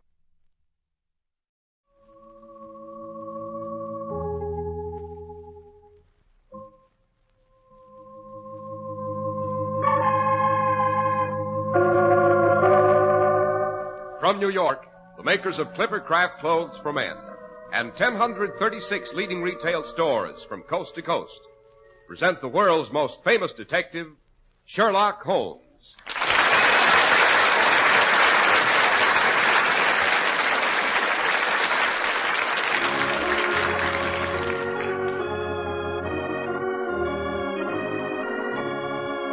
Our stories are based upon the character of Sherlock Holmes, created by Sir Arthur Conan Doyle. Sherlock Holmes is played by John Stanley, Dr. Watson by Alfred Shirley, and the dramatizations are by Edith Meiser. Tonight there's frost on the windows of Dr. Watson's familiar study, and an overcast sky threatens another fall of snow. But as we sit snug and warm in front of a glowing fire, our thoughts turn to Sherlock Holmes and his immortal exploits. Well, which one are we to have tonight, Dr. Watson? Tonight, Mr. Harris, I think I'll tell you the case of the Avenging Blade. One of the most touch-and-go, not to say hair-raising adventures it was ever my privilege to share with the sage of Baker Street. Meaning Mr. Sherlock Holmes. I was certainly not referring to Mrs. Hudson. Yes, when I think how close that sword came to decapitating the person we both... There I go, anticipating again. But before I become further involved in the attempted murder which occurred at the base of the equestrian statue of Charles I, suppose you stop me long enough to say a few well-chosen words on another important subject. I'll do my very best, Dr. Watson. You may have noticed that Clipper Craft clothes are never on sale at reduced prices. There's a reason for this. It's that Clipper Craft clothes are so low priced in the first place, for such remarkable quality, that sales just aren't necessary. What makes these amazing values possible? Right in your own local independent store, the store you can trust. Well, it's the famous Clipper Craft plan. The plan that concentrates the buying power of 1,036 great stores across the country, creating year-round economies in manufacturing and distribution costs. You're the gainer through the efficient Clipper Craft plan. That's why you pay only $40 and $45 for a Clipper Craft suit, only $40 for a top coat or overcoat, and only $26.50 for sport jackets. That's why your eyes will pop with amazement when you see the fine tailoring and the rich, long-wearing fabrics at these low prices. Yes, compare Clipper Craft with clothes selling for many dollars more.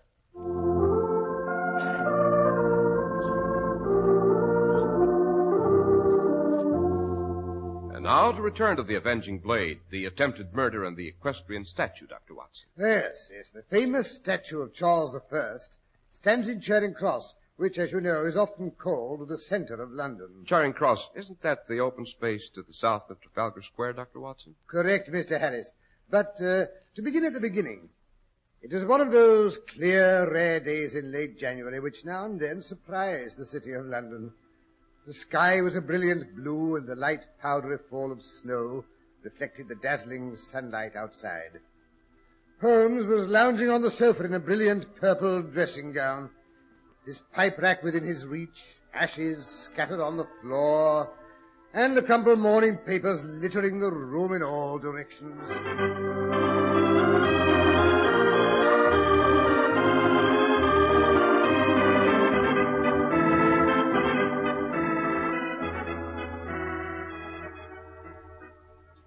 My dear Holmes, no one could accuse you of being a tidy man. Only in my head, Watson.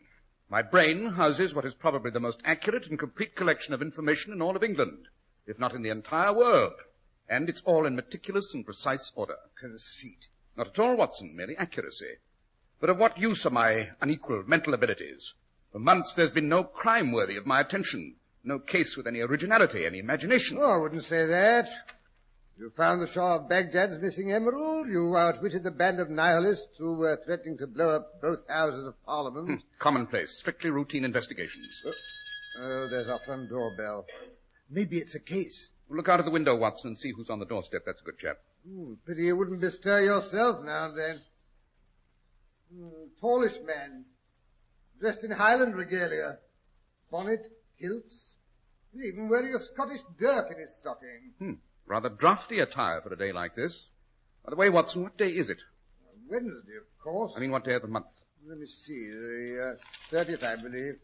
Well, at least according to the Times it is. Yes, I think we may grant that that is one subject on which the Times is fairly accurate. The 30th of January, of course, it's the anniversary of the beheading of Charles I. So that's why he's donned his kilts. Mrs. Hudson is slow answering the door this morning. He's looking up here.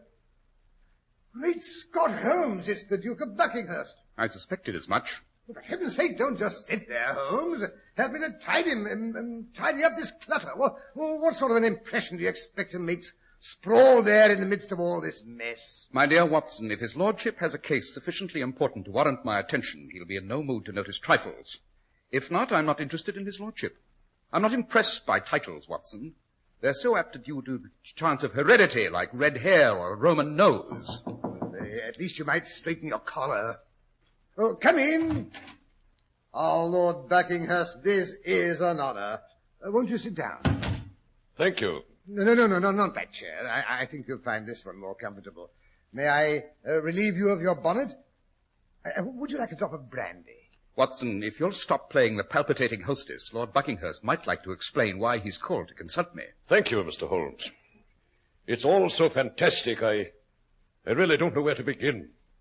If I had received this note at any other time, I'd have put it down to some poor demented half-wit. Persons in my position, Mr. Holmes, are unfortunately the recipients of a great many curious communications. Everything from begging letters to blackmail. There's nothing fantastic about blackmail in your position, Lord Buckinghurst. Consequently, that is not the gist of the letter that brought you here. Good Lord, no. It's it's incredible. I hardly know how to describe it. Suppose you allow me to view the letter and judge for myself. That would be the most sensible procedure, I suppose. Here you are, Mr. Holmes. Paper, excellent quality. An educated script. Half English, half continental. Notice the final S's, Watson. Well, yes, but to blaze it with the S's, what does it say? You must pardon my friend's lack of restraint, Lord Buckinghurst. He will never realize that the writing paper and general appearance of a letter often give me more information about the sender than the contents of the message. I think you will agree that the contents of this letter is of no small interest, Mr. Holmes. Yes. Let's see. To the late Duke of Buckinghurst. Interesting. Beware the blade of the martyr king. Brief but bewildering, eh, Holmes? Not entirely. Lord Buckinghurst, you are, if I'm not mistaken, descended from the Duke of Buckinghurst, who was the favourite and boon companion of the ill-fated Charles I. Correct, Mr. Holmes. As the eldest of my family, it thus evolves upon me to attend the memorial services which are held every 30th of January by the Royal Martyr Society and place a commemorative wreath on the pedestal of the statue. Designed, if I'm not mistaken, by Grinling Gibbons. Really? I had no idea. It's not so old as the statue, I believe. The pedestal, I mean. Quite. Tell me, Lord Buckinghurst, does this expression, the blade of the martyr king, have any particular significance to you? Why, yes and no. I presume it refers to the ancient superstition which concerns the sword in the statue's hand. Which is? It seems that after the monarchy was restored, Charles II witnessed the execution of Thomas Harrison and the other regicides at Charing Cross. After the bloody event was over and his predecessor had been avenged, he made a proclamation to his followers.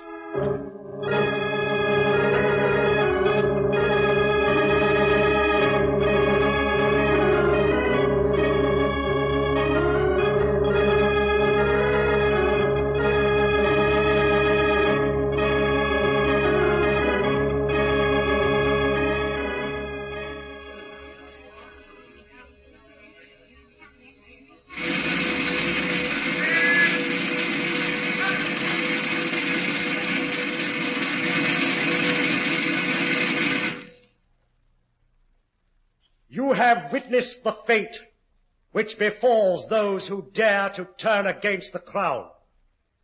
And so that you shall be reminded thereof, I hereby decree that on this spot shall be erected the statue of my martyred ancestor Charles, and to his hand shall be restored the sword which he carried at Marsden Moor and Naseby, and which was taken from him by the Scottish friends who foully betrayed him to his enemies.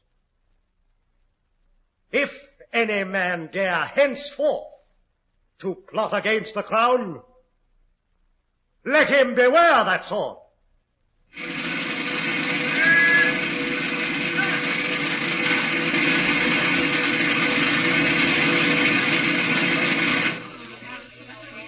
They say, Mr. Holmes, that when a traitor to the crown approaches the statue, the sword trembles and cries out for vengeance. How is that supposed to affect you, Lord Buckinghurst? Lest if I know. And yet someone obviously wants you to believe that if you attend this ceremony today, there'll be a catastrophe of some sort. I say, why not just send word you have a bad cold and can't attend? As a medical man, I'd be more than glad to vouch for your indisposition. Never. Whoever wrote that note doesn't know me very well. If he thinks he can scare me off by any such hocus-pocus... Or he may know you very well. Tell me, Lord Buckinghurst, if you should be incapacitated on any of these occasions, who would be called on to place the wreath on the pedestal? Why, my heir, of course. You have a son old enough to represent you? No, Doctor Watson. I allude to my brother James. I'm a bachelor and have no children. If anything should happen to me, my brother inherits the title. By any chance, Lord Buckinghurst, was your brother educated in France? Why, yes, Mr. Holmes. He attended the Sorbonne. It was while he was studying in Paris that he met Claire, his wife. Oh, I see what you're driving at. You think James may have written that note hoping to keep me at home so he would have the limelight in today's celebration? No. In the first place, my brother knows me too well for that. And in the second place, he's insufferably shy. He'd die of stage fright if he had to make a public appearance of any sort. But he will attend the ceremony. Oh, yes, Mr. Holmes. The entire family will be there. Should be a rather colourful affair. What do you say we accompany Lord Buckinghurst, Watson? Oh, with pleasure. And I promise you, sir, that whatever the danger is that threatens you, you'll be quite safe with Sherlock Holmes along. Don't be fatuous, Watson. Why do you think I dropped in this morning? But we'd better be getting along. The program begins in half an hour. Oh, there's no hurry. We have plenty of time for a stirrup cup. Scotch, I believe, would be appropriate to the occasion. Aye. Take my advice and drink it neat. Those breezes round Charing Cross are very brash this time of year. Shall I get the bottle, Holmes? No, Watson. I'll do the honours. You might fetch my greatcoat, however, and your service revolver. That's a good chap. Righto.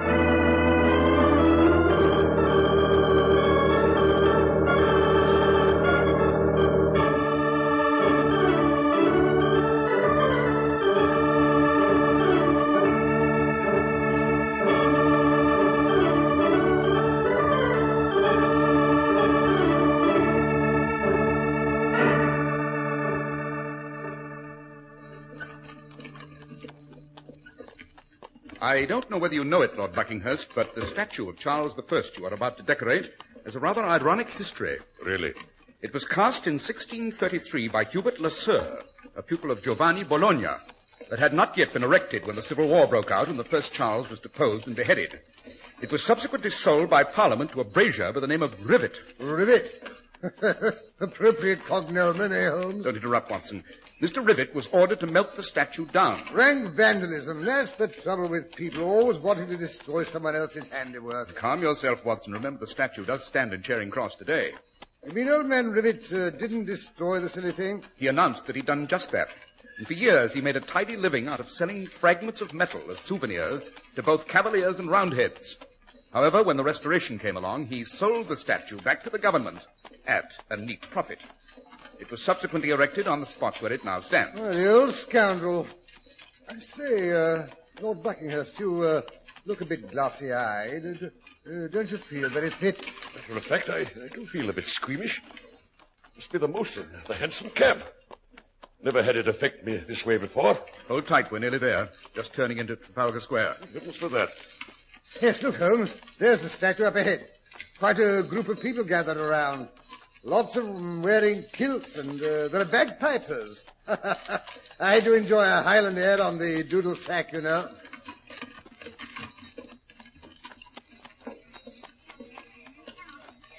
Oh, here we are, Lord Buckinghurst. Good. Get me out of here. Be all right when I get my feet on terra firma.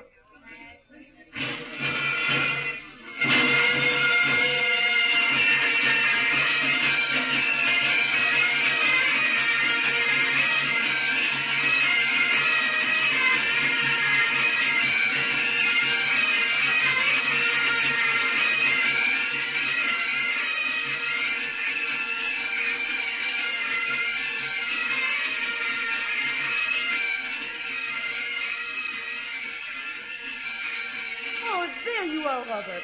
We thought you would never get here. They've been waiting nearly half an hour to begin the ceremonies. The pipers have blown themselves practically out of breath, keeping the crowd entertained. Sorry. Claire, my dear, may I present Mr. Sherlock Holmes and Dr. Watson? Gentlemen, this is my brother James and his wife. How do you do? How do you do? How do you do? This is Mr. Sherlock Holmes, the detective. Quite. Oh, how delightfully exciting. But, Robert, why a detective at a time like this? Just a precaution. Precaution? Precaution against what? Do not tell me there is something of which my brother-in-law, the indomitable Duke of Buckinghurst, is afraid. Yes, you do look a bit wonky, Robert. Is anything wrong? Matter of fact, I do feel a trifle under the weather. Oh. There, that Finn and Haddie I had for breakfast must have upset me. James, if I should have to retire suddenly, you take over when it comes time to place the wreath. Oh, but I couldn't. I couldn't really. Why not?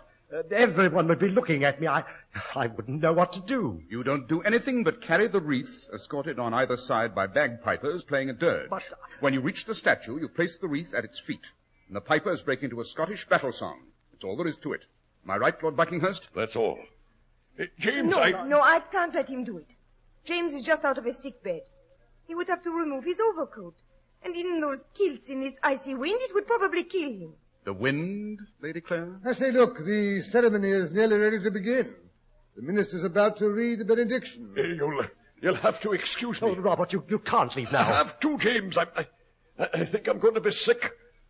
I know I'm going to be sick. Holmes, what did you put in that scotch you gave to Lord Buckinghurst?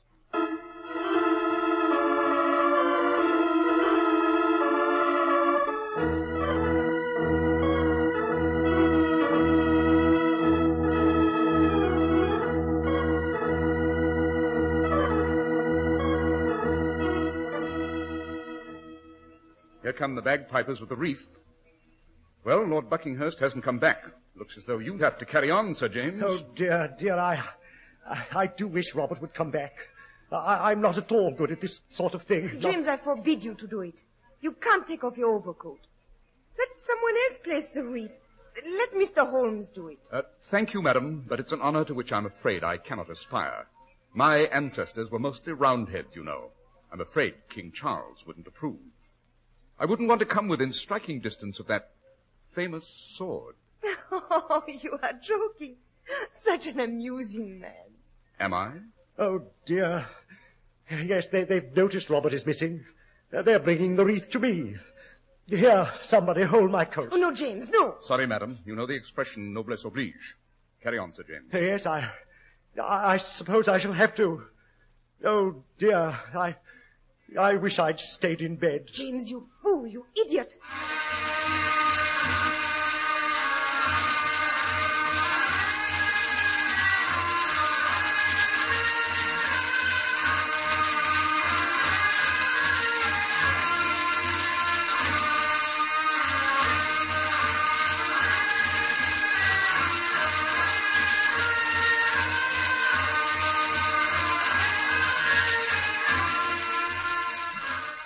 Not a very impressive figure, the cadet branch of the House of Buckinghurst, eh, Holmes?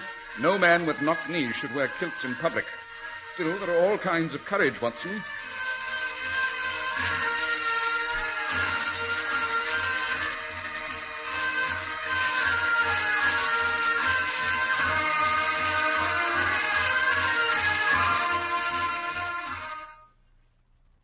James, if he's reached the statue, he's kneeling to place the wreath. Watson, quick, hand me your revolver. Yes, but what will... I don't like the angle of the statue's sword over his head. Oh, Holmes, have you taken leave of your senses? You'll know when they start to play the battle cry. Yes, the pipers are filling their lungs. Here they go.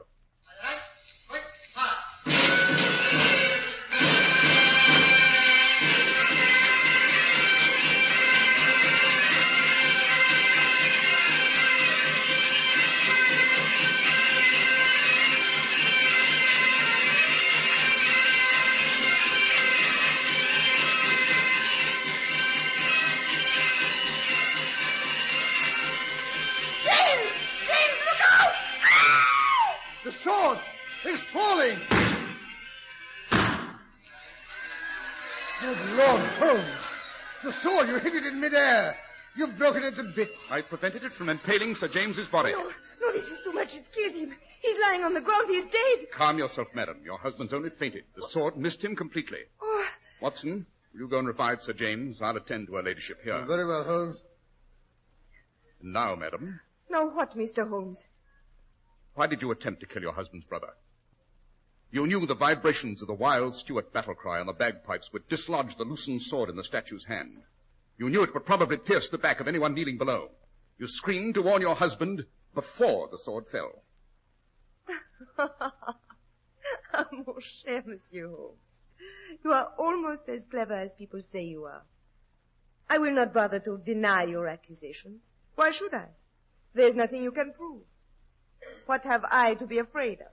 The man you hired to loosen the sword in the statue's hand. With my sources of information, it shouldn't take me more than 24 hours to find him. With my powers of persuasion, it shouldn't take me more than 24 minutes to make him talk.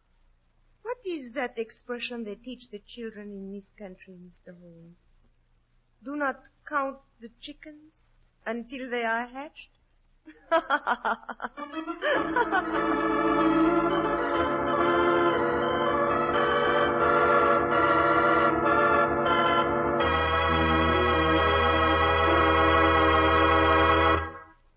It's no trick to make ordinary clothes at low prices, but it takes real manufacturing genius to produce really fine clothes that not only look far above, but are far above the modest price you pay for them.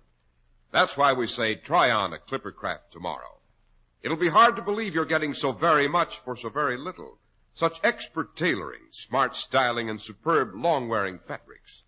This tremendous feat is accomplished through the renowned Clippercraft plan, which concentrates the buying power of 1,036 of the nation's finest stores from coast to coast. It brings you Clippercraft suits at only $40 and $45, top coats and overcoats at only $40, and sport jackets at only $26.50. Yes, selling expensive clothes at inexpensive low prices at the nation's finest independent stores is the great big idea behind the Clippercraft plan. That's why men who know insist on Clippercraft clothes. So be sure to visit the Clippercraft store in your city. These leading stores in the metropolitan area are proud to add their names to Clippercraft in your suit, top coat, and overcoat. In Manhattan, John Wanamaker Men's Stores, Broadway at 8th and 67 Liberty Street. Saks 34th, Broadway at 34th. In Brooklyn, Abraham and Strauss. In Newark, New Jersey, Boulevard Men's Shop, Kresge Newark. And in Jamaica, the B&B Clothes Shop, 16408 Jamaica Avenue.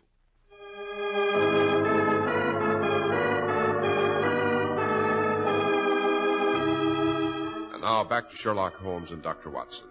We find them standing in the dim light of a street lamp which marks the entrance to a crooked lane in Soho. Large flakes of falling snow intensify the expectant silence of the winter night.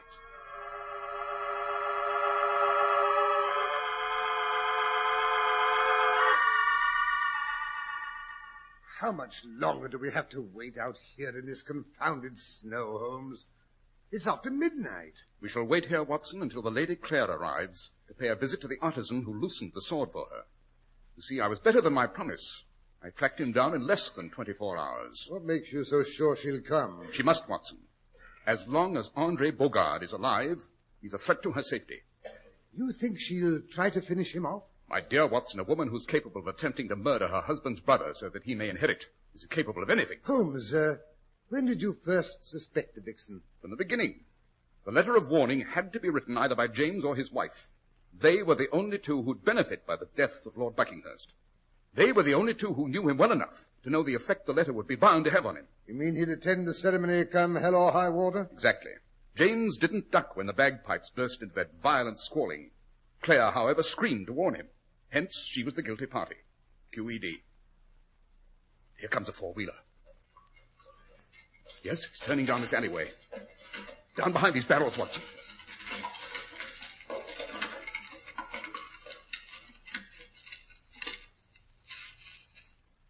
It stopped in front of Bogard's shop.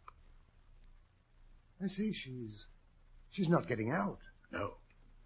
She's seen Andre's shadow on the blind. Yes, she's lowering the cab window. A woman's hand comes out of the window. It's holding a revolver. Very well, Lestrade, you have your proof. You may come down from the driver's seat and arrest the lady. Sherlock Holmes. Yes, better you use handcuffs on her, Lestrade. By the way, madam, this should teach you. Never, when on a secret mission, never take the first cab that presents itself. You never know who the coachman is. Oh, and thank you so much for your display of marksmanship. I think it'll persuade Andre to tell us all we wish to know. Oh, no, Mr. Holmes. I never miss. It is too late for Andre to tell anyone anything. I'm so sorry to disillusion you, but it wasn't Andre's head your bullet hit. What? Merely a cleverly arranged silhouette of the man. I cut it out of cardboard myself only an hour ago. Oh. You see, Lady Claire, I have artistic blood in my veins. Or didn't you know? I think you are the devil himself. No, madam, only his second cousin. All right, Lestrade, you may take it away.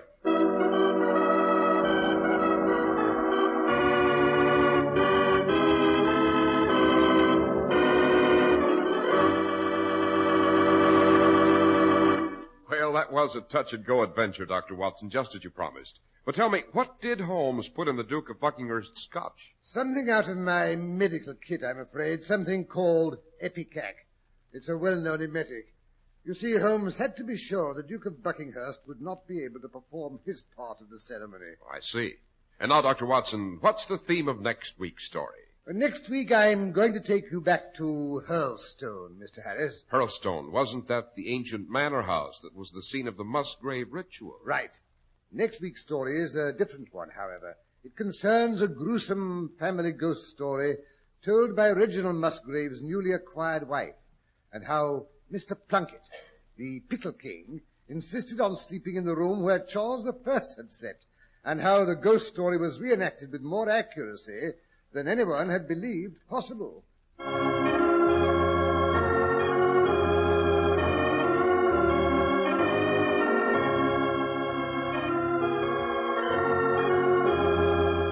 The makers of Clippercraft Clothes and 1,036 leading stores from coast to coast have brought you another in the new series of broadcasts featuring the world's most famous detective, Sherlock Holmes. Sherlock Holmes is produced and directed by Basil Lochran, with special music by Albert Berman.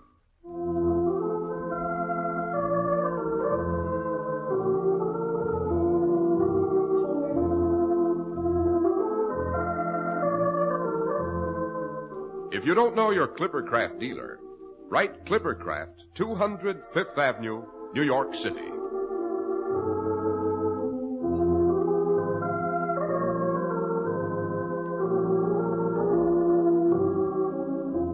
Be sure to listen next week to Sherlock Holmes in the case of the sanguinary Spectre.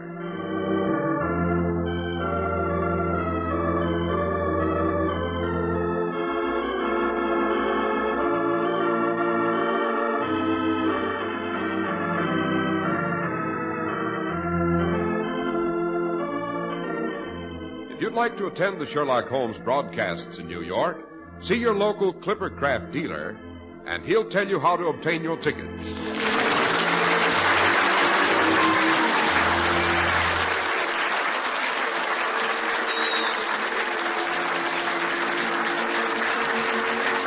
is Cy Harris speaking for Clippercraft Clothes. This is the world's largest network serving more than 450 radio stations, the Mutual Broadcasting System. Be sure to hear Melvin Elliott reporting the latest headline news, which follows in just a moment. Fly Eastern Airlines' new type Constellation with 300 million passenger miles of dependability. Fly Eastern Airlines. Remember, there's no finer way to travel. Oh,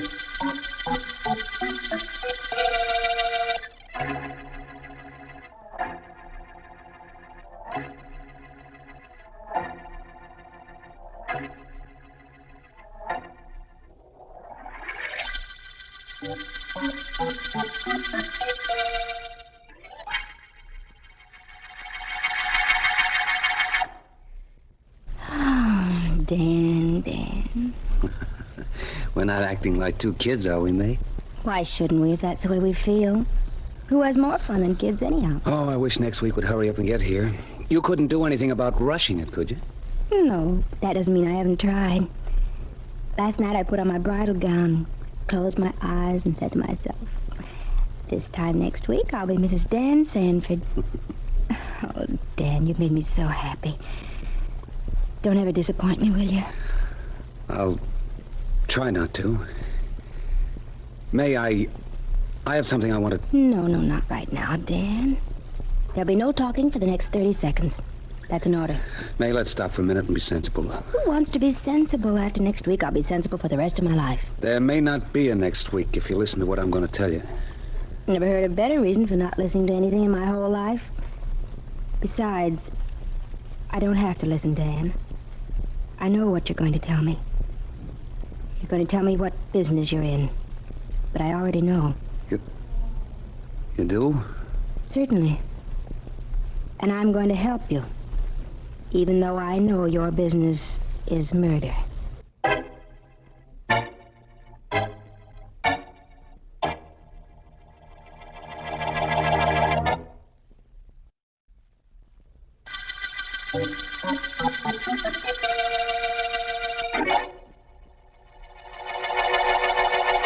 You're not nervous, are you, Dan? Who, me, Professor?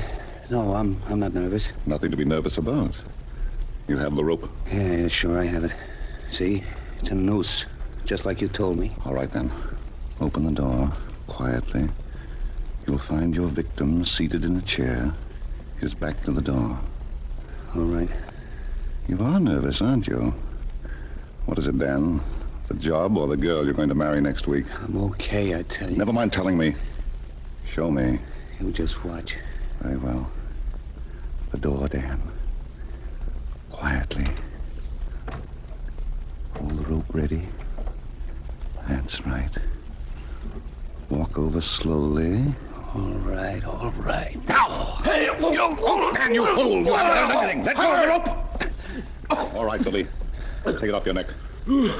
Holy mackerel, Professor, this guy could have killed me with that rope. That was the general idea of the dress rehearsal. Only it didn't work. Dan, if that rope were around Billy's neck properly, he'd have made no outcry. I've explained that to you a dozen times. I tried, Professor. Yes, I imagine you did. I would suggest you watch Billy demonstrate the technique. He's already done 2 perfect jobs on victims for me.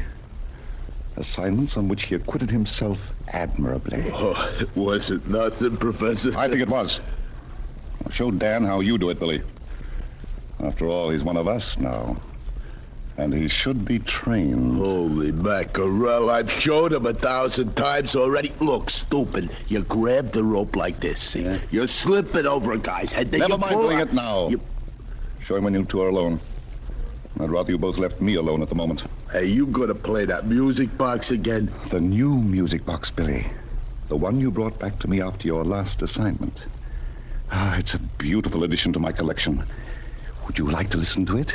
Yeah, I would. Very good. Listen.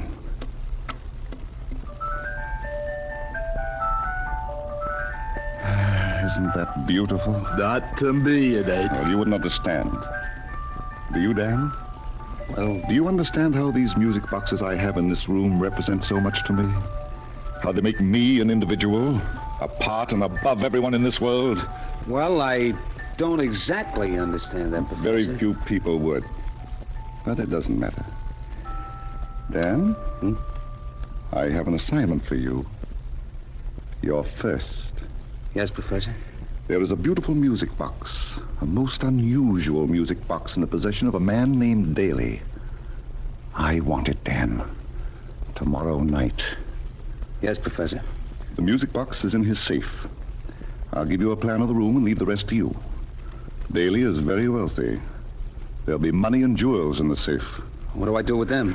You'll bring them back to me, of course, and you'll receive your share. But the music box you bring back, that belongs to me, alone.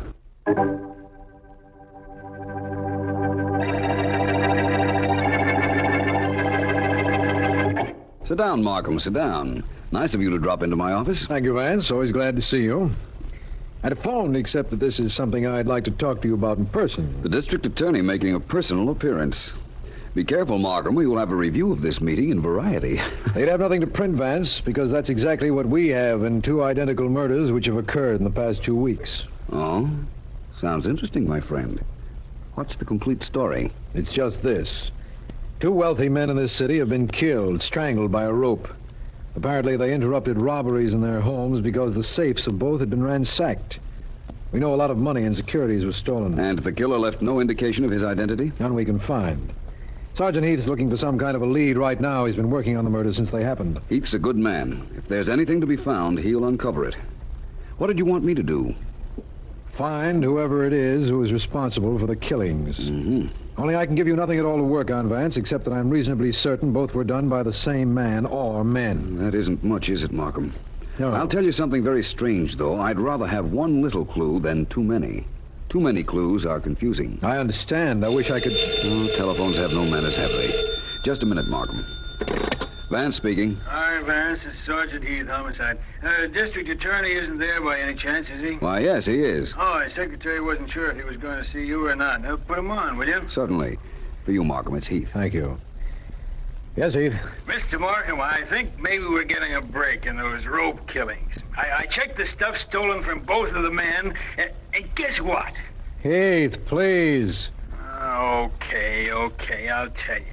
You see, both of the dead guys are not only rich, but they each had a music box in their safe. Not one of those 5 and dime things, but real valuable antiques. Uh-huh. Yeah, I think that means something. Yes, it might. Thanks for letting me know, Heath. No, it's okay, G.A. So long. Bye.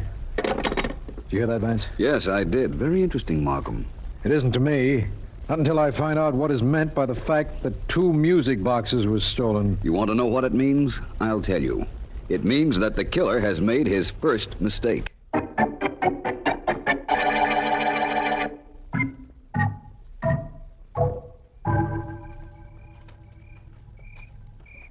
French doors are right there, Dan. They open to the library. The safe is in the library. Thanks, May. You've been wonderful. I haven't done anything I didn't want to. You're the man I love, the man I'm going to marry. This is the work you picked out for yourself, and I've got to help you. You've been perfect. Getting a job as a maid in this house, getting me the combination of the safe just so my first assignment for the professor will work out. Honey, I can't thank you enough. Don't try.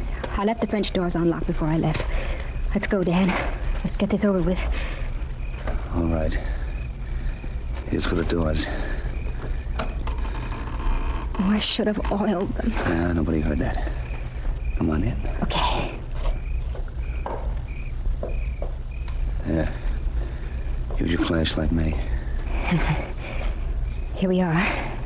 There's the safe right over there, Dan. I see it now. Hold the light on this piece of paper for a minute. Sure. 12 left, 13 right, 14 left, 1 right. It's the combination. Now throw that beam on the safe dial. There it is. Put your glove on and go to work. Gotcha. No fingerprints on this job. Just one music box in the safe for the professor and part of the money in the safe for us. Work fast, Dan, please. Don't get nervous, honey. We're all right. If anybody interrupts us, I have this rope the professor gave me. I know how to use it, believe me, I do. I hope you don't have to, Dan. I know, I don't want to either.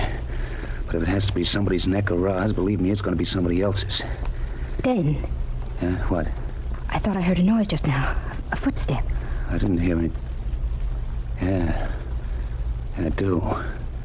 Somebody's coming. I must have woke somebody up. Let's get out of here. Oh, no, you stay right here. I'm going over to the door. My rope and me are going to surprise whoever it is. Dan, the doorknob's turning. I know, I see it. What's going on here? Nothing you're going to remember, friend. Oh, Dan, don't do it. Leave him alone. Don't kill him. Let's get out of here, Dan, please. Dan, you've done it. You murdered him. Let's get out, Dan, while we have a chance. All right. I guess we'd better. Only what'll the professor say when I tell him I didn't get his music box?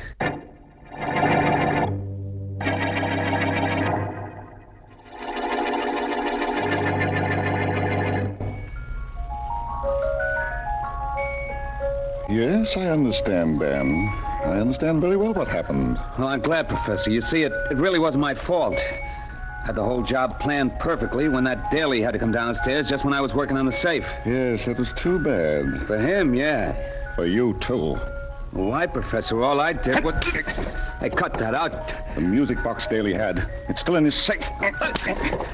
Professor, don't slap me around. I couldn't help it. Professor. It's a beautiful thing. A picture of it was in the paper Sunday. A lovely thing. 200 years old.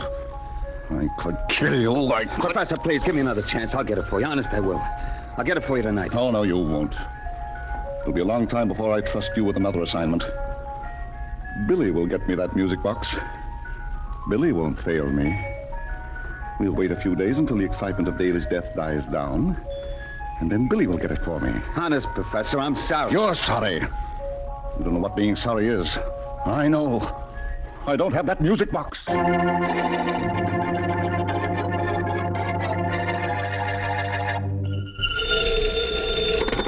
Philo Vance speaking. Markham Vance, I think our long association has begun to do me some good. Really, Markham? I assure you I'm completely complimented. What's going on? Have you seen the papers this morning? Yes, why? You probably missed this item, but there was a little notice saying that one of the most rare and valuable music boxes ever to come to this country is on sale at Joseph's Antique Shop. That is interesting. Interesting? It's going to break our case, these music box murders, Vance. But you see what'll happen? Suppose you tell me. All right. You yourself said that the music boxes are the keys to the recent killing. Somebody is music box mad. I feel that whoever it is will try to buy that instrument at Joseph's. Either try to buy it or try to steal it. That's completely reasonable. I just saw the item in the newspaper this minute, Vance. Will you meet me at Joseph's so we can work this out together? Certainly, Markham. If you want me to, I'll meet you. Only I have an idea. We'll get there just a little bit too late.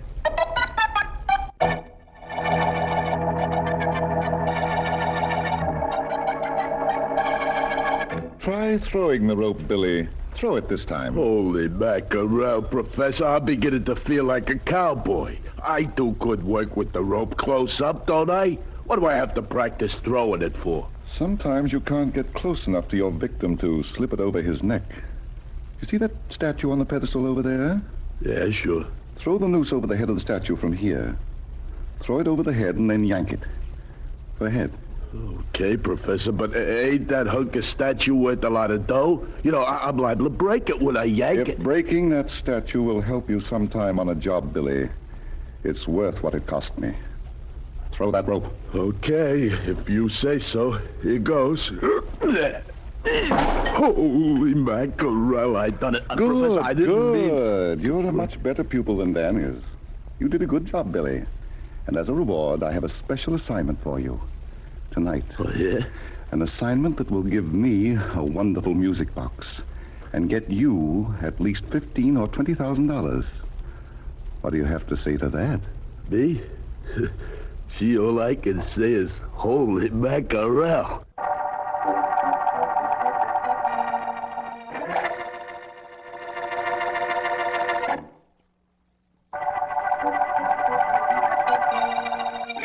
This is District Attorney Markham. The music box murder case concerns the killing of 3 men, all of whom owned valuable antique music boxes, 2 of which were stolen. We have no other clues to the identity of the killer or man in the back of the killings, but an item in today's newspaper telling of a new music box to be sold at Joseph's antique shop gave me an idea. And along with Philo Vance, I've gone to the shop This is one time, Vance, when I believe I've anticipated what you would have done. We have a murderer and a new music box in this store. The murderer will want that music box. We'll either get it first or get a lead to him. If you say so, Markham. I told you what I thought, though. That we'd be a little late? Mm-hmm. Maybe. We'll know in a minute now. Coming? Definitely. Your pleasure, gentlemen. We're interested in that music box we read about in the papers today. We have an excellent collection of Chinese jade, should you care to see it. My friend inquired about the music box. Oh, the music box. You know, so many people inquire about the music box. Could I interest you in some antique chairs, perhaps? We have some that are 150 years old, colonial chairs. Now, let me show them to you. Now, where are they? I'm so nearsighted. Did you gentlemen see any chairs on the floor that are 150 years old? We don't see a chair that looks a day over 125 years. Look, my good man, what about that music box? All you've told us is that several people were inquiring about it. Oh, that's been sold first thing this morning, as a matter of fact. Look, I want to know the name and address of the purchaser of that music box. Can you give it to me? Why, yes, if you like. I don't even have to look it up. I can't remember a face or forget a name. As a matter of fact, the name of the man who bought that box was John Smith. John Smith? Oh, that's too bad. It is? Yes.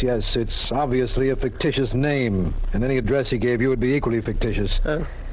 Well, I'm sorry I brought you down here, Vance. I guess we'll have to find some other way to look for our killer. I didn't mind coming with you, Markham. And as for finding some other way to look for our killer, I think I've thought of a way to have him look for me.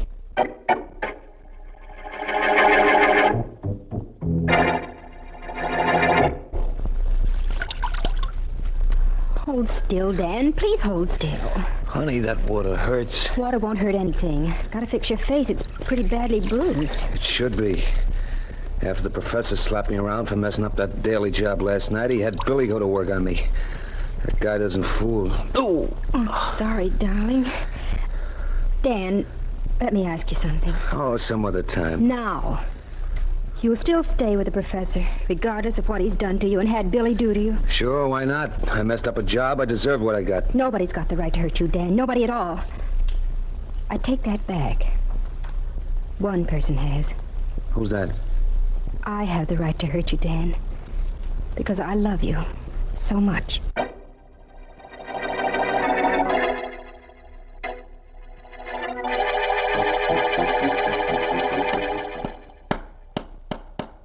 Vance, what's the plan you have for making the music box murderer come to you? Oh, I'm afraid I'll never be a carpenter, Markham. Even though I think that nail I just drove into the wall will hold this pulley. Nice evading of it. Second company? No. It might be my secretary, Miss Deering. She might have brought some papers from the office. I'll see. Good enough.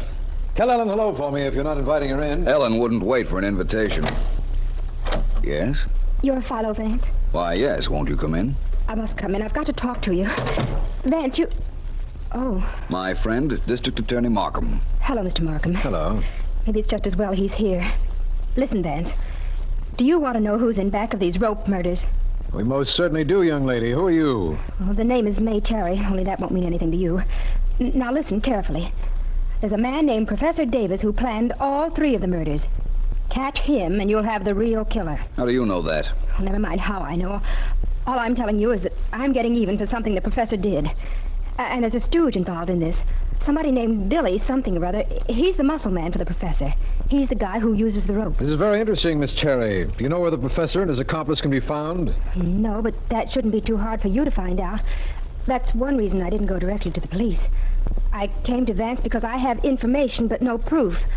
No idea where this professor is. And you say that the professor has an assistant named Billy who committed all the crimes? Yes, that's right. Oh, they'll deny it, of course, if and when you find them. But they did the killings together. The professor wanted music boxes. That's what he wanted out of the murders. We figured as much. But you don't know where we can find either the professor or Billy? No. It seems to me, Vance, that we're indebted to this young lady for her information. But she hasn't helped us very much. We're in exactly the same situation we were in before she came. Not exactly, Markham. We now know what we only suspected before. Can you reach Sergeant Heath on the telephone? Of course, why? You'll need him to make an arrest, won't you? You see, I have a way that's guaranteed to make the music box murderer face the music.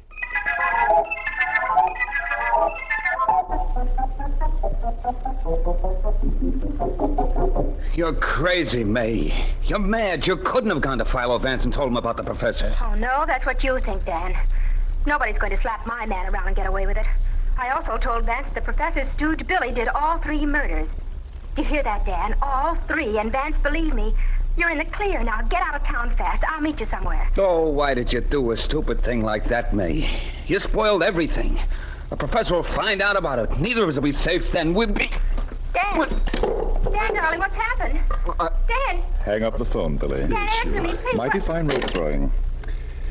There's our ex-ally, Dan, where he should be and the way he should be. Holy mackerel, look, that was a good toss I made with that rope, huh? Yes, it was.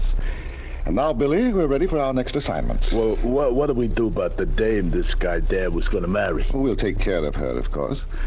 But our next move has to do with a music box. Oh, again? Yes, Billy, again. I have the name and address of the purchaser of that special music box Joseph's antique shop had on sale. And we're going to get it from the purchaser. Holy mackerel. He ain't going to have it long, is he? No, he's not.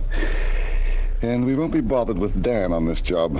It's just as well we got rid of him. I think he would have made trouble for us. He won't make no trouble for anybody anymore. No, that's right. Now, Billy, as for the job tonight. Yeah. We go to apartment 21 at 50 London Avenue. The apartment belongs to a man named John Smith. Oh, you got the name and address from the antique shop owner, huh? Yes, I did. We will go there. You carry your rope, and I'll bring some money. Mr. John Smith will listen to the way my money talks, or to what your rope has to say.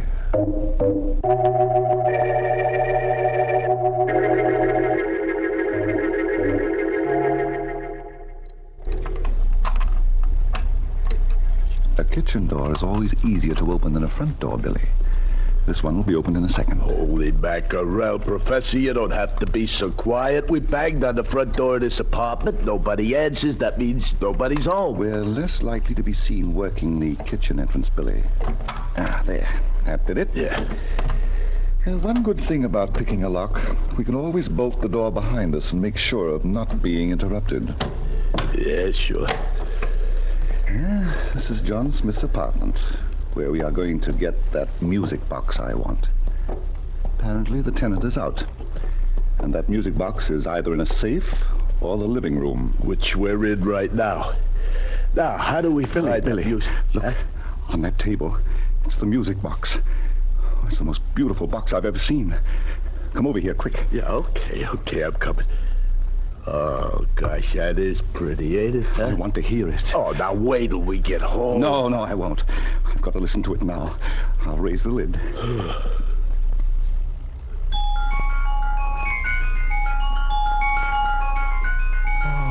Billy. Yeah, I know. It's wonderful, only not to me.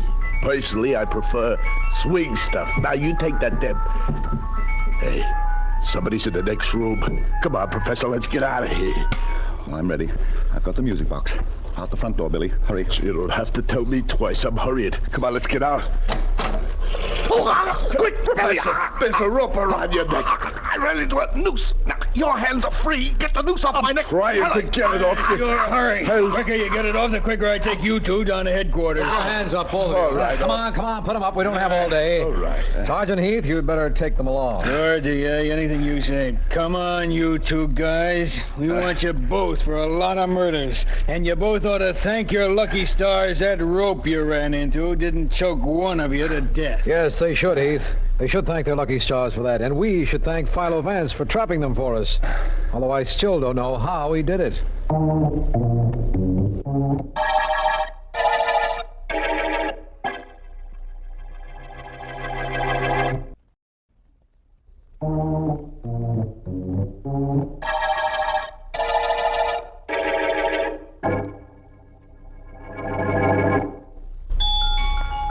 It is a pretty instrument, isn't it, Markham? Vance, I want to know a lot of things, none of which has anything to do with that music box.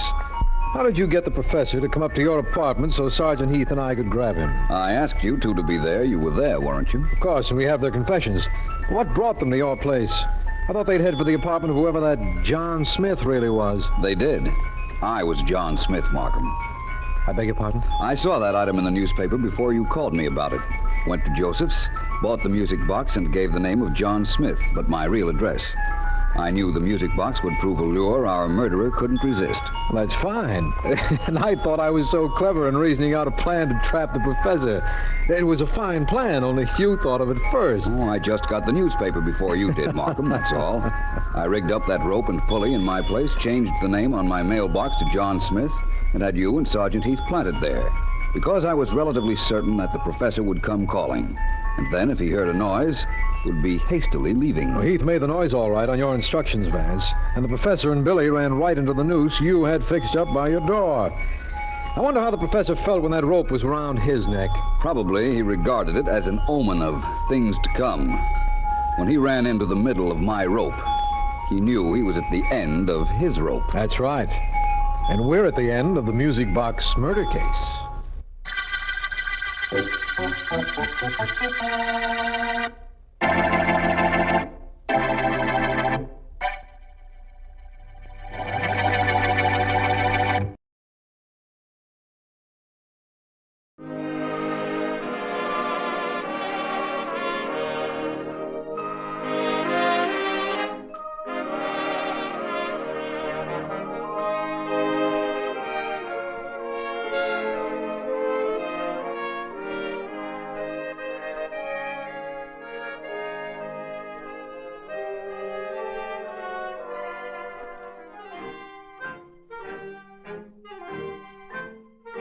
Tonight we again present the famous Mr. Chameleon of Central Headquarters in his most famous cases of crime and murder.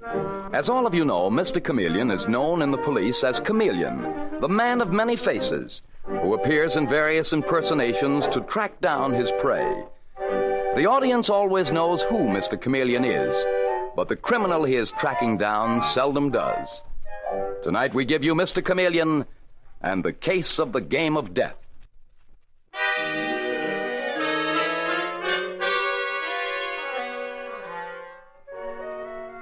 The Coronet Hotel is one of Fifth Avenue's finest, but like every other building, it can harbor trouble and unhappiness.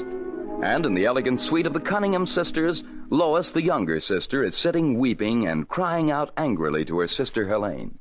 I'm not a baby. It's only 10 o'clock, Helene. I have a right to go out and enjoy myself, haven't I? No, you haven't, Lois. Not if you're going to play bridge for money. But that's ridiculous. You do it yourself all the time. Last month you paid the rent here with the money you made at bridge. Lois... You're always next door playing with the Smallies. And just because they asked me to a couple of parties... You're too young for that sort of thing. You're only 20, Lois. Since Dad and Mother died, I've had to look after you. And I intend to go on doing it whether you like it or not. But the Smallies have been so kind to us. I didn't say they weren't. I simply said that I won't have you playing cards for money. I'll answer that. And don't think I finished with you. I haven't. It may be Edgar. I hope it's Edgar. The sooner you marry him, the better I'll be pleased. Yes? Oh, hello there. What's that? Helene! Helene, what happened?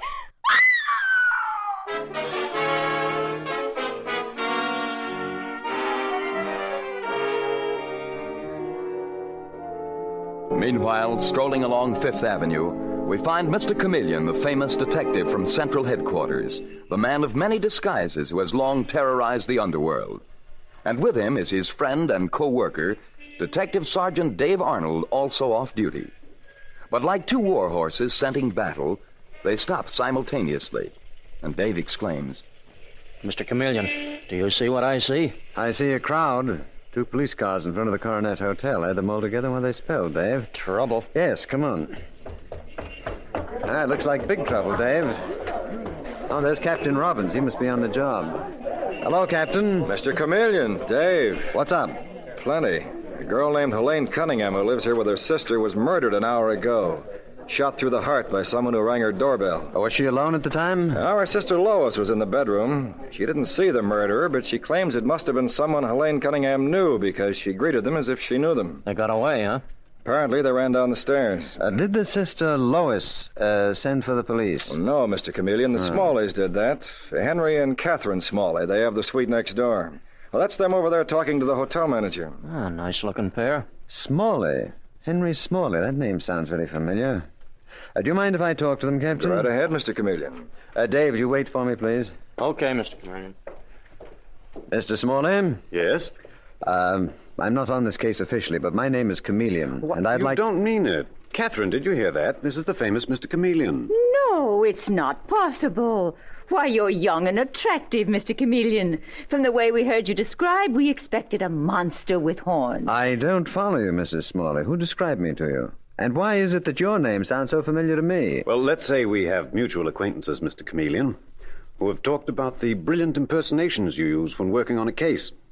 Though brilliant was not the word they used. Wait a minute, I have it. You're the Henry Smalley who's done such wonderful work among men with prison records. You've gotten them jobs, hired them yourself. Am I right? I'm afraid you are, Mr. Chameleon. You know, it's amazing, Mr. Chameleon, how seldom those men betray my faith in them. But right now, I'm minus a secretary who vanished yesterday, taking some of the family jewels with him. Mr. Chameleon isn't interested in your stray lambs, Henry. I'm sure he's much more interested in hearing about Helene Cunningham. Ah, yes, poor Helene. It was frightful, Mr. Chameleon. We heard the shot, rushed next door, and there she was, covered with blood, with her sister Lois kneeling beside her. Did you know the 2 sisters well? We knew Helene fairly well. She used to play bridge with us. She was a beautiful girl. Can't imagine who would want to kill her. Or why. It seems so senseless, so cruel. And what will happen to little Lois? I wouldn't worry too much, dear. Little Lois will be taken care of. By whom, Mrs. Smalley? By the, young man approaching us. Mrs. Smalley, where's Lois? How is she? I wouldn't believe it when you called me. I still can't believe that Helene was murdered. Lois asked me to call you, Edgar. She's still upstairs being questioned by the police. Then she needs me. Thank you for calling. Touching, isn't he, Mr. Chameleon? Young love on a white horse is always so touching. Is he Lois Cunningham's fiancé? We presume he is. His name is Edgar Williams. She brought him to call on her several times. Well, then she will be taken care of. Yes, Mr. Chameleon, if you call being married to a nice, dull young man being taken care of. Personally, I think that Lois deserves a better fate. I think that Catherine and I should take an interest in her.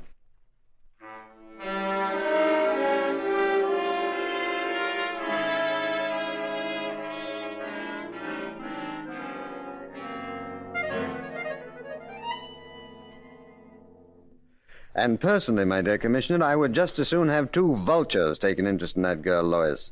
At least vultures are honest birds of prey. But, Chameleon, do you really think this chap Smalley and his wife are card sharps? Commissioner, it's a very difficult thing to prove. They live in a high-class hotel, they dress well, they're attractive, but they give bridge parties constantly. And according to her sister, Helene Cunningham played for money. She paid their bills that way. And she must have had better luck at cards than I do. No, not necessarily. Commissioner, socially, the Cunningham girls are top-drawer stuff. Their parents, unfortunately, left them penniless, but they continued to keep up their standard of living. Well, how? Because Helene won occasionally at bridge? No, Commissioner, you'll never convince me of that. Then you think that the Smalleys used Helene as a come-on? She introduced them to her friends with money, and then the Smalleys proceeded to fleece the friends at bridge. I think that's very possible. And when she decided to pull out, she was murdered. I think that is possible, too. But remember, a high-class gambling ring, Commissioner, is the toughest thing in the world to smash. How can you prove that a charming couple like the Smalleys are card sharps? If they are. And you believe they are? I believe that a lot of ugly things go with gambling. Blackmail, sometimes suicide, sometimes even murder. Now, the Smalleys are just a cog in the wheel. And I'd like to smash the wheel. Well, how are you going about it? Are you going to take up gambling? Get yourself an introduction to the Smalleys' inner circle? No, I'd rather be part of that inner circle. What do you mean? Well, Henry Smalley's pet philanthropy is rehabilitating criminals, or so he says. Don't you think he'd rehabilitate me? You? Uh-huh. Suppose my name is Otis Smith. I've served a term in prison for forgery, but I want to go straight. Now, after all, Commissioner, Mr. Smalley is a charitable man. I'm sure that he'll be only too glad to help me. When Mr. Smalley sees me, it will be as Otis Smith.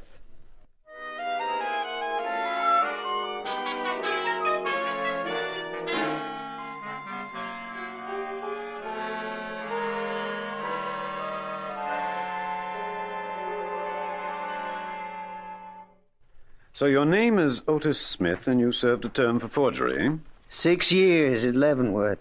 I was released for good behavior. Mm-hmm. How old are you? 36. Oh, you look much older. Well, I should, Mr. Smalley. I got this white hair and stir, and I picked up a few other things there, too, like my limp. How did that happen? Got into a fight with another prisoner. Dropped a rock on my foot. Broke all the bones in it. Well, you had quite a bad time of it, didn't you, Mr. Smith? I learned to hate the whole world, especially organized society. Organized for what? To persecute men like me who simply try to make a living off the suckers and the fools? So you think the suckers and fools of this world are fair game for anyone who's smart enough to make a living off them? Sure I do. Don't you? I heard that you are very understanding, Mr. Smalley. I understand the criminal mentality, Mr. Smith. What do you mean by that? I mean I feel deeply sorry for you people who have been in prison, and I'd like to help you. You seem like an educated man. 1 year in college. Mm-hmm. You're quite presentable, too. That white hair gives you a lot of distinction. You see, my secretary ran out on me a few days ago. Poor devil, he fell in with some of his old associates and promptly skipped out with some of my wife's jewelry. I assure you, Mr. Smalley, I am not a common thief. I know. You forgers always consider yourselves artists. Wait a minute. I want you to meet my wife and her brother. Catherine, Claude, come in here, will you, please? Yes, dear. What is it? And who is this? The forger? The gentleman who wrote you such a pathetic letter? That's right. Mr. Smith, this is my wife and her brother, Mr. Taylor. How do you do, Mr. Smith? And now you've met the entire household. Unless you're kind enough to let me join it, Mr. Smalley. What makes you think we'd allow you to join it? Oh, I don't know. I have a hunch we'd all get on together. You're not exactly shy, are you? Mr. Smith. Yes, Mr. Taylor? I've always been extremely curious about forgers, how they work. Could you give us an example of your craft? That's an idea, Claude. How about it, Mr. Smith? You have something handy with your signature, Mr. Smalley? Yes, right here. I just made out a check to the hotel. I'll get you some paper. No, I have some right here, thanks. I always carry a little pad around in my pocket. Prefer to use my own pen than I'm used to. Well, I suppose that does make a difference. Yes, indeed. All right, here we go. Henry, please don't stand over me. Can't work if you do. Why not? Come on, Claude. He's quite right. He's an artist. No artist likes to work with people watching him. Oh, shall I answer that, Henry? No, I'll take it, dear. Why? And J is very tricky. Too tricky? Shh, please. S M A L. I never saw such concentration. Please be quiet. Catherine, Claude, what do you think that was? Henry, no noise, please. It's all right. I finished. Here you are, Mr. Smalley. What do you think of that? Imitation of your signature. That's amazing. I couldn't tell the difference between this and my own signature. Neither could I. You are an artist, Mr. Smith. Thank you. Unfortunately, there's no market for my art. That's why I'm still hoping that you can give me a job. Mr. Smith, I must tell you something. That phone call just now was from the police. Police? What? Yes. I have a shock for you. The body of Willis Evans, that's my former secretary, was found this morning on the waterfront. He'd been bludgeoned to death. So, you see, Mr. Smith, this job may mean bad luck. But if you want it, it's yours. I'll take it.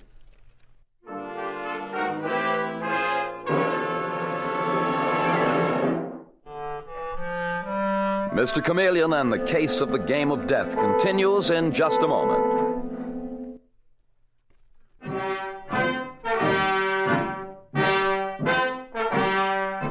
Now back to Mr. Chameleon and the case of the game of death. It is a week later, and we find Mr. Chameleon at Central Headquarters in the office of the Police Commissioner with Detective Sergeant Dave Arnold. As Dave says, "And that's all I could dig up on the Smalleys. Their source of income is certainly dubious. None of them worked, not even Mrs. Smalley's brother, Claude Taylor, and Mr. Smalley's small inheritance couldn't possibly take care of them. Not at the Coronet Hotel, it couldn't. What do you say, Mr. Chameleon?" Oh, no, hardly. I've been working for the Smalleys for a week now as their secretary. There's no question in my mind as to their source of income. And there is also no question as to who shot Helene Cunningham. The former secretary? Mm-hmm. Certainly, Commissioner. Then possibly he blackmailed them, or they felt that they couldn't trust him. So he was killed. And who do you think did that, Mr. Chameleon? I don't know, Dave. My guess is the brains of the whole outfit. That could be Smalley, or his wife, or her brother, Claude Taylor. Whoever it is, my personal ambition is to put them behind bars and keep them there. You feel very strongly on the subject, don't you, Chameleon? You know my motto, Commissioner. The innocent must be protected, the guilty must be punished. A vicious organization like this poisons innocent lives like Lois Cunningham's. And what about her? Well, I was in the kitchen last night mixing drinks in my role of Otis Smith's secretary. The Smalleys were having one of their parties. And suddenly I heard someone come into the pantry. Lois and her boyfriend, Edgar Williams. Lois was saying, "I can't stand it, Edgar. I've got to get out of here." "But, Lois, darling, what is it?" "There's something terrible going on here. I'm sure of it now. These card games. Edgar, they're crooked." "Lois, are you out of your mind?" "No. Oh, I didn't want to believe it. The Smalleys were so kind to me after Helene's death. But it's true just the same." "But, sweetheart, how do you know?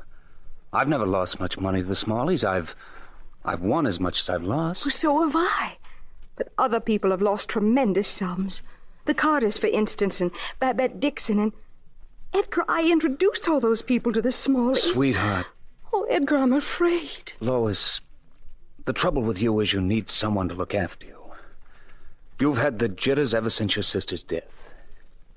"I haven't told you, but someone's been following me every time I've gone out." "What?" "Well, there's something I haven't told you. Right after Helene's death, I got a permit to carry a gun. I've got it right here with me. If anyone tries to harm you, I'll... Put that gun away." "All right. But at least you know now I'm able to protect you." "Oh, darling, you're wonderful. Really, you are. You're the sweetest, the most naive." "Naive?" "Yes, naive. Especially about the Smalleys. Oh, Edgar, I do love you so much. I'm so terribly afraid." "Lois, who was that? Is there someone in the kitchen?" "I'm sorry, sir. It's only me. I'm Otis Smith, Mr. Smalley's secretary." "What the devil were you doing there? Eavesdropping?" "No, sir." "Well, I hope you got an earful. I hope I made it clear that I love Miss Cunningham, and I intend to protect her." And Lois Cunningham needs protection, Commissioner. Right now, she's in just as much danger as her sister was. What are you going to do about it, Mr. Chameleon? Dave, I have one little chore I want you to take care of, and then I'd better get back on the job as Smalley's secretary. They're giving another party next week. Well, Chameleon, does it occur to you that you may be in danger, too? Is that something new? Commissioner, I am determined to smash that outfit. And I want to get them all. Not just the cogs in the wheel or the spokes, but the hub. The very heart and center of the group, the one who holds them together and makes them go round.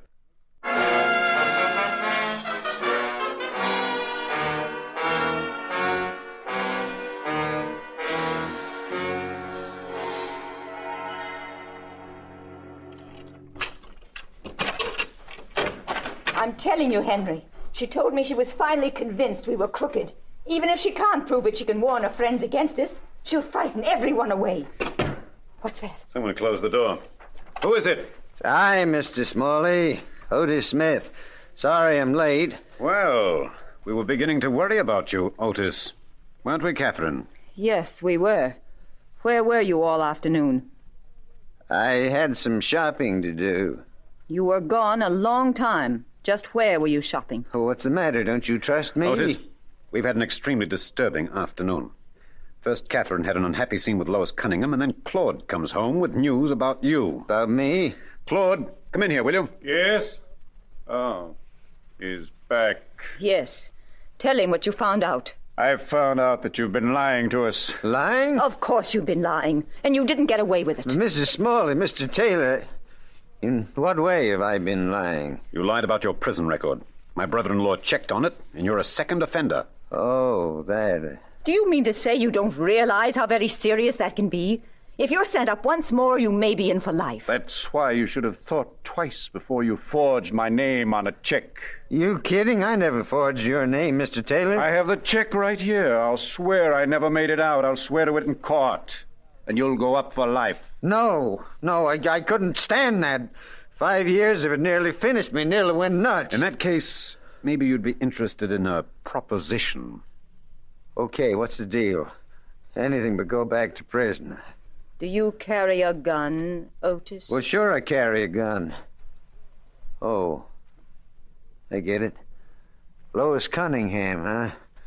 Been wondering about that babe. Thought you were taking an awful chance letting her run around loose. Well? All right. Don't like that kind of job, but what the heck, we all gotta do things we don't like occasionally.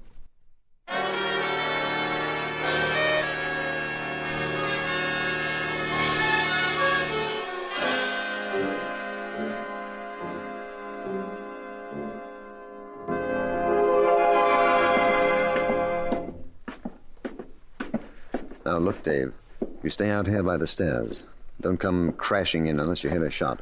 Mr. Chameleon, I feel so blasted useless. You have been anything but useless. That last bit of information you dug up was priceless. May turn the trick.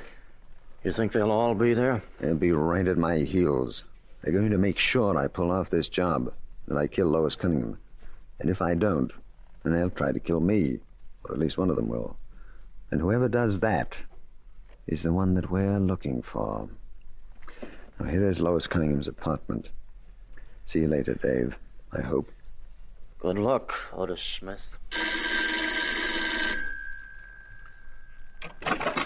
Yes? Oh, Mr. Smith. Let me in, quick. Thank heavens you're here, Mr. Williams. Did you think I wouldn't be when you phoned me and said Lois was in danger? I came immediately. Good boy. Shut the door, will you? But don't lock it. I may want to get out in a hurry. Edgar? Oh, Mr. Smith, it's you. Why did you call Edgar and say I was in danger? Because you are, Miss Cunningham. Edgar. It's all right, sweetheart. I'm here. I won't let him hurt you. Oh, I don't intend to hurt him, Mr. Williams. See, that's the point. Got quite a story to tell you, kid. But first, I got a favor to ask you, Mr. Williams. I know you have a gun. We should put it on the table. What? What, do you think I'm crazy? No, I'm willing to lay mine on the table. Now, there you are. There's mine. Please, Mr. Williams, I feel much safer. A kid like you isn't used to handling guns. Go ahead, darling. I want to hear what he has to say. Very well, Lois. There. Now, Smith, tell us about the Smalleys. Well, as you know, I've been working as their secretary. This afternoon, they gave me orders to bump off Miss Cunningham. What? Then they were responsible for Helene's death, too. Sure they were responsible. Someone closed the outside door. The Smalleys. Edgar! Here, Mr. Williams, here's your gun. Now we're ready for him. Come on out. We know you're there. No funny business either. Mr. Williams and I both got guns. So you went back on us, did you, Smith, you dirty little punk? We should have known you would. We never should have trusted you. Never trust a forger. You mean never trust a card sharp, Smalley? That's the way I've always heard it. Be careful, my friend. If you go to the police... Don't move. You stay right where you are, all three of you. You got him covered, Mr. Williams? You bet I have. Good. Because I want them to stand there and listen. I want them to listen carefully, not miss a word.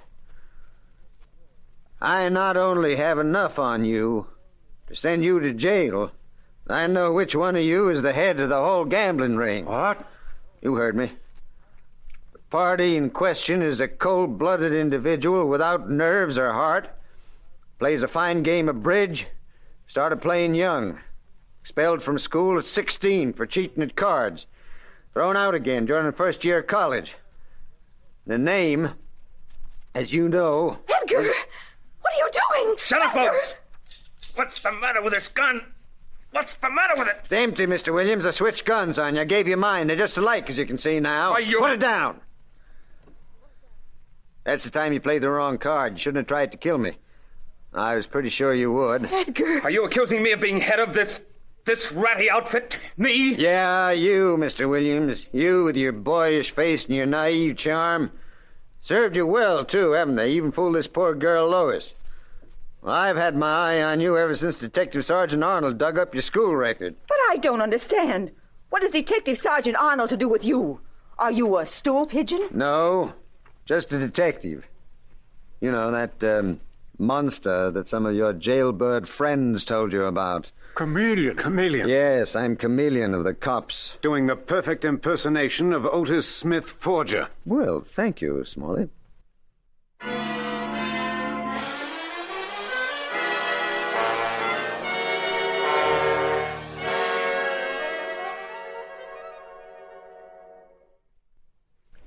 Then the whole thing is over with, Mr. Chameleon.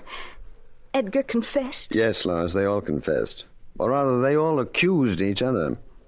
And Edgar, he even planned my sister Helene's death. Yes. Oh. Now, I know it's a difficult thing to face, but it's better this way. You're young, Lois. You'll fall in love again. Oh, no, never. Yes, you will, my dear. Take my word for it. And don't hate me too much. I don't hate you, Mr. Chameleon. I'm very grateful. If I'd ever married Edgar... Exactly. And I had to get him, too. You see, I couldn't let him go free to continue his criminal activities. I could have run in the others in the gang long before I did. I wanted to wait and get the top card in the pack.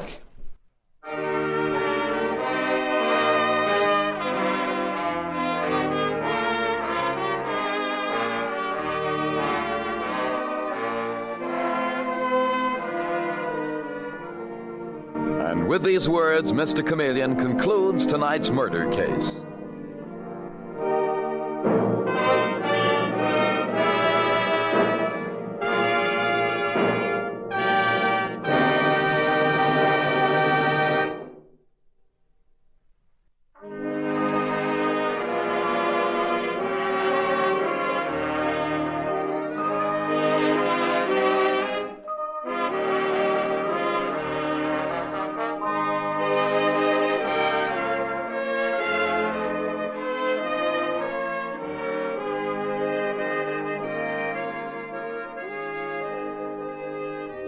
Listen next Wednesday night at this same time for Mr. Chameleon, the man of many faces. The part of Mr. Chameleon is played by Carl Swenson, with dialogue by Marie Baumer, from the original story by Frank and Ann Hummert. Music directed by Victor Arden. Your announcer is Dan Seymour.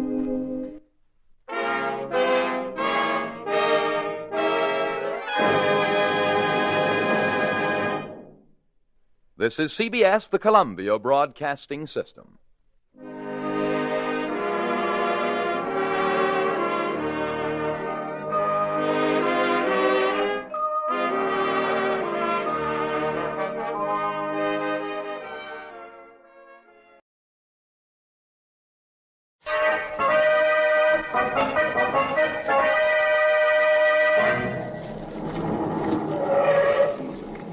All right, Patsy, out you go. This is it. This is what, Nick? A studio of magnificent pictures, of which Joseph Stone is the owner and director. Well, there goes another illusion. I thought movie studios were all bright lights and glamour. This place looks like a stage set for the deserted village. Well, it's been locked up for the past 10 years or so. Oh.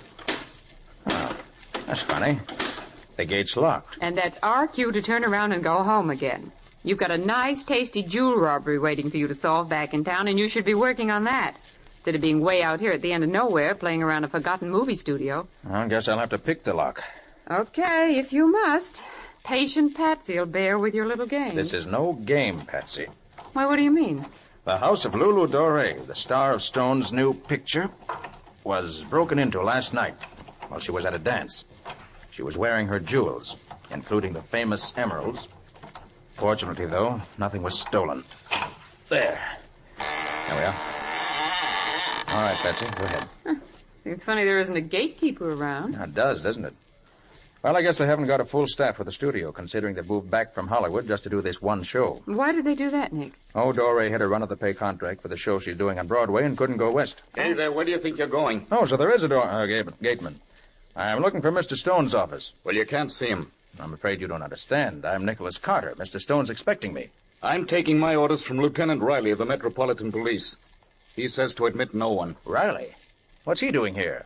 Investigating a murder. Murder? I thought you said robbery, Nick. What murder? Come on, get out of here. I got my orders. Come on, Patsy. Let's find Riley or Joe Stone. Hey! You can't do that. Come back here. It's all right. I'll explain to the police. Hurry, Patsy. Hurry. What is this, Nick? That's what I plan to find out right now.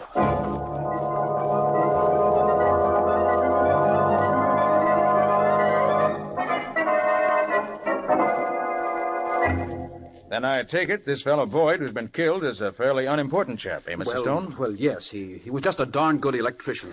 Oh. Doesn't seem to be any connection between his murder and the attempted robbery of Miss Doré. Well, no, there doesn't. Is Lieutenant Riley here now? Yes, he's over on stage 5. It's that building over there. Do you want me to come with you? Yes, I wish you would, Mr. Stone. There may be points I'd like to ask you about. Well, I'd be glad to help, of course, if I can help. There's one thing I don't understand, Mr. Stone. You say Boyd was shot in the back with a poisoned arrow from a blowgun. It's an odd weapon. Should be fairly easy to trace. You don't have to trace it very far, Mr. Carter. The blowgun and the arrow were mine. Yours? Yes, well, you see, 11 years ago, I tried to do a picture about a voodoo witch doctor who used the blowgun in it. I don't suppose you remember the picture, Mr. Carter. It was called The Voodoo Curse. Oh, yes, I do. You had a bit of trouble over it, I believe. A bit of trouble. It practically drove me into bankruptcy. I've imported a real voodoo witch doctor from Haiti, and he put a curse on the whole studio. Oh, come now, Stone. You don't really believe that. I don't know what I believe anymore. 11 years ago, we had fires, we had explosions, we had mysterious thefts, we had just about everything. It got so that everybody was scared to work here.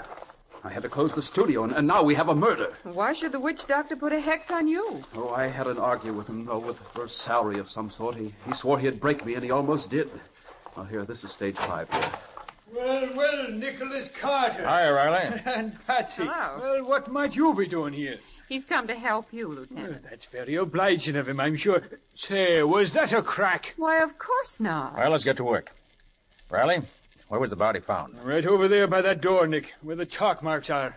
I wonder what he was doing way over here. He was setting up the stage, as I told you. But all his equipment's over there, clear across the set. Riley, how was he facing when he died? He was lying on his face with his head towards that door, Nick. Shot in the back, wasn't he? Yep. We figured from the angle of the arrow that the blowgun fella must have been sitting up there on that catwalk when he killed him. Mr. Stone, what's behind that door that Boyd was heading for? Well, special electrical equipment, I believe, for special effects. Would Boyd have known that? Well, yes, of course. He worked on this stage years ago. He probably would have remembered. That's it, then. He was going into that room to see if he could find some special equipment he needed. That accounts for his being way over here. And you think there was something in there the killer didn't want him to see, Nick? Right, Riley. Let's go in. The door's locked, Nick. Oh, Stone, give me your keys, will you? Keys? I have no keys for these rooms. Well, did Boyd have any? Well, I believe he had borrowed the caretaker's set. Riley, did you search the corpse? Of course I did, Nick. No keys? No keys. I can get a locksmith out from the village. What? You have no duplicates? Well, the place has been locked up so long. I never expected to come back here. Was trying to sell it, as a matter of fact. Pick the lock, Nick. This seems to be your day for doing that. Just what I'm going to do, Patsy. I'll get you more light. Oh, he doesn't need light. He can see in the dark, practically. No, you don't have to see to pick a lock. There. And there. That's it. Now we'll get a look at what your killer didn't want Boyd to see. Here, here's the light switch. Oh, wait. Don't crowd in like that. Uh-huh. Look. Footprints. Footprints in the dust. Golly, Nick, there goes your theory. Boyd was here before he was killed and took out whatever it was he wanted. Well, it was a cute theory while it lasted. Maybe it's still a cute theory, as you call it. All we have to do now, Nick, is to measure the prints and see if they're Boyd's or not. They're not. How do you know? Yeah, you haven't even seen the body. These prints were made by leather-soled shoes. Right, Riley? Well, yeah, you're right, but... And Boyd was wearing rubber soles. How do you know he was, Nick? Correct me if I'm wrong, Stone. Don't all technicians on a sound stage wear rubber-soled shoes to kill any noise that the soundtracks might pick up? Well, you're right, Carter, they do.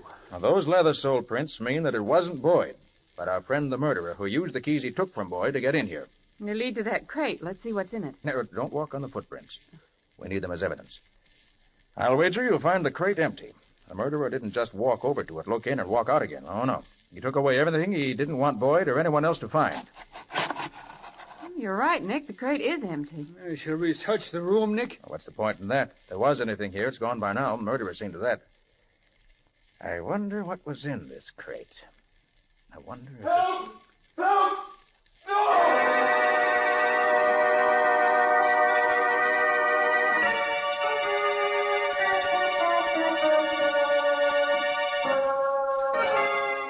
Oh, Nick, the poor kid.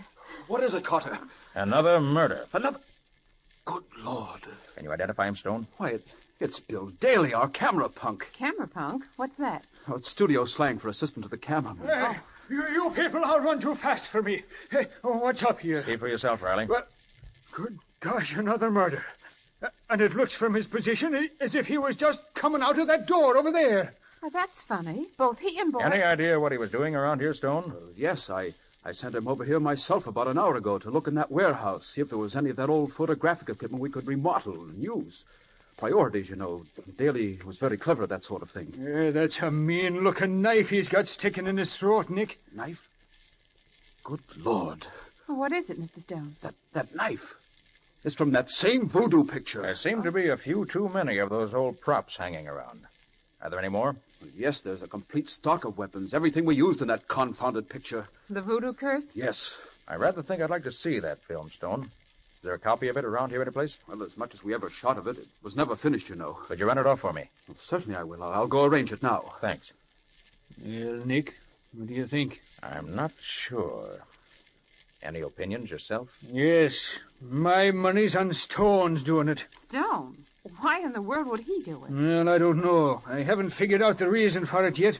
But he acts kind of funny. Nervous, sort of. And he keeps talking about the place maybe being haunted. Oh, good heavens, Riley. Who wouldn't be nervous with all this murder going around? I know I am. Well, take the weapons, Nick. They all belong to him. But other people could have access to them, Riley. After all, Stone hasn't been here for over 10 years. And there's something more important you've overlooked, Riley. What's that, Nick? How did Stone manage to throw that knife at Daly while he was with us? How do I know? We were all so busy looking at that storeroom on the set, he could have sneaked up. By golly, I'll bet that's how he did do it. Oh, that's Stone beckoning to us. You want to go to see the movies, Riley? I got better things to do, Nick. I'm going to search this joint. How about you, Patsy? Sure thing. But why do you want to see it? I'm not sure, Patsy. But I've got sort of a hunch that the answer to all our questions lie hidden in that old picture.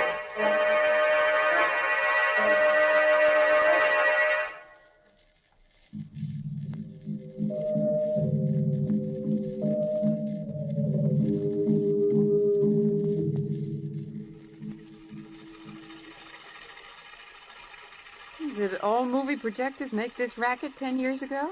Most of them, Patsy. Now listen. You don't believe in our voodoo magic, eh?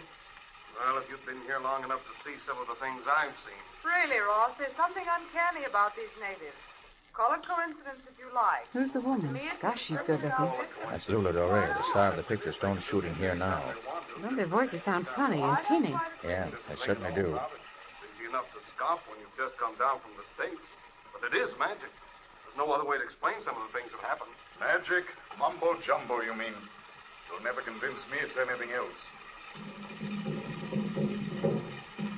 I suppose this is another of those wild dances. Now, there's a really good voice. Who is he, Nick? Now, don't tell me you don't remember him, Patsy. His name was Bart Tyson, great leading man, 10 years back. Oh, I remember his name, of course.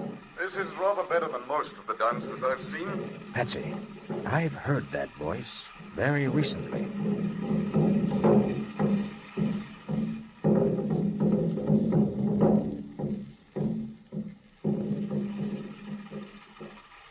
picture must be almost over now, Nick. Have you discovered anything? I'm not sure yet.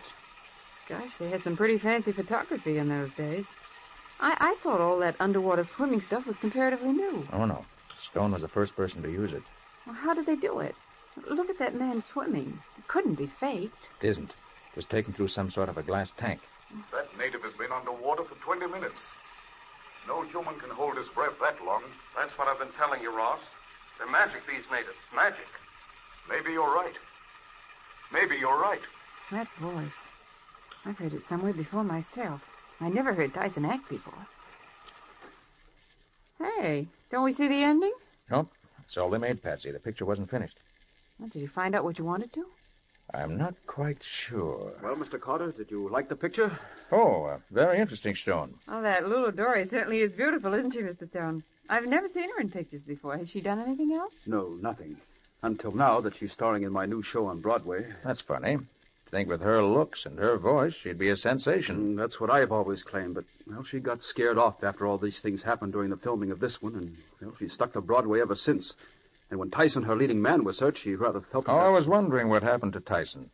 From what I could gather from this show, he should have been at natural for talkies. Oh, he was.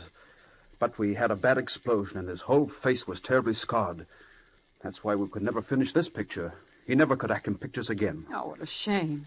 Well, Stone, thanks for showing us the film. Mind if we scout around after Riley? Oh, no, not at all. If you need me, I'll be on stage 3. We're going to start shooting soon. Good. It's funny about Doré. She seems to be cropping up in our lives all over the place. Yes, she does, doesn't she? Patsy, will you find a telephone, get hold of Scubby? Mm-hmm. Find out what you can about Bart Tyson and what's happened to him since the accident. Okay, Nick. Where'll you be? If I don't see you before, I'll meet you at Stone's office at noon. Right. Oh, Nick! Nick Carter! Oh, Riley. Just looking for you. You found anything yet? Yeah, we found all the weapons from that voodoo movie. All except the ones we'd already found, that is. How'd you know you found them all? Stone had an inventory. We checked on it. Well, if your theory about Stone's correct, Riley, he could have falsified that inventory. Well, why should he? Well, perhaps he had a couple of weapons hidden somewhere and doesn't want us to know anything about them. Nick, the more I think about it, the less I like that guy. Find anything else? No, not a blessed thing. Searched the whole lot, have you? All but stage 9 over there. That's locked up tighter than a drum. And I can't pick locks the way the great Carter does. Okay, I'll take care of those. Riley, why don't you go on down to stage 3? They're going to start shooting the picture pretty soon, and I'd feel a lot more comfortable if someone were on guard there. We've had enough murders for one day.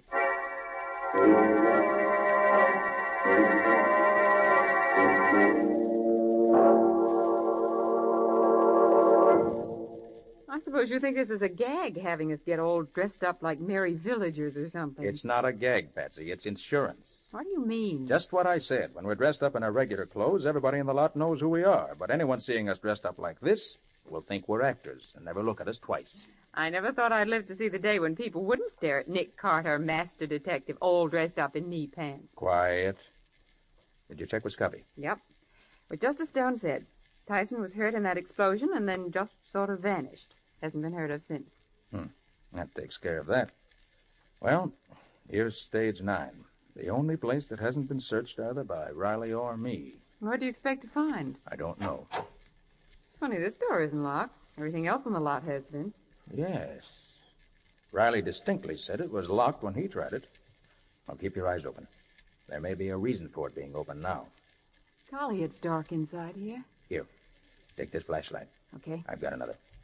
Hey, Nick, look. There's an old makeup table. I wonder what kind of makeup they used in those days. Patsy, we haven't time to stop for you to look at make. Look here. Why, this makeup isn't old at all. What's that?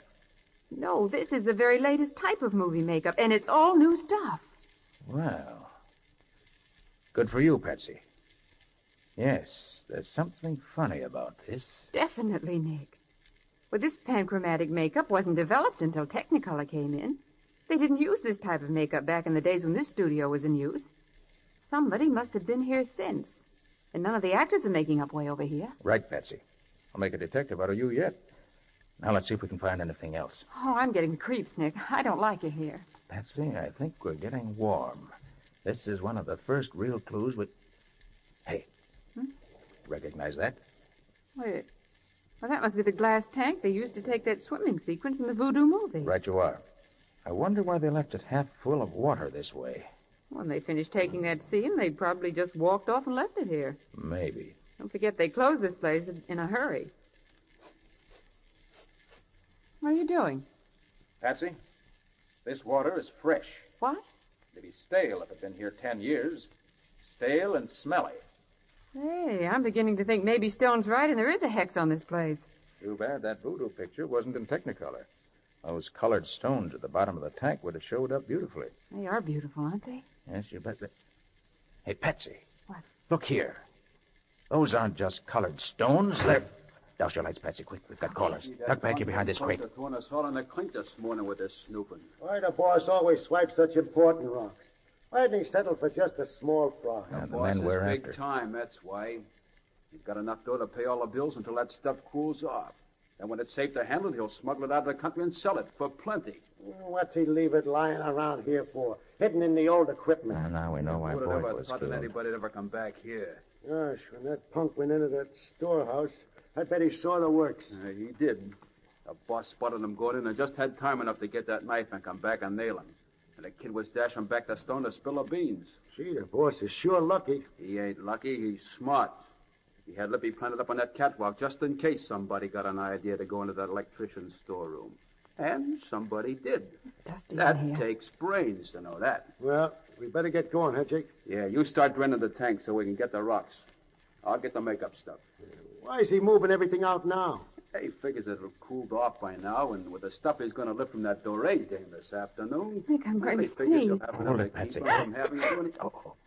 Who's that? Hey, look, over there, Jake. Two guys. Only come here. Run for it, Patsy. Come here. Run. Where? Let go of me, you... Let her go, you lousy rat. Get away! Let her go. You hear me? Let her go. Hey, I'll handle it, baby. You want to stuck your hand with that knife? Hey, give me my hands off her. I gotta get rough. There you are. Oh, there. What's the matter now? Guess that'll hold him. Gosh, it took three of us to knock him cold. He a fighter or something? Hey, I know him. It's Nick Carter, the Dick. Nick Carter. Hey. And a good-looking doll. Well, it's a good thing you called me in time. Now, what are we going to do with them now that we got them, huh? We can't just leave them lying around. Somebody's bound to notice them. Hey, the fish tank. Yeah, that's right. We'll throw them in there. Then when they're good and drowned, we'll drain the tank and get them and the other stuff out at the same time. Good idea, Lippy. Okay. Here, Pete. You lift the lid. You shove the girl in, Lippy. All right. Jake and I'll dump that Carter guy in. It'll be a real pleasure to do something like this to a copper. Yeah, come on. Hey, go ahead. Put Carter in first. Okay, here he goes. Happy swimming, Carter. Yeah. Now dump the dame in, Jake. In you go, lady. That's okay. Hey, listen, guys. Suppose they get out. We'll see that they don't get out. Stokey, huh? Put the lid down on the tank. Okay, Jake. And I'll put this padlock on, and they're safe as if they was in jail. That's good work. Hey, look, boys, they're coming too. So what? Who cares now? Yeah, who cares? Lippy, huh? Turn on the water. Okay. Here she comes, Jake.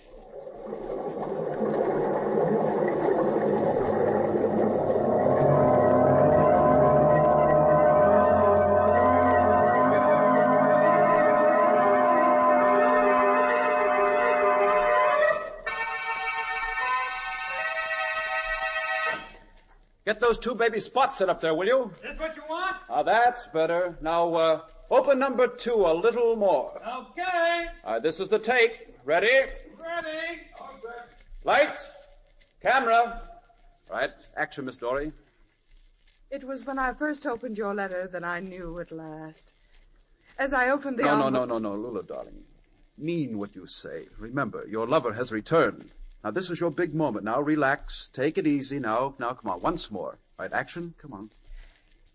It was when I first opened your letter that I knew at last.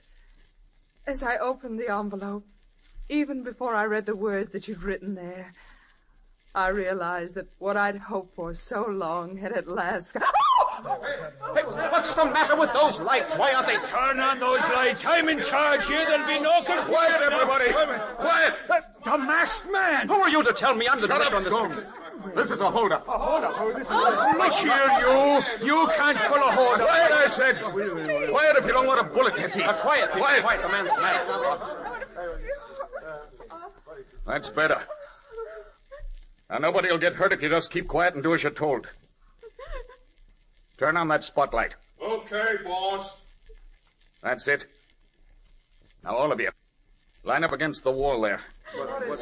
Come on, get moving. I don't want to shoot, but I will if you make me. And shut up. You can't tell me to shut that up. That order includes you too, Riley. Right. Now, don't forget that although you can't see me with this spotlight shining in your eyes, I can see you very clearly. Now, each one of you in turn will step forward and put your valuables on that table in center stage. And don't try to hold out on me or it'll be bad for you. All right. We'll start with the star performer, Miss Lulu Doré. Please, Miss Doré, if you think I can't see you trying to hide behind the drapes over there, you're wrong. You're in this, too. Your jewels, please. No, not my emeralds. Surely you won't... Surely I will. It's those emeralds I'm particularly interested in. You don't think I care for the little wristwatches and pocketbooks I'm going to get from the rest of these people, do you? But you can't mean to take my One emeralds. more word out of you and I'll come after them myself. And if I do it... Stand where you are, Tyson. I've got you covered. Nick Carter! Nick, praise be. Is that you? Come and get me, Carter. Watch him, Riley, if you can. Turn the lights on, Patsy. Right, Nick. Here they are. There he goes, Nick. I missed him, darn it. Did you see where he went, Nick? There he goes, Mr. Carter, climbing up the catwalk. Tyson, come down from there or I'll shoot. You haven't got a gun, Nick Carter. Yours is too wet to shoot after your little swim. But I've got my gun. Here. You missed me, Tyson, but I won't miss you. You may not know it, but my guns are absolutely waterproof. Oh! Nice work, Carter. You shot the gun right out of his hand. And now your gun's gone, Tyson. Come on down. Yeah? Come up here and get me. You haven't caught me yet. So long. Oh, look at him run. He should make a misstep or lose his balance up there. He'd fall off and get hurt. Tyson! Tyson, stop! Stop! Look out, you don't slip there! Nick, he's lost his balance. Watch out, Tyson!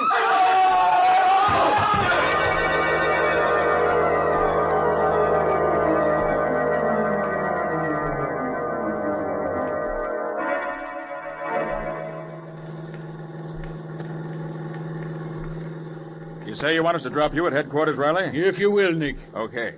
Your men got the rest of Tyson's gang all right? They did. They're coming right behind us. Was Tyson badly hurt from his fall? No, not much. Just a broken ankle. He'll be all right. All right, that is, until he gets to the electric chair. Oh, Nick, when I think of how close we came to drowning, I'm scared all over again. Hey, how did you say you got out of that tank, Nick? Believe it or not, Lieutenant, he cut a piece of that heavy glass with a diamond in his ring. Well, what do you know? But look, if it was as easy as all that, well, what took you so long doing it, Nick? I had to wait until the thugs got out of the room. Then I just cut a nice little circle out of the glass right beside where the padlock was, reached out, and picked the lock. All very simple. Simple for you, maybe, not for me. And you say you found the jewels Tyson had stolen in the bottom of the tank, eh? Yes, Riley. What Patsy and I thought were pretty colored stones turned out to be all the jewels Tyson had stolen during the last 10 years, all unmounted and dumped in with the pebbles in the tank. But what made you first suspect Tyson, Nick? Well, Patsy, it was his voice first. Remember I told you after we saw him in the movie that I knew I'd heard his voice somewhere very recently? Oh, so that's why that voice sounded so familiar. Can you imagine that? A movie star turned crook. Then there was the fact that Tyson had faded so completely out of sight after his accident. That looked fishy to me. No great star would have let his career be ruined without bringing a suit of some kind. Unless he had some plans of his own. And from what I learned from Scubby, we realized he never had brought suit. Yes, and a suit like that would have made all the tabloids. But how did you know Tyson and the watchman were the same? I didn't, Patsy. Until you found that makeup kit. That panchromatic makeup is often used to cover scars. And then I remembered the scar gateman. It fitted. So did his voice, and the fact that he had the only remaining set of keys to the lot. And, of course, he had all the opportunity in the world. But I bet you didn't realize that the murders were tied up with the robberies. Not until we heard those crooks talking, I mean. Well, the makeup kit told me that, too. Remember, Patsy, how you always claimed that all those robberies were done by individuals, not a gang? Yes, but I still don't see Well, Tyson was a consummate actor, and he had complete knowledge of makeup. He disguised himself as a different character, I imagine, for each robbery. Evidently, he played his role expertly, since he succeeded in giving the impression that different people were committing the various thefts. But say, if that makeup was so good, why couldn't he have gone back to the movies instead of turning thief? Well, Riley, it was good enough for dim lights, but not for the sharp eyes of the camera. Oh, I see. Poor fellow. What an end for a great star. Yes. The explosion probably injured his mind, too. One more thing, Nick. How did he get to be caretaker? Oh, I asked Stone that. He said he felt sorry for the man and had given him the job out of kindness. Oh. Well, that's all over now. Except that from now on I'm allergic to water anywhere, except in drinking glasses.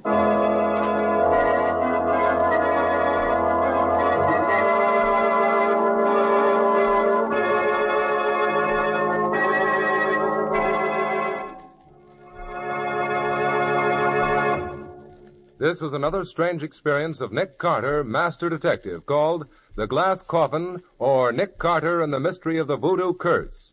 Another of the curious adventures of Nick Carter, which are brought to you regularly at the same time by WOR Mutual. And now, Nick, will you tell us something about your story for next week? Well, next week we leave this part of the country and are going out west to the mining districts of Montana. Did you go too, Patsy? Yes, I went along. But Nick and Scubby did most of the work and had most of the excitement. I just stayed in the hotel and waited. Yes, that was the first case that Scubby and I really worked out together. And before they were through with it, Scubby very nearly went crazy, literally. And Nick just missed being buried alive. You see, it started out to be a case of robbery, but it ended up with at least 2 murders and more excitement than I've had in a long time. Well, I hope it's as good as it sounds. It's better. But more of that next week. So long. So long, folks. We'll be seeing you. And so long to you, Nick and Patsy. In the strange adventure you've just heard, Nick Carter was impersonated by Lon Clark, Patsy by Helen Choate. The story was written for Nick Carter by Nancy and Gene Webb. Original music was played by Lew White. The entire production was under the direction of Jock McGregor.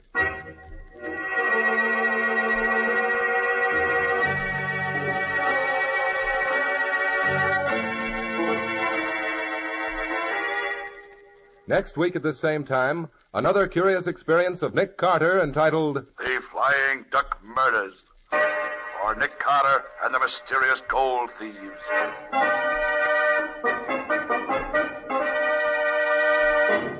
This story is a copyrighted feature of Street and Smith Publications, Incorporated. My name is Humphrey Davis. I've been playing the part of Lieutenant Riley in tonight's show. Just now, though, I'm speaking as myself. Actors, you know, appear at many war bond rallies. We like to know that what we can do may help in selling more bonds. But after all, selling more war bonds is everyone's business. You can talk to your friends about the Third War Loan Campaign just as any speaker might. You know the reasons why we must buy extra bonds. You know how purchases of extra war bonds back the attack. You know that they're a great investment. And you know that giving up something you were planning to buy for yourself and buying war bonds instead isn't really any sacrifice. And as you think of these things, how about doing more in this Third War Loan yourself? Because you can't do too much for the men who are fighting for us every minute somewhere in the world. The Return of Nick Carter is produced in the studios of WOR and is broadcast over most of these stations every Monday evening at 9:30 Eastern Wartime.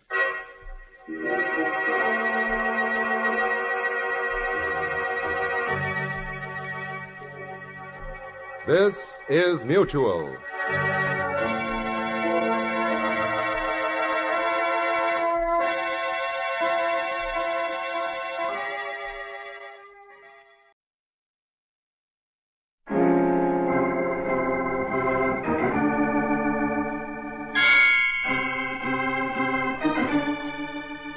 My name's Regan. I work for Anthony J. Lyon Detective Bureau.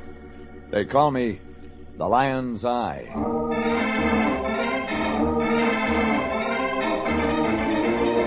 Jeff Regan, Investigator, starring Frank Graham as Regan with Frank Nelson as Anthony J. Lyon.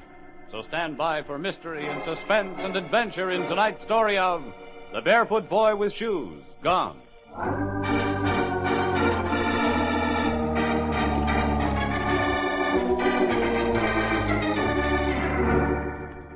There were 3 women in it, 3 guys, and 7 cats. It figured for an easy trace job. All I had to do was find a missing guy named Thaddeus Mink, a painter. Only before it was over, a couple of people turned up dead. And what made me think maybe I was trailing a killer with a screw loose was what happened to those 7 cats. The thing teed off for me when a letter came to the Lion Detective Bureau in the morning mail. My boss, the Lion, opened it. You could see the dollar signs in his eyes. Ah, Jeffrey. Well, look here. That rich uncle of yours finally kick off? What do you mean? You look so happy. Oh, it's not that. Jeffrey, listen to this. The Ezra Park Duffield Art Galleries, Pasadena, from the sanctum of E.P. Duffield. Already I don't like it. Oh, now, Jeffrey. Mr. Duffield encloses his personal check for $50. For which we do what? Yes, well, now let me see. No, find a missing person, Jeffrey. A man by the name of Mink, Thaddeus Mink, a painter. Mr. Duffield says we'll be doing an inestimable service to the world of art. Duffield say why he doesn't go to the cops? Well, he does mention that he has personal reasons for maintaining secrecy. They all say. What do you mean by that? Listen, Lion, the L.A. police look for missing persons free. Guy doesn't want the free service, he's got a reason. Maybe he wants a finger man, maybe it's a stakeout. Jeffrey, do you think that if I thought... Sure I do. You don't mean that. I mean it. Only count me out. I don't risk my private op license for $50. See you. Hey, now, wait a minute. Mr. Duffield says in his letter he's coming here to the office himself this morning. Well, you see him, Fatso. I got a short thirst. Jeffrey! I'll be in Dugan's place on Hill Street if anything good turns up. You mean you won't take the case? You take it. All right, Jeffrey, I will. Well, that ought to be Duffield now. I'll let him in, and me out. How do you do? Are you Mr. Lion? I'm Regan. That's Lion behind the desk. I see. I'm E.P. Duffield. Yeah? Oh, come in. Thank you, Mr. Regan. Miss Duffield, come in. Shall I sit here, Mr. Lion?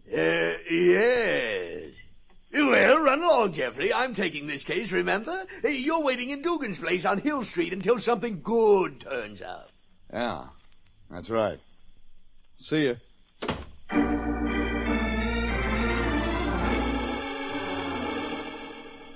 I went to Dugan's, ordered, and sat looking into it. What I kept seeing was E.P. Duffield. Red hair, gray-green eyes, tall, about 5'11". But not too much of her, just enough, any place you looked. I looked up and I was still seeing E.P. Duffield.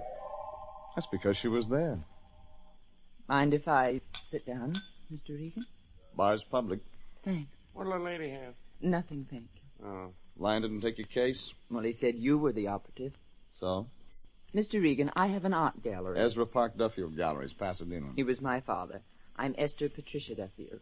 You wrote a letter. Said you wanted somebody to find a missing person. Painter named Thaddeus Mink. That's right. You didn't go to the cops. Why? Cops trace missing persons free. Well, but you see, Mr. Regan, I couldn't. They wouldn't help me. Give me more. I've never seen Thaddeus Mink. I don't know what he looks like. Keep on. It's true. You see, he's a painter. He sent me a number of paintings by express, but I haven't been able to locate him. I've tried, but... Mr. Regan, if you'd come to the gallery and see his pictures, I think you'd understand.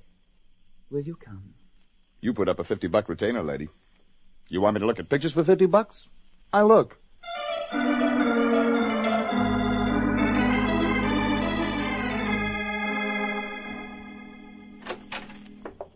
In here, Jeff. With you, lady. The Mink paintings are here in my office. There they are. Cats. Yes, cats. And look how he paints them. How evil he makes them. Yeah, I see what you mean. Cat phobia, Jeff. Sometimes an artist becomes great through passionate love. And sometimes through passionate hate. And Mink hates cats. Is that it? It's made him a great painter. Is that why you want me to find him? I have just these few canvases. I want more. They'll be worth thousands of dollars. You paint those circus pictures, too? No, I did. You? A few years ago. I traveled with the circus, but my paintings aren't much good. Mink ever paint anything except cats? One picture. It here? I have all his pictures. But you've never seen him. I told you he sent them express. I tried to trace him, but I couldn't find him. All I have are the paintings. These are the cats and the one other. All signed the same way, not with his name, but with the print of a cat's paw painted in one corner. Where's the other one? Over here. I keep it draped. It frightens me. Look. A woman. You see, Jeff? He's painted her back as she stands at the mirror fixing her hair. The back of an ordinary woman, but in the mirror, her face, the eyes, are of a cat. And the way her fingers curl and hook into her hair, like cat's claws. Yeah. Well, maybe she's something we can go on. What do you mean? Well, maybe somebody else has painted it, too. Maybe she's registered as a model. We find her, maybe we get a line on Mink. Might work. I found her photo in an agency. Mrs. Margaret Ames lived in Hollywood. I drove out there. Only when I got there, I rang the doorbell, I got a big surprise. Sergeant Bowles of the Hollywood Division L.A. Police opened the door. Regan, what do you want? Came to see Mrs. Margaret Ames? Yeah, it figured. She a client of yours? You do a lousy job, Regan, a lousy job. There ought to be a law against you private guys. Always getting people killed. She got strangled, Regan. It killed her. Mind if I look? Come on. Thanks. Like I say, the deceased a client of yours? Nope. You know her? Nope. A lot of good you're gonna give us. There she is. Sort of surprised look on her face. Maybe she hadn't planned to get strangled this morning. Oh, could be. Neighbor lady phoned us up. She come in to borrow coffee. That's what she found. Scared the hairpiece off of her, she said. Mrs. Ames live alone? Divorced, lives alone. We got nothing, Regan, nothing.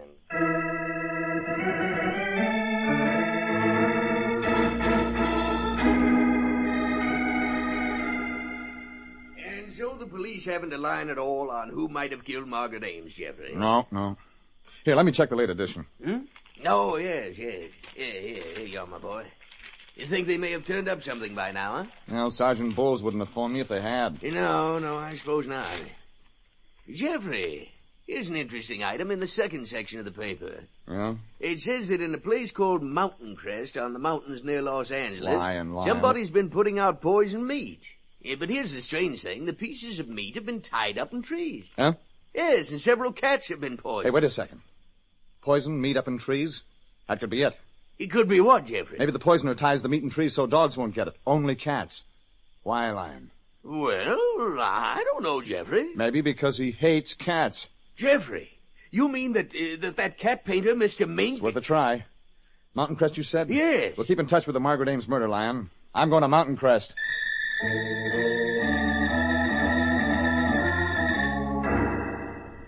It was only a couple of hour drive, but I got started late, and it was dark when I got there. Cold up there. Snow above the 4,000-foot level. Mountain Crest was half a dozen houses, abandoned lumber mill, and Mountain Crest Haven, a rundown auto court with a gas pump and cafe. I pulled in and stopped at the gas pump. All right, I'm coming. Sorry to keep you waiting, but we didn't expect no customer up here a mean night like this. You run this place? Oh, gosh, no, I work here. I'm Jimmy. Everybody around here knows me. That is, everybody there is around here. Some gas, mister? What it'll hold. Hey, you ought to go inside and warm up. Have a cup of coffee while I fill her up. Yeah, it's a good idea. Bunny'll serve you. Bunny? She come up here a couple of weeks ago. She's the waitress. Ah, your girlfriend, huh? No, she ain't. I went inside. Maybe I saw why Jimmy's face clouded up when I asked him if Bunny was his girlfriend. Bunny was behind the counter, ordinary, pretty kid, corn yellow hair, about maybe 19. But on a counter stool talking to her was a slick-looking guy, 25, thin-faced, pinstripe suit. I walked over, slow. What are you hot for? You got no right to butt in. Well, I butt in. Listen, you can't talk to me like that, Art Jones. Oh, no? You think you want some... You want something? Oh. Yeah, I could use coffee, Bunny. How do you know my name? Jimmy told me. I'll see you later, Bunny. Bill collector? Him? That's Art Jones. He's in one of the cabins. You like the cold weather? He doesn't know what he likes. Cream or black, mister? Black. He didn't look like your type, Bunny. He takes me places. Dancing down to Anaheim. Sure. Here's your coffee. Anything else? No, not now. Why don't you go with Jimmy? He hasn't got a car. Yeah, but the next time I will. I don't know where Art gets off just because Mr. Mink gave me a... Mink? Yes. He gave me a painting. He's a painter. But that's no reason for Art to get sore. Why, Mr. Mink is old. He must be 35. Yeah. Oh. You live around here, Mink? In a cabin up on Lime Peak. Far from here? A couple of miles. You live alone? Mm-hmm. He's sort of funny. I think he's scared of people. But I guess he likes me. You know him, mister? By reputation. He's a very sweet man. What I hear. He gave you a painting of a cat, huh? Yes, he did. Cat's paw painted in the corner? Yes. It was a picture of a dead cat. A dead cat? Read in the paper some cats got poison around here lately, around Mountain Crest. 7 of them. The courtier Mink might have done it? Oh, no. He loves cats. He loves them. Not what I heard. I heard he hates them.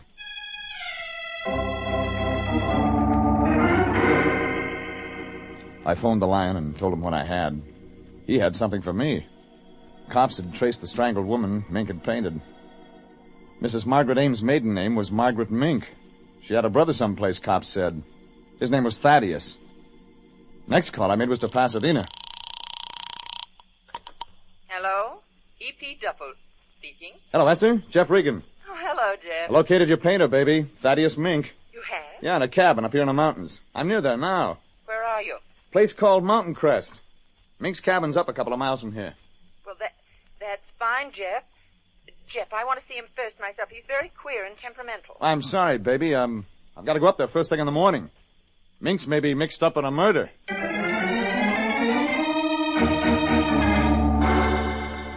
I rented one of the cabins at Mountain Crest Haven, got in bed and read some Edgar Allan Poe to quiet my nerves. About 6 the next morning, the wind dropped. Wind had brushed everything white, still, smooth. I started for Mink's cabin on Lime Peak about 8. Bunny went with me. There it is. Yeah, smoke through the pines. That's from his cabin. We're almost there. Hey, hold it. What, Jeff? Footprints. In the snow. Coming from that way. From the highway, there's a shortcut that way to the road where it goes over the summit. Man's footprints must have been made this morning since the wind dropped, or they'd have been covered over. Now, come on. Wait a minute. What is it? Over there. Same footprints going back toward the highway.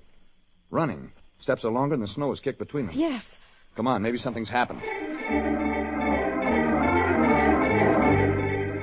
We ran for the cabin. It stood in the pines in front of a shelf of rock.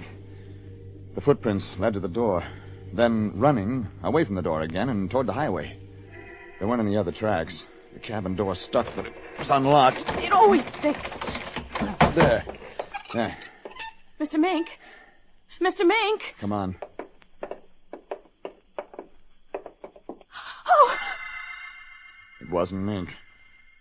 It was a thin-faced slick-looker in a pinstripe suit.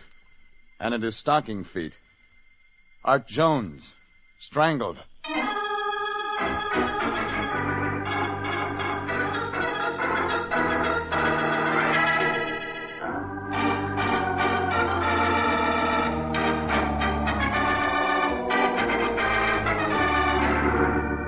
5'11" of beautiful red-headed dame, E.P. Duffield, Duffield Art Galleries, Pasadena, hired me to find a missing cat painter named of Mink. First track I got led to his sister, but that was a dead end. Somebody'd strangled her. Then I went up in the mountains. Somebody'd poisoned 7 cats at a place called Mountain Crest. Maybe Mink. Yeah, Mink lived up there, only when I got to his cabin, there was a corpse on the floor. Art Jones, Bunny's pal in the pinstripe suit. Strangled. No shoes on. I searched the cabin, not a shoe in the joint.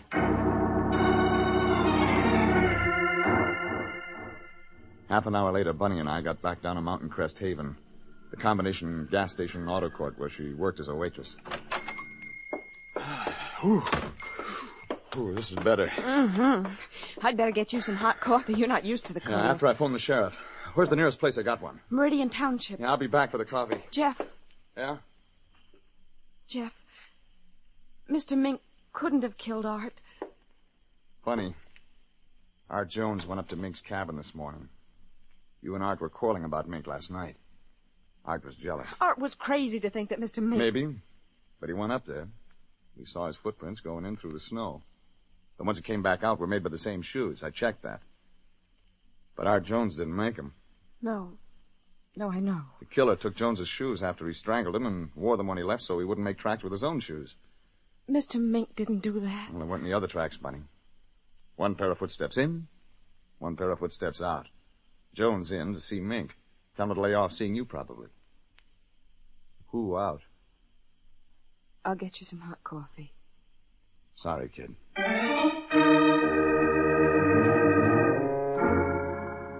So that was it. Case just about wrapped up. Mink must have strangled Jones. Jones was strangled just like Mink's sister. If there weren't any other tracks in the snow, it didn't make sense anybody else had been there. I phoned the sheriff at Meridian Township. It took 5 or 6 minutes to get him on the phone. His name was Lyle. Sheriff Jasper Lyle, what can I do for you? My name's Regan, private investigator from Los Angeles. Yeah? You better put out a description on a Thaddeus Mink, Sheriff. I can give details. Short, about 35 years. That's out already. Huh? Out already. Mink, wanted for questioning, homicide, L.A., connection, strangulation of his sister, Margaret Mink Ames. Oh, yeah. Yeah, that's right. On the wires at 4 yesterday. Don't think he did it, though. Don't seem the kind. Sitting right here beside me in the office. Give me that again. You got Mink there in your office? Nah, we ain't got cells, Bob.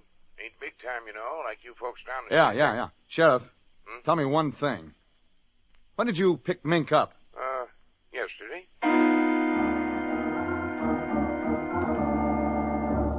He'd picked Mink up 4 hours after the wanted was sent out by L.A., 8 o'clock last night. Mink was in the Meridian General Store buying cat food. Yeah, and he told the sheriff a sad story. He loved cats. Loved them. Had 4. But they'd come down with something, suffered. Mink had to put them out of their misery. And when he found out they'd passed the disease around Mountain Crest, he put poison up in the trees to save the cats of the town the misery his cats had suffered. He'd bought a new cat, though. That's why he was buying cat food. So that made everything fine. Case all wrapped up. Yeah. Like a hot rod around a telephone pole. Sugar, Jeff? Jeff? Oh, yeah, thanks. Here. Thanks. Anyway, I'm glad it wasn't Mr. Mink. Yeah, Mink didn't strangle Jones. Couldn't have. Sheriff had him. Well, I'm glad. Jones went up to the cabin to see Mink. Saw about Mink giving you the painting. That part still holds. Made tracks in the snow. Didn't walk back out. Got strangled. But his shoes walked out. Somebody in him, you think, Bunny? Not Mink, not Jones. Somebody with a motive to kill Jones? You didn't like him. Did you? Art Jones? Yeah, you went with him because he took you places, only maybe you didn't feel good about it. He wasn't your type. I guess he wasn't. He wasn't. And then he began to crowd you. Mink business, for instance. You figured he didn't have any right to butt into your life. Well, that's true, but... What about Jimmy? Jimmy? Yeah, the kid that works around here. More your style. You seem like a nice kid. He is. Yeah, only Art Jones got in between you. What are you thinking? I'll tell you what I'm thinking. I'm thinking somebody must have been in Mink's cabin when Jones got there this morning. Somebody that had gone in before the wind dropped, so the tracks covered over. Somebody that would have killed Jones. And you think You sleep in one of the cottages here at the outer court? Yes. Sleepwalk, maybe? Jeff, I don't like Now, you. listen, baby, the sheriff will be getting up to Mink cabin in the next 10 minutes on my say-so. Half an hour later, this joint here's going to be jumping. Only not with customers. With cops, deputies, asking questions. Now, let's get ahead of them, huh? Well, I didn't kill Art, if that's what you want to know. I know you didn't. What? Well, then... No, you couldn't have. You couldn't have done the job, strangled him. Strangling's not a girl-sized job. Well, then why did you ask me all those questions? To get answers, baby. About you and Art Jones. And Jimmy. Jimmy? Yeah. Only 2 people had a motive to kill Jones. You and Jimmy. Look on her face said she was scared, but that might be it. Jimmy liked her, didn't like Jones. I started to look for Jimmy. And what he was doing when I found him didn't help. He was stealing my car. Hey! Hey, get out of that car! Jimmy! Jimmy, get out of that car! You won't get away. Come here! Come on! All right, this'll hold you. What are you trying to do? Come here! Let me go! I got an arm lock on him. All of a sudden, he quit. Fear had worked 2 ways on him. Made him fight, made him quit. You better talk, Jimmy. Like fast, huh? Wait till I shut off the motor. We'll go inside out of the cold. And then I want answers. What I saw on the seat of my car when I reached in to shut off the motor stopped me. A pair of shoes.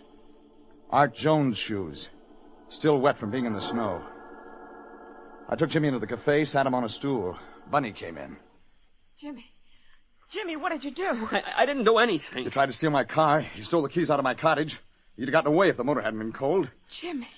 Why'd you want to steal my car? Because I had to get away. Because you killed Art Jones? No, I didn't kill him. I...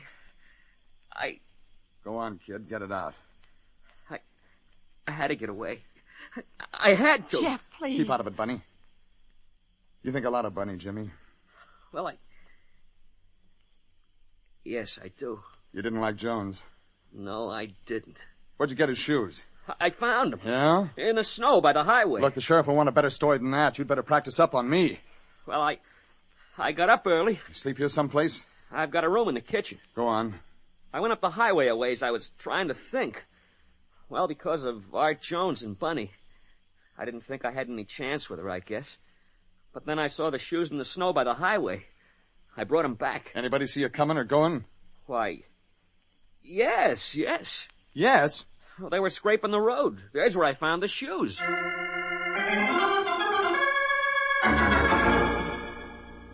I checked Jimmy's story, and it was okay. He had a snowplow crew of witnesses.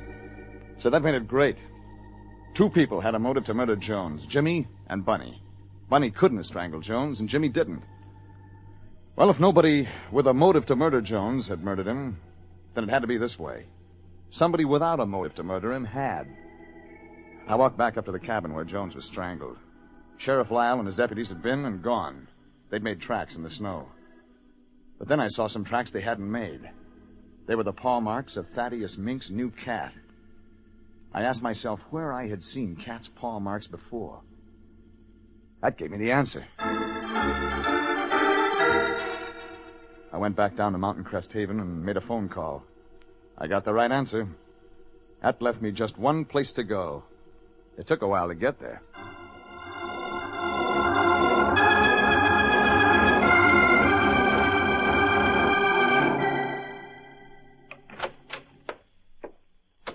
Yes, this is a surprise. Painting?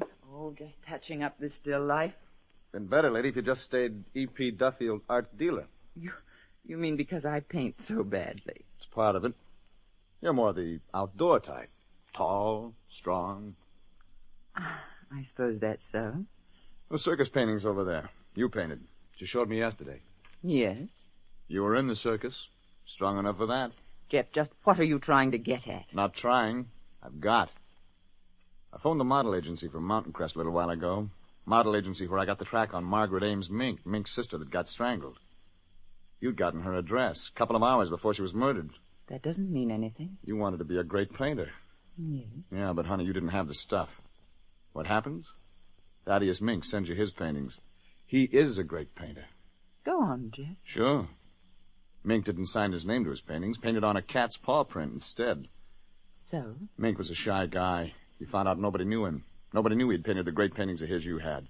Except his sister. She'd posed for one. You killed her. And, Jeff? And that left Mink. Him dead, you'd be the genius that painted the pictures. Yes. Well, he is dead, Jeff. And I am. You went up to Mink's cabin after I talked to you on the phone last night. Nobody home, but you waited. Guy came in early this morning, you strangled him. Wore his shoes to walk out. I said, Mink's dead. Mink's not dead. You've never seen Mink, and you strangled the wrong guy. A guy named Jones. Jones? Not Smith. Jeff, I'm not a fool. You're lying to save your skin. My skin? Your skin. Hasn't it occurred to you that there's somebody else who knows who painted the cat pictures? Hey, you mean Regan? That was in it from the first, Jeff. Jeff, bursting in like this into my office, perhaps trying to make love to me. You shouldn't have done it. Not when I happen to be armed. Put that gun down. Oh, no, Jeff. There. Now, stay still. Oh. Esther, you should stick to strangling. It's more accurate.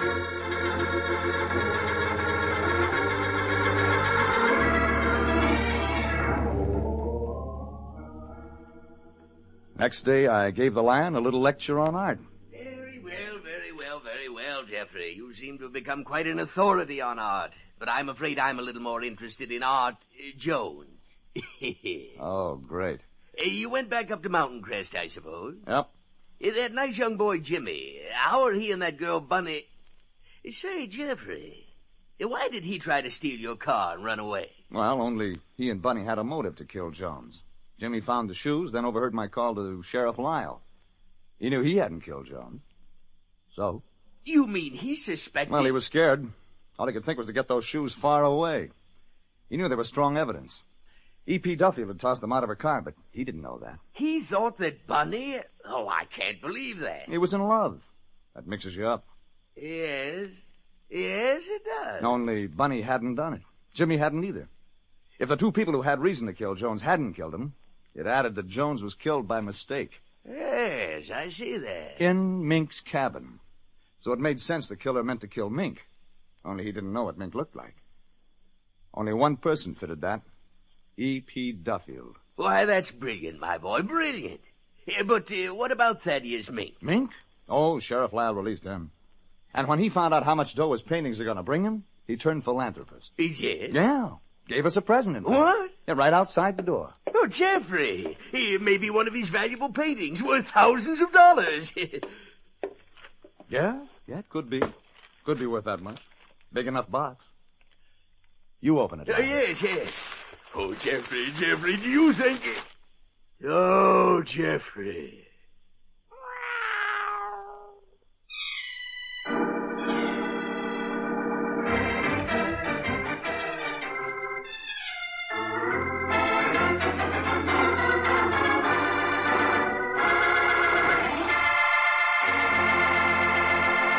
Jeff Regan, Investigator, is written by William Frug and William Fifield, produced and directed by Sterling Tracy, and stars Frank Graham as Regan, with Frank Nelson as Anthony J. Lyon. Original music by Dick Errand. Jeff Regan, Investigator, will be back next week at this same time.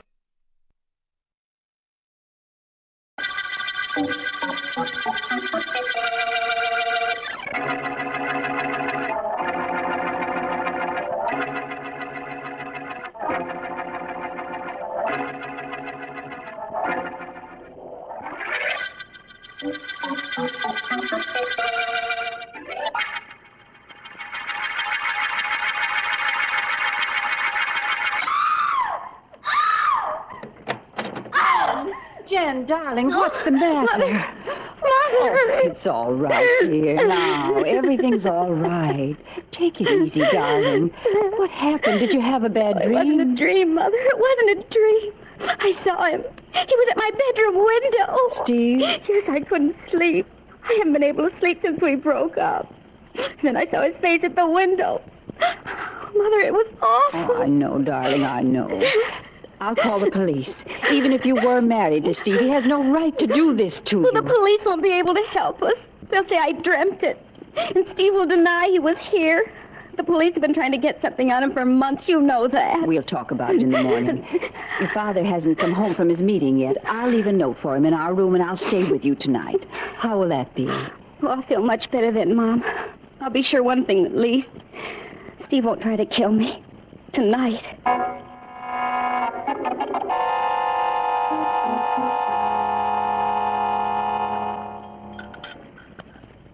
She's sleeping now, David, but she was restless all night. What do you think we ought to do? I don't know, but I'm going to do something, I'll tell you that. Eat your breakfast, David. I don't want any breakfast. I want to do something to make sure Steve doesn't bother Jan again. And I'm going to do it. I told Jan last night, and I'll tell you now, David. The police will take care of him. When? After he kills Jan or makes a nervous wreck of her? Oh, no, Helen. He isn't going to get the chance. I'm going to see to that myself.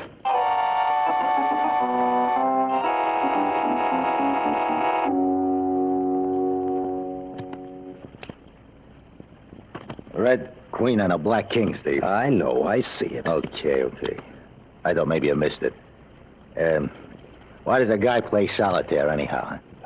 One reason, Lefty, is that it gives him something to do when he's alone with a mug like you. Oh, I'm a mug, huh? Well, look, Steve, maybe I ain't such a mug as you think. Maybe I ain't as stupid as you think either. You'd go broke betting on that, Lefty. Oh, yeah? That's what I like, intellectual conversation. Steve, the boys and I have been talking. I can't imagine anything duller than that. Wait a minute. You don't know what we've been talking about. Did you? Sure. Boys and I think maybe you're losing your touch. They think maybe you ought to step down and let me run the gang. With you sticking around to plan the jobs like always. Now, look, Lefty. Hey, boss, take your hands off my collar. You're bending the suit. I'll bend your neck in a minute. Now, get this, Lefty, and see that the boys hear it, too. I'm head man in this outfit, and I'm going to stay that way until I decide to quit. That's the way it is. That's the way it is.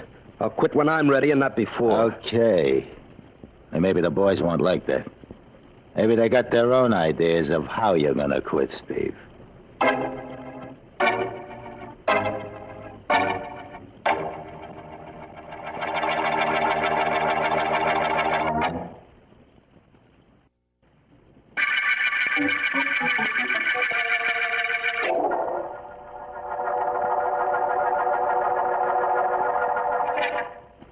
Angela, down in Allie. Oh, well, Vance, the singing private investigator. I didn't know you crooned. I didn't know you were typing the lyrics of a song, Ellen. Oh, I'm not. I'm writing up the details of your last investigation, the tip-top murder case.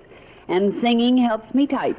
If you ever want to get your typing finished, I'd suggest you sing something a little faster. Now, you didn't come out of your private office just to increase my musical tempo, did you, Vance? No, I just wondered if the district attorney had called before I came in this morning. Nope. No word from Mr. Markham. If there had been, I'd have told you. I thought perhaps you might have been too busy trying to remember the last line of the lyrics of that song you were singing. Vance, nobody has to worry about a last line of anything when you're around. Oh. Yes? Is there something I can do for you? Not unless you're Philo Vance. I'm Vance. What is it? Oh, hello, Vance. I'm Steve Cayley. I want to talk to you. Can we go into your private office? Come on. I don't want to be disturbed for a few minutes, Ellen. Right, Vance. Come in and sit down, Cayley. Thanks. You've heard of me, Vance? Never, in a very complimentary fashion. That was good for my business. Was good? That's right. I want to quit. I want to quit while I'm ahead and I'm healthy. I want to leave the gang I've been running around with. As I understand it, you were the boss. How will the boys feel about your walking out? Not good. That's what I want you for, Vance. Figure out a way I can get out with my skin in one piece, and I'll take care of you. Sorry, that's out of my line. Not interested in making a buck, huh, Vance? Not the way you suggested. Besides, seems to me I read something about you and your divorce a month or so back. Your wife claimed you were a pretty nasty character. I was the same character when she married me. I got a little news for you. I'm a little worried about her. And about her old man and her mother. They all hate me pretty much. Apparently not without reason. Sorry, Cayley, you've come to the wrong man. If you want to quit your gang, why don't you give yourself up to the police? They'd gladly keep you away from your boys for 5 or 10 years, as I understand it. I'm allergic to cells, Vance. I tell you what I'd like to do, though. I suppose I give you the dope on the boys. What jobs they've done, all that. Think we could make a deal? Wait a minute. Yes? See if you can get me District Attorney Markham, Ellen. Right. Ringing the DA in on the deal, huh, Vance? Yes. You want to give evidence against the boys you've been working with, and he's in that business. Okay, anything you say. All I want to do... Just a minute, Cayley. Yes? Mr. Markham isn't in his office, Vance, but I left word for him to call you. Thank you. Well, Vance? Mr. Markham isn't in. Now, I'll tell you what you do, Cayley. Sometime between now and this evening, Markham will call me back, and I'll set up a date for 6 o'clock in his office. You stay with me until then. That's all I got to do. I'll meet you up there, Vance. I'd rather you were where I can keep an eye on you. Yeah, I know. I'll see you at Markham's office. Unless... Unless what? Unless one of my friends sees me first.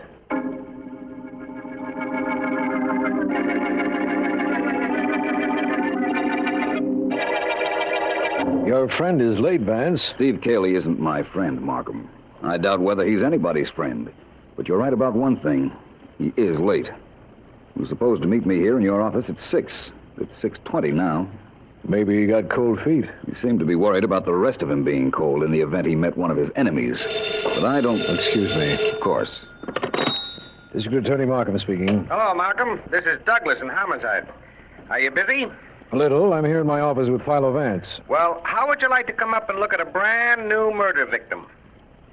Well, it's hardly my idea of fun, Douglas. What's happened? We've got a corpse up here at 300 Roslyn Drive. I think maybe you ought to come up. I will as soon as I get through here. Vance and I are waiting for a man named Steve Cayley, and after he arrives, I'll meet you up there. You're waiting for Steve Cayley, huh? Well, Markham, you're liable to have a long wait. The corpse I was telling you about once answered to the name of Steve Cayley.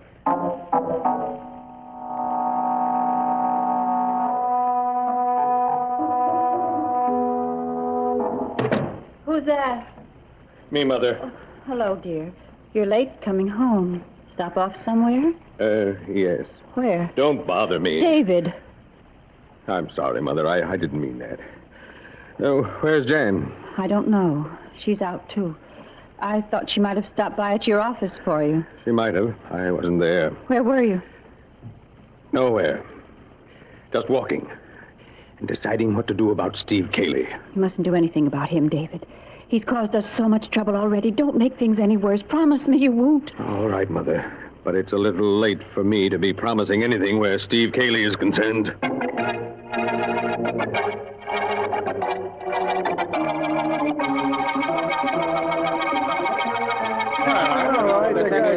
All right, you guys. All right, dry up. Shut up, I said. Okay, Lefty. You don't have to get sore. I don't want nobody to tell me what I have to do. Okay. I got something to say to you guys, and I'm going to say it very quick.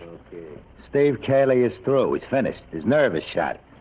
He's going to pack us in. Maybe he's going to turn us in. Well, we got to do something about that.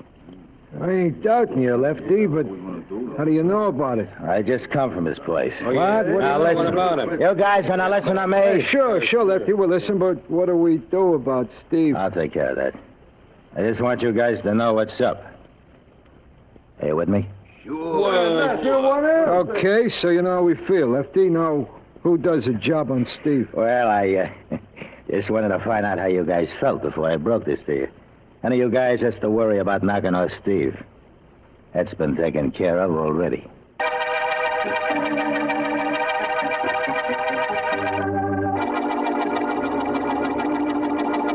There he is, Markham. Steve Cayley. Somebody did a nice, clean job on him with that knife, right? Yes, Douglas, that's right. Well, Vance, you see anything that might help us up here in this apartment?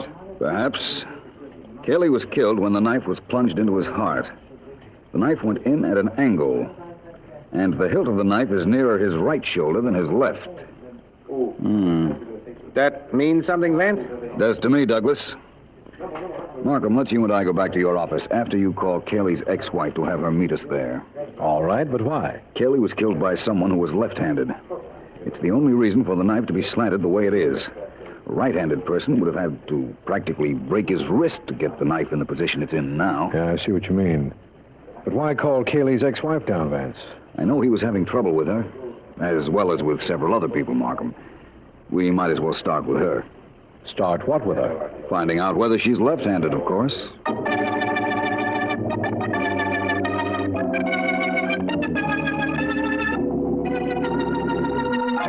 Miss Clark, you're using your maiden name now, of course. Yes, Mr. Markham. Miss Clark, your ex-husband was killed by a person we believe to be left-handed.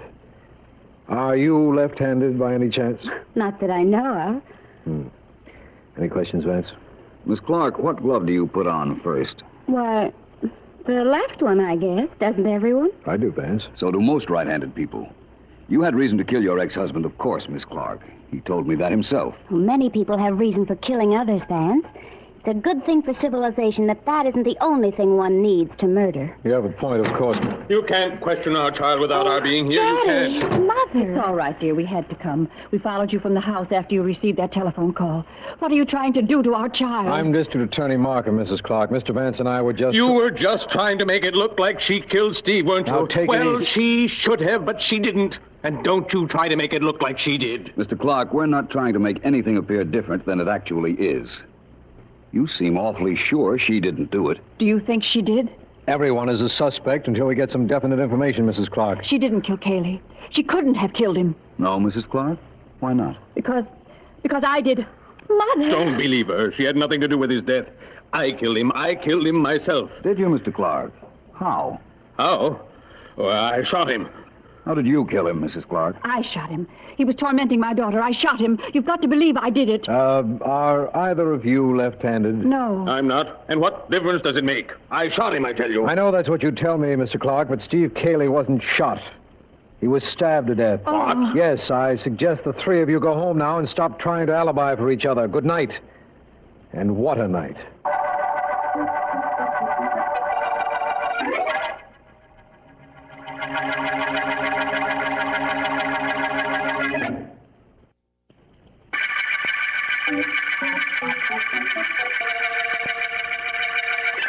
This is District Attorney Markham. A left-handed murder case opened with the killing of gang boss Steve Cayley. PHILO Vance is sure a left-handed killer did the job, and our suspects include Cayley's ex-wife, Jan Clark, and her father and mother, although none of them admits to being left-handed. The parents each confess to having killed Cayley, but we're convinced they're merely trying to divert suspicion from their daughter. Vance, remembering that Cayley had mentioned one of his gang named Lefty, has gone to find that individual, and I imagine...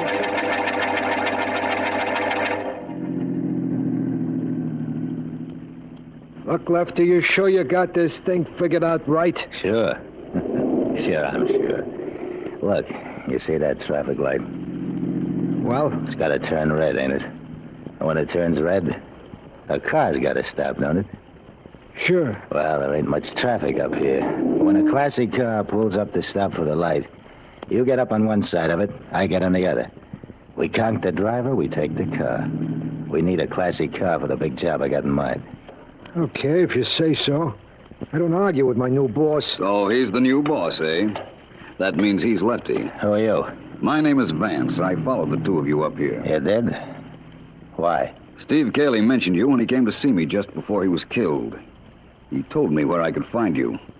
I went there just in time to see you leaving, so I followed you. So you found us. Hooray. Lefty, I'm taking you down to see District Attorney Markham. We've got some questions to ask you. We think... I figure you don't like questions, Lefty. That's the reason I conked him with my gun. You practically broke his skull. Good for him.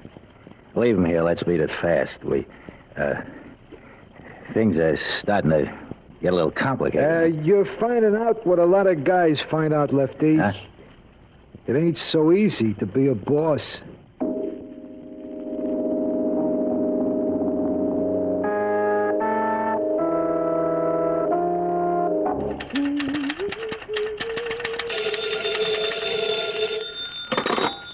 PHILO Vance's office, Miss Deering speaking. Helen, this is Markham. The district attorney. I give up. I did it. You got me, partner. Helen, this is serious. Something's happened to Vance. No. I just got the report. A man was picked up on the corner of Fort Wayne Drive an hour ago and rushed to the Mercy Hospital. What? He's been hit on the head. What makes you think it's Vance? The description and identifying cards in his pocket. I'm positive it's Vance, Helen. I'm on my way up there right now. So am I. Thanks for calling me. I'll get there right away. I'll meet you there. I'd like to get my hands on whoever it was that hit Vance. Believe me, I would. You'd like to get your hands on him. I'd like to get my nails in him. I'll meet you at the hospital in 20 minutes.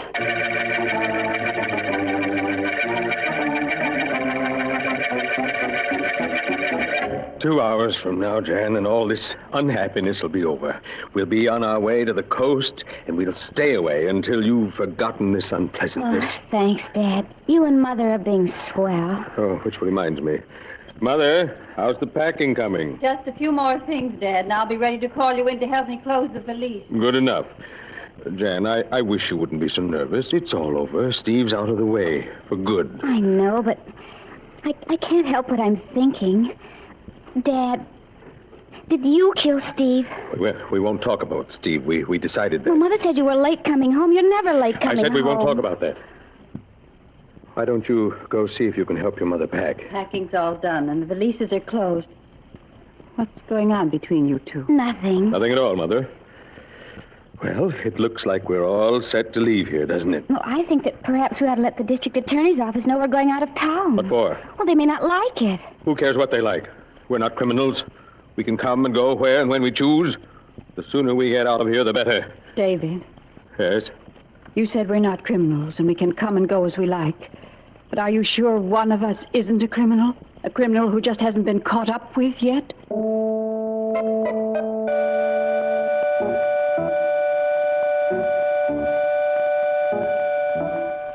How does your head feel now, Vance? Not good enough to listen to you do a chorus of Sally in a Alley, I'll tell you that. Nice of you to come up, Ellen. You too, Markham. We're certainly sorry to see you in this hospital, Vance. I assure you it's much more comfortable lying here than it was on the street corner. Though if the truth is known, I don't remember much about lying on that corner. Take my word for it, the pavement was hard. Take my word for it, that smack on my head was harder.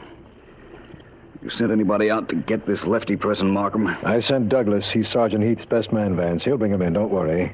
And I'm very anxious to talk to him for 2 reasons. One of them is the fact that he's responsible for your being in the hospital, and the other is that name of his, Lefty. I know what you're thinking, Markham. Lefty and a left-handed murderer. That it? With the motive he has, yes. But supposing it turns out not to be Lefty, Vance? I have an idea. Please let it have something to do with me for a change. It has. You're going to leave here. Me and my big mouth. What do you want me to do, Vance? Get the Clark family up here, Markham. Father, mother, and daughter. I want to see them all in this room. Suspects can come up, but I've got to go. What's the use of being honest? You can stay, Ellen. I was only teasing. Oh. Markham, you get the Clarks here and see that the heat in this room is turned on as high as it will go. I'll try and solve this case from a hospital bed. Vance, you've said an awful lot of things that have confused me on an awful lot of occasions, but that last statement of yours makes me wonder just how hard you did get hit on your head. Worried, Markham? Yes, I am. You do as I ask, and you aren't the one who should be worried about me, my friend. It should be either mother, father, or daughter Clark.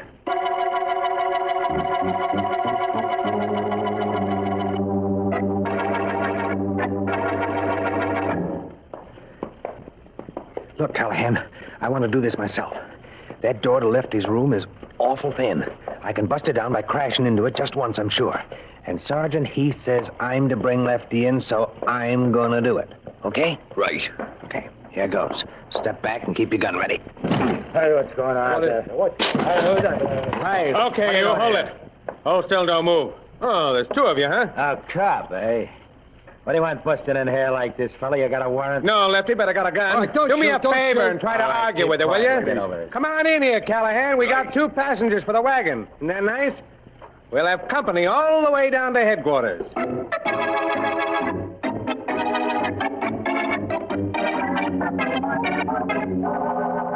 It's terribly warm in this hospital room, Vance. Are you sure you're comfortable? Yes, Miss Clark, but thank you for being so solicitous. I hope Mr. Markham's call didn't interfere with your plans. Didn't interfere? Of course it did. We were leaving town. You probably made us miss our train. The last I heard, there were other trains. Your information is still correct, Ellen. Mrs. Clark, if somebody threatened the safety, perhaps even the sanity of your daughter, you'd take steps to prevent that from happening, wouldn't you? Of course I would. And so would I, Vance. I'm sure you would, Mr. Clark. And I'm sure that Steve Cayley was a constant threat to your daughter. Look, we've already confessed to killing Steve. But neither you nor the district attorney would believe us. Of course we wouldn't. You both said you shot him, and Cayley was stabbed. Vance, we're not getting anywhere. I imagine that's so. Oh, all right. The Clarks can leave if they like, Markham. I guess a case can't be solved from a hospital bed after all. I'll help you out with your coat, Miss Clark. Thank you. I'll be ready for it in a second, as soon as I find my gloves. I'll help you look for them. Well, they're not under the bed. Well, I'm sure they were on this chair. I remember putting them right there on top of my coat. Oh, here they are. They must have fallen on the floor. Well, we still might be able to make the train if we leave right now. Goodbye, Mr. Vance. I'd like to shake hands with you and wish you a speedy recovery. Thank you, Mrs. Clark. Well, Mr. Clark, going to shake hands with me? No. I will. No hard feelings, Mr. Vance. Pardon my glove. That's quite all right, Miss Clark. Where's your other glove? Right here in my hand. Why? I just wanted to be sure you had it. Because I'm very sure we have you as Steve Cayley's murderer.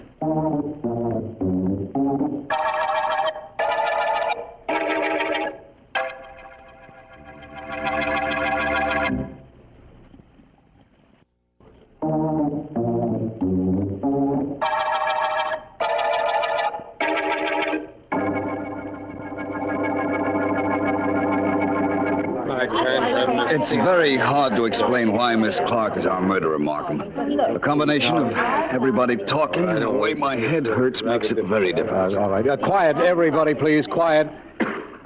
Go ahead, Vance. Well, to begin with, Cayley was killed by a left-handed person. Miss Clark had denied she was left-handed because she realized the mistake she made when she left the knife in Cayley's body at a revealing angle. Our daughter is left-handed, yes, but she's not a murderer. Why didn't you tell us she was left-handed? Nobody asked her. That's right, Markham. When Mr. and Mrs. Clark came into your office to confess, we didn't mention the fact that Cayley was killed by somebody who was left-handed. Weren't you too brilliant, though? All right, so I'm left-handed. I put my right glove on first, so you knew that when I shook hands with you. And I did kill Steve. Do you know anybody who deserved death more? I'm not prepared to say. All I know is that if you had waited a while, I'm sure one of his own gang would have done the job for you. Markham, if you don't mind. Not at all. All right, everybody, let's leave Vance alone now. Not exactly alone. I'm staying. All right, Ellen. Let's go, everybody. Mr. and Mrs. Clark, and, of course, Jan. Come along. Goodbye, Vance. Thanks, Vance. Thanks for everything. Well, I guess that's that, Vance. How do you feel? Not too badly, thank you, Ellen. By the way, you know why I wanted this hospital room heated. I know now. You wanted to make sure the Clarks would take off their coats and their gloves. That's right. I stalled for a while with unimportant talk to make sure the heat of the room would get them to take off their coats and gloves by themselves, without any suggestion from me that might put them on their guard. You mean put Jan on her guard, don't you? I didn't know which of the Clarks was guilty, Ellen. In fact, I didn't know if any of them were. I had to make sure one of them showed they were left-handed before I could do anything at all. You did plenty, Vance. If you don't believe me, ask Jan Clark. But getting back to Markham's office a minute, what was all that confessing business up there? Mr. and Mrs. Clark wanted to keep suspicion off their daughter, even though they didn't know at the time that she had killed Cayley. Oh. Chances are she tried to get them to murder her ex-husband, making up stories about how Cayley was annoying her. Well, I guess they didn't act quickly enough to suit her. By the way, you know, of course, that it could have been Cayley's gang stooge, Lefty, who knocked off the big boss. It might have been Lefty, of course, but not in view of what happened here a little while ago. You mean Jan's confession? Well, you've got something there. And I guess Markham will be able to get plenty on Lefty and the rest of Cayley's gang. No question about that. Well, as they say in books, this all came out fine in the end. In the end and at the end of the left-handed murder case.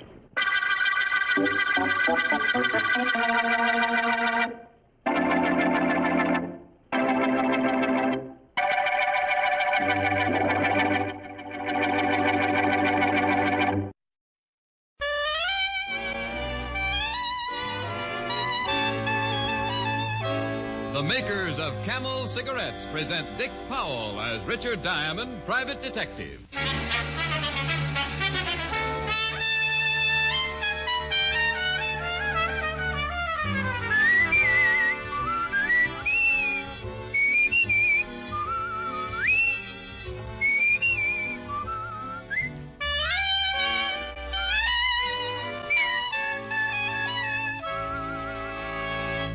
What cigarette do doctors themselves smoke? In a nationwide survey a few years ago, 113,597 doctors in every branch of medicine were asked, "What cigarette do you smoke, doctor?" The brand name most was Camel.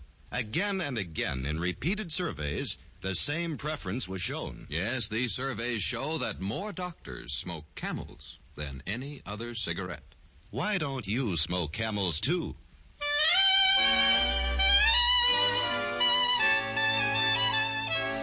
Now we bring you another transcribed adventure with Richard Diamond, private detective, starring Dick Powell.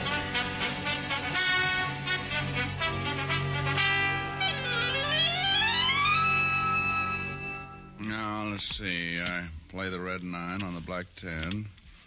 Move the 8 of spades off this pile and put it over here. That gives me another king. Now, where's the 3 clubs? I'll sneak a look under here. No, ain't there. Hello? Now, I'll be with you in a minute. Now, where do you suppose that 3 o'clock? Oh, well. Diamond Detective Agency. Anyone for Pinochle? Rick, don't tell me you're still at it. You told me an hour ago you'd quit as soon as you'd won one game. One game? That's nice and confusing, isn't it? Helen, baby, I wouldn't admit this to anyone but you, but I haven't even come close. I was afraid of that. Have you tried stacking the deck? Helen, that's cheating. I know, but have you tried it? Well, just once. But only in self-defense, and even that didn't help. I still lost. Well, then I'm afraid you're hopeless. Why not give it up and come over here? We could play some gin. Oh, no. I owe you 1,369 toothpicks now. At that rate, I'll have to buy a lumber camp. You there on the telephone. Me? Yeah, you the boss? Well, no, not exactly. I'm just the owner. That's good enough. If that's somebody wanting to hire you, tell him to call back. Rick, is that man ordering you around? He's trying. You hear me? I said tell him to call back. Now, just a minute. That's right, killer. Stand up to him. We don't have to take no guff. Well, honey, I wish you were here so we could get a look at the size of it. You gonna hang up or not? Yes, sir. Yes, sir? Richard Diamond, did you say yes, sir? Yes, sir. I mean, yes, ma'am. I mean, bye. Bye, Helen, dear. Okay. You said you were the owner of this outfit? That means your name's Diamond? Yes, sir. My name's Ed Barton, Diamond. Don't bother shaking hands, because I got a hunch you ain't gonna go for the deal I'm laying down. That way there won't be any hard feelings. Reason I say that is because I've already been to 3 or 4 of you guys, and they didn't go for it. For my money, you're all a bunch of lilies. Well, look, Mr. Barton, you Now, don't get me wrong. That ain't saying you're like the rest of them.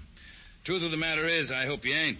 The deal I got to offer takes a guy with a little backbone. Well, suppose you tell me what the deal is before you get too involved with my sacrilege. You've heard of the Barton Metal Works? Well, that's me. I'm the boss. Started out 15 years ago with a forge and an anvil. Today, I got over 40 men working for me, turning out some pretty big jobs. Contracts a lot of these guys around town would give their eye teeth for. If it's made of metal, Barton will make it. That's my motto. Well, that's as good as some of mine. Go ahead. Diamond, it took me a long time to get this thing going the way I want it. And now, somebody's trying to mess it up for me. Trouble is, I don't know how much longer I can hold out. Loyalty is one thing, and staying with the sinking ship is something else again. Very well said, Mr. Barton. Now, would you like to tell me what it means? 4 men quit on me yesterday, Diamond. 6 the day before, and no telling how many today. Word's getting around that the plant is jinxed. Must be a pretty good reason for it, Mr. Barton. Men don't give up their living over a superstition. Of course there's a reason for it. Why do you think I'm here? You tell me. Because I've had 2 accidents down at the plant in the past 4 weeks. 2 men killed in less than a month. That's a lot of accidents, Diamond. Yeah, does seem to be stretching things a little. So now, just because of that, the whole plant's supposed to be bad luck.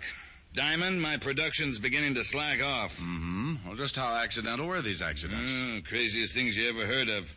Mike O'Brien tripped and fell over a steel rod. Larry Martin got in the way of the big hammer. Just one fool thing after another. Somebody's out to do me dirt, Diamond, and they're trying to get at me through the plant. Yeah, but why, Mr. Barton? How do I know why? They just are, that's all. Don't ask me if I got any enemies. I probably got more enemies than any man on the face of the earth. People just don't like me. Can't understand that. Soft-spoken fellow like you. So, the idea is you want to hire me to go down there and see who's out to get you, huh? That's right. Got a job already picked out for you down at the plant. You mean I have to work, too? Certainly. You don't think I'm going to pay you just to run around asking a lot of fool questions, do you? No, I guess you wouldn't, Mr. Barton. Well, how about it? You going to back down, too? Mr. Barton, thanks to you, my girl already thinks I'm a coward. Looks like there's only one way to change your mind.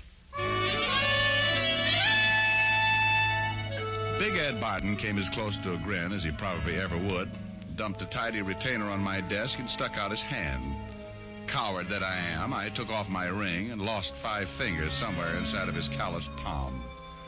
The bargain being sealed, Big Ed then drove me down to the plant. Miller, this here's Richard Diamond. Private eye I told you I was getting. Aye. All right. Get him some clothes and put him on it right away. This is Steve Miller, Diamond, my foreman. Sure. And this guy gets $100 a day, Steve. See that he earns it. I don't mind Big Ed, Mr. Diamond. He means well, but if it isn't made of metal, he doesn't understand it. Yeah, I wonder how he'd react to a Geiger counter. Which way is the locker room, Mr. Miller? Down this way, Diamond. Oh, and just call me Steve. Oh, sure. A nice little place you got here. Being foreman must keep you pretty busy. Full-time job, all right. I suppose Ed told you what he wants you to do. Yep. Wait for an accident to happen to me. Yeah, that's about the size of it. Whoever's behind this will try to get rid of you right away. Oh, isn't there something else we could talk about? Income tax or the war or something pleasant like that? Sure. Oh, locker room's right in here. Good.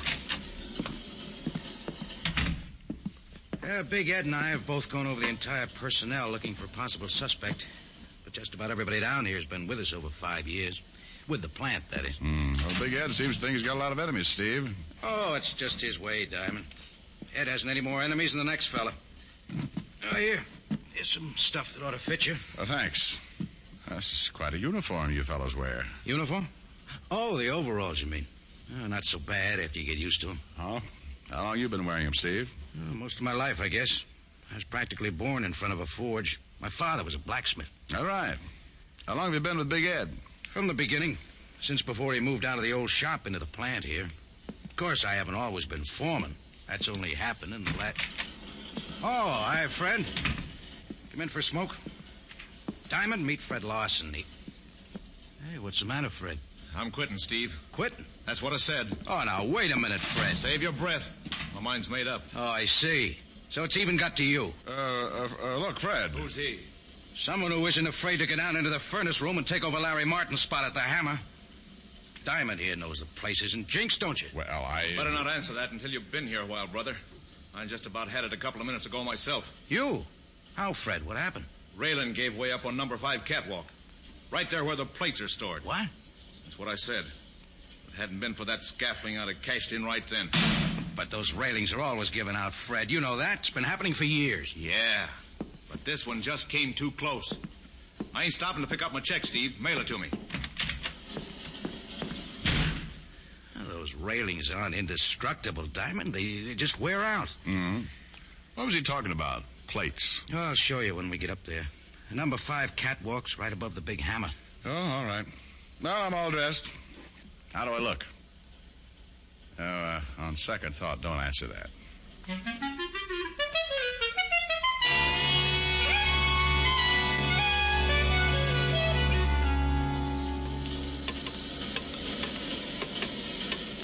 Oh, here's the place Fred was talking about, Diamond.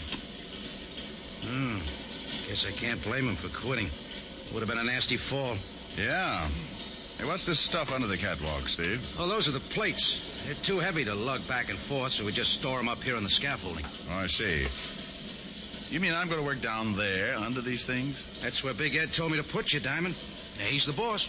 Yeah, I guess that's right. If I ever forget it, I guess he'll come around and remind me. Well, that hammer's a pretty big piece of equipment, isn't it? Sure is. But the work you'll do isn't hard. The plates come out of the furnace hot. It's your job to flatten them out. All you have to do is flip a switch on the hammer and roll the plates. Roll the plates? Well, after that climb, I may not even be able to flip the switch. Otto? Yes, Stevie? That's Otto Schmidt. He'll handle the furnace for you. Well, looks like he can handle the whole factory. Hello, Stevie. Is the fellow going to take Larry's place? That's right, Otto. Rick Diamond, Otto Schmidt. Howdy, Otto. Hello. He's a new man, Otto. Never worked in a shop before. Yeah, I see that. Yeah, don't worry. I take care of him. Just how do you mean that? Now, take it easy, Otto. Production isn't as important as safety right now. Remember that. Yeah, I remember, Stevie. Now, you'll be working all alone down here, Diamond. Just you and Otto. Swell. The main thing is to keep your eyes open. Yeah, that's right. All right, Otto. You can take over now. Yeah, I take over now.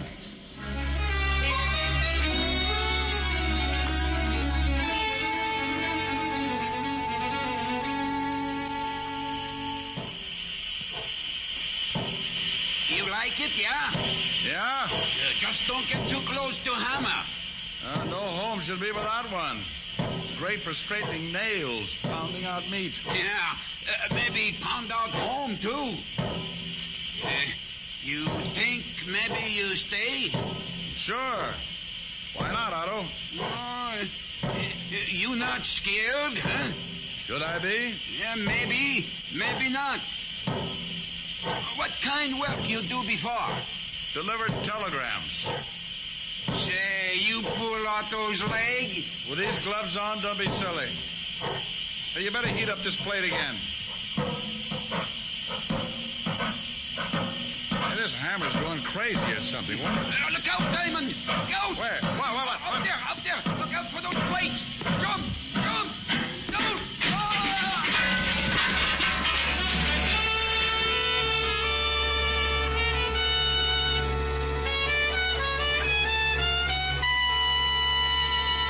Before we continue with Richard Diamond, here are a few words about smoking enjoyment.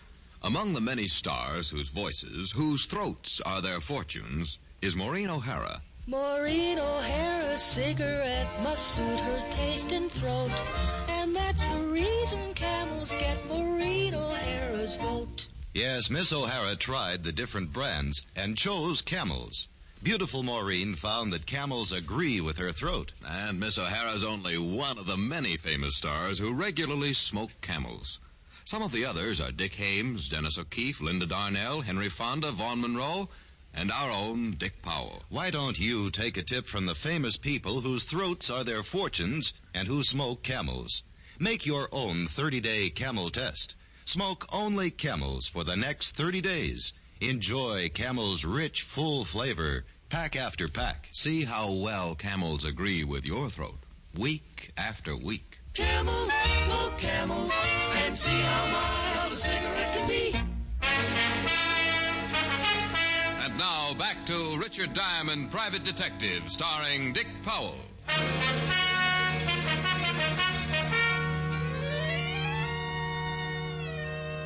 Well, Big Ed Barton had another accident on his hands. Otto Schmidt. They carried him out of the furnace room in bad shape, but alive. I went up to have a look at number 5 catwalk.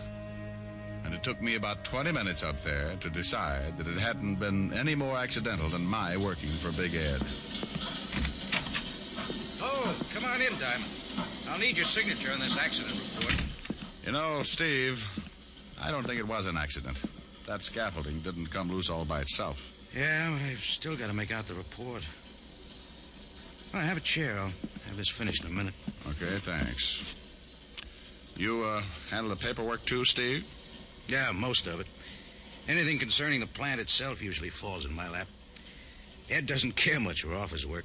Well, I guess he would look a little out of character to that. And incidentally, how come that railing on number 5 catwalk hasn't been fixed yet? Seems to me if Fred Larson quit on account of it. Whose department is that, anyway? I reported it to Big Ed as soon as I could. Oh? Well, where's Ed now?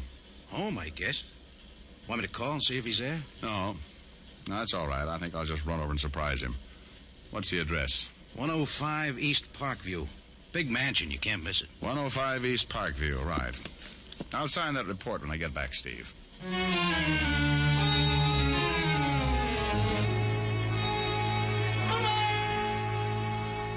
So, what if it wasn't fixed, Diamond? Those railings cost money. I told Steve not to let that plant nickel and dime me to death, and I meant it. Then you purposely let it go. Now, wait a minute. I didn't say that. You don't have to, Barton. You got the report over an hour ago. That's plenty of time to get the work done. Who told you I got the report, Diamond? Now, what difference does it make? You're responsible for the repairs, aren't you? That's right.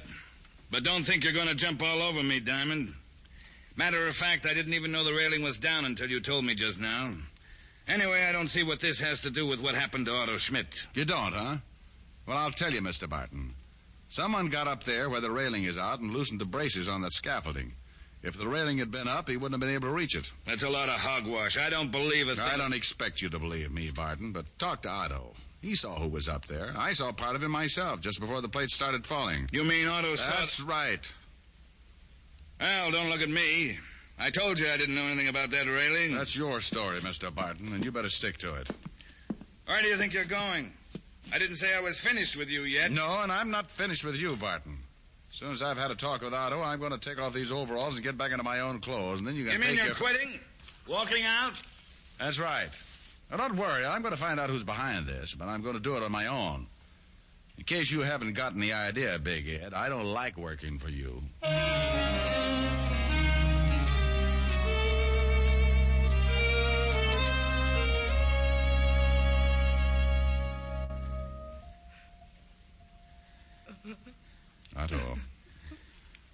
Otto, open your eyes. I want to talk to you. No talk. Why? It wasn't an accident, Otto. You know that. No. It was accident. Don't you want whoever's responsible for this to pay for it? No. What are you afraid of, Otto? Who are you hiding? I'm afraid it's no use, Diamond. For some reason, he just won't talk. But why? What's he afraid of? That's all the time I can let you gentlemen have. You'll have to have some rest now. Just a minute, Doctor. Mrs. Schmidt, talk to him, will you? See if you... No.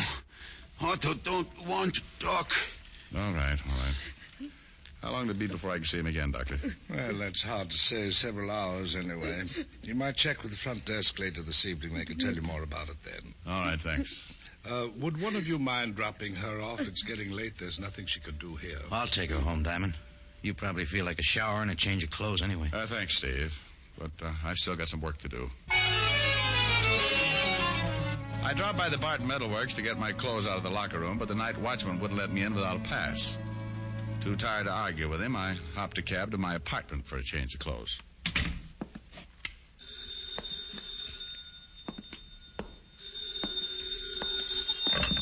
Diamond?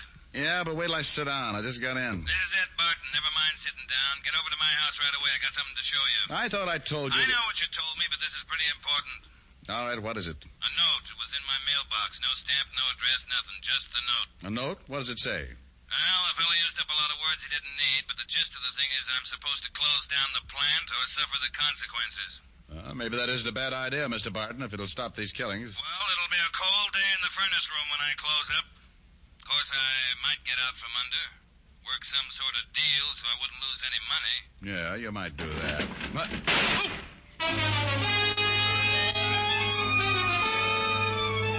Whoever it was had been waiting out on the fire escape. The bullet thudded into the back of my best chair, and I got on behind it, wondering which drawer I'd left my gun in this time. After a while, when nothing happened, I sneaked a look around the arm of the chair. Diamond, what's all the noise? There was no one there. Noise, Diamond? And then I realized Big Ed Barton was still talking. You hear me, Diamond? Speak up. What's going on over there anyway? What do you think?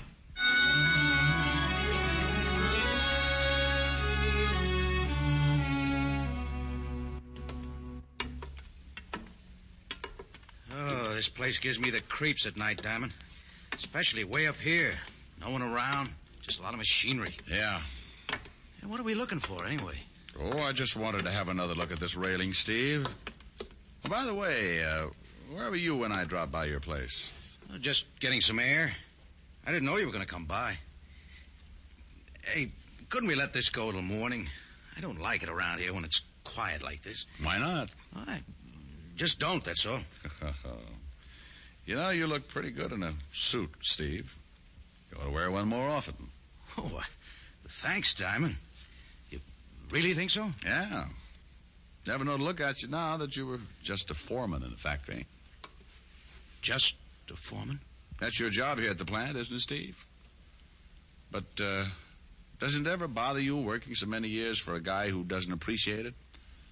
Especially now that the big contracts have started to come in, Ed's pulling in all the gravy, and you're still nothing but a foreman. Quit saying that, will you? Quit saying I'm nothing but a foreman. Why not? It's true, isn't it, Steve? There's nothing wrong with being foreman. It's a very important job. I got charge of every piece of equipment, every man. But not charge of the plant. Isn't that right, Steve?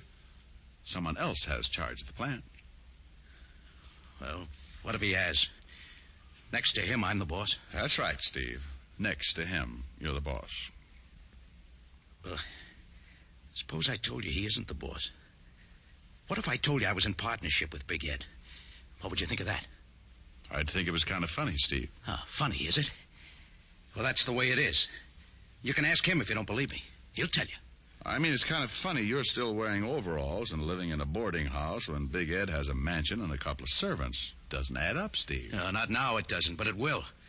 The partner's entitled to full rights, isn't he? And Big Ed kept promising me. All these years he's been promising me. Promising you what, Steve? As soon as the money started coming in. As soon as things picked up, I could get out of the plant. I could wear a suit on the job. Meet people. Why should Barton promise you that? Because we're partners, that's why. We went in 50-50. When, Steve? When did you go in 50-50? Almost 15 years ago. Down at the old place. I used to work the forge. Ed'd go out and get the jobs. He got to talk to the people. All I ever got to do was handle the forge. I think I understand, Steve. And then because he got the jobs, he thought he was entitled to more than I was. He said it was all his doing. I was just working for him. He put me on a salary. Made me work in the plant. Well, what do you hope to get out of all this? Hating Big Ed is all right, Steve, but if he closes up the plant, you'd be out of a job. But I won't be out of a job. I'll be in charge then. I'm a partner, ain't I? All right, Steve, we can go back down now. Down? Down where? Where are you taking me? Downtown, to talk to some people. You mean the police? That's right. And Steve, just in case you've still got that gun, I think it's only fair to tell you that this time I've got one, too.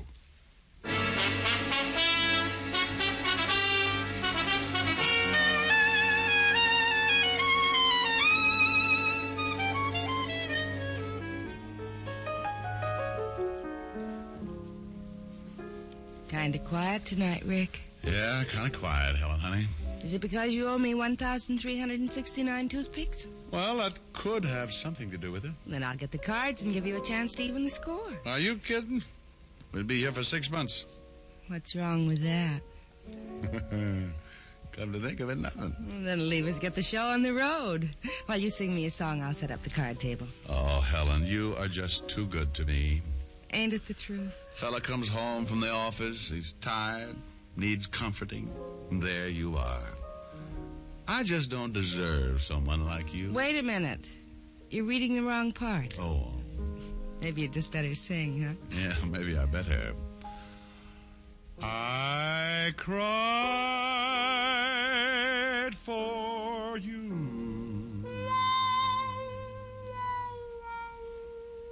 Now it's your turn to cry over me. Every road has a turning. That's one thing you're learning.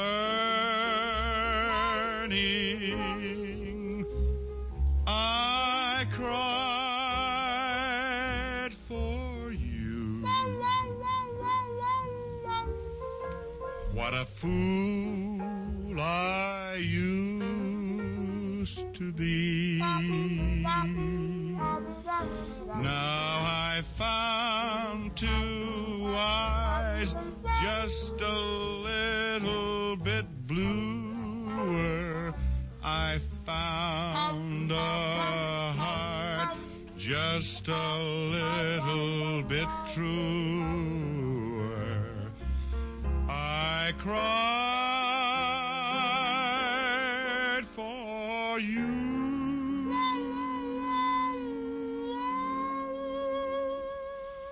Now it's your turn to cry over me. Where'd the trombone come from? I played it with my feet. Abe Lincoln taught it to me. Gosh. Gosh? Gosh, and a whole lot of G's. Sometimes, Richard, you really get to me. Now, steady, girl. Richard, my fool, kiss me. Oh, well, here. This is a kiss? Well, honey, after all, I'm tired, sleepy, worn out, bushed, beat. Had a busy day. You must have had a busy week.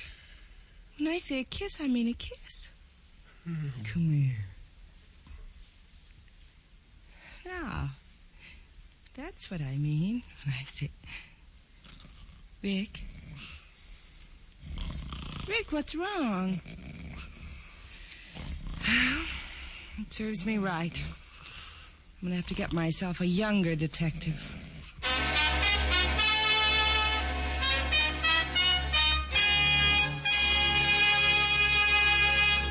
Dick Powell will return in just a moment. No other cigarette has Camel's rich, full flavor and cool mildness. That's because Camel's costly tobaccos are properly aged and expertly blended for flavor and mildness, for true smoking enjoyment. Yes, and it's one of the reasons why Camel is America's most popular cigarette, by billions of cigarettes per year. Are you smoking the cigarette that's enjoyed most in America? If not, start your own 30-day Camel test tonight. It's a sensible test of cigarette mildness, based on steady smoking. Here's all you do. Smoke only Camels for the next 30 days. You'll soon see how rich, how flavorful a cigarette can be, and you'll discover why Camel is America's most popular cigarette. How mild, how mild, how mild can a cigarette be? Make the Camel 30-day test and you'll see. Smoke Camels and see. Here's Dick Powell with a special message. Thank you. Ladies and gentlemen, to help bring pleasure to hospitalized veterans and members of our armed forces, the makers of Camel cigarettes send thousands of packs of Camels to veterans and military hospitals every week. This week's gift Camels are on their way to Veterans Hospitals Dwight, Illinois, and Whipple, Arizona, Rapid City Air Force Hospital, Rapid City, South Dakota, and to all hospitals operated by the Far East Command of the U.S. Army. Now, until next week, enjoy Camels. I always do.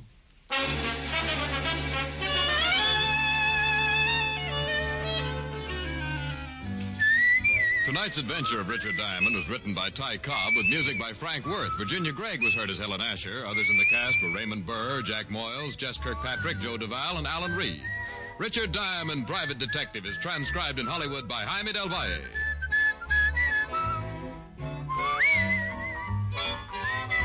Be sure to listen to another great Camel show, Vaughn Monroe and the Camel Caravan, every Saturday night.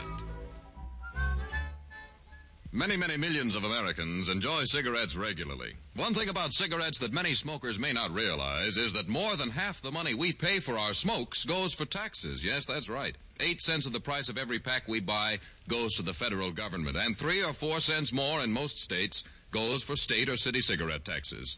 So that actually means that better than half the price you pay for cigarettes goes for tax.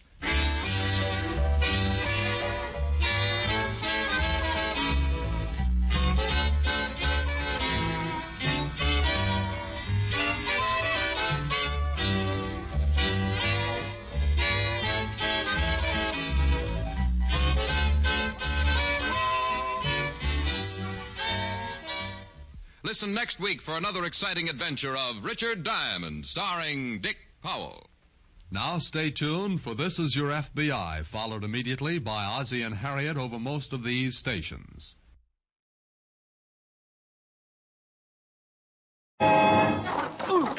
Why, you stupid, bumbling fool. I'm sorry, mister, and no harm done. No harm, you say. I'll very well show you. Hey, Rocky, come over here.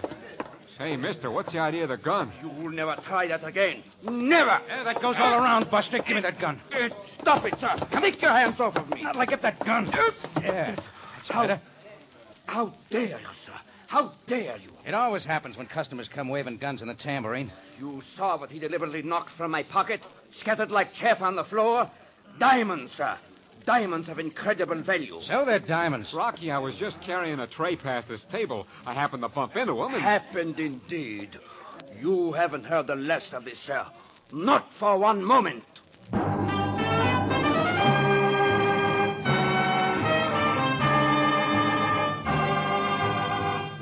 Del Monte, the brand you trust for flavor in so many good foods. Yes, Del Monte, the best-liked brand of canned fruits and vegetables in the whole wide world, takes you now to the Cafe Tambourine in Cairo, gateway to the ancient East, where modern adventure and intrigue unfold against a backdrop of antiquity. Tonight's Rocky Jordan story, Foolproof.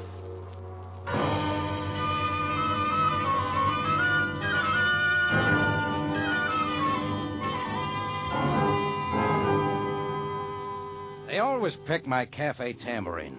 Like the fat guy who had draped his 300 pounds over a chair at a corner table, sipped at a drink, and waited for something.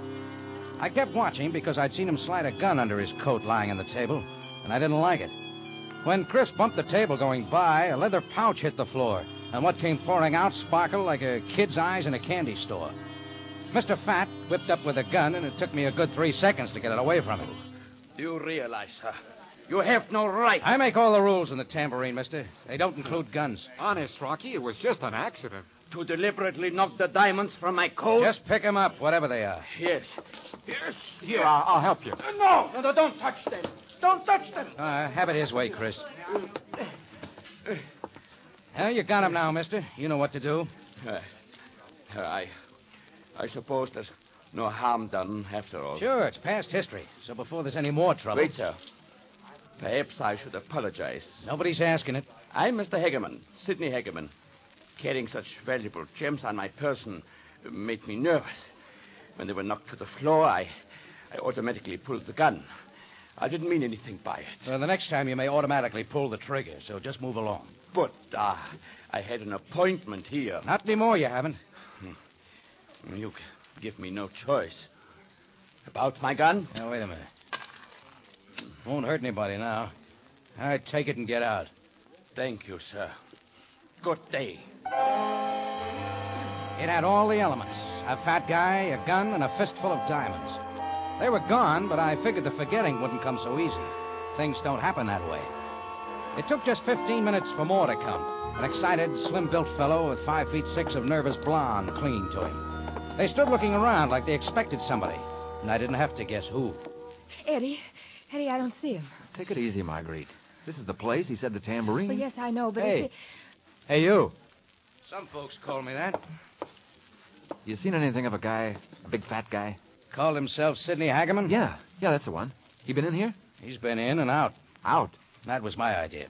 But I don't get it. He said to meet him here, it was all set. What was all set? Eddie, don't you see it? No. It's all right, baby. You heard what Hagerman said. He wouldn't let us down. He could have changed his mind. Please, let's just go away and forget about it. Sure. Why don't you do that? He's right, Eddie. Don't you see now, it? Look, Marguerite. You wouldn't ask me to pass up my big chance, would you? It's the kind of deal I've been waiting for all my life. It'll put us on Easy Street. Us, Eddie? Of course, baby. You know I'm doing this for you. I just wish I could be sure. Well, just give me a chance, then. All we gotta do is sit down and wait for him. Yeah, suit yourselves. Oh, hey, wait. He didn't ask for me. Eddie Gamble? Didn't say a word. Yeah. Well, maybe he'll phone and tell me where to meet him. You'll let me know. Yeah, I'll let you know.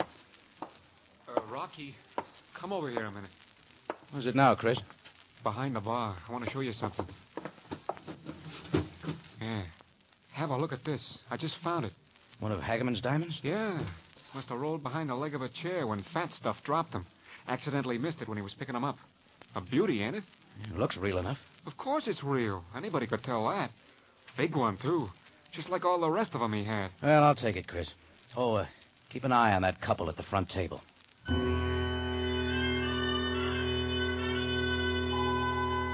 One diamond could mean enough, but when people start getting dramatic about a whole fistful of them around my place, it's time the police were in on it. So my destination was Captain Sam Sabaya. But along the way, I decided to stop by a little jewelry shop run by the trusted Abu Simbel, just in case. Effendi Jordan, is he not? Hi, Mr. Simbel. Allah has been gracious. And you? The same. Say, would you mind looking at this for me? A diamond, Effendi? I want to know what you think. Oh, permit me to observe it under the eyeglass. But a moment. What do you see from there? The diamond of great brilliance. And quite perfect for one of such size. Then it's real. Say, a whole bag full like it would bring quite a price, wouldn't you say? A very great sum. If you wish me to name a price, I must make further tests. Oh, don't bother for now. Thanks, Mr. Simbel. You would guard it carefully, Effendi? Why so?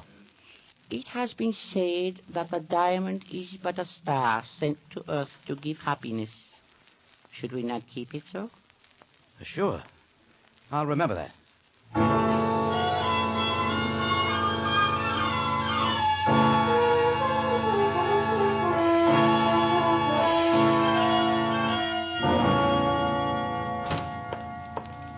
Well, Jordan, and what brings you to headquarters this time? Maybe nothing, maybe a lot, Sam. Must you always prepare me for what you have to say? Come, Jordan. That's about this diamond. It's a real one, too. I had it checked. What about it? A big guy named Hagerman had a whole sack full like this at my cafe this afternoon. He happened to leave this behind. Then you have only to return it to him. I'm wondering, have there been any big diamond thefts lately? No, none that has been reported. Just the same, you better look up Hagerman. Why, Jordan? You must know that diamonds are not uncommon in Africa and surely not in Cairo. What do you expect me to do? Nothing you don't want to do, Sam. If you wish to leave the stone for lost and found... No. If Hagerman comes back, I'll give it to him. It was just a hunch. Jordan, be patient. You never need search for trouble. It will find you. Sam's advice made some sense, and I went back to the tambourine. Chris was switching on the front lights when I got there. Hagerman wasn't around, and neither was Eddie Gambo now. Only the girl still seated at the front table. She turned quickly as I came in, then looked disappointed. Oh, what happened to the boyfriend, Marguerite? Why, he wanted me to wait. For what? Where is he? Well, Mr. Hagerman phoned shortly after you left to arrange a new meeting place. Where? Oh, I don't know. Eddie talked to him. Sure. This time he wanted you to stay here, out of the way, so you wouldn't queer the deal. Well, Eddie knows how I feel. Marguerite, Hagerman has it set up to sell Eddie something, right? Why... A lot of diamonds, like this one here. Mr. Jordan, how did you find out? Oh, all sorts of ways. But this one isn't... Don't worry about it. Hagerman has plenty left. How much is Eddie paying? 100,000, maybe? Well, he wouldn't want me to say. 50,000? Well, much less than they're actually worth. You know, people don't deal in diamonds this way unless there's something wrong. Of course, but what can I do? Ever since the deal started, Eddie's thought and talked about nothing else. I can't reason with him. Sure. It happens to people. Yes, greed can change a person so much. Oh, Chris. Yeah, Rock? Eddie Gambo got a phone call a while ago. Did you hear any of it? How could I help it here? All about a fistful of diamonds. At a good price, he kept saying. Did you get where he was going, Chris? Sure. The Dervish Bar. You know, that joint down on the Nile toward Bulak? Come on, Marguerite. I think we'd better join them. I locked the jewel carefully away in my office safe, and then we were driving for the Dervish Bar. It took a half hour to make it through the dark streets, and we got there just too late. Sidney Hagerman was in front at the curb, squeezing himself into a taxi that was off and gone. So it looked like the deal was finished. And we were sure of it when we saw Eddie Gambo standing under a dim streetlight a little way down, jostling a leather pouch in his hand. We were too late again as two natives with gleaming knives swung toward him out of the shadows. Eddie! Eddie, look out! He fought back without a chance. We kept running, but before we got there, the natives had suddenly turned and vanished. Only one of the knives was still there. Eddie, darling. Easy with him. Oh, what's happened to you?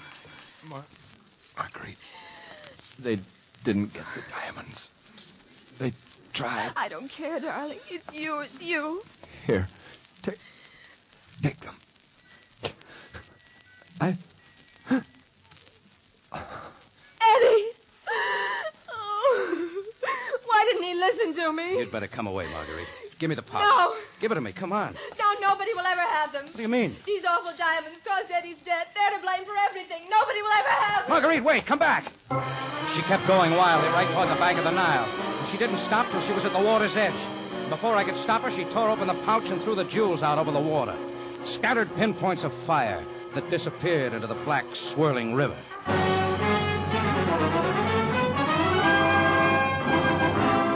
Del Monte Foods is presenting tonight's adventure with Rocky Jordan.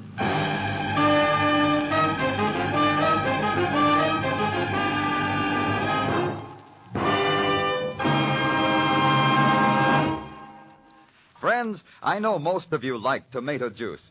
Maybe you like it with a squeeze of lemon or a dash of Worcestershire sauce.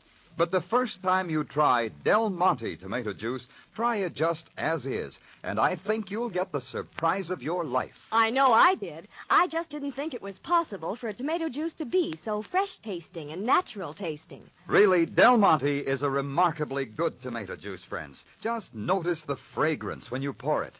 If anything ever reminded you of a plump, juicy, fresh tomato picked fully ripe off the vine, that's it.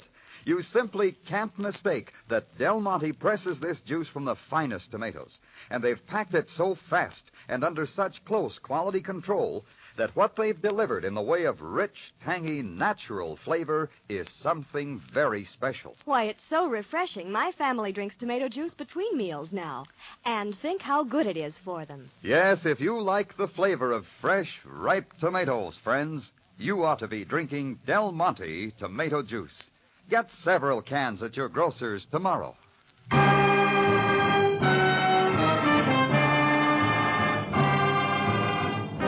And now we take you back to Cairo and tonight's Rocky Jordan story, Foolproof.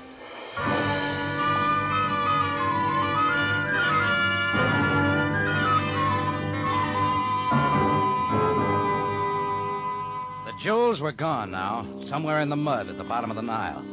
All I could do was call Sam Sabaya to pick up the late Eddie Gamble. We got Marguerite to her hotel. She was in no shape to talk about anything just then, so we called it a night. I was sure there was something more here than an attempted robbery murder by a couple of Arabs. But it wasn't until the next evening that Sam buzzed me to come to headquarters. Marguerite was there. We went over what had happened, but I could tell Sam had something else on his mind. Jordan, you are sure you could not identify Eddie Gamble's assailants? No, Sam, they looked like any of 1,000 others. And you, Marguerite? I'm afraid not, Captain. It was so dark. Everything happened so quickly. Nonetheless, we will make every effort to find them. Doesn't matter now. If I only could have stopped Eddie before... Yes, I know. Most regrettable. All just for a handful of diamonds. How could we think it was worth it? Who can answer? It is written that avarice is the brother of misery. Well, that seems to be all. And what about Hageman, Sam? He was in on the beginning. Kindly keep me advised of your whereabouts, Marguerite. I may wish to see you again. I'll be at my hotel. Goodbye, Captain. Mr. Jordan. Good day. Bye, Marguerite. Sam, don't tell me this is all. Most certainly not, Jordan. Now come with me. I followed Sam out, and we got into his limousine. He likes a waiting game, so I held up the questions as we drove across to the Uzbekia sector. We pulled up in front of a big mansion, half Egyptian style, with a few columns thrown in for the right effect. A servant let us in, and Sam asked for Mr. Claude Morgan. The name was familiar. A wealthy member of the British crowd. He came down right away. Captain Sabaya, it's very kind of you to give my call your personal attention. A valuable diamond theft demands my attention, Mr. Morgan. Diamond theft, Sam? This is Mr. Jordan. A pleasure, Mr. Jordan. If you'll step into the library...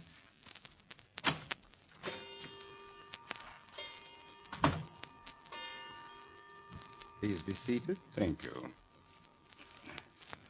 Now, Mr. Morgan, if you will tell us exactly what happened. May I explain that I've been on a business trip to Italy. When I got back, the diamonds were gone from my wall safe. Would you have any idea when the theft occurred? No, Captain. I was away for almost a month, returning only yesterday. I did not discover the theft until this afternoon, when I called you. It begins to look like my hunch was right, Sam. As you say, Jordan. I was not aware of this when you talked to me yesterday. I do not understand, Captain. A man known to have a large number of diamonds on his person was in Mr. Jordan's cafe yesterday. A very fat man named Hageman. Hageman? Then you know of him? Why, yes, I've had some association with him. Like I said, Sam, find him. I shall, Jordan. But the perplexing problem remains, that of the evidence. We know that he had some jewels, but how can one say that they were from Mr. Morgan's safe? Yeah, I see what you mean.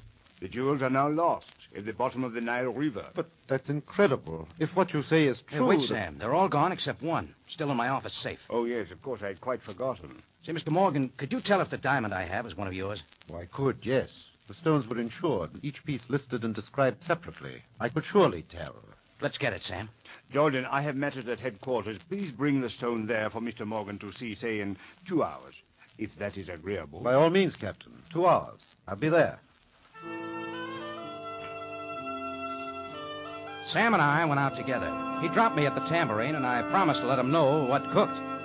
The night crowds were just coming in, but Chris wasn't around. I wondered about that as I went through the cafe and opened my office door. Chris! Rocky! Take it easy. I'll get the gag off. That's better. Boy, am I glad you got here, Rock. The cords in my wrists are killing me. Just a sec. I'll have you loose. Come on now. What happened? Well, I heard a noise back here. When I came in, a couple of Arab natives were tearing up the place. You're lucky they didn't put a knife in you. Don't I know it?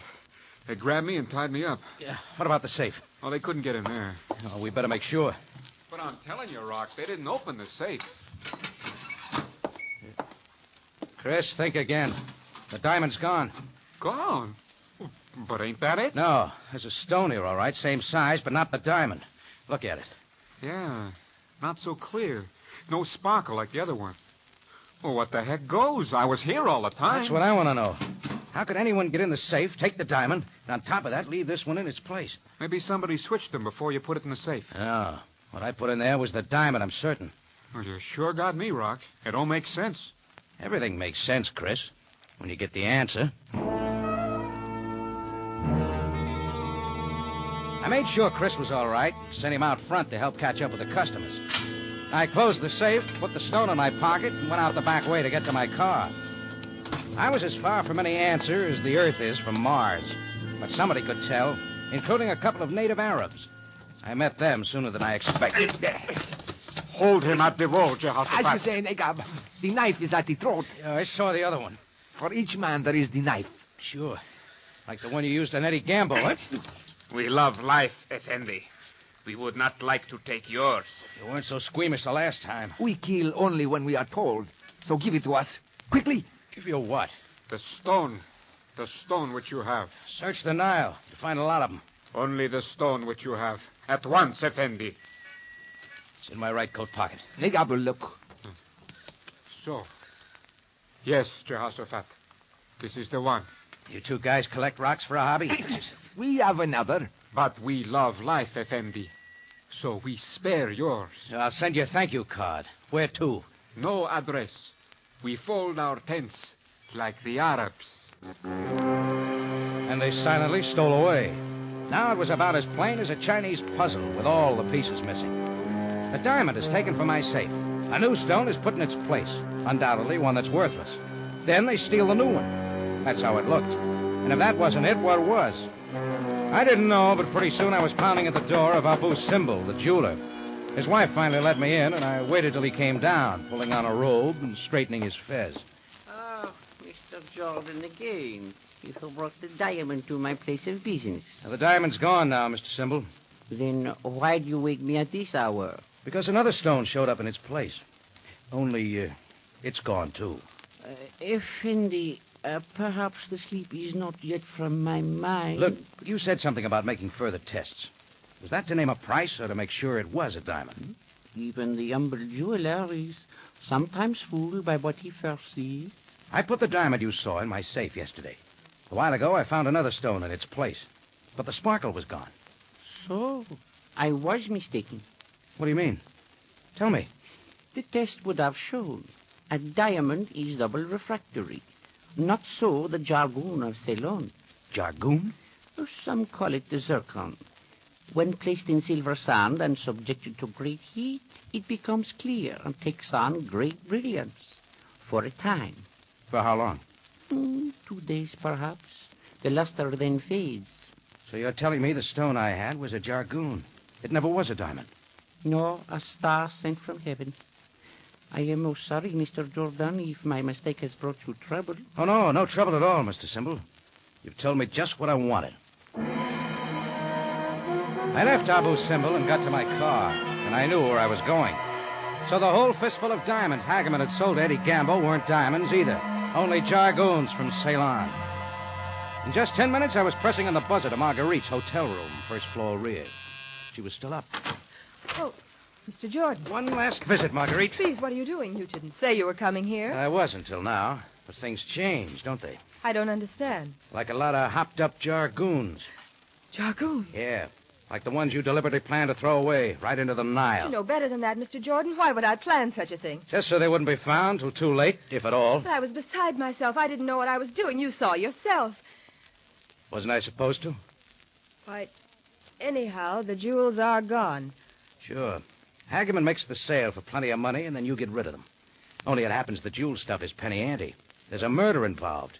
Your boyfriend, Eddie Gamble. Not as far as I'm concerned. A couple of stray Arabs did that. All foolproof. Yeah, I thought they were strays, too, at first. But when they jumped me for the jewel this evening, I saw they were working for somebody who tied in with a diamond job. I wish I knew what you were talking about, Mr. Jordan. You know, Hagerman made quite a mistake when he left that phony diamond on my tambourine floor. It put a big hole in your scheme. Somebody had to get it back. Did they? Come to think of it, who knew I had that jewel? You did. I showed it to you in my tambourine. Well, you're not trying to accuse me You're of up to your ears in murder, Marguerite. Maybe there are a few things you'd like to tell me now. Why should I tell you anything? It's either me or Sam Sabaya. Make your choice. Why, if I tell you, you'll... Mr. Jordan! She was looking at the window, but before I turned, the shots came. They were for Marguerite, and she dropped. And without thinking, I ran over to the shattered window. A man was running up the passageway to the street, and I went after him. When he turned, I ducked back. The slugs cut the wall over my head, and I was moving again. So was he. The next shots were thrown wild over his shoulder. After the last one, he dropped the gun. And we did the 440 till I reached him a block and a half further on and tried for a flying tackle. It took his wind, and the fight was over. But I kept it up, dragging him to his feet and over under a light where I could see who it was. I got a surprise. The kind that finally told me what it was all about. He was the man from the big house in the Uzbekia sector, Claude Morgan.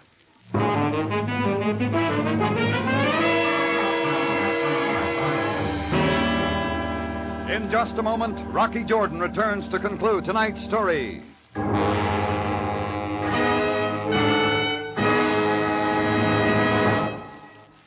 It's a sure sign of spring when people start breaking out the picnic baskets and polishing up the barbecue forks. That means outdoor meals ahead. And that means Del Monte catsup to me.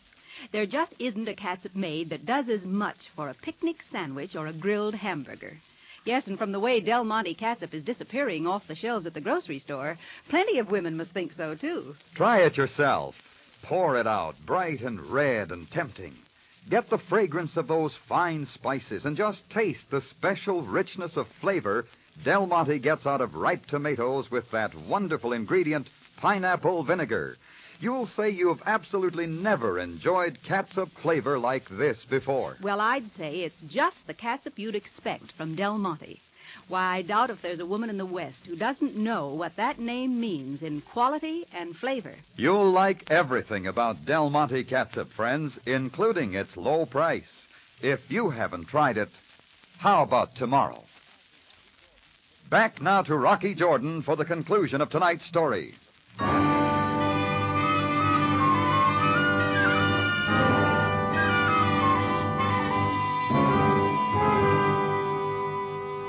Well, Claude Morgan came along to headquarters peaceably enough. By the time he was able to think straight again, he was already booked and in a cell for the murder of Marguerite. Right quick after that, Sam went out looking for Sidney Hagerman. I went back to the tambourine, and just before closing time, Sam came in and joined me at a back table. I will only be a moment, Jordan. Oh, no rush, Sam. Sit down. A couple of coffees here, Chris. Right away, Rock. Oh, an excellent idea. Jordan, you will be interested to know that we have found Sidney Hagerman. Oh, good. That leaves only a couple of stray Arabs. There's a call out. They will be found. However, a few things are not quite clear to me. Better check my ideas with Claude Morgan. Figures he's the kingpin in the whole scheme. Oh, yes, the scheme.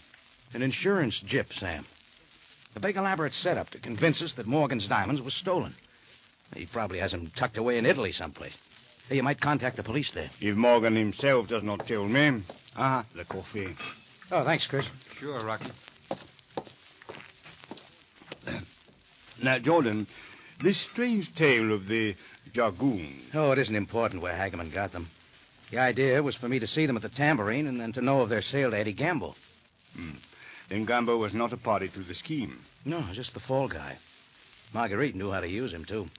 Gamble gets killed, Marguerite goes wild and throws the jewels into the Nile. Now everybody thinks Morgan's jewels are gone. There's all the proof he wants. I see. Meanwhile, what is at the bottom of the Nile are only Jargoons. Morgan has the real ones and can still file an insurance claim. With all the proof he needs that the diamonds are stolen. Except for one big slip. The stone which Hagerman accidentally left on your floor. Sure. I take it they had put the heat to the Jargoons to make them look like diamonds the day before. If he'd gotten back the one I had before it changed to its original color, we still might not have the truth. A great deal of trouble for only a faded Jargoon. Well, the insurance scheme and Morgan's part in it was new to me till Marguerite got killed. And when I caught up with Morgan, it all cleared. It seems that Marguerite and Hagerman chose a dangerous employer. Yeah. I'd guess Morgan planned to knock off Hagerman just like he did Marguerite. Then nobody'd know.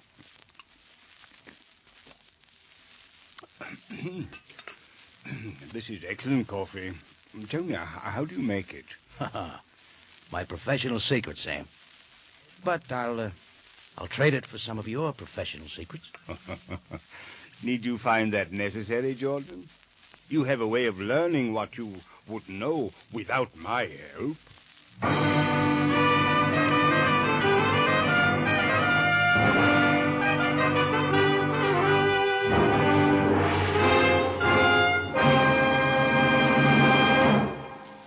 For the finest in tomato flavor, enjoy the whole family of Del Monte tomato products. Del Monte catsup and chili sauce. Del Monte tomato sauce and tomato juice. And Del Monte whole peeled tomatoes. Remember, buy wisely. Buy for flavor. Buy Del Monte. Del Monte, the brand you trust for flavor in so many good foods.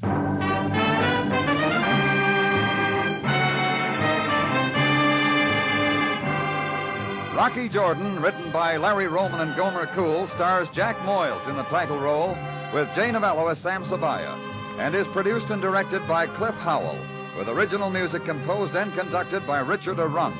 Remember, you have a date next week at the Cafe Tambourine, run by Rocky Jordan. Same time, same station. And the story is The Strange Fate of Professor Amar.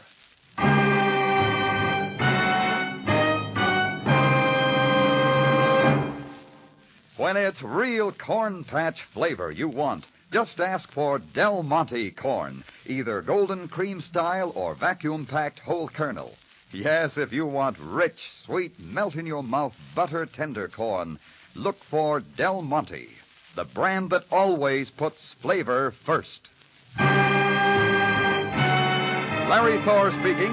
Rocky Jordan is presented over CBS, the Columbia Broadcasting System.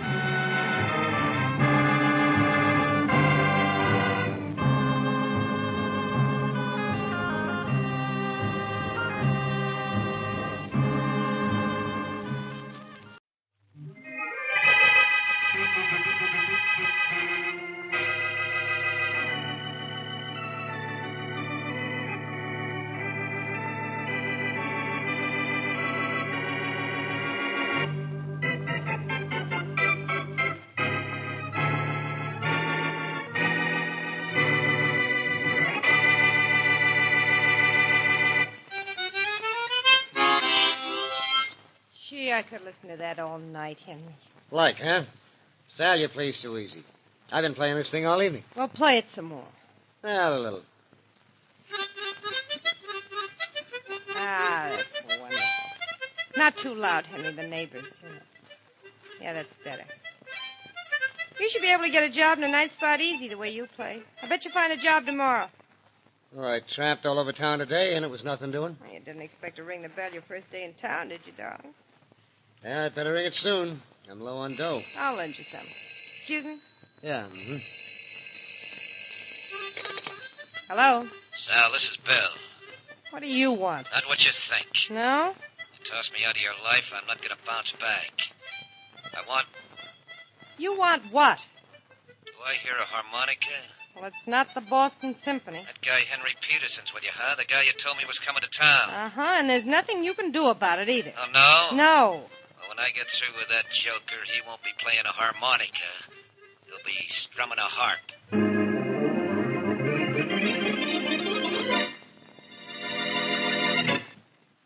And now on to Dick Calmer as Boston Blackie. Enemy to those who make him an enemy. Friend to those who have no friend.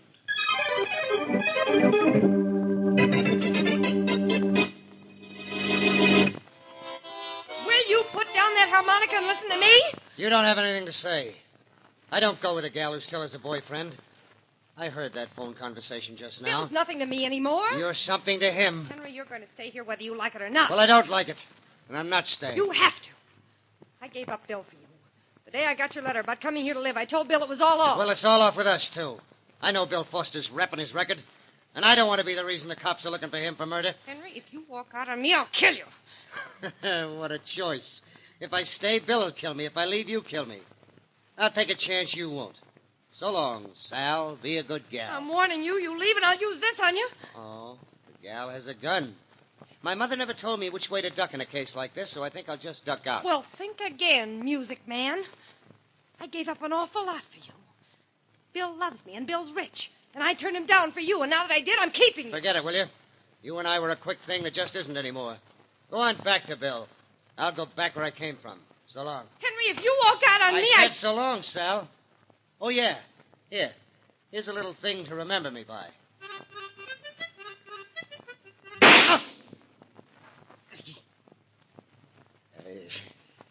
You shouldn't have done that, Sal.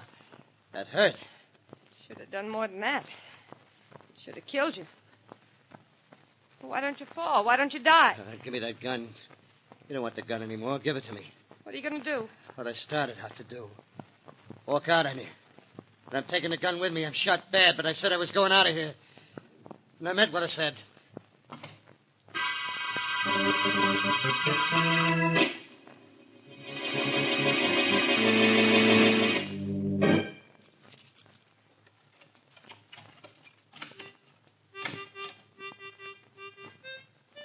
Who's that?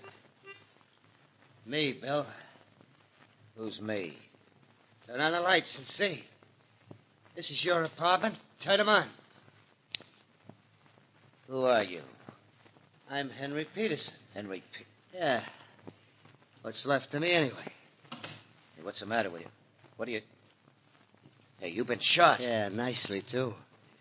I held on just about as long as I could. Just long enough to make it here. Oh, you idiot.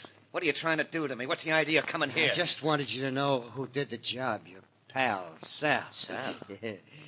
She's a good shot. This is the gun she used. Oh, well, you're dying, you jerk. Now get out of here. I've got a record. If you die here, the police will never believe I didn't kill you. Now, don't frame me, kid. Go on, get out. I'm sorry, Bill. Just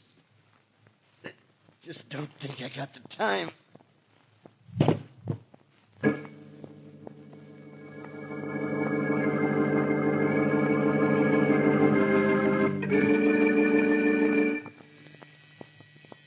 Answer the door, Mary. Oh, Blackie, are you getting lazy? No, I'm getting this letter finished. No, I'm getting impatient. Yes? Is Boston Blackie in? Oh, yes. Well, I'm Yes, Sally Rogers. I'd like to speak to him, please. Yeah, come on in. Thank you. You're Miss Wesley, aren't you? Yeah, I am. How'd you know? I've seen your picture in the papers with Blackie. Oh. Blackie, there's someone here to see you. See me? Mm-hmm. A very pretty girl. Very pretty girl. You said someone, Mary? Blackie, this is Sally Rogers. And something tells me she's in trouble. Are you, Miss Rogers? No, I'm not Blackie, but I'm afraid Henry Peterson is. Who's Henry Peterson? He's a friend of mine. He's a professional harmonica player. When he left me last night, he said he'd be back this morning, and I haven't heard from him all day. I'm afraid something's happened to him. What, for instance? Well, I was engaged to Bill Foster before I met Henry. Henry was going to see Bill when he left me. In other words, Bill Foster's happened to him, huh? Well... That guy shouldn't happen to anyone. Are you talking about Bill Foster, the racketeer, Miss Rogers? Yes, Miss Wesley, I am. And Bill threatened to do something terrible to Henry. Blackie, will you help me find him? Your boyfriend has been missing less than 24 hours, Miss Rogers. I don't think there's anything to worry about, but if there is, why don't you go to the police? No, I'm afraid to because of Bill. He may be watching me. Go to the police, Miss Rogers. And if you're afraid of Foster, ask them to protect you. The police would love to pin a rap on Bill Foster. They'll give you plenty of help. Well, if you think I should. I know you should. And if you're not satisfied with what the police accomplish, come and see me again. Thanks, Blackie. I'll do that. Goodbye. Goodbye. So long. Well, you certainly got rid of her in a hurry, Blackie. What's the matter? Isn't she your type? I help people who need help, Mary, and she doesn't. Well, you seem very sure. I thought she was terribly upset. Hey! Good night. What was that? Gee, someone in the hall just screamed. As if you didn't know. Come on, let's go and see. Oh, Blackie, I have an awful feeling. Mary, it's not a feeling anymore. It's a fact. Look there on the floor, Yes. near the elevator. That's Sally Rogers. Got a nasty gash on her head. We'll take her into my apartment, and you can do whatever nurses are supposed to do in cases like this, while I have Faraday grab Bill Foster, which is what I do in cases like this.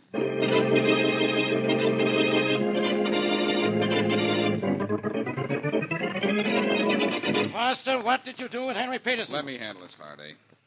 Foster, where did you hide Peterson's body? Blackie, I've never even seen the guy in my life. How many times do I have to tell you? We don't want to hear you say that again, Foster. We want the truth. I'm telling the truth. Didn't even know the guy was in town till I called Sal and heard him playing the harmonica. Miss Rogers told Blackie you threatened to kill him. Sure, Inspector, sure I did, but I was just kidding. Some sense of humor. You slugged Miss Rogers outside my apartment, but first you killed Henry Peterson. You did kill Peterson, didn't you? Come in. Inspector Faraday? Yeah, Blaine? Inspector, there's a man out here who wants to see you. Well, who cares? I'm trying to get this guy here to admit he killed Henry Peterson. But the man outside is Henry Peterson. Henry Peterson? And I killed the guy, huh? Yes, you... Send him in here, Blaine. Yes, sir, right away. Come in here, Peterson. The inspector will see you. Well, I think you're about through with me, aren't you, Inspector? Sit down, Foster. I have a hunch there's Inspector, this is Henry Peterson. Come in, Peterson. Thanks, Inspector. What an entrance. What an audience. I understand you think I'm dead. I had reason to believe you were. That'll be all, Blaine. Yes, Inspector, sure. Do you know this man, Peterson? This one here? Yeah. Yes, by reputation only. He's Bill Foster, isn't he? I know him all. I understand he's supposed to have killed me. Whatever gave anybody that idea? Well, I'm sure I don't know, Henry, but I'm glad you showed up before these guys beat a confession out of me. I'd be here. Peterson, I understand you're new in town. Yeah, just got here yesterday. Came in yesterday. Is there anyone in town who can identify you, that is, besides Sally Rogers? Well, let's see now. No, I don't think so. I haven't seen anyone else. I have my driver's license right here in my wallet. I'll show you that. You look at it, Faraday. Peterson, I understand you play the harmonica. Yes, how'd you know? Sure, I play it. Miss Rogers told me. You don't by any chance have a harmonica with you, do you? Yes, certainly. I always carry one right here, sure. But can you play one? Shall I play what you want or what I want? Anything. Well, I don't know that. But how about this?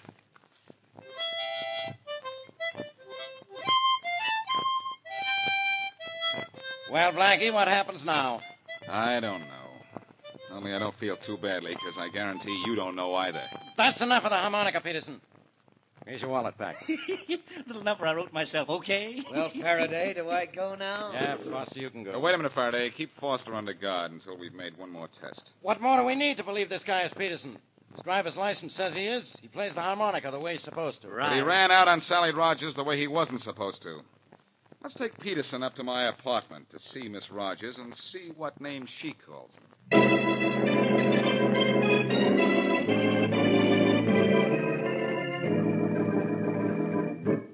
Mary, how's Miss Rogers? Is she all right? Oh, yes, Blackie. The cut on her head wasn't as bad as it looked. She's lying down in the bedroom. She has an awful headache. Yeah, and I'm going to have one. This guy here isn't Peterson. I'm who I say I am.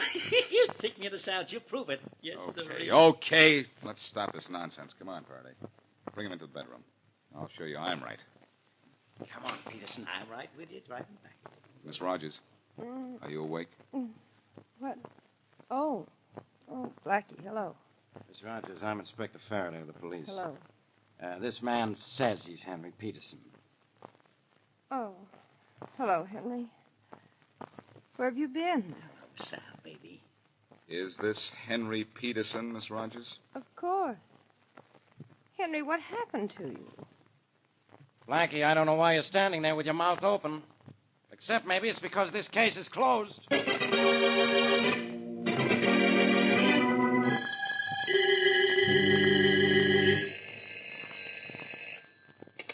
Hello? Bill? Yeah. This is Sal. They let you out of jail at last, didn't they? Couldn't hold me, Sal, not when I hadn't done anything wrong. You recovered enough from that smack on the head I gave you to go home, huh? Mm-hmm.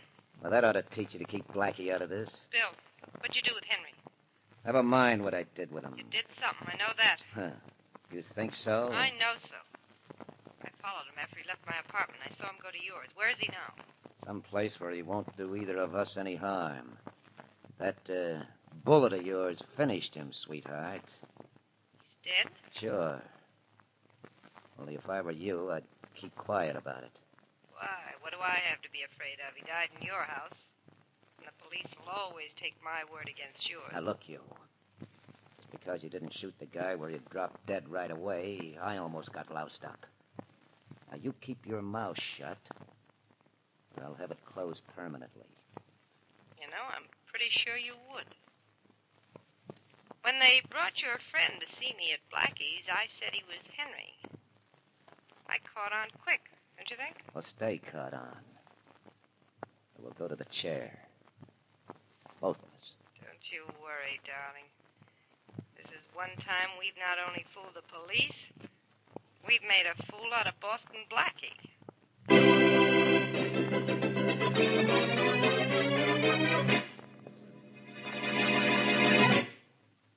And now, back to Boston Blackie.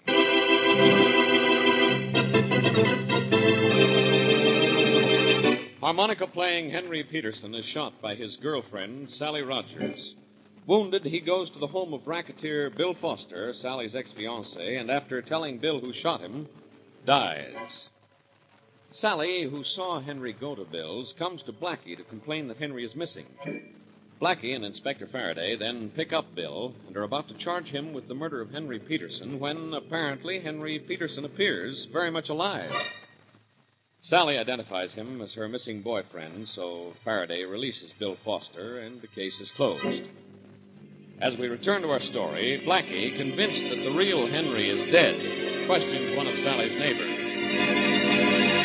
Mrs. Stone, Sally Rogers had a visitor last night. I wonder if Oh, you could yes, tell me... indeed she did. I heard him playing the harmonica all evening. Walls are thin, you know. Well- I just loved the way he played the William Tell Overture. I've never heard it played like that. It was simply Well, wonderful. that's... the way... yes, that's fine, Mrs. Stone. But did you see him? Oh, goodness gracious. No, indeed I didn't. He was still playing the harmonica at 10 o'clock, and I was fast asleep in bed. Well, and besides, I'm not interested in what my neighbor's friends looks like. I mind my own business. Yes, of course. No, indeed But- I'm not, and there's no use in asking anyone else in the building, because no one saw him come in or go out. Oh, you asked around? Well, maybe I was a little curious. He played the William Tell Overture so beautifully. I don't doubt it. Wonder why he played the William Tell Overture when the funeral march would have been so much more appropriate.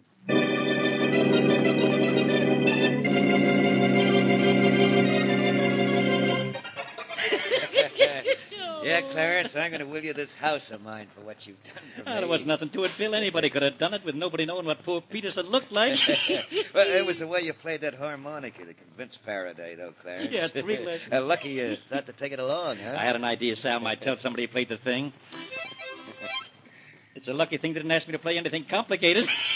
I'm not that good. Well, you were good enough to cover up for me, Clarence, and, thanks a lot. Oh, it was a pleasure. It was a pleasure. Say, Bill, what did you do with Henry's body?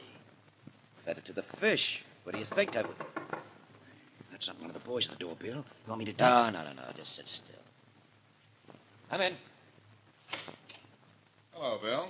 Blackie, come in. Thanks, Bill. I was in the neighborhood. Oh.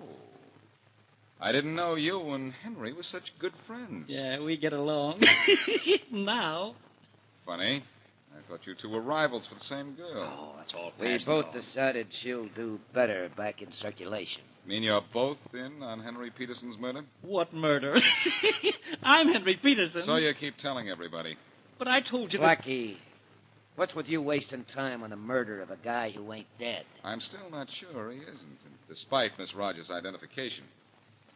She could have come to me for help and then been scared into helping you, by you. Look, the police told the whole I'm story. not the police, Henry, or whoever you are. Look, you have your harmonica with you? Why, sure. I never go anywhere without it. I never know when I might get an audition and land a job, you know? Well, how about auditioning for me right now? Oh, sure. How about this? Wait a minute. I'll pick the tune. Sure. Go right ahead. Let's hear the William Tell Overture. Yes. William Tell Overture? Yes. Oh, you don't want to hear that? You mean you don't want to play it? Well, no, I don't like it exactly. That's right. You mean you can't play it? So what if he can't? Musician doesn't know everything that was ever written. That's right, Bill. That's right, yes. But if Henry doesn't know it now, he has an awfully short memory because he played it for Sally Rogers last night. How do you know? A neighbor with big ears heard him play it. Oh, yeah? Now, play a little of it for me, Henry, or I'll get big ideas. Okay. Go on, play it for him, Henry. Sure.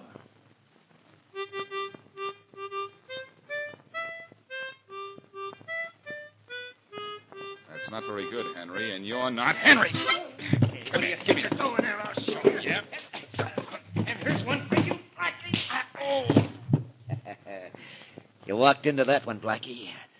So it looks like I'm the one that'll walk out of here.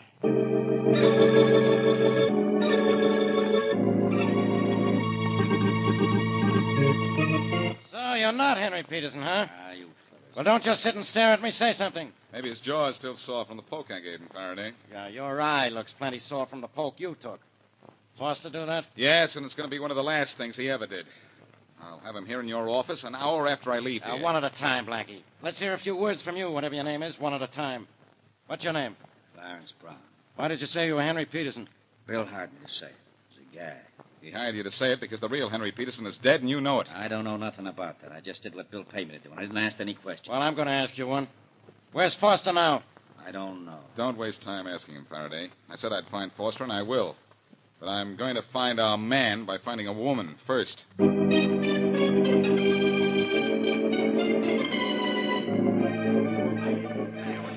All right now. You men are supposed to be detectives. Okay, bring in a killer. And do it fast. I want a guy named Bill Foster brought in here. I want him here tonight. But, Inspector... I don't want to hear any buts. No buts. All you guys have a description of Foster? You know what he looks like from that picture we had made up. Now get him. And get him before Boston Blackie does. You either live up to your jobs as detectives, or if Blackie gets Foster first, you'll never live that down. I don't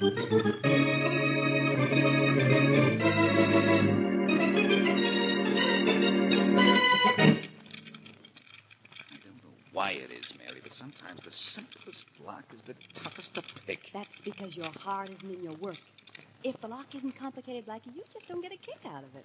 Well, I'm going to get a lead to the real Henry Peterson and to Bill Foster's whereabouts out of this lock if I can pick my way into Sally Rogers' apartment. Oh, there. That did it. Open sesame. Yeah. Well, we're in. Oh, what are we in for? A long search for nothing? Well, maybe, Mary. But close the door, and let's go to work just the same. I don't see what it'll prove if you do find a clue to Peterson here in Miss Rogers' room. She admits he was here. Mary, we don't know what the real Henry Peterson looks like. And I have a hunch a body is going to turn up unidentified very shortly. But that's not as important as finding a lead to Foster. That's what I really want. Mm-hmm. I wonder what was spilled on the rug over here. Where? Here. This whole end of the rug near the door.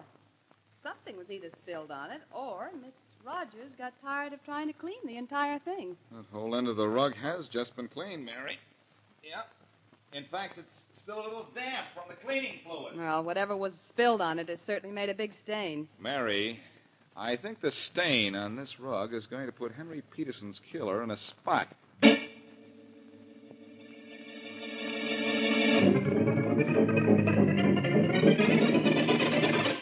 Faraday, I've got great news for you. I got better news for me.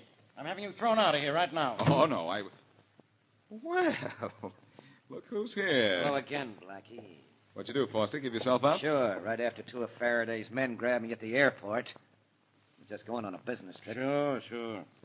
You deny you killed Peterson. You deny you slugged Blackie, too? No, I did that. He got tough in my apartment, and I clipped him. Now, don't tell me you're sore about that. If he isn't, I am.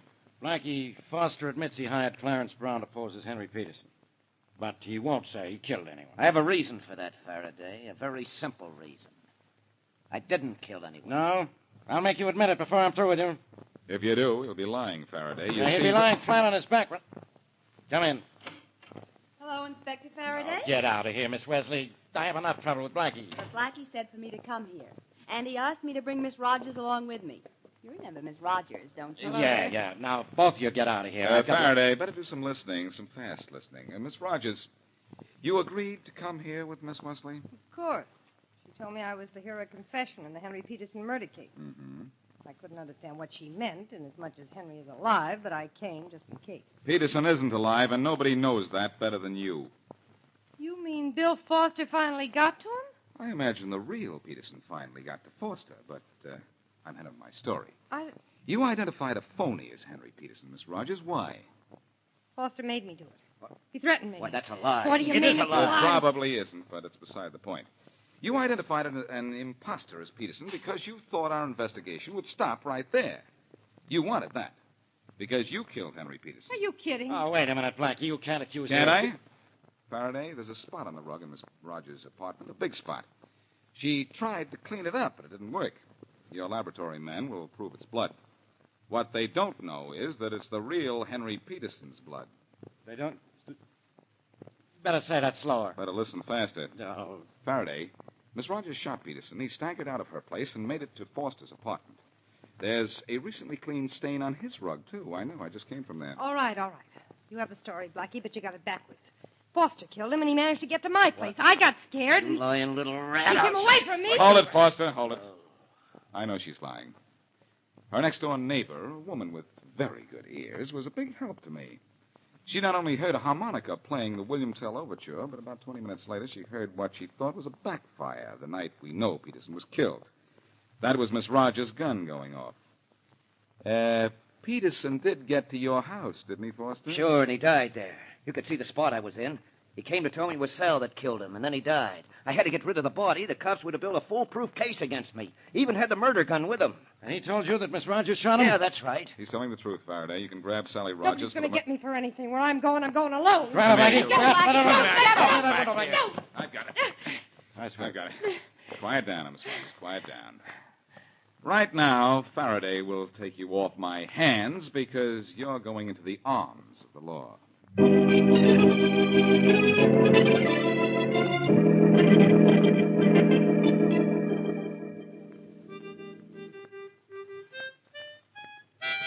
Blackie, do you have to play that harmonica? Uh-huh.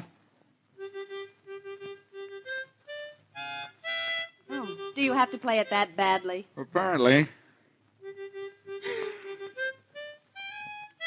Blackie, that's the last tune that poor Henry Peterson played, and look what happened to him. And he played it right. Oh, I don't know about that. He ended up on a sour note, too, in the river.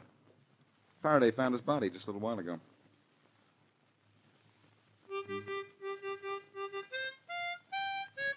Oh, I've got to learn to play this thing, Mary. Why? Well, a harmonica solved this case. Well, you'll never be able to solve a harmonica. That's a heck of a note, isn't it? Oh, so's that.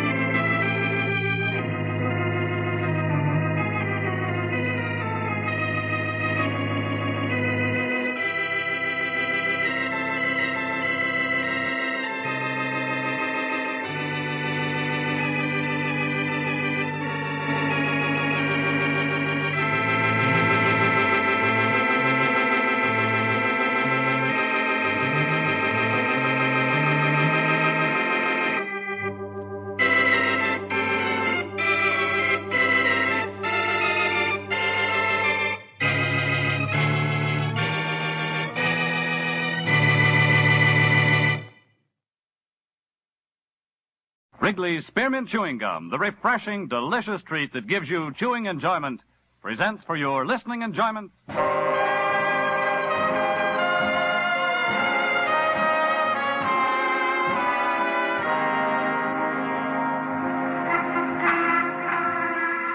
Broadway's My Beat, from Times Square to Columbus Circle, the gaudiest, the most violent, the lonesomest mile in the world.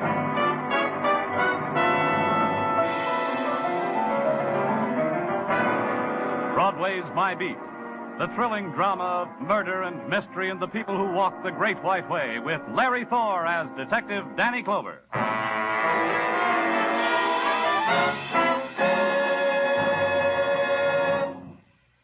To make every day more enjoyable, treat yourself often to refreshing, delicious Wrigley's Spearmint Chewing Gum.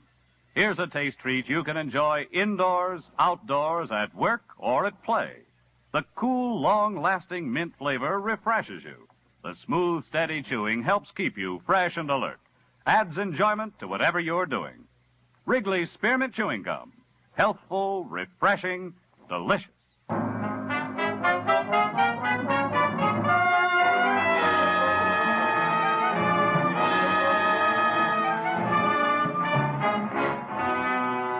A time comes finally to Broadway when the emptiness is big, when solitude walks the street, arrogant and brazen.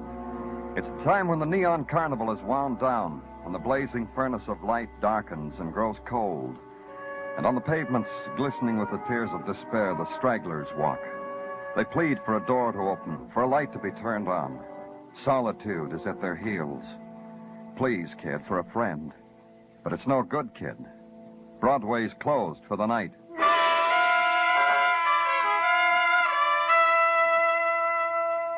But there are side streets where it's never closed, where trumpets scream and saxes weep. In the 50s, for instance. In a little joint called the 34 Club, for instance, where I was, where death was.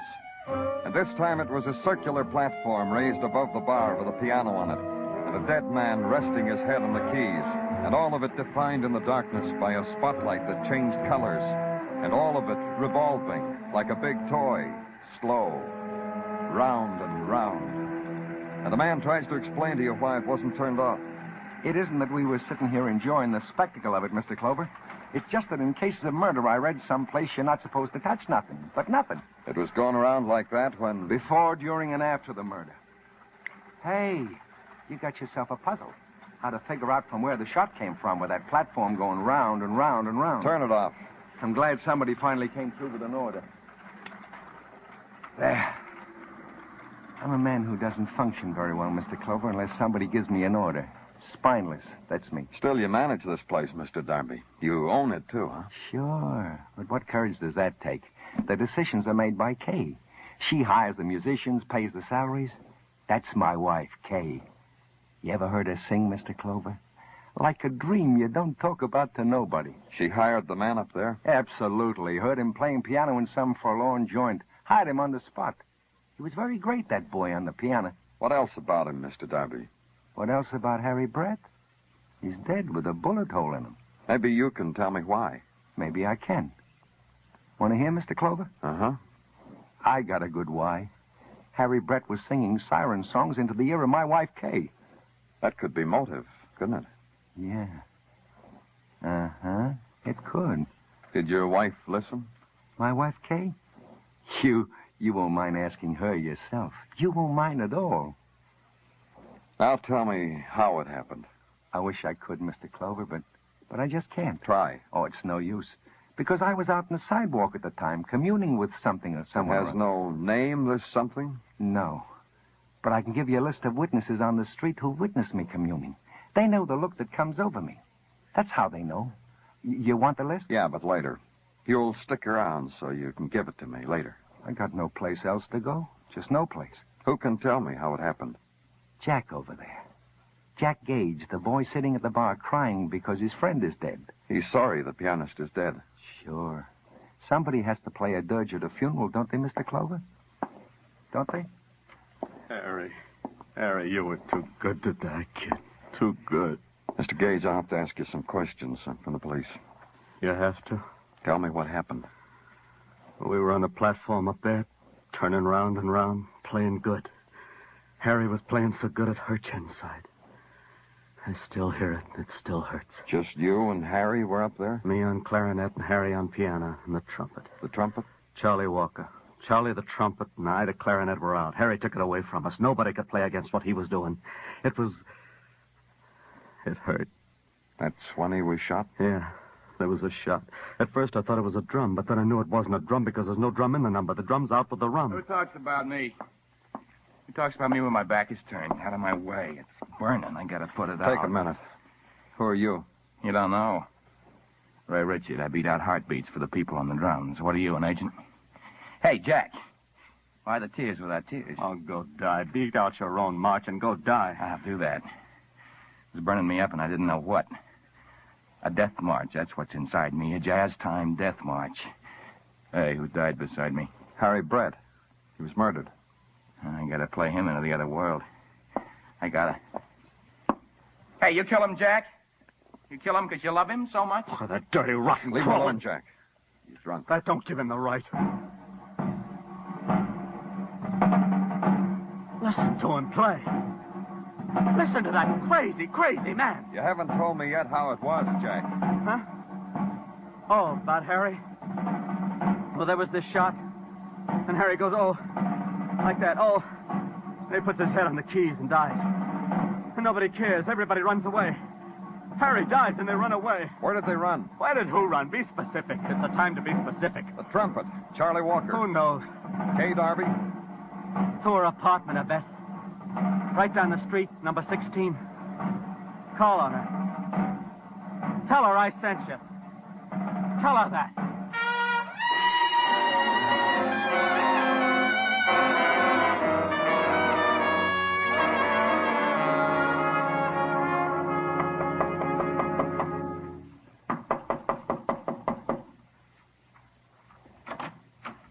Yeah? What? Kay Darby live here? You're who? Danny Clover, police. All right. You'll be in the way, but all right. I was told I'd be able to find Kay Darby here. Who can find Kay Darby? Guys like you? People who come knocking on a door? Ask me about Kay Darby. I'll try to translate her to you. Let's not bother, huh? Where is she? That's a little late, isn't it? 3:30 in the A and the M? In the next room? Get her. If so say you. But only because you got a badge tucked away. Kay? Visitor, Kay. Man from the police, Kay. He wants to find you. I'm Danny Clover. There's some things I want to ask you. Yes? About Harry Brett. Don't mind him, Mr. Clover. Charlie here thinks anyone who doesn't play a trumpet might as well be making music with a comb and tissue paper. You feel that way, huh, Charlie? Charlie who? Hey, what's the matter with you, Mr. Clover? Been away from the world for 6 years? I'm Charlie Walker. Charlie blows a trumpet. You sing, isn't that right, Kay?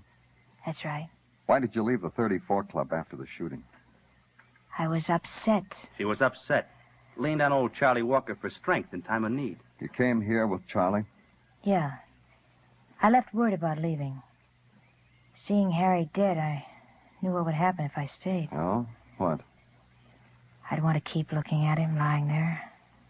I wanted to see him. What's it matter? Just that I left word that I'd be here with Charlie, so if the police wanted to question us, we'd be here. What can you tell me about Harry? A lot. He could play the piano like an angel. His fingers touched my arm too much when we talked. I hated the sight of him. Does that take care of it? Where were you when Harry was shot? Sitting with me at the bar. That's right. Charlie?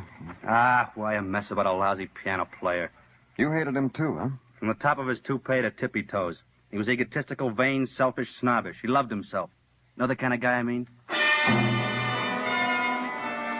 He had me there. And after that, a moth started to whir around the light bulb. We all saw it at the same time. We watched it. There was nothing more to say. Suddenly, we all got tired and wished everybody'd go away. I walked Charlie out to the street. He hailed his cab. I hailed mine. I went home, went to sleep. The next morning, I went through the motions. Get up and breakfast, and the morning papers propped against the sugar bowl, and to work. Check in at headquarters and let them know you're calling on Ray Richard, drummer. Because when you saw Ray Richard a little while ago, he wasn't in condition to talk about murder. Maybe the morning would change it all. When I got to his door, Ray's Hymn to the Sun had a feathery quality to it.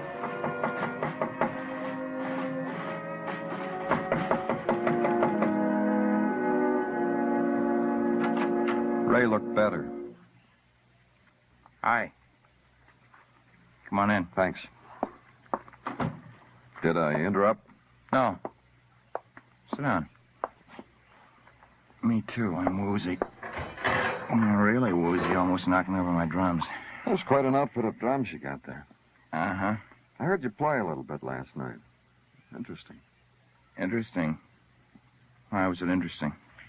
I don't know. I'm grateful you remember me because of my drums. Just that it was strange. A man gets killed, and you react by... By doing this?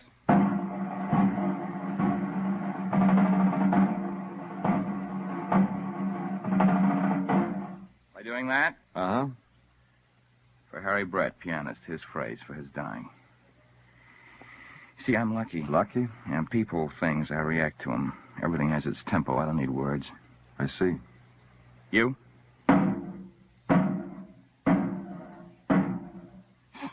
You. A policeman. Look, Ray.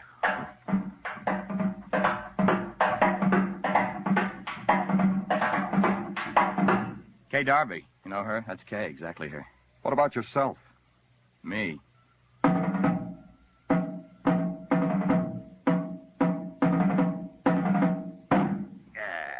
it works out. End of show. Not really that, Ray. I'm trying to find out whether you killed Harry Brett. Not me. You're wrong about that. I mourned for him. Yeah, I heard. When you left the club. Later, after that, I took a walk. A Skid Row type walk. Because the night and the thing that happened to Harry needed that. You can't leave death quickly. You can't have it touch you and go home and forget it. Ray. You got to do it gently, so I went back to the dying and the half alive. And I came home and tried to hold the feel of it, the tempo of it, with my drums. And I could let it go, but I couldn't work that out either. I was trying... When night came up here? Yeah. Where were you when Harry was killed? I can't give you addresses. What do you mean? I had a half-hour break from the bandstand, boozed it up, and a couple of joints around. Why didn't you stay at the 34 Club? They got a liquor license. It's enough to play there. I don't have to live my half-hour breaks there. Are you glad Harry's dead? Doesn't make any difference. I'll hire another piano player. Did you kill him? No. I'd be afraid to kill. You've got a tempo for that, too? Yeah, I have. Would you like to hear it? Not now, Ray. But stick around your drums, in case the yen suddenly hits me.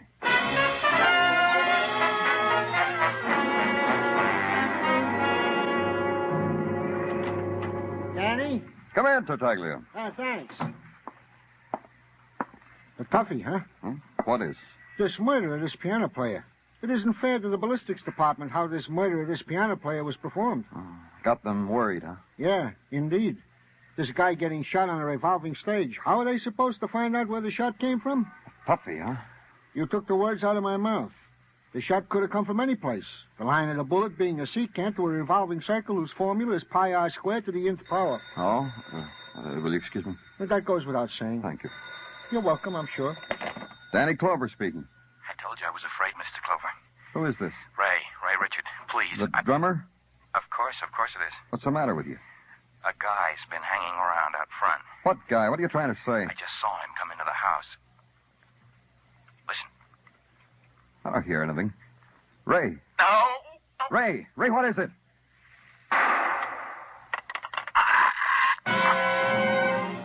The shots and the scream held the tight blend of terror.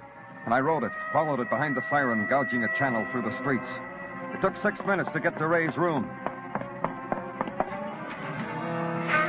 The room was empty. No Ray, nothing.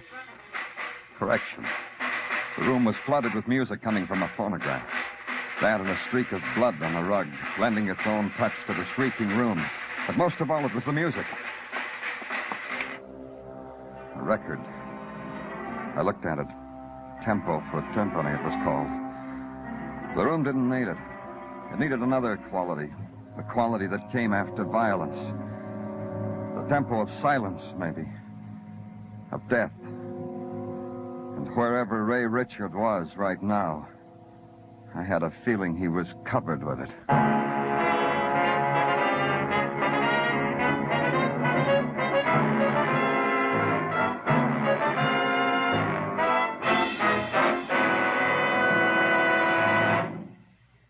To make every day more enjoyable, treat yourself often to refreshing, delicious Wrigley's Spearmint Chewing Gum. The lively, full-bodied, real mint flavor cools your mouth, moistens your throat, freshens your taste. And the chewing itself gives you a little lift, helps you keep going at your best. So for real chewing enjoyment that's refreshing and long-lasting, always keep Wrigley's Spearmint Chewing Gum handy. Healthful, delicious Wrigley's Spearmint Gum will make every day more enjoyable. We now continue with Broadway's My Beat, written by Morton Fine and David Friedkin and starring Larry Thor as Detective Danny Clover.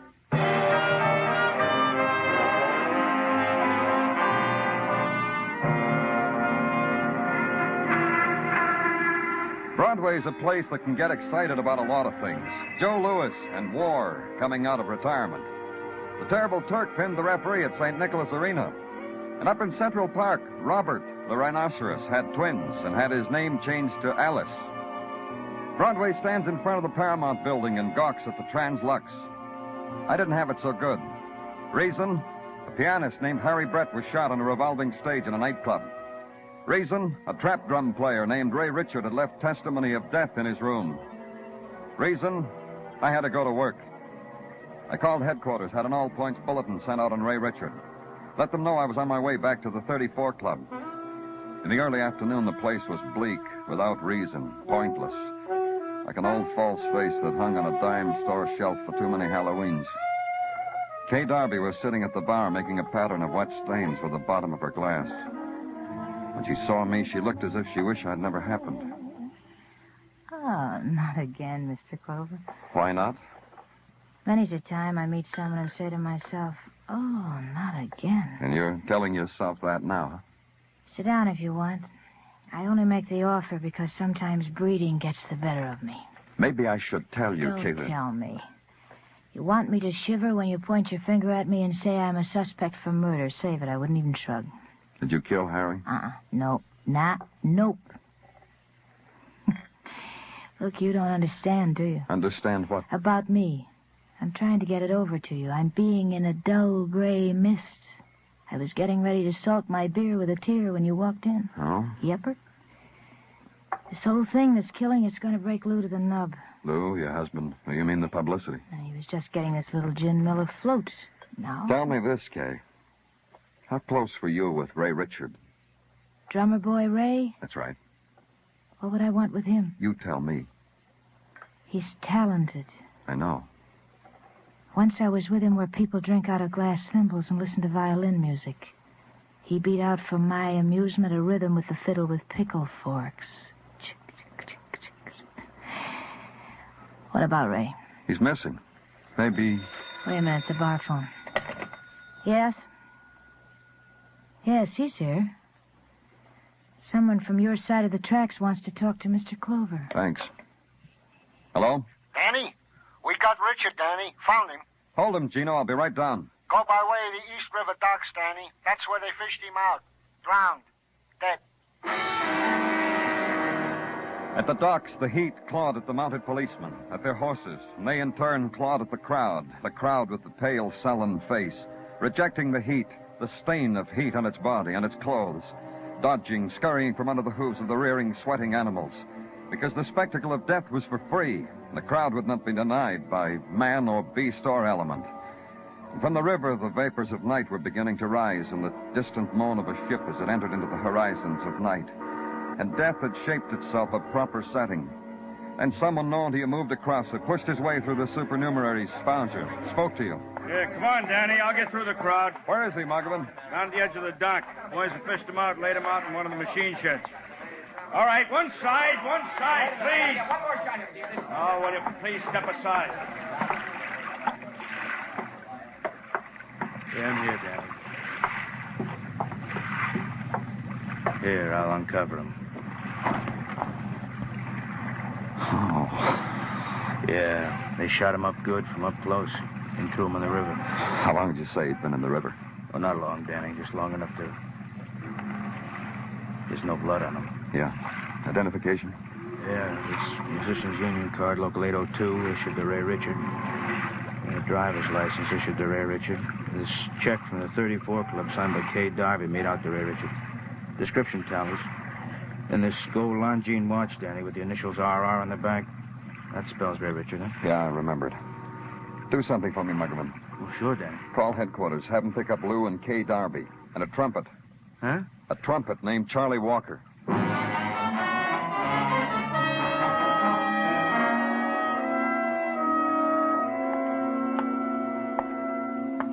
Next time you invite a trumpet player, Danny, pick a spot with better acoustics. This offends the ear, this hole. Listen how it echoes. Hey! See what I mean? Uh-huh. Reminds me of a dance crib I played once in Selma, all of BMI. Same acoustics. Same type of studio response. I was playing the trumpet in a manner unknown to this world. And those yokels just lay there, like these stiffs. Stop it, Charlie. You're disgusting. What's the matter, Lou? You develop a set of taste all of a sudden? No. Just that with all these dead around me gives me the feeling I should commune with something. Why did you bring Charlie and me here, Mr. Clover? I want you to identify a body we found in the East River. Someone we have pleased, or vice versa? That's a good question. Take all the time you need. I want you to be sure. The shape is familiar, but the face, it's hard to tell. Mr. Darby? I recognize the suit. Uh-huh. I recognize him. Uh-huh. You know who it is? Of course, don't you? I've seen him wear it many times. Therefore, the body belongs to Ray Richard? Of course, Ray Richard. I only hesitated because a man doesn't rush into a thing like this. What do you say, Charlie? Ray Richard. Recognize this ring? Of course I do, Mr. Clover. That's Ray's, all right. He pawned it with me many times when he needed more money for more booze. All right, that's all. He was murdered, huh? Uh-huh, Charlie. What makes Lou and me your darlings? Other people could have killed Ray, tossed him in the water. Like who, Charlie? Like the clarinet, Jack Gage. Like Kay, the Song of Songs. By the way, Mr. Darby, where's Kay? I've been waiting for you to tell me why she isn't here. She was at the club the last time I saw her. Why? She's not there anymore. Upstairs, they say she's not anywhere. Where is she, Mr. Darby? You mean Kay's disappeared? You mean you can't find her? You gotta find her. I'm nothing without Kay. You gotta find her, you hear? I hear. And we will, Mr. Darby. Honest, we will.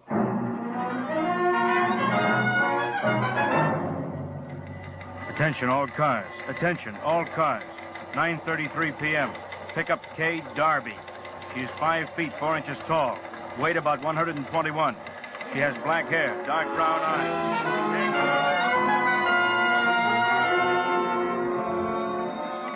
Danny Clover speaking. You fellas looking for Kay Darby? Who is this? Jean Brooks. I run the Kit Kat in Harlem. She's here now. Hold her there. You come get her.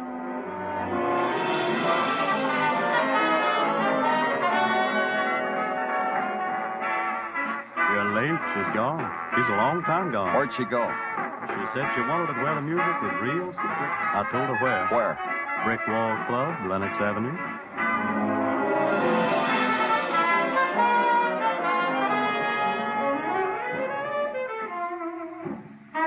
Kay Darby. She been in here? Been left. Where'd she go? I know. There's a great piano around the corner. Maybe there.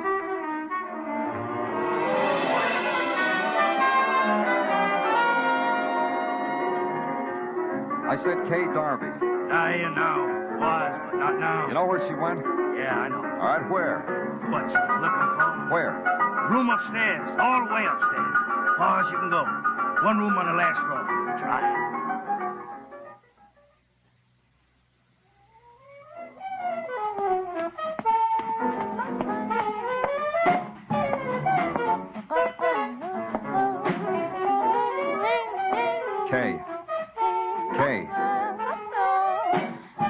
She stood there before me in the corridor, blocking the open door.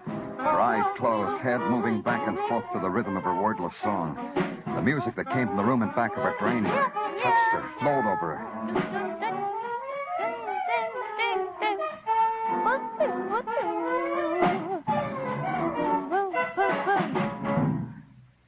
What do you want here? found him, huh, Kay? He won't let me in. He and the other two. Uh-huh. They're worshiping something in there. They won't let anybody in. But I'll wait. Get out of the way, Kay. No. Get out of the way.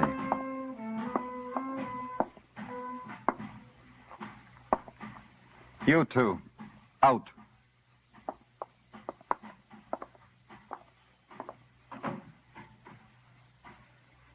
Hello, Ray. Hi. Hi, Mr. Clover. We've been looking for you, Ray. That's funny. I didn't think you would be. You made a mistake, Ray. Me? Uh-huh. Man shot up like that. So little blood in your room. A mistake. Sure. Who was he? Nothing. I looked for a man who was nothing. I found him. On that walk you took in Skid Row. Yeah, that's when. A derelict of the same size and build. You switched clothes with him. Watch, ring. Kill him and threw him in the river with your identification. Yeah. And didn't fool you, huh? That leaves the pianist, Harry Brett. Did he need killing, too, Ray? Uh-huh. Kay hated him. He bothered her. I like Kay around me. She likes it, too. Loves it. Let's go. Loves it. Loves it.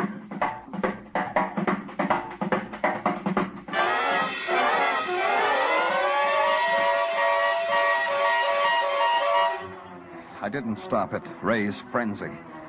The girl stood in the doorway watching him.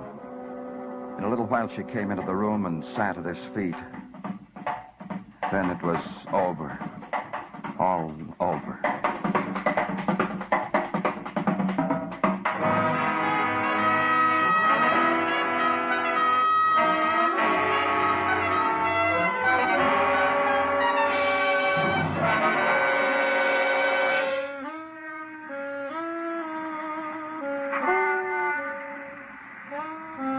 Nighttime leaps down on Broadway. The revelers swarm the streets to embrace it. Laughter pours into the shadowed places. And for a time, kid, no despair, just explosions and the sweet promise and have a drink on me. For a time. For a little time. It's Broadway. The gaudiest. The most violent. The lonesomest mile in the world. Broadway. My beat.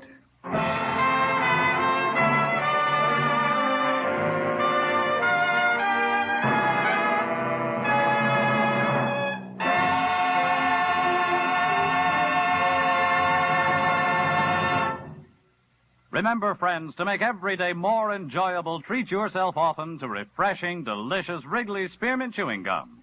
There's lots of cooling, real mint flavor in every stick. And chewing Wrigley Spearmint helps keep you feeling fresh and alert.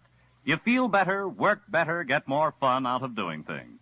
So indoors, outdoors, wherever you go, keep some healthful, refreshing Wrigley Spearmint Chewing Gum handy. To make every day more enjoyable, treat yourself often to delicious Wrigley Spearmint Chewing Gum.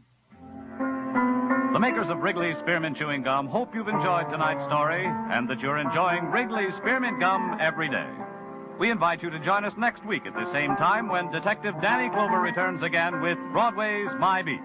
Broadway's My Beat, brought to you by Wrigley Spearmint Gum, is produced and directed by Elliott Lewis with music composed and conducted by Alexander Courage. The program is written by Morton Fine and David Friedkin and stars Larry Thor as Detective Danny Clover with Charles Calvert as Tartaglia. This is CBS, the Columbia Broadcasting System.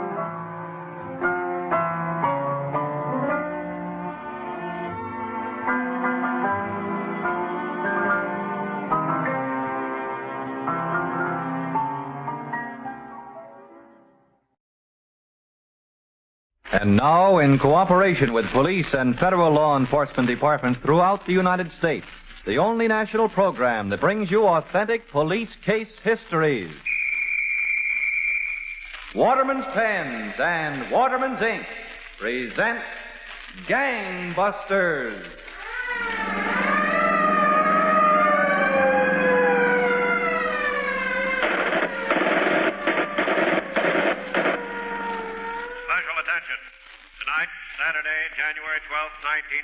A serious crime is being committed every 40 seconds. A murder every 3 hours. Waterman's pens, every one a master writing instrument, and Waterman's ink, the ink that goes up to 3 times as far as ordinary inks, are proud to bring you Gangbusters, presenting facts in the endless war of the police on the underworld. Facts that show the operation of our law enforcement officials in protecting our citizens. And so we introduce Louis J. Valentine, former commissioner of the largest police force in the world, who will interview by proxy Sheriff Willis Tennyson, Carter County, Oklahoma. Commissioner Valentine. Well, Sheriff Tennyson, tonight's case deals with an unusual clue. The most unusual in my experience, Commissioner Valentine. I'd like to begin on an April evening in a modestly furnished apartment on the outskirts of Houston, Texas. A tall, strikingly beautiful redhead was pacing the floor nervously, while her companion, a younger man, sprawled comfortably in an easy chair near the door. The clock was striking 6.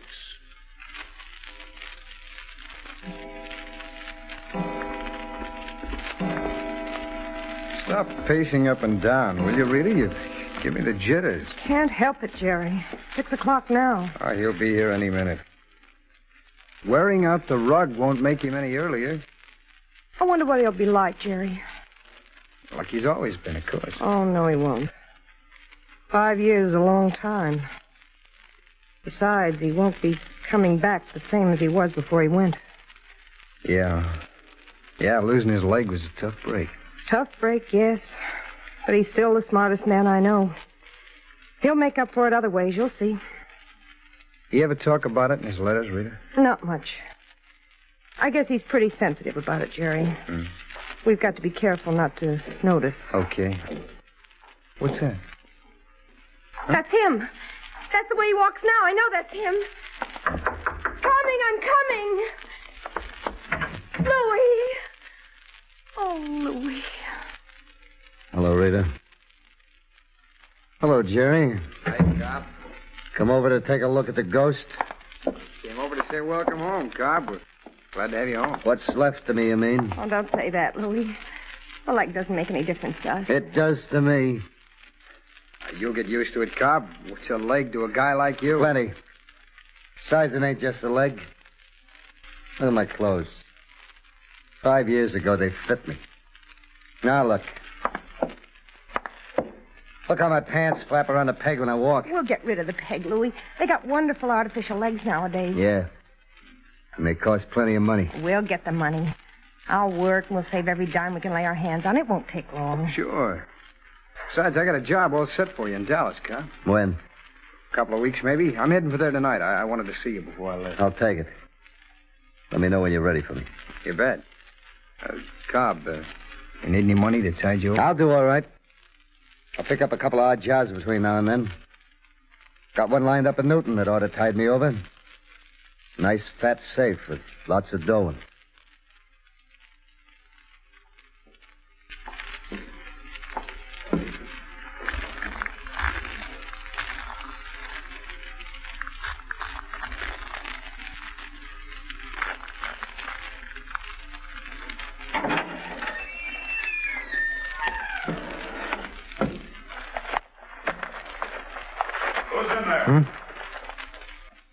Who's in that safe?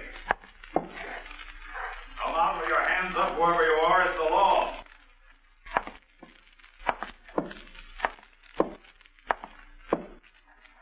Come on, I said, with your hands up. I'm coming.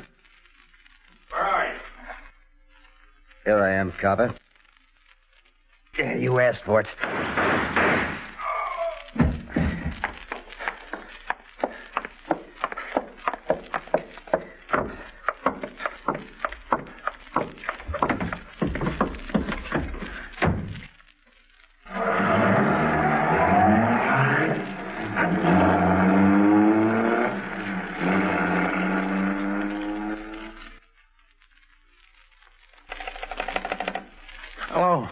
Hello, Sheriff's Office.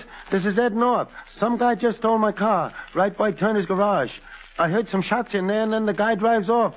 It's a 1940 Mercury sedan, license 8L50. I'll wait here for you. The shots came from inside the garage there, Deputy Crane. Right. All right, Mr. North. Stand back while I flash my light around. Who is it?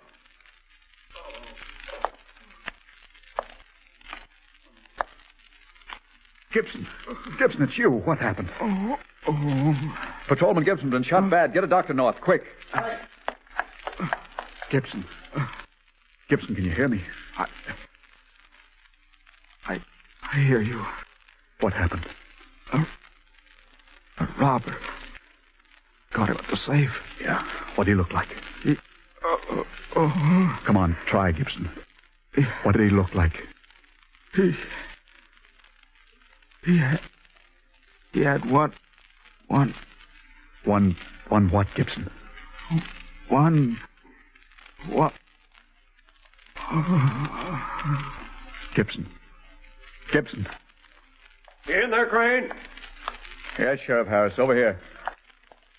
I passed Ed North on the way in running for a doctor. Who's been shot? Patrolman Gibson, Sheriff. What? He's dead. Who did it? Some robber trying to crack that safe. Any description, Crane? No, Sheriff. Gibson was nearly gone when I got here. Did he get a shot at the killer? I'll see. Here's his gun here on the floor. Take a look. No, his gun hasn't been fired. I wonder how he came in. Is that front door, Jimmy? Well, doesn't seem to be, Sheriff. Could have gotten in the back door. No, it's too heavy and always bolted. There's some windows in the side alley. That may be the answer. Come on. We'll take a look out there.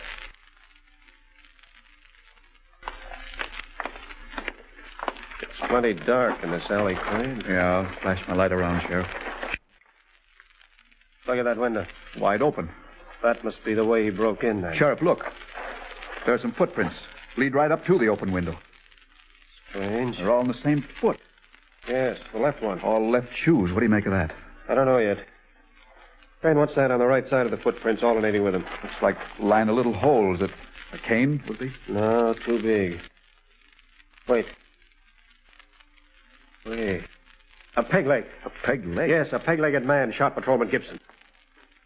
By George. Sheriff Harris. Yes?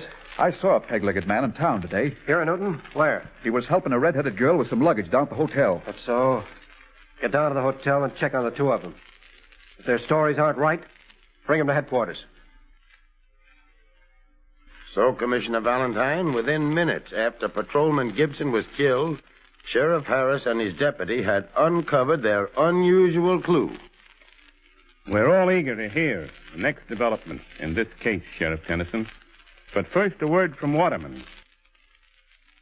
Many people are asking, why doesn't my fountain pen dealer have the new Waterman's Taperite, which I have been hearing so much about? The answer is very simple. In spite of the fact that Waterman's factory is breaking all production records, these new Waterman's Taperite pens do not stay in dealer stocks because people snap them up the minute they arrive. The new Waterman's Taperite pens are by far America's greatest pen values today. No other pen matches them in smart, modern styling, in beauty, and in writing excellence. So sleek, so slim, so trim. They're beautiful. You'll agree yourself when you see Waterman's new Taperite pens and compare them with other leading pens. Yes, America's oldest fountain pen company has produced a new pen which combines the famous Waterman's qualities with new modern styling to give you a writing instrument superior to any others on the market today. The same thing is true with Waterman's new Standard Point pens, designed for those who prefer the more conventional style. If you are buying a fountain pen for a gift or for yourself, be sure to see both these great new lines of fountain pens. Like thousands of others, you'll say, the new Waterman's is first of the four leading brands, first in style, first in beauty, and first in writing excellence. You'll make no mistake. You'll get the best if you look for the name Waterman's. And now back to Gangbusters and Commissioner Valentine. Sheriff Tennyson, the peg-legged man and the red-headed girl had been seen in the hotel in Newton, Texas, several hours before the murder of Patrolman Gibson. Was Sheriff Harris's men able to locate this couple? A few hours after Patrolman Gibson's murder, Commissioner Valentine, Deputy Sheriff Crane reported back to Sheriff Harris's office. Sorry to take so long, Sheriff Harris. I had to go over to Jasper before I could get that red-hair woman. Where is she now? I brought her here to headquarters with me. Good. Any sign of the peg-legged man? No, Sheriff. I thought she might be waiting for him to show up in Jasper, so I asked the sheriff there to keep a cover on the place. Good. Let's have this woman in. Yes, sir. All right, come in now, please. Who's responsible for this outrage? Why was I dragged here to Newton like a criminal? We have a few questions we'd like you to answer. Questions about what? Murder? I don't know about any murder. Why did you run to Jasper right after it was committed? I heard shooting. I was terrified, so I got out of town. I don't know anything about any murder, I tell you. Where's your peg-legged boyfriend? I don't know what you mean. Yes, you do. He was seen with a man with a peg leg earlier today. We know a man with a peg leg shot and killed a police officer tonight. Maybe it was the same man. I still don't know what you're talking about. Look, lady, a brutal murder was committed. We're going to get the man who did it, either with your help or without it. You're bluffing. You got nothing on me. I've got enough to clap you into jail. I know my rights. You can't connect me with that killing. Maybe not, but that doesn't mean I can't put you in jail. Lock her up, Crane. What'll I book her on, Sheriff? Book her as a vagrant. We'll hold her until we've gotten the real reason for her running out of town.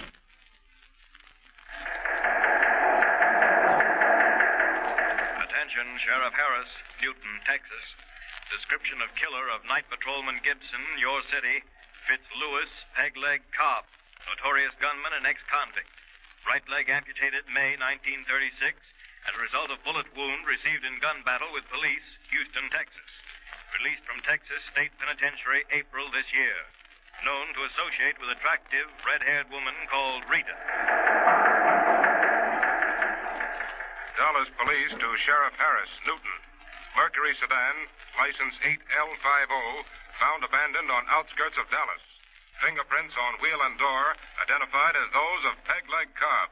All police, Dallas and vicinity, notified to be on lookout for one-legged killer.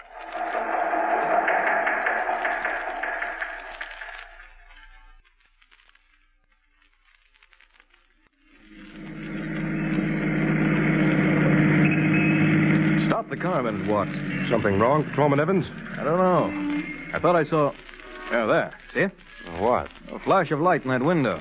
Dallas Warehouse and Trucking Company. Yes, but it could be the watchman. Maybe, maybe not. We'd better make sure. Right.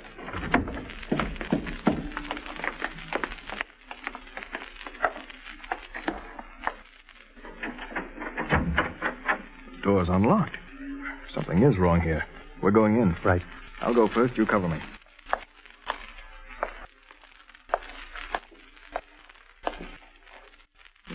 What was that? Came from over there in the corner. Shh. What do you make of that noise? Not positive yet. It's coming closer. You in there. This is the police. Come out with your hands up. Stop it. Duck back, pal. Come out or we'll blast you out. We got the place surrounded. Come and get us, Coppers. Hold your fire till we can locate them, Watts. I spotted the flash. They're near the back staircase. Okay, let them have it. Hold it. Hold it. We're coming out. No tricks. Throw out your guns. Okay. Here's mine. Come on, the rest. All right, here it is. And your light on them, Watts. Now come out one at a time, with your hands up. Yeah, here I come. But don't shoot. Okay, that's far enough. Keep your hands up, face the wall. That's it. Now you, the other one. Evans, look. The peg leg. I thought so. It's peg-leg Cobb. I'm almost sorry you gave up so easy, Cobb. If I didn't have this peg leg, you coppers never would have trapped me. Let's take these two down to headquarters, Watts. Sheriff Harris has a bulletproof case against this murderer.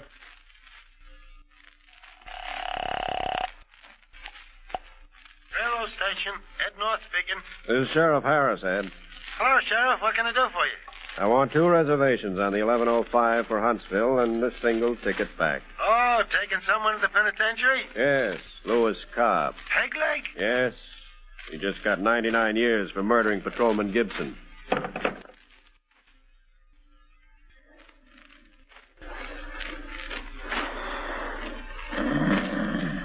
Jerry.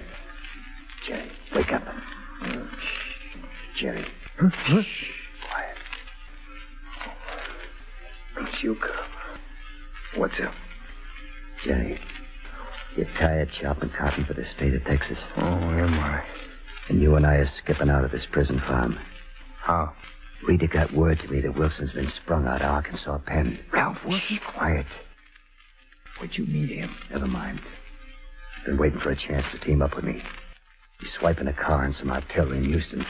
He'll be waiting for us about 10 tomorrow. What about the guards? That's where you come in.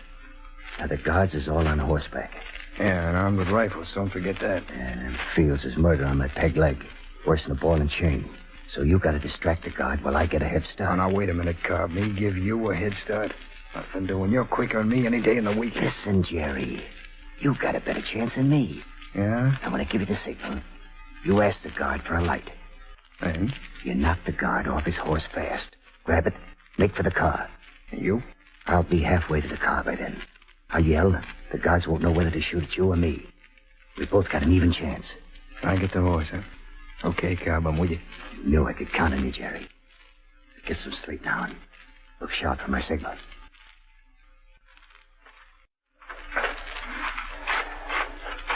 Yeah, one more day of this hoeing, I'll be hunchback for the rest of my life. Yeah, me too. Everything set, Cobb? Yeah. See over there on the road? Where? The guy tinker with the tire? Oh, yeah. That's Wilson. Now keep hoeing. Here comes the guard. Now wait till he gets up to us and ask him for the light. Okay, Cobb. Hey, guard. Whoa. What do you want, Jerome? Is it okay if I smoke? Sure. Can I take a light off that cigarette of yours? Where are your matches? I'm all out. Okay, here. Reach. Thanks. Off there, Hey, all right, grab his gun, Jerry. Okay. I'm on my way. Go with it, you. Takes care of you, guard. Hey, whoa! Whoa! Oh, hey, Cobb! Cobb, wait for me. The horse got away. Cobb! Hey, Cobb! Cobb, they got... Cobb, I'm hit. Cobb, wait.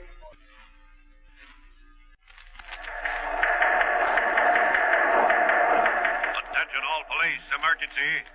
Be on watch for Lewis Cobb, known as Pegleg. Just escaped from Texas State Prison Farm in Fort Sedan, driven by unidentified man. Jerry Jerome, Cobb's partner, purposely drew fire away from Cobb and is in serious condition from gunshot wounds.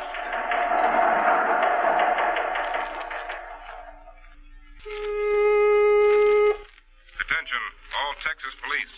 3 warehouse robberies in Houston within 3 days. Believed work of killer Pegleg Cobb and partner. One-legged man traced from scene of Fort Worth filling station operator, brutally beaten and robbed by one-legged man. License number of getaway car reported stolen 2 weeks ago. Be on watch for 1940 Ford coach. License K75-650. Attention, Texas, Oklahoma police. Highway patrols. Getaway car reported Highway 70. Headed toward Ardmore. Cover all highways, vicinity Ardmore, Durant, Atoka. Watch for Pegleg Cobb. Desperate fugitive. Known killer. Approach with caution.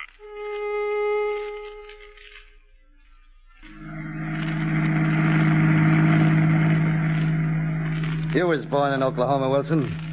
Where are we now? Coming into Ardmore, Cobb. Well, we gotta get more money. Quick. I gotta get sleep quick. Cops ain't giving us a second's rest. Yeah, we got them dizzy with the jobs we pulled. They don't know where to look. Yeah? So they're swarming everywhere we go. I'm turning off the main street.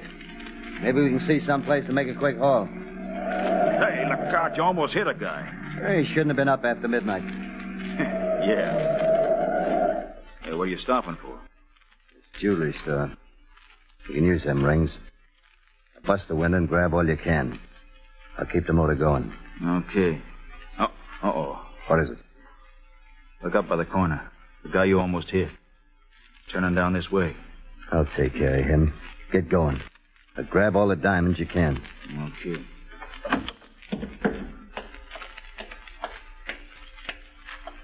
Hey, you! Stop! Police!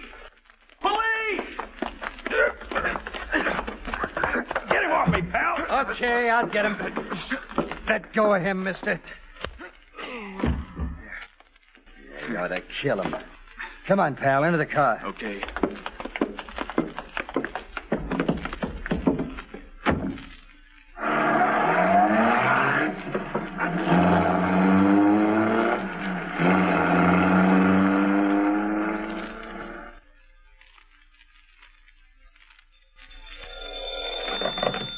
Ardmore Police Department.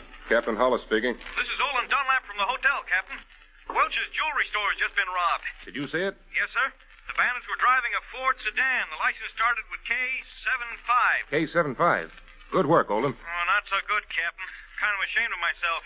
I let a one-legged man push me around. A one-legged man. Yeah, why? You ought to be glad you're alive. That man is Peg-Leg Cobb, wanted by every officer in Texas. Thanks, Olin.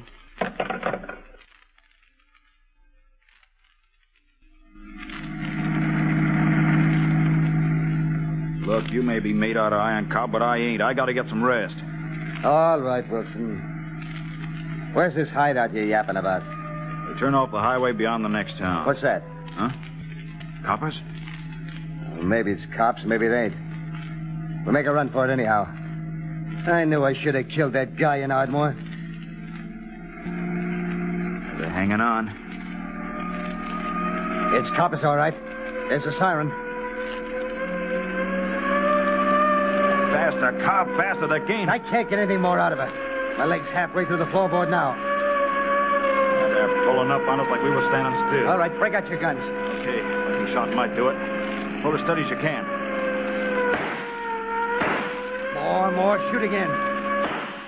They're overhauling us. All right, let them have it as they pull alongside. Now. No, nothing doing, Cobb. Take a look what they got staring us in the face.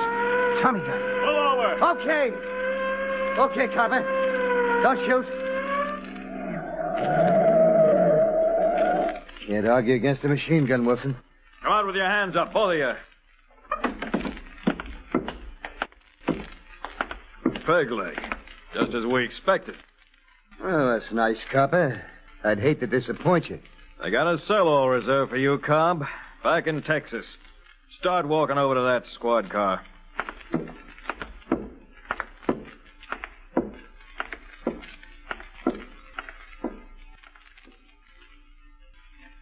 Peg-Leg Cobb was returned to the Texas prison authorities at Huntsville, Commissioner Valentine, where he is at present, serving out the remainder of his 99-year sentence.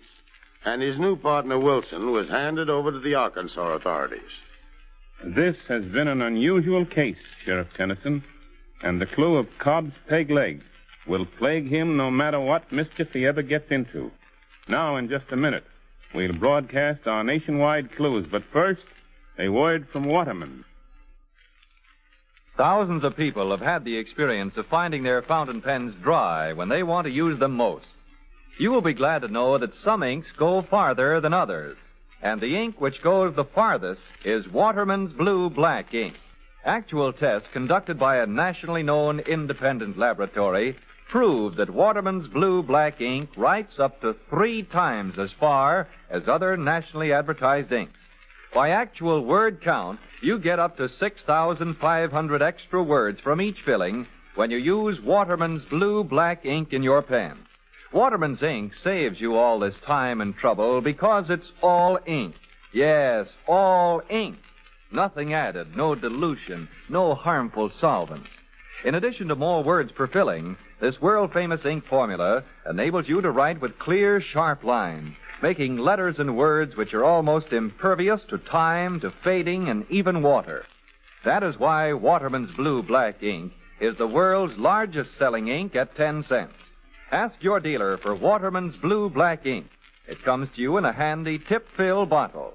You can also get Waterman's ink in 7 other smart colors in the same tip-fill bottles, and all only 10 cents. So the next time you buy ink, to get the best, just look for the name Waterman. Now, Gangbusters Nationwide Clues, broadcast as a public service to assist American police in their war against the underworld. Wanted, Connection murder, Brooklyn, New York. Russell Earl Donahue. It is charged that this man and two others, in course of armed robbery of tavern, shot and killed citizen. Listen carefully to official description. Russell Earl Donahue. Age 23, about 6 feet tall, 180 pounds, brown hair, blue eyes, scar on knuckle, right index finger, wanted by New York City Police for questioning, murder. Urgently sought for questioning by federal and state authorities. Murder. Riley Brown McCain, 40, 5 feet 11 inches, 150 to 165 pounds, ruddy complexion, graying brown hair combed straight back, blue eyes, eyelids twitch when talking, speaks rapidly, wanted Beaumont, Texas for questioning connection murder, Riley Brown McCain. Indicted for bank robbery, Omaha, Nebraska, John Lewis Carey, described as Age 39, 5 feet 11 inches, 170 pounds, brown hair, light brown eyes, long face, wide mouth, rangy build, scar right forehead, 2 scars left index finger. John Lewis Carey. wanted for questioning Los Angeles, California, alleged bank robber Morris Kessler. Here is Kessler's official description. Morris Kessler, 29, 5 feet 7 and 5/8 inches, 126 pounds, dark chestnut hair, hazel eyes, scar over left eye, scar left elbow, use of this arm impaired. Repeating, scar left elbow, limited use of left arm. Watch for alleged bank robber Morris Kessler. These are the clues on the most urgently sought persons in the United States tonight, January 12th, 1946. If you have any information concerning these clues, notify your local police, the Federal Bureau of Investigation, or gangbusters at once. Now, here is Commissioner Valentine. Next week, gangbusters present the case of the Triangle Bandits, who carved a trail of robbery and violence through 10 Midwestern states before federal and local police forced a rift between them in as strange a climax as there is in police record. Listen next week, same time, same station, to this authentic case on Gangbusters. And anytime, anywhere, when you are buying a fountain pen or when you are buying ink, always look for the name Waterman. Gangbusters is a Phillips H. Lord production. This is ABC, the American Broadcasting Company. This has been a Radio Vault presentation. RadioVault.com. Next, Mr. Chameleon and the Perfect Maid murder case.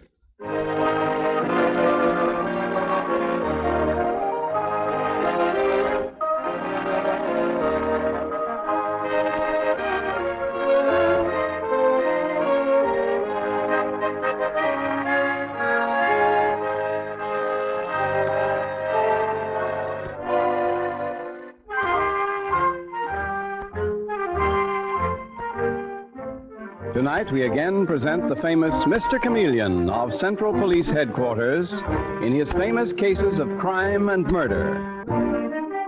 Mr. Chameleon, as you know, is the famous and dreaded detective who frequently uses a disguise to track down a killer, a disguise which at all times is recognized by the audience.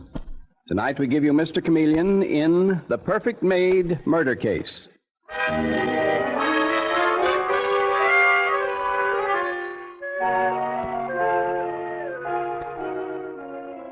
The scene opens in one of New York's most fabulous mansions, the home of Raymond Colby. And we see a young woman about to leave. Her hand is on the knob of the front door when she is interrupted by a maid whom we hear saying the words that lead to a gruesome, fantastic murder. Excuse me, Miss Laura. Can I see you a moment before you go? I haven't any time now, Fanny. But this is important, Miss Laura. Terrible important. Well, what is it then? I want to give my notice, Mum. Your notice? You mean you're leaving? Well, I thought you were a fixture in this house, Fanny. But that's just it, Mum. I am a fixture here. Then what's this talk about giving notice? What's wrong? If it's more wages... Oh, it's not that, Mum. It's that... Yes?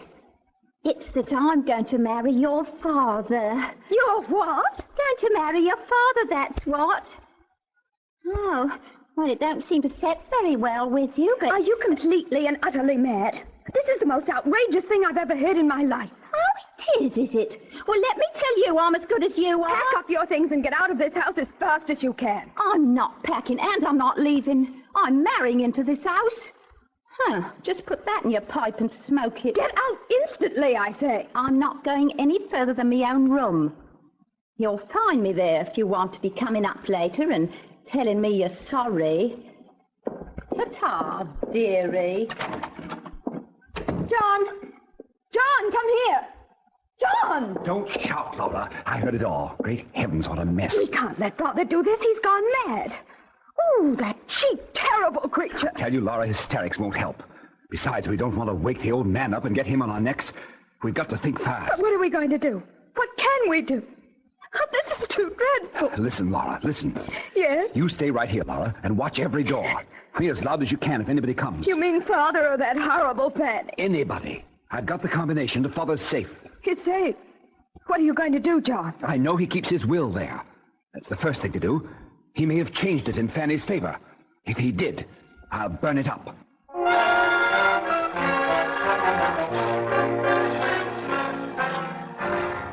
And sometime later, we hear the Commissioner of Police assigning another famous murder case to the astute and feared Mr. Chameleon, the man of many faces and disguises.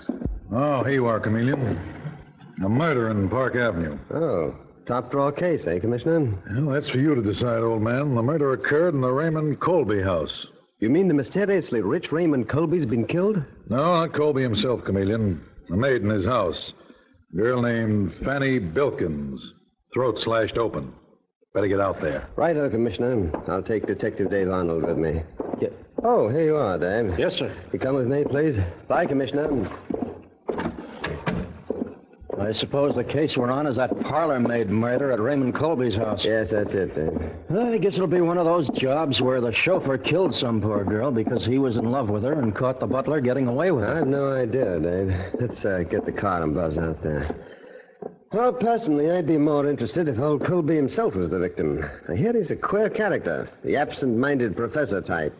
He invented something somewhere that made him fabulously rich.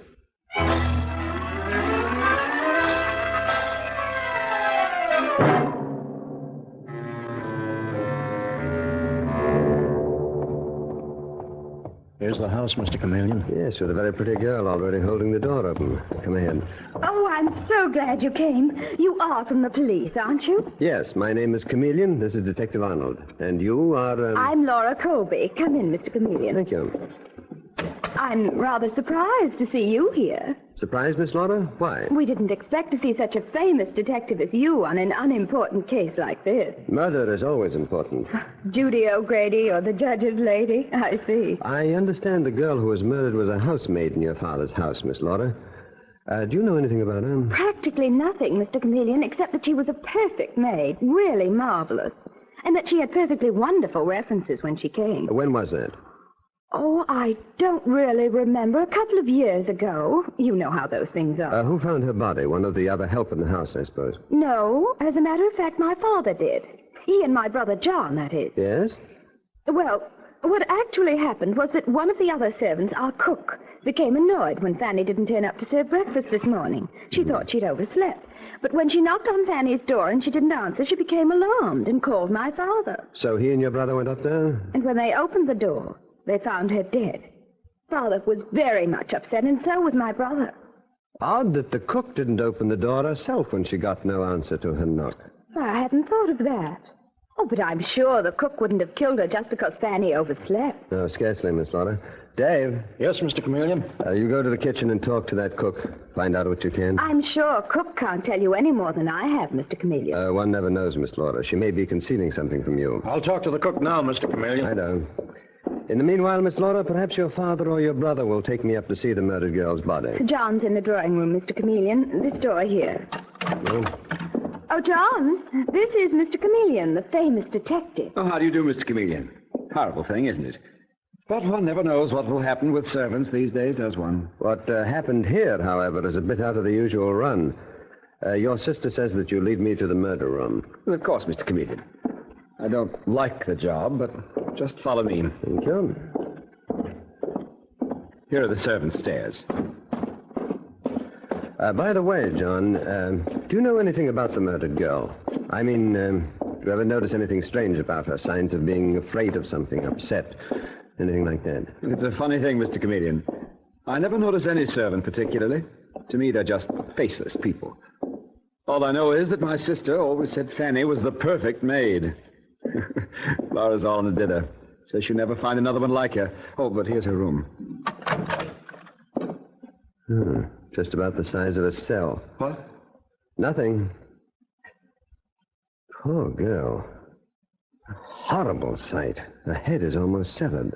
If you're finished with me, Mr. Chameleon, I'd like to get out of here. Oh, yes, I understand, John. I'm sorry. I forgot that we policemen are more accustomed to sights like this than people like you. Yes, you go back to the drawing room. I'll see you there presently. Thank you, Mr. Chameleon. Poor Fanny. Poor child. But if the dead can hear, you'll hear me promising to bring your murderer to the execution chamber. Mr. Chameleon? Nothing from the cook except what Laura Colby already told us. But get this. Yes, Dave? Just as I was talking to the cook, the girl's father came in. The murdered girl's father, Dave? Uh-huh. A man named Ed Bilkins. He started accusing everybody of murder. He's pretty wild. I told him to stay put, but you'd talk to him. Oh, poor devil. Wait till you get a load of him, Mr. Chameleon. He looks like a bad customer to me. Not so sorry as he acts. But that don't mean I think he killed the girl. Dave, you call the morgue and have this body picked up. And here is the knife that slashed her throat. You send it in for prints. Okay, Mr. Chameleon. And then hold the murdered girl's father down below. I want to talk to John Colby and his father first.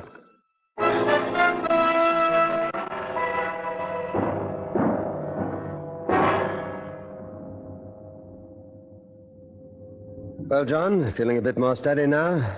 Forgive me for bringing you back to the murder room. It's all right, Mr. Chameleon. Took a drink and feel better. Well, this is my father, Raymond Colby. Father, this is Mr. Chameleon. Huh? Mr. what? Didn't catch the name. Chameleon of Central Police Headquarters, Mr. Colby. Police headquarters, you say? John, what's a police officer doing here? Investigating the murder of your maid, Fanny Bilkins, Mr. Colby. Oh, to be sure. You know, things slip my memory, sir. And you say your name is... Chameleon, Mr. Colby. Chameleon. Unfortunate thing here, Mr. Canston. Chameleon. Oh, yes, Chameleon. Last thing I ever expected in my house, murder. Just one of the servants. Probably got herself into trouble. Queer lot, servants. Queer lot. Never know about them. But still human, Mr. Colby. They sing and sigh, laugh and weep, feel happiness and sorrow just like you and me. Only probably suffer more. Quite right, quite right. I didn't think policemen thought that way, though. Well, what can I do for you? Tell me any little thing that you might know about the girl who was so inconsiderate as to be murdered in your quiet home. Why do you think, for instance, that she was killed? I've no idea. Never paid any attention to her, no attention at all. My daughter Laura runs the house. You better ask her. I did, and she told me just as little as you and your son John have, Mr. Colby. But I'll... Mr. Chameleon. Yes, Dave? You'd better come downstairs and talk to the man I told you was here. He's got something for you, something plenty hot. What man, Mr. Chameleon? After I see him, I'll tell you, John. He's going to tear this case wide open, John. Wide open. Tear it open, Detective Arnold? That's ridiculous. Never mind, son. I fancy it's someone of Fanny's own class, and that it'll all turn out that a grocer's clerk or delivery boy killed Fanny. Perhaps, Mr. Colby. I'll see you later, Mr. Colby. John, get Laura in here right away. What for, Father? If you don't manage to hold yourself in, you and Laura will find yourselves up on a murder charge. Our Mr. Chameleon's one of the most penetrating men I've ever met. Up to the time you revealed excitement, our story was going down perfectly. Now be careful, my boy. I beg of you. I don't want to see my children convicted of murder.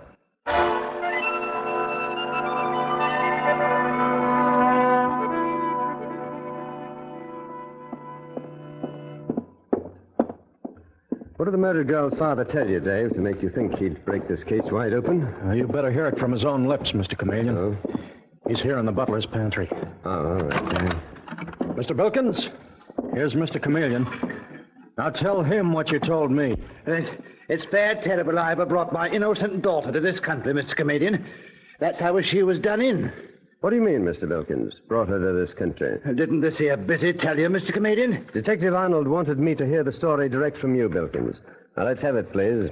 Fanny and me come from Australia, where we should have stayed. And then she'd never have gone into service in this old duffer's house. Well, I still don't know what you mean, Bilkins. What I'm trying to drive home, sir, is that Fanny wouldn't have got herself engaged to marry the old man. Do you mean to say that your daughter, Fanny, was going to marry Raymond Colby? I'm not lying when I say it, Mr. Chameleon. I warned her proper about marrying out of her class. But Fanny had got American ideas into her head quick. Wouldn't listen to her father. And it all wound up in her being killed. Butchered like an animal. Are you certain that your daughter was going to marry this fabulously rich man? Look here. Here's your wedding license, Mr. Chameleon. She gave it to me, saying Mr. Colby didn't want it round the house, feared his son or daughter might find it. But they must have caught on some other way, sir. And that's why they killed her. Dave, this is astounding. This license is genuine. Fanny Bilkins, age 24, Raymond Colby, 56. It's on the up all right, Mr. Chameleon. I had it checked myself. I'm taking the blame for Fanny's murder on myself, Mr. Chameleon. I'm her father. I should have given her a good thumping and made her leave this house. The likes of her thinking of marrying the likes of him. I always say that everyone stay in his own class. Mr. Bilkins, come with me. Where to, sir? Upstairs to the drawing room, where I think we'll find Mr. Colby and his son, John. Don't make me face him now, Mr. Chameleon. I can't face my daughter's dirty murderers. I can't do it, sir. I can't. I understand, Bilkins. You wait here, then. Detective Arnold and I will go up alone. You're a real gentleman, sir. Thank you. I'll never forget your kindness, sir. Dave, come along. If ever I saw one for the book, Mr. Chameleon, this is it. If it's true, Dave, if it's true. What? Well, don't you believe it? You saw the marriage license, didn't you? Yes, indeed, Dave. And I also saw the shifty look in the bereaved Mr. Bilkins' eyes. If I were looking for a babysitter, and it wouldn't be Bilkins. Now, here's the drawing room now. I expected to find your father and brother here. They're in Father's study, Mr. Chameleon. I've just talked to your murdered maid's father. So they have fathers, too. Just as you and I, Laura. But tell me. Yes? When was your father, Raymond Colby, going to marry Fanny Bilkins? Oh, I didn't realize detectives on duty kidded people, Mr. Chameleon. Then you didn't know?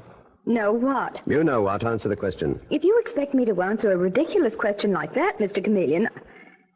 Are you serious? Imagine Father marrying a housemaid. It's too silly. At the door to the study, Laura? Why, yes. I'll tell Father you want to see him. Don't trouble, thank you. I'll go in alone. And you stay here. I hope I'm not interrupting, Mr. Colby. Oh. I see you have your safe open. Something lost? Father has an idea he misplaced his will, Mr. Chameleon. I'm on the forgetful side, Mr. Chameleon. I'll find it later. Why not look in the fireplace, Mr. Colby? Wait a second. In the fireplace, Mr. Chameleon? Yes, John? Yes, here is what is left of your father's will. All but the top burned away, though. Do you mind telling me why you tried to destroy it, John? My son didn't, Mr. Chameleon. Probably did it myself. I do such utterly stupid things without thinking. Like arranging to marry your housemaid, Mr. Colby? What is this, Mr. Chameleon? Father planning to marry that murdered girl, John. Murdered. Oh, Mr. Chameleon, what in heaven's name gives you the idea Father was going to marry her? This marriage license, John. Marriage license? John, I told you before that Mr. Chameleon was a very penetrating man. Trying to deceive him would be unfair to him and us. Then you were going to marry her, Mr. Colby? Oh, no, not at all, Mr. Chameleon. I really don't know why I took out that marriage license. Well, I'm sure it wasn't done simply to keep a perfect maid.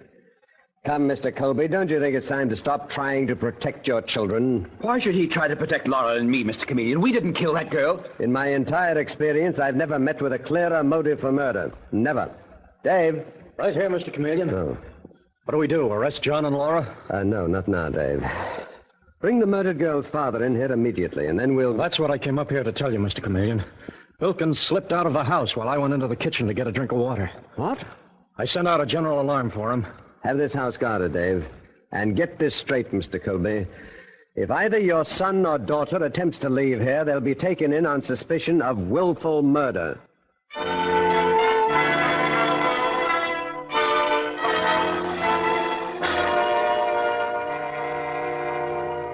Mr. Chameleon and the Perfect Maid murder case continues in just a moment.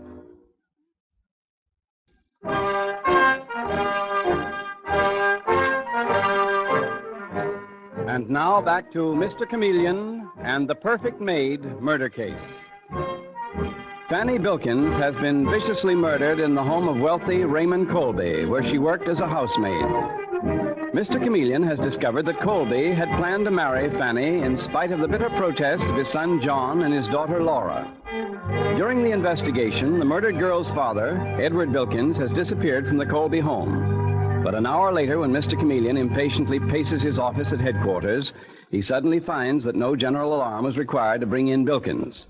For a strange surprise awaits him as Detective Dave Arnold rushes into his office saying, Mr. Chameleon, I just brought in Fanny Bilkins' father in an ambulance. In an ambulance, Dave? He's got a knife cut straight down his left cheek. Didn't miss his throat by half an inch. But the ambulance doc patched him up on the way in, and now he's squawking loud to see you. He says... Get him in here, Dave. Come in, Bilkins. Bilkins, what happened? Who tried to get you? Now get down to the point without wasting words. Very good, sir. But it was a near one. Not satisfied with cruelly murdering my daughter, Fanny. Who? Raymond Colby. Well, I mean his son, John. But the fact is, I don't know for sure. Where did the attack take place, Bilkins? In the old duffer's study, that's where. What were you doing there? Nothing, sir, nothing. Just nosing around. It won't do, Bilkins. Out with it. Mr. Chameleon, here's a bag the boys took off Bilkins on the way in. Give it to me, Mr. Copper. I never seen it before. Fanny gave it to me. Looks like about $500,000 in jewels, Bilkins. And they look familiar. Very familiar. But I don't know anything about them. Dave, put Bilkins on detention. I got the answer to this case. Look here, Chameleon, I got rights. Those jewels were planted on me. Come along, Bilkins. Killed your own daughter, did you? I'll be right back, Mr. Chameleon. Right on. Hello? Mr. Chameleon, this is John Colby. Yes? Most of my dead mother's jewelry has been stolen. Who discovered the loss, John? Our butler did. Caught the robber in the act, but he got away. Can you come out here right away? Not just now, John. You said only part of your mother's jewelry was stolen? The butler came in the room just in time to save the rest. I have got the stolen jewels, John. And the robber, too. You've got the jewels and the robber both? I'm pretty positive I have, John. But I want to make sure before I definitely charge the man that we're holding. Well, what do you mean, Mr. Chameleon? Instead of coming myself, John, I'm going to send one of our expert jewel men out there. And he'll bring the jewels I have here out, too, for identification. I wish you'd come yourself, Mr. Chameleon, instead of... What's that, Father? All right, I'll ask Mr. Chameleon. Sorry, Mr. Chameleon, but Father suggests... Yes? Father's worried about anybody coming but you, Mr. Chameleon. So is my sister, Laura. Can't you come yourself? I'm sorry, I'm not a jewel expert. I'm sending our head man, Pierre-Antoine, out right away. And then I'll follow later. Goodbye, John. What's all that about, Mr. Chameleon?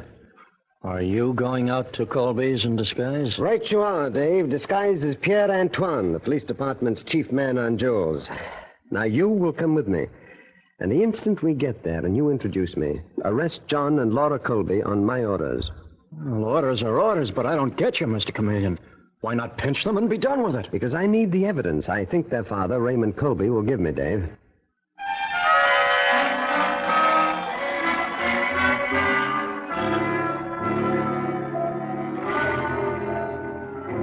And so, a little later, we find Detective Arnold with Mr. Chameleon in his disguise as Pierre-Antoine at the murder house, as Dave Arnold says. Evening, everybody. This gentleman is the police department's jewel expert. Mr. Chameleon sent him out. Pierre-Antoine at your service. You Mr. Raymond Colby, monsieur? Yes, Mr. Antoine. This is my daughter, Laura. Mademoiselle. How do you do? And my son, John. Monsieur Jean. May we all sit down? Or perhaps you, Mademoiselle Laura, will be so kind as to bring the remaining jewels from the robbery for me to see? Sorry, Monsieur Antoine, but Mr. Chameleon ordered me to arrest this lady and her brother and bring them back to headquarters. That is absurd, Detective Arnold. Surely Mr. Chameleon is making a mistake. Mr. Chameleon is a fool. We won't go, Laura. Detective Arnold can't arrest us without a warrant. Here's the warrant, John. Better come quietly. John, you can only cause yourself and Laura trouble by not going with Detective Arnold. But, Father... You've got the right idea, Mr. Colby. Now, come on, John and Laura. No point getting tough about it. My compliment to Mr. Chameleon, Detective Arnold. And be good enough to express my opinion that he is making a most stupid blunder. Arresting two such charming young people. Stupid or not, I'm taking them, Monsieur Antoine. Good night. Good night. Oh, a dreadful contretemps, Monsieur Colby. I thought better of that Chameleon. But there is your police mind. Mr. Antoine, did you bring the jewels recovered from the man who robbed my safe? In this very bag, Monsieur Colby. The robber was the father of the housemaid murdered here today. Your fiancée, I'm told. Hand over those jewels, Chameleon. What? Shut up, Chameleon. I'm doing the talking now. Give me that bag, quick. They're the only evidence you've got that I killed that infernal housemaid, Fanny Bilkins. Now, let's have them. When I take you in, Raymond Colby, it'll be for 2 murders.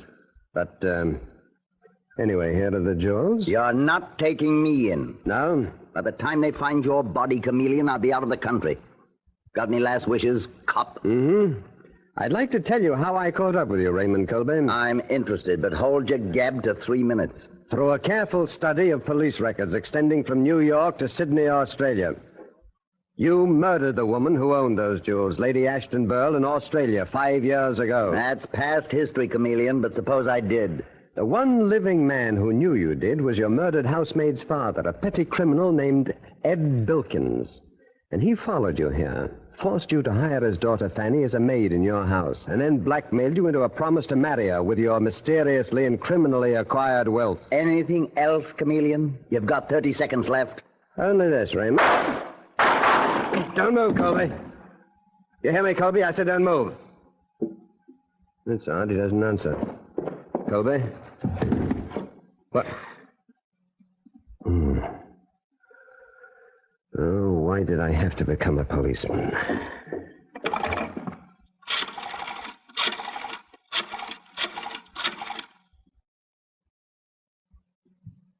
Police headquarters? This is Chameleon. Connect me with Detective Arnold, please. Dave? Listen, Dave. Send the dead wagon out, please. Yes, the dead wagon.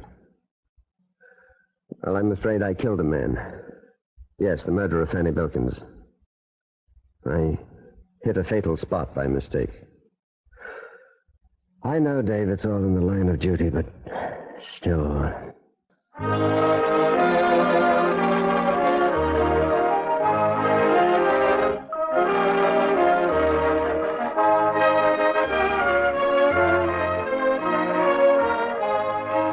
Listen next Wednesday night at the same time for Mr. Chameleon, the man of many faces. The part of Mr. Chameleon is played by Carl Swenson, with dialogue by Frank Hummert from the original story by Frank and Ann Hummert. Music directed by Victor Arden. The members of our cast join with our sponsors in wishing all their listeners a Merry Christmas. Your announcer is Howard Claney.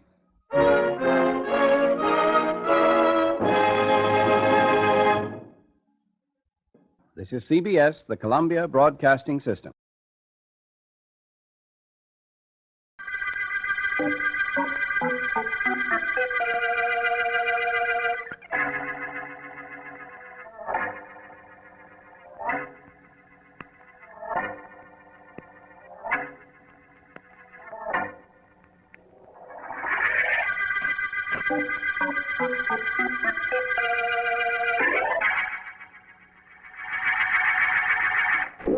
Well, Tom, might as well rest here for a little bit. No sense in trying to make it all the way back to camp tonight. Yeah, whatever you say, Joe. Funny thing about fate, isn't it? How do you mean? We woke up this morning, a couple of guys without any money. We go to sleep tonight, millionaires. That ivory we found? Yeah, there's at least $2 million in it. Well, we had to get paid for coming all the way to Africa, didn't we? Not that well. There's those natives that stop at those tom-toms, the chanting. Wonder what they mean. All I hope is that they mean everything is okay. Yes, Tonto, what is it? Excuse please, Mr. Hillary, Mr. Tom Duncan. What is it, Tonto? Well, natives tell me ask you a question. Well? All right, for Tonto to ask question. Go ahead. Natives say, please to leave ivory here where you find it. Say it belong here. Oh, they do, eh? You go back and tell them that the ivory belongs to whoever finds it. And we found it. Tell them to cut out those tom-toms. Please, Mr. Hillary, but tom-toms mean what they tell me to ask you to leave ivory here. Tell them to cut it out. Tondo, tell them. Only Tondo not sure other natives listen to him. Well, that's that. Yeah. Natives are superstitious. What natives aren't? Let's skip them for now. Let's talk about you and me. What about us?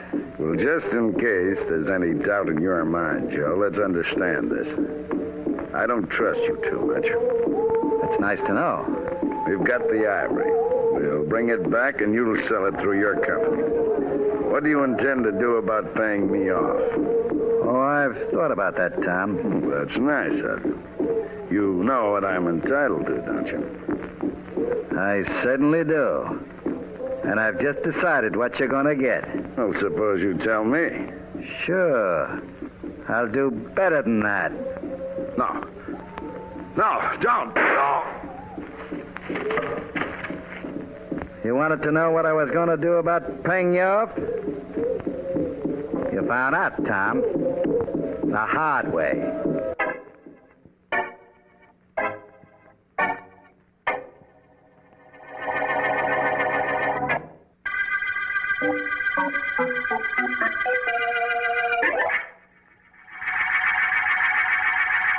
Take a letter to D. Amsterdam, son, Bolton Building. You got that, Miss Ben? Yes, Mr. Hillary. Gentlemen, I've just returned from Africa with a quantity of ivory, which I believe you will be interested. Mm-hmm. Quality's excellent. Samples are available immediately for your inspection. You will let me know when it will be convenient for you. Come in.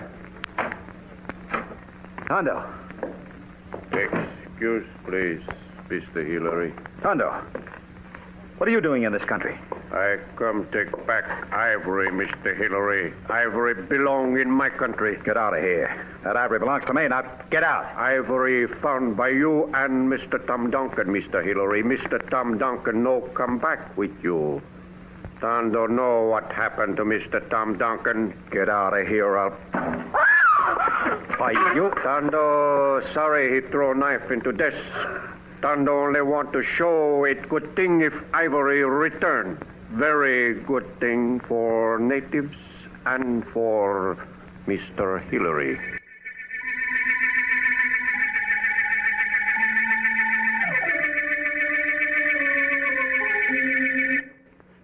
Please sit down, Mrs. Duncan. Thank District Attorney Markham should be here at any moment now.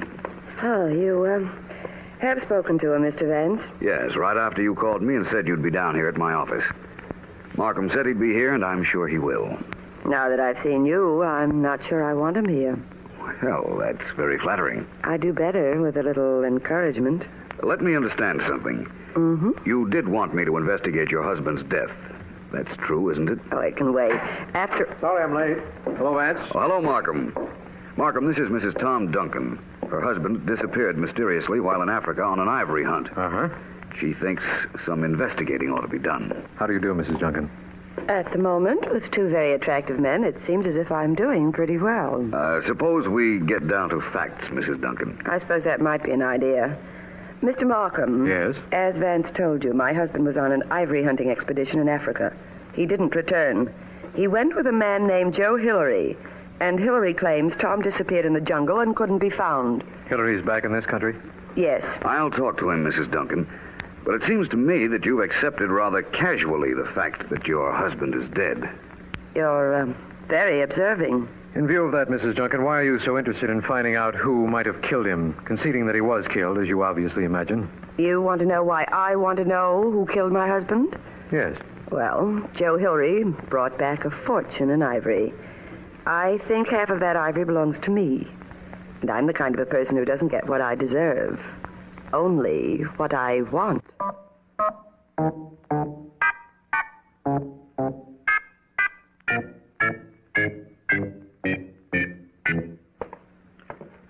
Sorry you had to come out of the house to take the rest of those letters, Donna. I'm equally sorry you have to work on your day off. It's all right, Joe. I've been here before. Remember? Let's forget all that for now, please.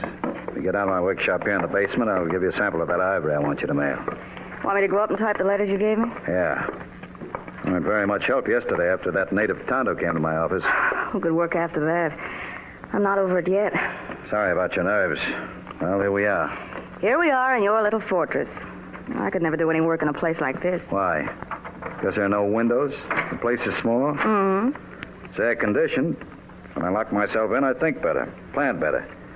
Come, take a look inside while I get the sample for you. I've seen the inside. You've got so much junk in it, there's hardly room to sit down. Tools and nails and springs and vices and... Oh, what's the use? Give me the ivory and I'll get on with my work. There you are. Here's the sample. Want to come in a minute? No, thank you. Very well. See you later. So long. Oh, for heaven's sake. What are you doing, Joe? Putting a bar across the door? Certainly. I don't want to be disturbed, Donna. I really don't want to be disturbed. Wouldn't it be funny, Joe, if you were disturbed despite anything you might do to protect yourself?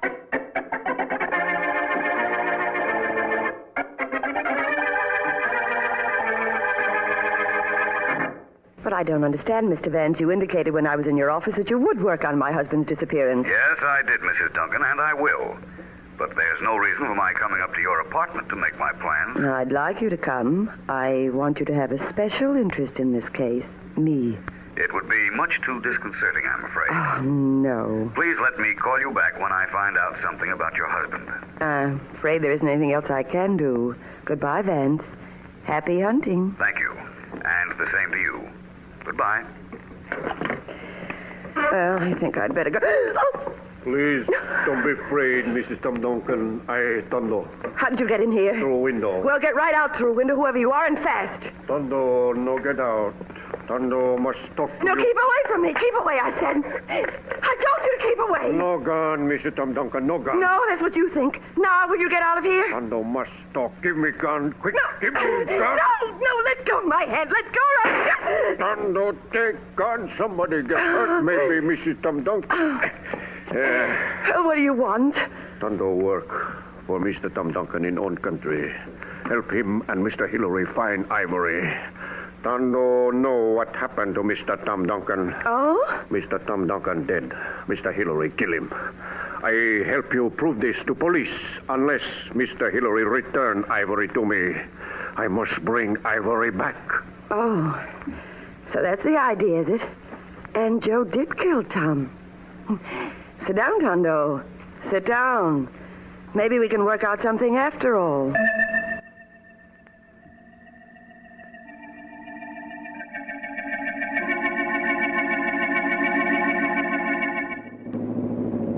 It seems logical enough to me that if we are to find out what happened to Tom Duncan in Africa, we come here to see Joe Hillary, the man he was with.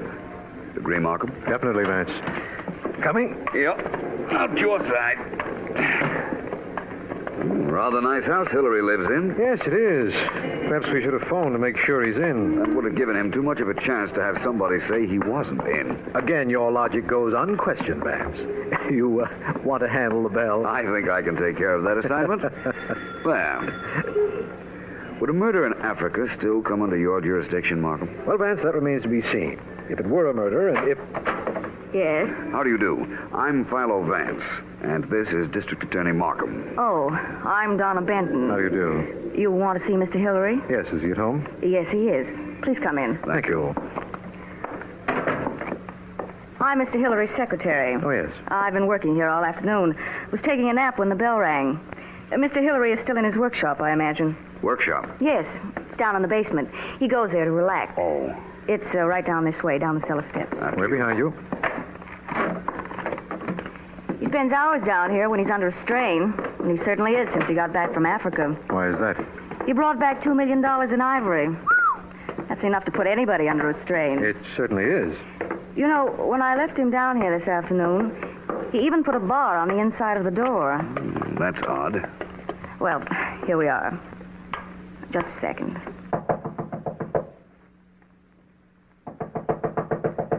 Perhaps he fell asleep, too. Well, there's no place to sleep in there, just a room full of tools and junk. Doesn't sound too comfortable. Mr. Hillary? Mr. Hillary!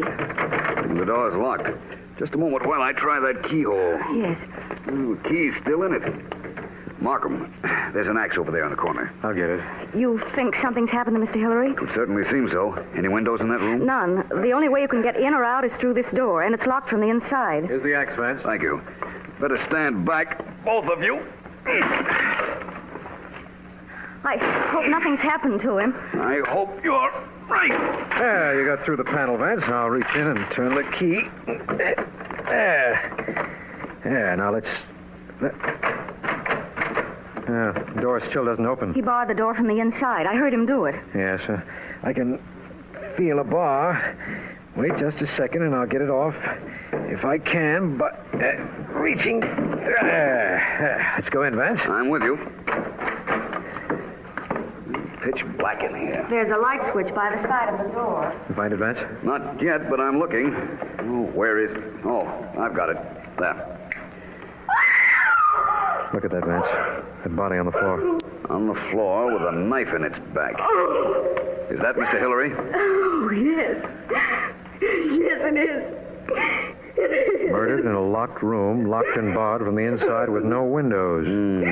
Vance, this kind of a mystery should be enough for even you. Markham, right now, the only thing I can tell you is that it's too much for even me.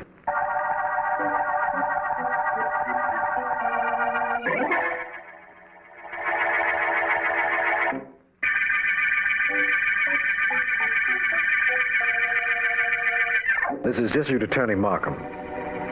The Ivory murder case began in Africa, but culminated here in the killing of Joe Hillary, knifed to death in his small workshop under impossible conditions. We know that Tom Duncan, Hillary's partner in the ivory hunt, disappeared in Africa, and that Duncan's wife wasn't too concerned. And from Hillary's secretary, Donna Benton, we found out that Tondo, an African native, had threatened Hillary.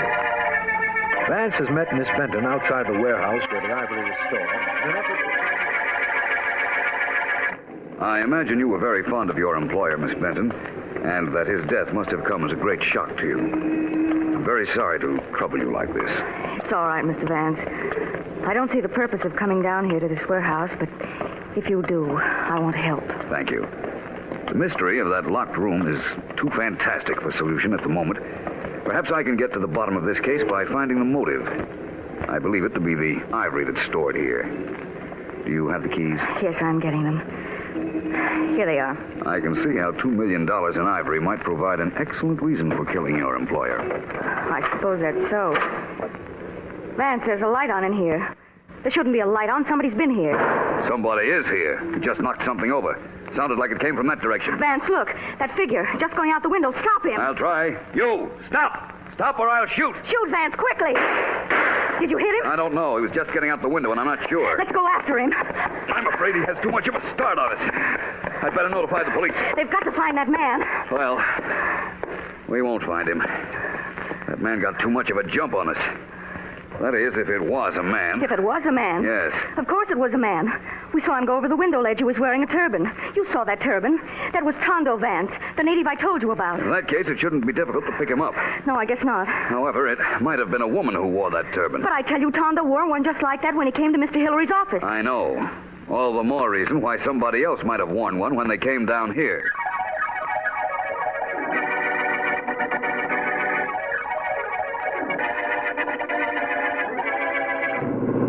You've been quiet a while, Vance, thinking? Definitely. While we're en route to Mrs. Duncan's house, I can think of nothing better to do than try and figure out the mystery of the locked workshop where Hillary was killed. Now, you go right ahead. I won't disturb you. But I bet you're glad I'm going with you, inasmuch as we're going to see Mrs. Duncan. Very glad. Markham, in fiction, there are several ways people have been killed in locked rooms. Certainly. The most commonplace one, of course, is where a thin pair of pliers is used to turn the key from the outside. Then there's the business of trapdoors, false windows, and so on. Uh-huh. Only none of them apply to this particular locked door situation. Wait a minute, Vance. Yeah?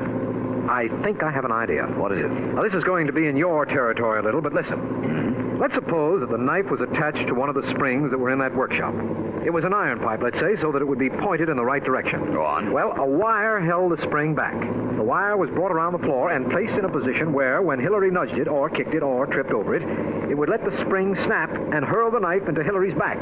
Vance, it could have been done that way. You mean because of all the wire and springs lying around the room, it would be something Hillary wouldn't have seen? That's right.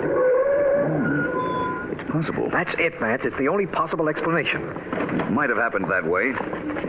I'll let you know after we see Mrs. Duncan. Good. You know, I rather like myself with that theory, Vance. I assure you that the affection is not misplaced. But what I want to know right now is whether Mrs. Duncan wore a turban and got herself shot at by me down at the warehouse. And if she did? You'll find out, my friend. And so will she. I'm fairly certain this case is coming to a very successful conclusion, Markham. We know how the murder was committed. All we have to do is find out who did it. I never agreed that we did know how the murder was committed. All I said was your theory was possible. Hello, Mrs. Duncan. Well, Vance. And Markham. What did you bring him for? Protection? Perhaps. May we come in? Why? Well, for one thing, so we can ask you why it is that your arm is bandaged. I sprained it. And you see, you can ask that just as well when you're standing outside. It isn't the answer he expected, I can tell you that. He's given me so many wrong answers. What could he expect? I'm sorry I can't invite you in, gentlemen. Unless, of course, this is a very official visit, in which case I have no alternative. It is official, but we have no warrant, if that's what you mean.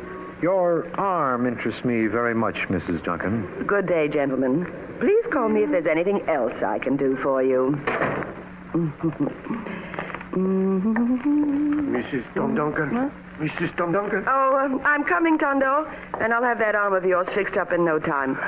Bullet wounds can be very dangerous. You fix for Tondo. Mm-hmm. Tondo, remember this always. Oh, it's all right, Tondo. It's the least I can do for you after all you've tried to do for me.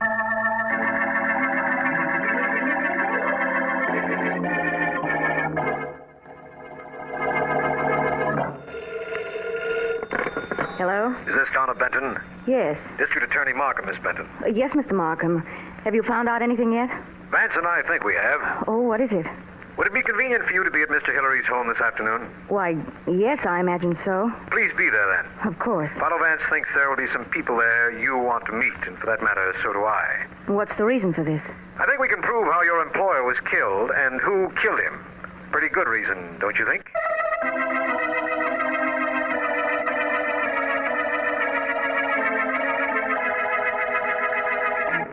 All right, Tondo. That bandage will hold. And after you put your coat on, nobody will notice it. Thank you, Mrs. Tom Duncan. Thank you. Now, I must go back and get Ivory. Well, there's really no hurry about that, is there, Tondo? I mean, you can wait a while, can't you? Well, Tondo must bring Ivory back to own country. Is reason Tondo come here. Tondo sorry he caused many people many trouble. Tondo should be sorry. Oh, Mr. Vance. That's right. While Markham and I were talking to you a little while ago, I took the liberty of snapping the lock on your door so I could come back. You not want him here? Tondo take care of him, Mrs. Duncan. That would be a man-sized job even if we had two good arms, Tondo. No, just sit there till we hear what Vance has to say. It isn't very much. I just want both of you to come down to Joe Hillary's workshop in the basement of his house at 4 o'clock. Oh? You see, we've figured out, at least Mr. Markham has figured out how the murder was accomplished. We want you there. Why us? Oh, come now, Mrs. Duncan. I think we can prove who killed Hillary. So it's practically imperative for you two to be there.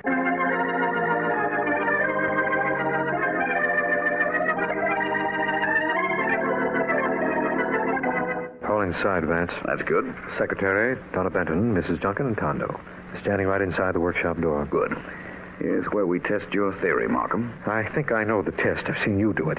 You've set up a knife inside an iron pipe and held it back with a spring. Then you stretched a wire that held the spring back over to the spot where we found Hillary's body. That's right. You and I know that's how Hillary was killed, and one other person knows it, the murderer. Presumably. We'll ask each one of them to walk over to the spot where the wire is stretched, after informing them all that the room is exactly the way it was when Hillary was murdered. The one that refuses to walk over to that spot, lest he trip the wire and release the knife, must be the murderer. Well, come on in, Markham, and we'll see. This is really ridiculous. My apologies to you all. May I have your attention? Thank you. You're all entitled to know why you're here. No, I should think so. There was a murder committed in this room. A murder committed presumably behind a locked and barred door. That's right. All right, Markham, take over. Right, Vance. Now, listen, everyone. We figured out how that murder was accomplished, and we've arranged this room just as it was when Joe Hillary came down here the day of his death. What do you mean you arranged this room? We believe Hillary walked into a death trap, a trap that involved a spring, a knife, and a wire. We found Hillary in that corner over there. Mrs. Duncan? Yes? Please walk over toward that corner now. Oh, now, Mr. Markham, please. Do as I say. And get myself killed? I'm too attractive to die, remember? Get yourself somebody else. Yeah. Tondo, you walk over there. No, Tondo not walk over there. Tondo afraid. Tondo get killed like Mr. Hillary get killed. According to your theory, Markham, that makes two murderers you have. That is a little confusing, isn't it? Miss Benton? Yes, Mr. Markham. Please walk over to that spot in the corner. Certainly. Well, here I go. Stop. Well, Markham, by your reasoning, this murder was done by Mrs. Duncan and Tondo. Exactly. They worked in collaboration. Mrs. Duncan wanted Hillary dead because he wouldn't give her a share in the ivory after killing her husband. Tondo helped her because she promised to help him get the ivory back to Africa. Your reason for believing the two of them committed the murder was because neither would walk to a spot where they thought they might be killed, just as Hillary was killed. Yes, only Miss Benton didn't refuse to walk over there. In that case, Markham, take my word for it. You can arrest Miss Benton for murder.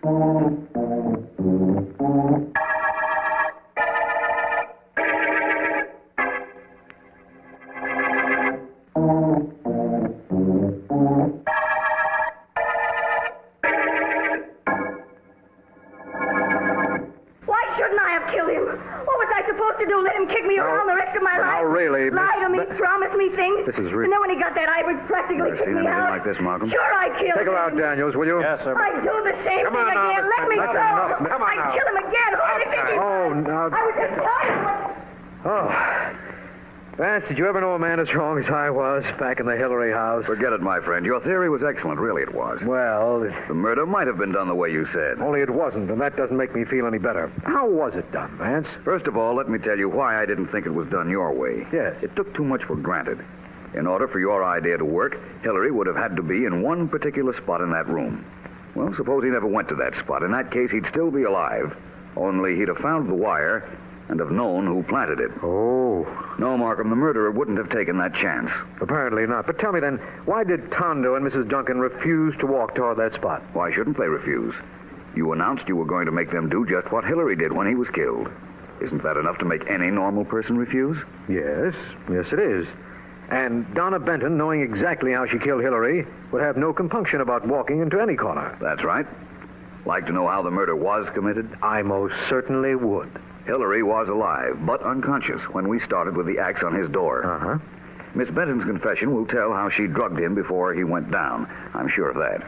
If you say so, all right. Hillary is alive. We broke down the door. Then what? Then Miss Benton ran over to where his body was, plunged a knife into it, while you and I were fumbling for the light switch. She saw the body in the dark? Yes, she could see the outline. That was all she needed. I imagine if we hadn't gotten there, she'd have called the police and would have done her little knife trick when they broke down the door. Well, all I can say is thanks, Vance. Thanks for figuring this out. I have to admit I imagined you would from the very beginning. All I can say is that I'm glad we're at the end of the Ivory murder case.